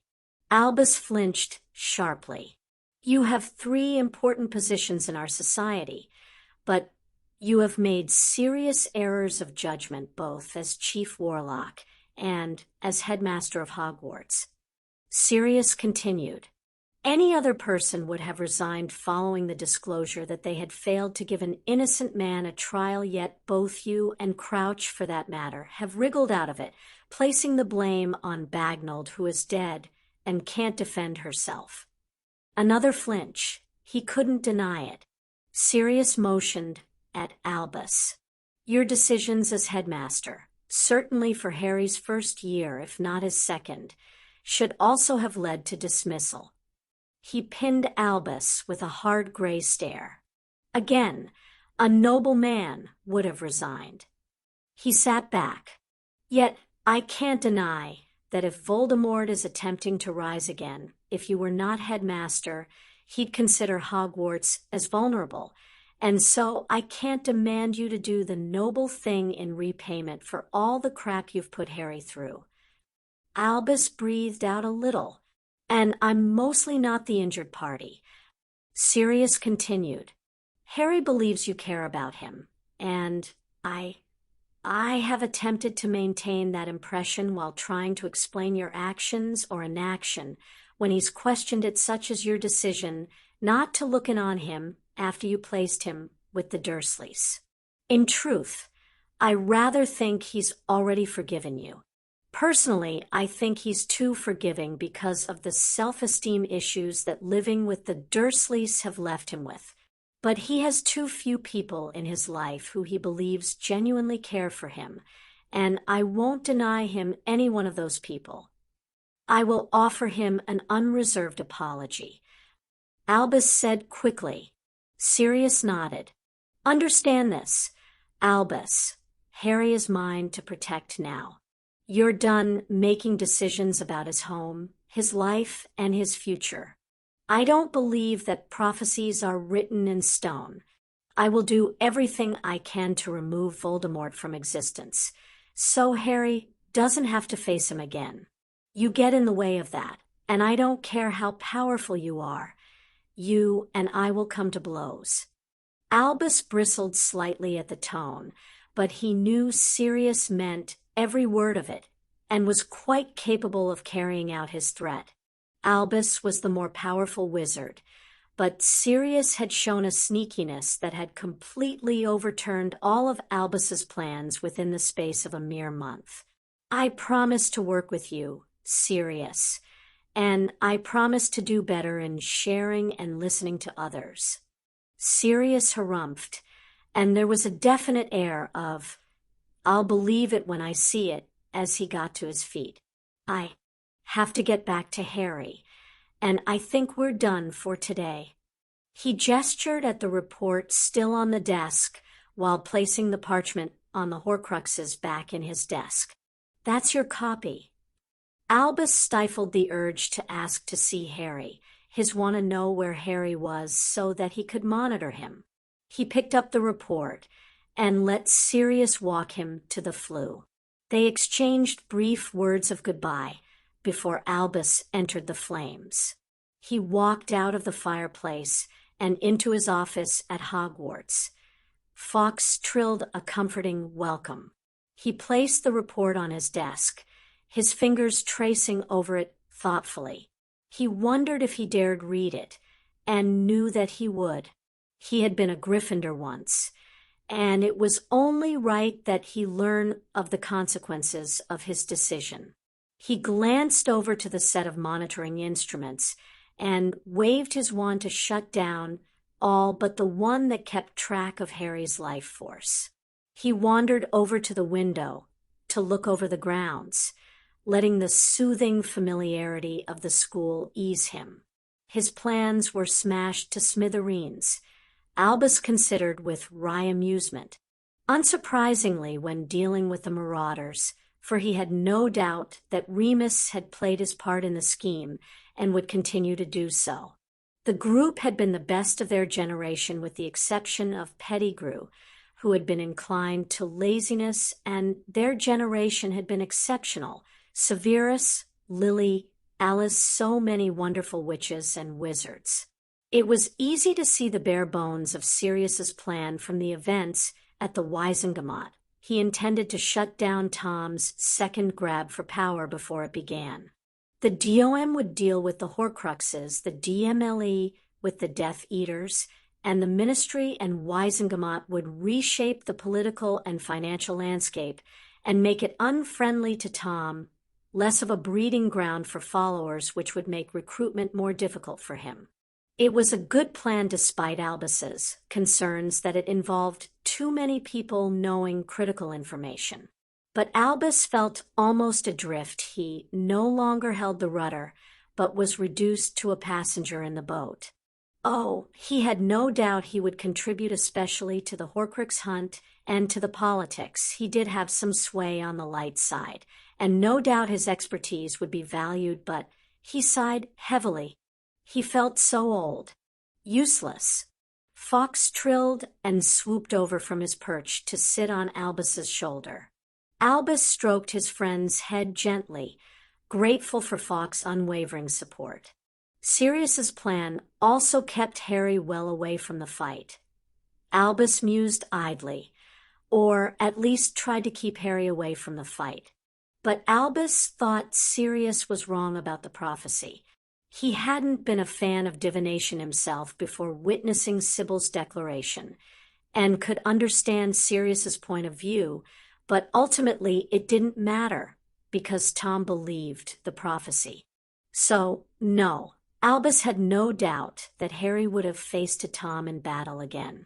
But Harry no longer had to be the one to die.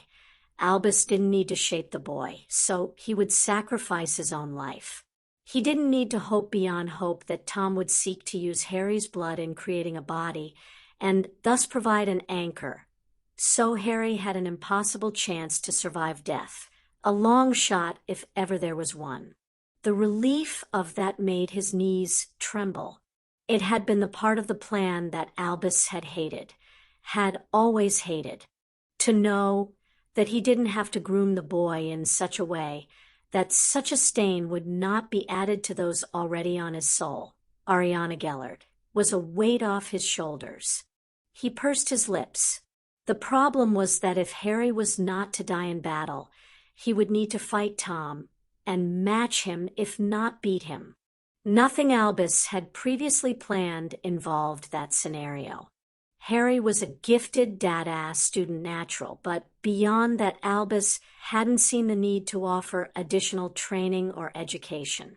In fact, Albus would have denied Harry such a thing if he'd asked, because when Harry discovered he needed to die, that Albus hadn't given him any training to survive would underscore how much Albus believed that Harry needed to die. That Harry lacked confidence in his own worth because of the Dursleys would have just made convincing him easier, albeit Albus hadn't planned it that way, and he honestly hadn't realized that they'd been anything other than unloving. Albus sighed. Severus had informed him that the dark mark was growing stronger.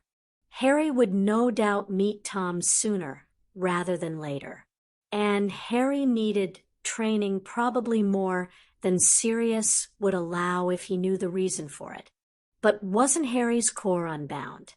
Albus remembered how powerful Harry had been as a mere babe. Everybody in the Order had heard James boast of Harry turning into a puppy at 4 months. Harry was a powerful wizard, and he would need someone who understood that power, who was just as powerful, someone like Albus. He smiled. He would do all he could to train Harry to fight Tom, and he could do it all in the guise of helping Harry control his power, so Sirius didn't worry that he was forcing the issue of Harry fighting Tom. He felt a touch of satisfaction fill him. He nudged Fawkes, who flew back to his perch, and hurried back to his desk to start making plans for Harry's education, but he stopped short at the sight of the report. The front parchment, with its seal of the ministry, stared up at him. Within was the truth of what Harry had suffered because of the decisions Albus had made.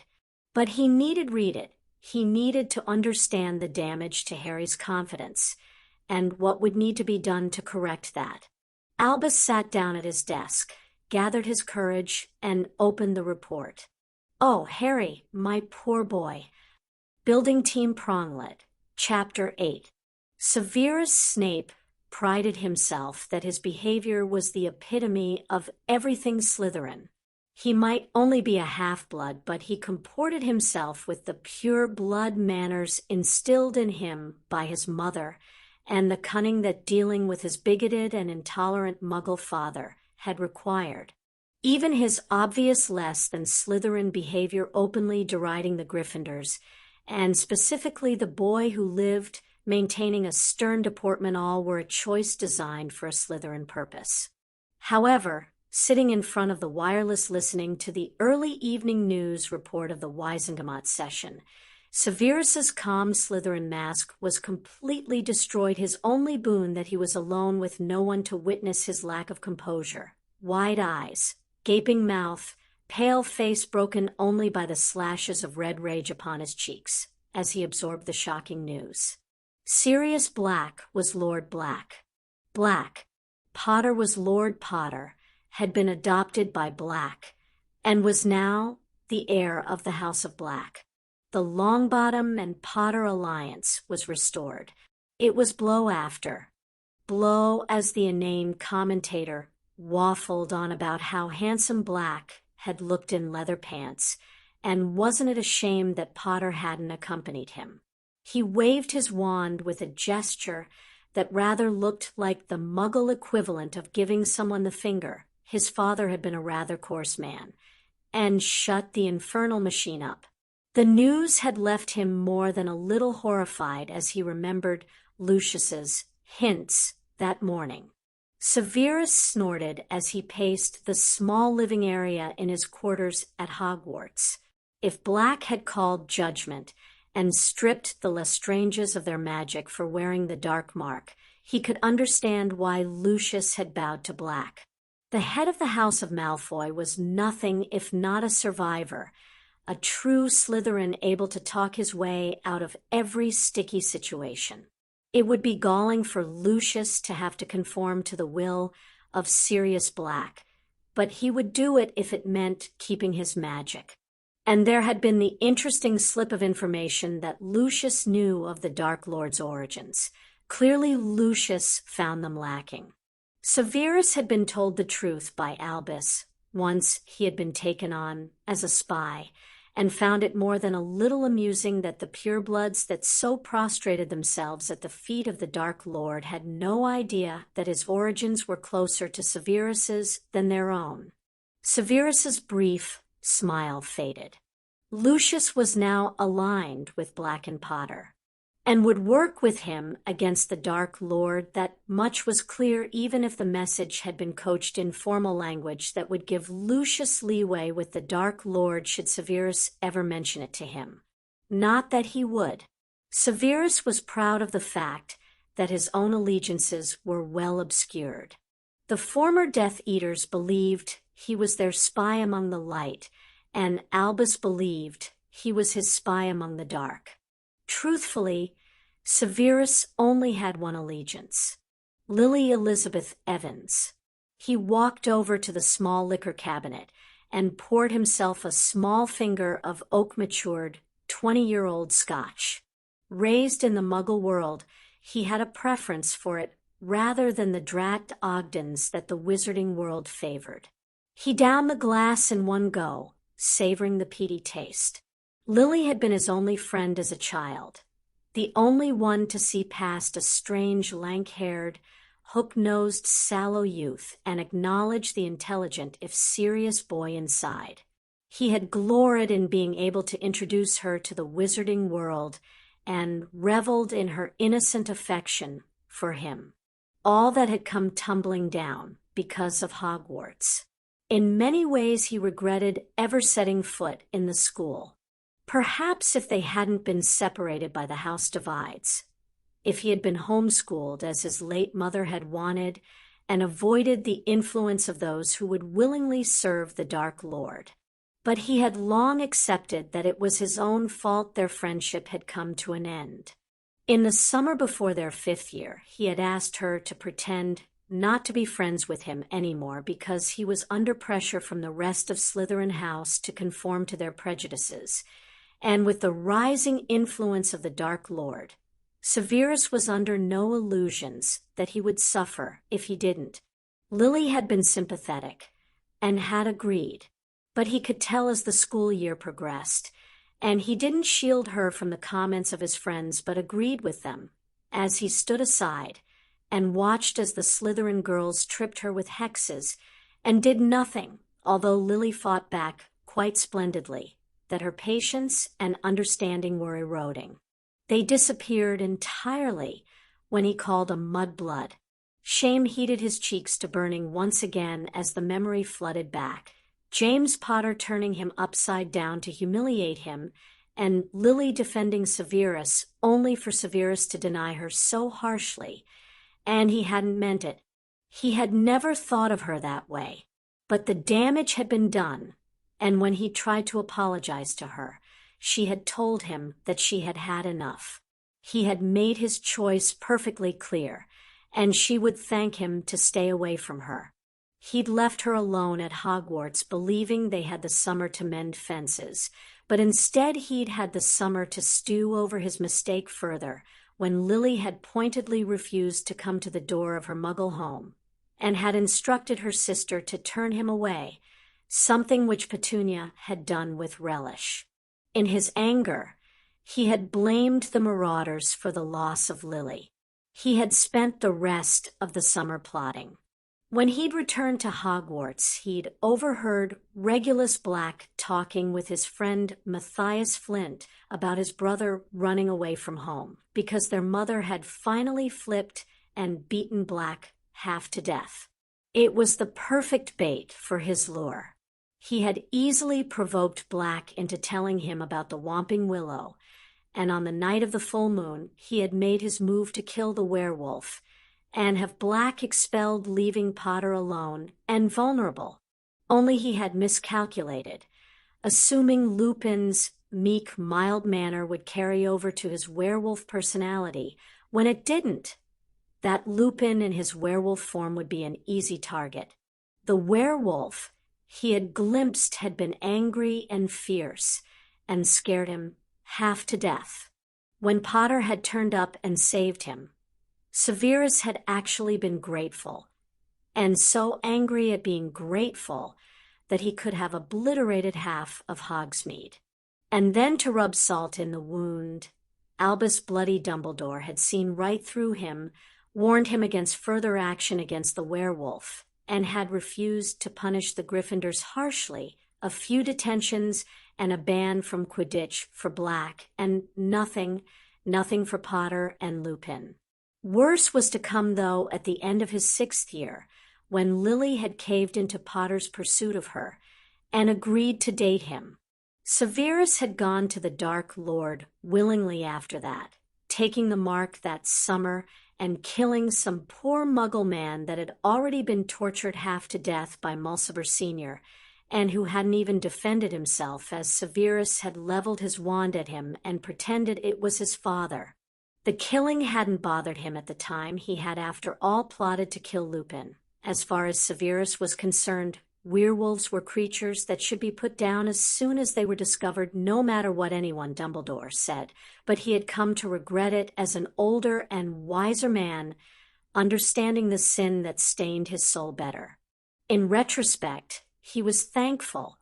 The Dark Lord had appreciated Severus's talent with potions, and so he had been excused the usual revelry and Muggle baiting. In his stupidity, he had decried not being able to attend, believing he was missing out on truly serving the Dark Lord. Then he had heard the beginning of a prophecy.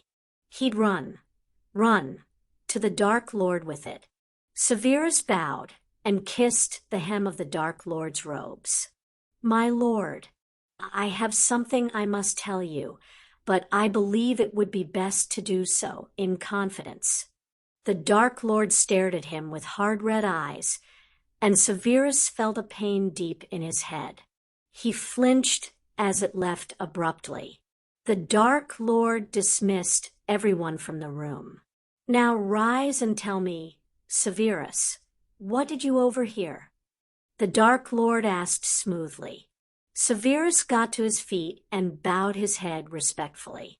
Dumbledore was interviewing a woman for the position of divination, and she gave him a prophecy. The one to vanquish the Dark Lord approaches, born as the 7th month dies, born to those who have thrice defied him.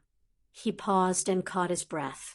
"Unfortunately, I didn't hear anything more before I was ushered out by the barman." "I see." The Dark Lord rose and circled Severus silently. Severus swallowed hard. Hadn't he done his duty? Wasn't his lord pleased with him? "Do you believe in prophecies, my dear Severus?" the Dark Lord asked suddenly.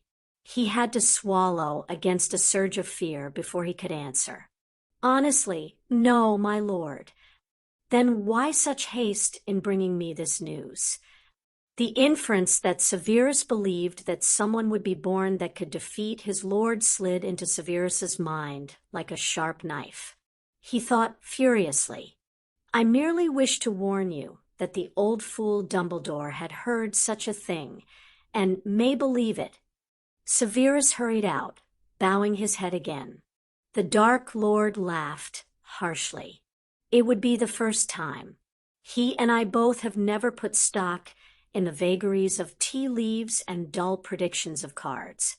He whirled away back to his throne, his robes billowing out before he sat. "Still, there may be those who will believe, and it would be better to keep this drivel in mind." His red eyes met Severus's again. "You have done well, Severus. You will be rewarded in time." Some months later, Severus had read the St. Mungo's birth announcements and realized that one of the babies born at the end of July was Lily's child.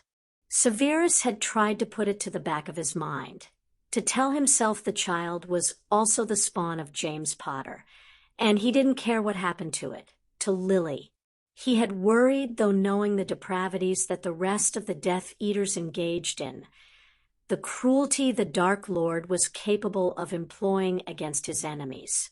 Then Severus had been called alone to dine with the Dark Lord. A tremendous honor. You have seen the birth announcements, I trust, Severus? The Dark Lord asked once the meal was over. I have, my lord.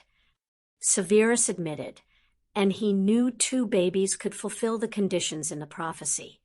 Both sets of parents had defied his lord, both children born at the end of July. I have been told that Dumbledore visits the families regularly. The Dark Lord sneered. Obviously, he has succumbed finally to senility to place his hopes in such a flimsy thing as a prophecy. He is desperate, my lord. Severus replied sincerely, Your side wins more ground every day. Yes, the Dark Lord muttered, desperate, and desperate men do desperate things. He conjured 2 glasses of cognac and handed one to Severus. I believe Dumbledore will try and use one of these infants against me. I need a spy to determine which he will use. He swirled the liquid around the glass and pinned Severus with unrelenting red eyes. You were once friends with the wife of the blood traitor Potter. To my shame, we grew up in the same neighborhood. Severus knew it was folly to lie to the man. You are aware that Dumbledore knows that it was you who overheard the prophecy? The Dark Lord smiled menacingly as Severus had nodded jerkily. There will soon be a vacancy for the position of potions professor at Hogwarts. You will apply for the job and, at the interview, request sanctuary within the walls of Hogwarts, having felt remorse for placing the son of your old childhood friend at risk after informing me of the prophecy. You will tell the old fool that you have changed your mind about serving me. My lord. Severus stuttered. He will know. I cannot. You will, Severus. The Dark Lord said bluntly, You will train with Bellatrix in the art of occlumency between now and your meeting with Dumbledore. It will hide your thoughts and true allegiance from him.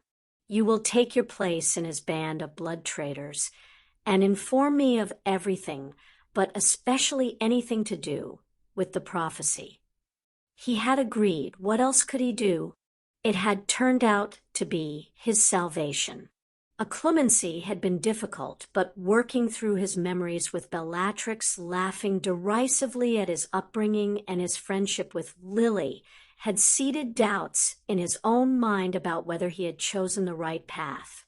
And by the time he had attended his interview and wept crocodile tears on Dumbledore's robes about regretting his choices, he had in truth been wavering and thankful that his occlumency was good enough that he could keep both Dumbledore and the Dark Lord from knowing what was really going on in his head.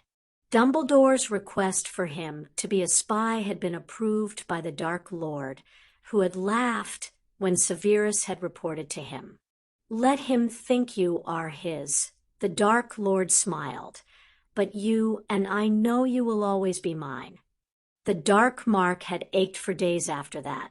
The Dark Lord's subtle reminder of who Severus had sworn his life to serving. And as the months had passed, and Severus spent more time with Dumbledore, with the rest of the Hogwarts staff and away from the Death Eaters, as he had seen the crushed faces of children who lost their parents and families to the Dark Lord's thirst for power and blood, he had become less enthralled with his own Death Eater identity. He had instead embraced his spy role. The spying had come naturally to him, and he had quickly realized he occupied a position of power within both camps. He decided which raids to share, who was saved and who was lost to an extent. He controlled vital information, not all of it, but some of it. He secretly gloried in his position. But the events of Halloween in 81 had shattered his delusion, and it was a delusion. He could see it with hindsight. The Dark Lord had summoned him, and informed him of his plan to attack the Potters, as he needed a child to fulfill a ritual, and why not one prophesized to defeat him? Severus had almost panicked, but he had kept his head and asked for Lily as a reward in the hopes of saving her. Her husband and child were of no consequence, but Lily, he should have known she would die trying to save her son. He should have known the Dark Lord would not choose to stun her when he could kill her. The harsh reality was that he had led the Dark Lord to the Potters, to Lily. He had signed their death warrants by informing the Dark Lord of the prophecy. In the aftermath, Dumbledore had guilted him into promising to help her son. Severus hated that he had made the promise in his weakness. It served its purpose in solidifying for Dumbledore that Severus worked for the light, but Potter wasn't the reason. His promise wasn't the reason. The Dark Lord had killed Lily, and for that he would pay. Severus had always been Lily's despite the fact that she had only briefly been his, and he would avenge her death by making certain the Dark Lord went to his. Protecting Potter was necessary for that to happen. That was the only reason he protected the boy. Severus poured another glass of whiskey. The truth was that he would always want to trade the brat who lived for the mother who died, Harry Potter for Lily Evans. That Lily would hate him if he did, would hex him to the end of the earth and back for thinking such a thing. He sighed heavily. He couldn't stop himself from hating the child who Lily had died to save, believing deep down that if Harry Potter had never existed, never been born, Lily would never have been targeted, would never have died. His hate was only exacerbated by the fact that Harry Potter was a miniature James, except for Lily's eyes staring out at him, accusingly, entirely too Gryffindorish, entirely too arrogant without regard for the rules or authority, entirely too thin and small. Severus rolled his eyes expressively and pinched the bridge of his nose. He would not consider that the headmaster was right in his statement that Potter was not spoiled. Of course, Black would soon rectify that, Severus thought darkly. A pop alerted him to the presence of a house elf. What? The headmaster is requesting headsies of houses come directly to his office. Very well. Severus put down his whiskey glass with a thunk, cast a brief mouth-freshening charm, and strode out of his quarters. No doubt the old fool wanted to talk about Black's lordship. Black was going to be insufferable. Severus snorted. What did he mean was going to be? Black already was insufferable, always had been. He was the last to arrive, and he slid into the remaining chair by a grumpy-looking Poppy. A brief glance at his other colleagues confirmed they were all disgruntled at being called so peremptorily. Albus appeared oblivious to their irritation. He sat sedately behind his desk with a bulky sheaf of parchments in front of him. Thank you for coming and on short notice, Albus said. I called you together for 2 reasons, but both are related and are to do with Harry Potter. If this is an announcement that Sirius Black is also Lord Black, Phileas interrupted, I think we're all aware the wireless has been filled with news of little else. In a way it is, and in another, not at all.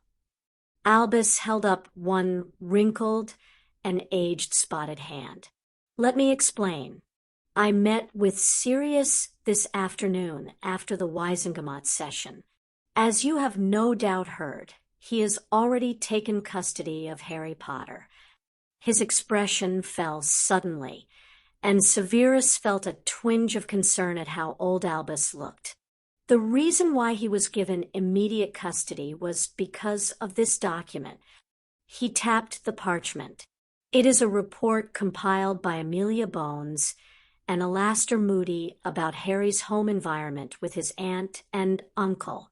It concludes that the environment was abusive and recommended Harry's immediate removal from it. My word. Filius muttered in shock. Minerva bristled angrily beside Filius. I told you, she snapped at Albus, her Scottish brogue thick with anger. I told you when you left him there that they were the worst kind of muggles. But did you listen to me? No. Severus was taken aback at her ferocity. He didn't listen to me either. Poppy all but snarled. Every year I've reported the boy is malnourished and suffering the signs of physical neglect and care, that he has stunted growth and health issues. And every year, Albus, you've waved me away with what were obviously empty assurances. Albus didn't defend himself. You may berate me all you wish, Minerva, Poppy. I regret that I did not listen to you as I should have done in my belief that I knew best. I erred badly. If the topic had been anything other than Potter, Severus would be amused at Albus's self-pitying guilt. The headmaster only had himself to blame for the hurts done to his golden boy. Albus had been the one to place him and the one to cavalierly dismiss the signs of abuse. Pomona cleared her throat. What specifically did his relatives do to Mr. Potter? In general terms, most of the abuse was verbal.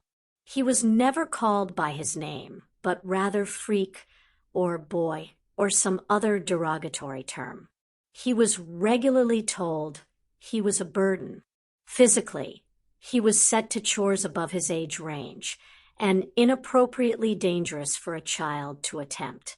He received slaps and hits with various implements at an early age, but apparently learned how to duck and avoid them by the age of 6.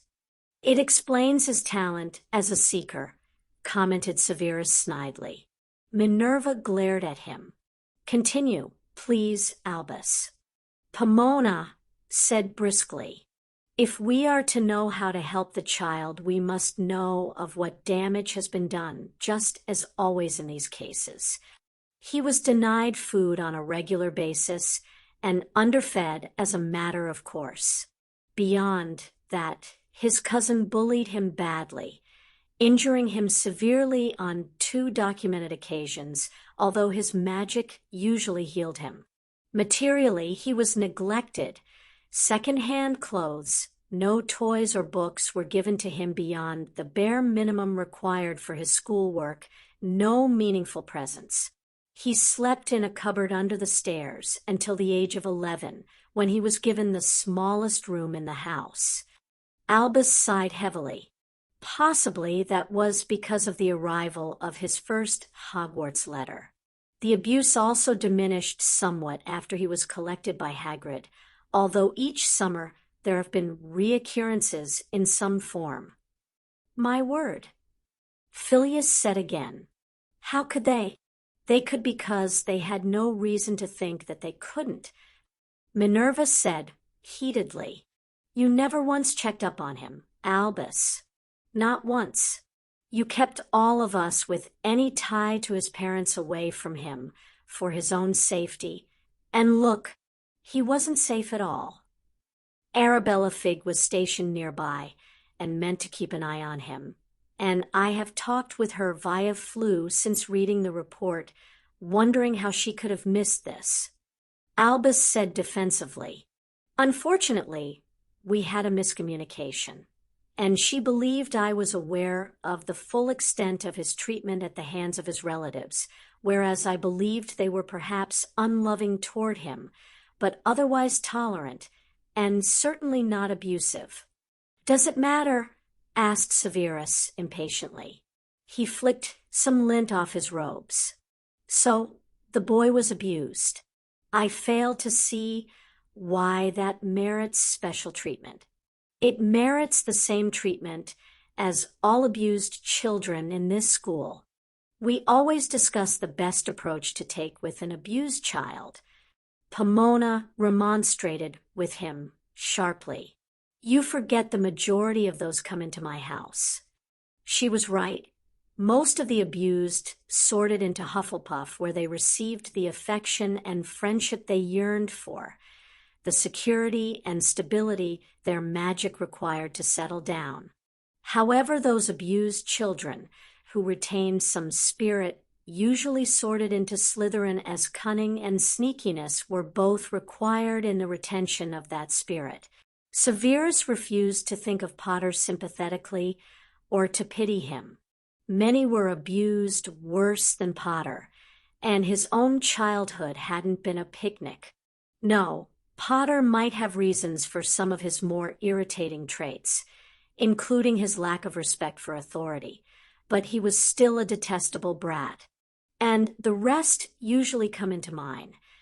Severus retorted, "My point is, why are we having this discussion now in the middle of the holidays when it should be scheduled for the start of year preparation, when we discuss all such cases? Perhaps if I was allowed to finish, you would all discover the reason, Severus." Albus said tersely. Everyone, not just Severus, squirmed under the rebuke.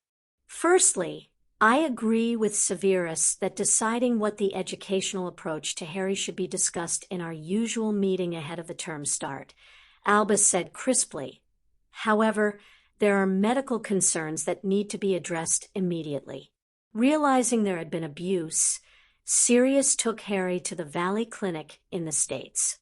They have corrected much of the physical consequences, and I believe have dealt with some of the emotional issues. They also released a binding that I had placed on Harry's magic related to his scar. Harry has had a substantial increase in power and will need to relearn control before the school starts. Allow and offer my services for charms. Filius said immediately, I'm already engaged for Transfiguration. Minerva informed Albus frostily. Albus's eyebrows rose. I see. I did wonder with the Potter announcements whether you were aware that Sirius was Lord Black, and of events generally. I had hoped you would have confided in me. Minerva harumphed.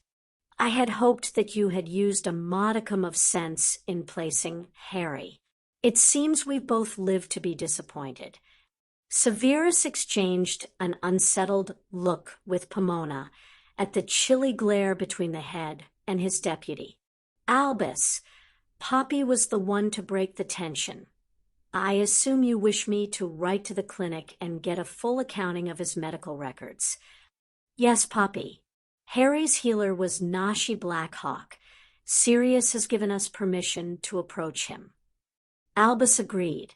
He shifted position and folded his hands on top of the parchment.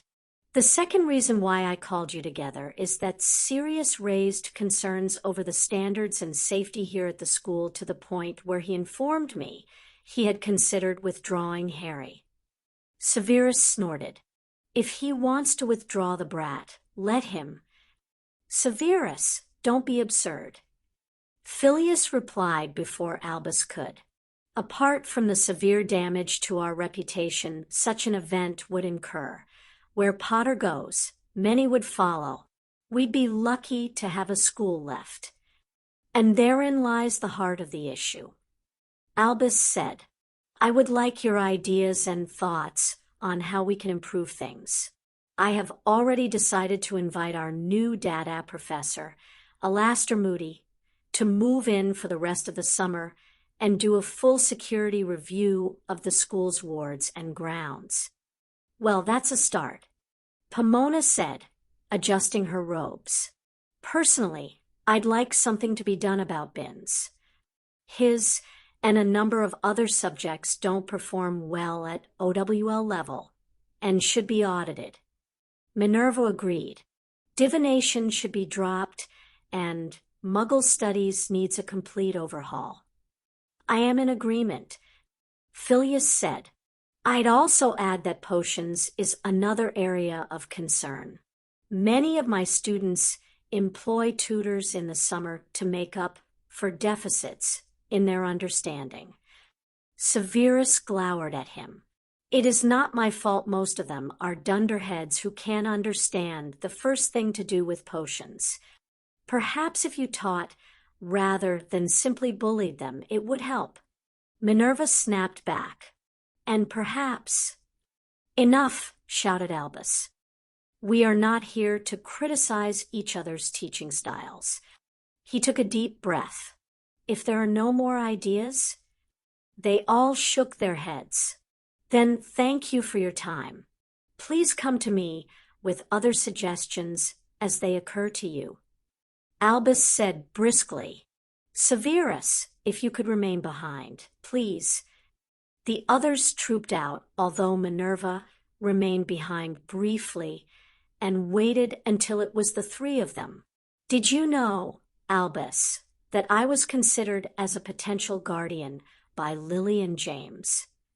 Minerva asked bluntly. Albus sighed and nodded gravely. I did not think to bring it your attention, Minerva, because the will was missing and your claim was weak. And while you did caution me against the Dursleys, you did agree with me before we departed that it was for the best to leave him there. And for the first time Severus could remember, Minerva looked truly devastated. To my everlasting shame, I did, Albus, and I will never forgive myself. She swept out before Albus could reply. For a long moment there was silence, and Albus looked as though his thoughts were far away. Severus cleared his throat. Ah, Severus, my apologies for my wool gathering. Albus said, seemingly shaking off whatever had distracted him. I need to inform you that Sirius is well aware of the prophecy and of the reality of Voldemort's imminent resurrection. You informed him? Severus spluttered, losing his cool for the second time that day. He was aware of the latter, and I believe in hindsight knew or suspected the former, as he didn't press me about it. Albus said, Sirius has a plan to defeat Voldemort, and I have agreed we will work with him. Severus felt his lip curling up in disgust. Additionally, it is more important than ever for you to be civil to Harry, Albus continued.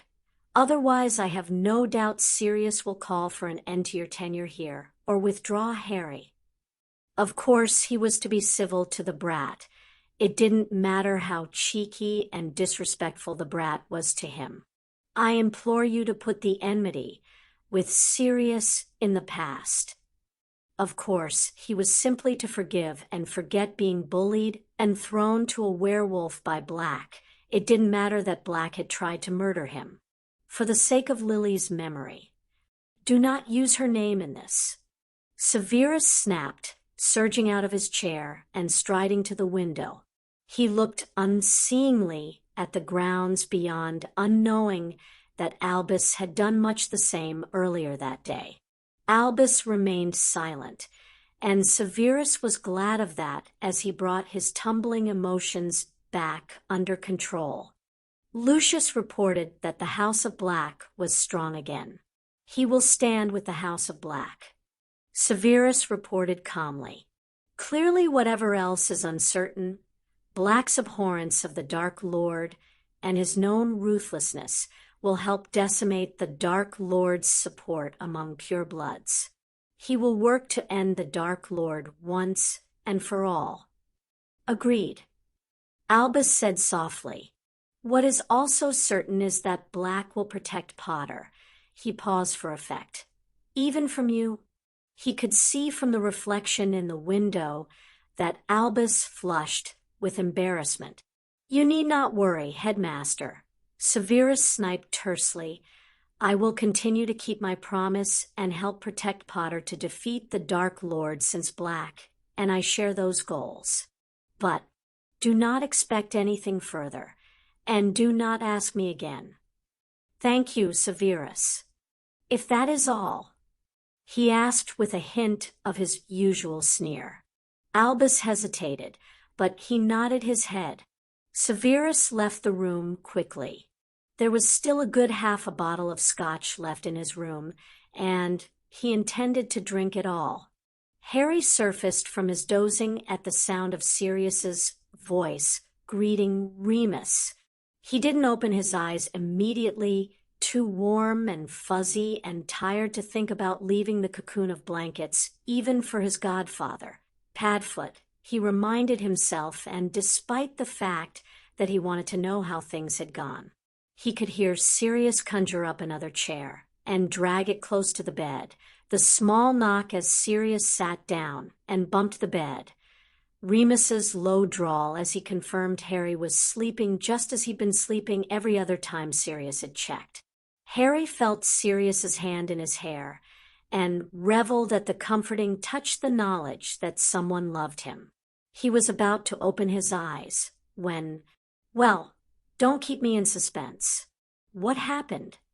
Remus demanded in a quiet voice that was obviously meant not to wake Harry. Harry kept his eyes shut. He didn't think Sirius would say anything he wouldn't tell Harry anyway, but there was always the possibility. He'd learned with the Dursleys that they'd often talk more freely when they'd forgotten he was in the room. Not that Sirius and Remus were anything like the Dursleys, and Harry felt a rush of gratitude that he'd gotten so lucky that Sirius had rescued him with Remus's help. He dragged his attention back to the present and tuned in. You should have seen his face. It was a picture. Sirius sounded very amused. Dullard had to ask him if he was all right before he gave me the oath. And when Albus realized you'd taken custody of Harry, things got a bit sticky. He insisted on seeing the will. I think he was going to attempt to say that the proxy and guardianship couldn't pass to me because Frank and Alice couldn't decline in person. Augusta was furious. I can imagine. Then he kept questioning me about the notices the adoption which Amelia stood up for and told him where to go. Harry, being the heir to the House of Black, went down like a lead balloon with him, but he got told off by Tiberius Ogden, of all people, and he got really snippy over the Lestranges. I'm surprised Augusta didn't tear him limb from limb. Remus murmured, "Oh, I think if she could have done, she would." Sirius said. Anyway, she was up on her feet yelling at him. Then Griselda Marchbanks, who I may have to kiss simply for saying that the tribunals did a piss-poor job of justice. Then Bartholomew Wilkes told him off for challenging the use of family magic, and then old Tiberius told Albus he was going to take insult on my behalf if he didn't stop questioning me. It was a beautiful moment. Arthur got the ministry seat. Remus asked. He did. Cyrus confirmed. That was another beautiful moment. The whole place was in an uproar. I think Cornelius almost peed his pants with glee. Harry heard the shift of material as Sirius moved position. The best news ever, though, is that Umbridge is now somewhere in the jungles of Guyana. Sirius said cheerfully, "Couldn't happen to a nicer toad." Remus replied in the same tone. Harry was hard-pressed not to join in when they snickered like naughty school children. And the budgetary stuff? Remus prompted as they sobered. Sirius shifted again, and Harry almost started as he picked up Harry's hand. Better than we expected. Ogden, Knott, and Greengrass matched my donation to the DOM and DMLE. That's astonishing, I know. If it's a signal they'll all ally in some way, or at the very least stay neutral, it bodes well. Sirius said smugly, and the DMLE and the DOM get much-needed funding. It also means that Lucius must have done some good in briefing his side, as much as I hate to admit it. Sirius acknowledged. Obviously, Augusta was brilliant on the opposing side. Harry and I will be having dinner with the entire Old Potter Alliance on Saturday at the Longbottoms. Richard Bones all but said, "Tell me when we can do the oath during the break." Harry will be pleased to see Neville. He sent him a plant as a get-well present. Remus said. He signed it, your godbrother, Neville. Harry wanted to roll his eyes at Remus's amused tone. He personally was secretly really happy that Neville wanted to be his godbrother, had embraced the idea that their mothers were their respective godmothers as much as Harry had. They hadn't had the closest friendship ever at Hogwarts, and Harry blamed himself for that. So he fully intended to send a thank you note back to Neville signing it, your godbrother, Harry. You know, Frank used to do the same with James because Doria was his godmother. Sirius commented, and Harry could hear the smile in his voice. Minerva was James's, wasn't she? Yep. Sirius yawned. There was a brief lull, and Harry was considering informing the pair of them that he was awake when Remus cleared his throat. I assume you spoke with Albus after? Oh, yes. Sirius said dryly. We talked. And I was only tempted to use the house magic to incinerate him once. Sirius said in the same dry tone. I take it he wanted Harry to go back to the Dursleys? Wouldn't take no for an answer until I pointed out the blood protection is now anchored by black blood. Sirius said.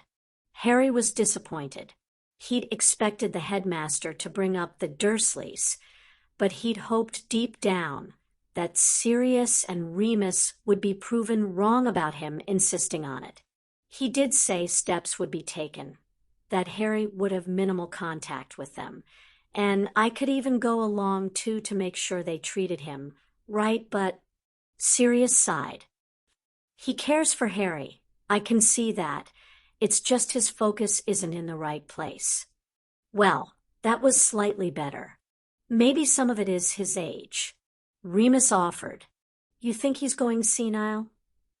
Harry almost snorted a laugh. I mean, his generation has a very different take on what is acceptable in raising a child. Remus said, taking on the tone that Harry knew meant Padfoot was going to get lectured.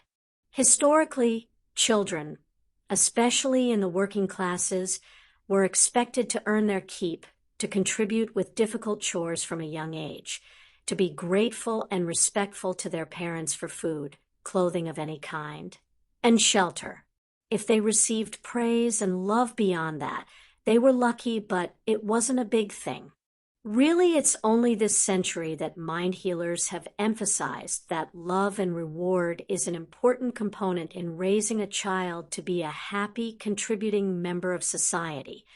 I'm not sure I agree with you, Remus, Sirius said firmly. I think Albus knows full well to raise a child in an unloving environment is not good for the child. He admitted he'd sacrificed Harry's happiness on the altar of the blood protection, although he didn't know quite how bad it was for Harry there. It was Remus's turn to sigh. You know, a part of me misses the days when I used to blindly accept Albus as the greatest wizard of our time, all-knowing and all-powerful. Well, there's nothing worse than finding your idol has feet of clay. Sirius commented, It's only natural even when you realize the truth that they're human to search for reasons and excuses for why they've done certain things that maintain the image of a hero. You never did recover from finding out Elton John wasn't a wizard. Funny. I'm right that Albus wasn't your hero, though, aren't I? Remus asked idly. Harry listened with interest, wondering who Sirius had looked up to as an idol. You are, Sirius said. I was raised a black, remember? We weren't brought up to worship at the altar of the great Albus Dumbledore, defeater of Grindelwald. No, Uncle Alfred was my hero. He thumbed his nose at the whole pure-blood thing, looked in on all the unwanted relatives. He was the epitome of cool, and he didn't abandon me after I ran off. Then he went and got himself killed. That wasn't exactly his fault. Remus pointed out. Of course it was. Sirius said. Idiot walked straight into an ambush with a pack of Death Eaters. I take it they were trying to recruit him. Voldemort wanted every black for his collection. Sirius murmured. I think my grandfather made some kind of deal that he'd join Valdi if he managed to convince everyone in the family to be marked. But he had to know you would never. Remus stopped abruptly in realization.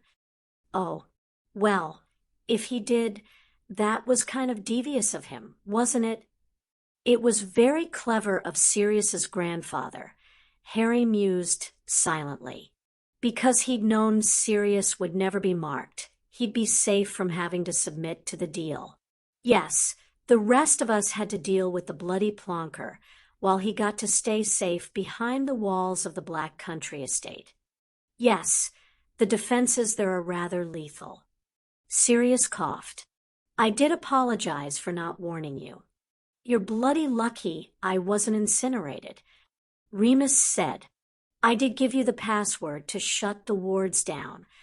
Sirius said defensively. After I called you on the communication mirror and demanded it, Remus pointed out, while dodging a barrage of silver javelin curses, I might add. I apologized. Sirius retorted. Harry wanted badly to smile at their banter, but he shifted instead, drawing their attention to him, and they both muttered admonishments for the other to lower their voice, so they wouldn't wake him. So what was the outcome with Albus in the end? Remus asked. We agreed that he'd help. He's going to be part of the War Council. And he had some thoughts about the treasure hunt. You should have seen him when I faced him with that. Sirius said. He wants to apologize to Harry about everything, so that's something. That made Harry feel better about his headmaster, and the whole thing with the Dursleys. He was right. Professor Dumbledore did care about him. Are you going to let him? Asked Remus dryly. Of course, Sirius replied, if Harry decides that he wants to receive an apology. Emotions bombarded Harry.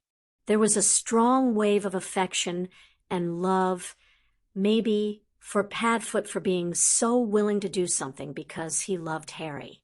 But that was followed by a curious mix of annoyance at his headmaster that he'd been human and made mistakes at all, and a shameful need to move past the revelations of how Dumbledore had placed him with the Dursleys and hadn't checked on him, and confirm that the headmaster truly cared about him, that it hadn't been an act.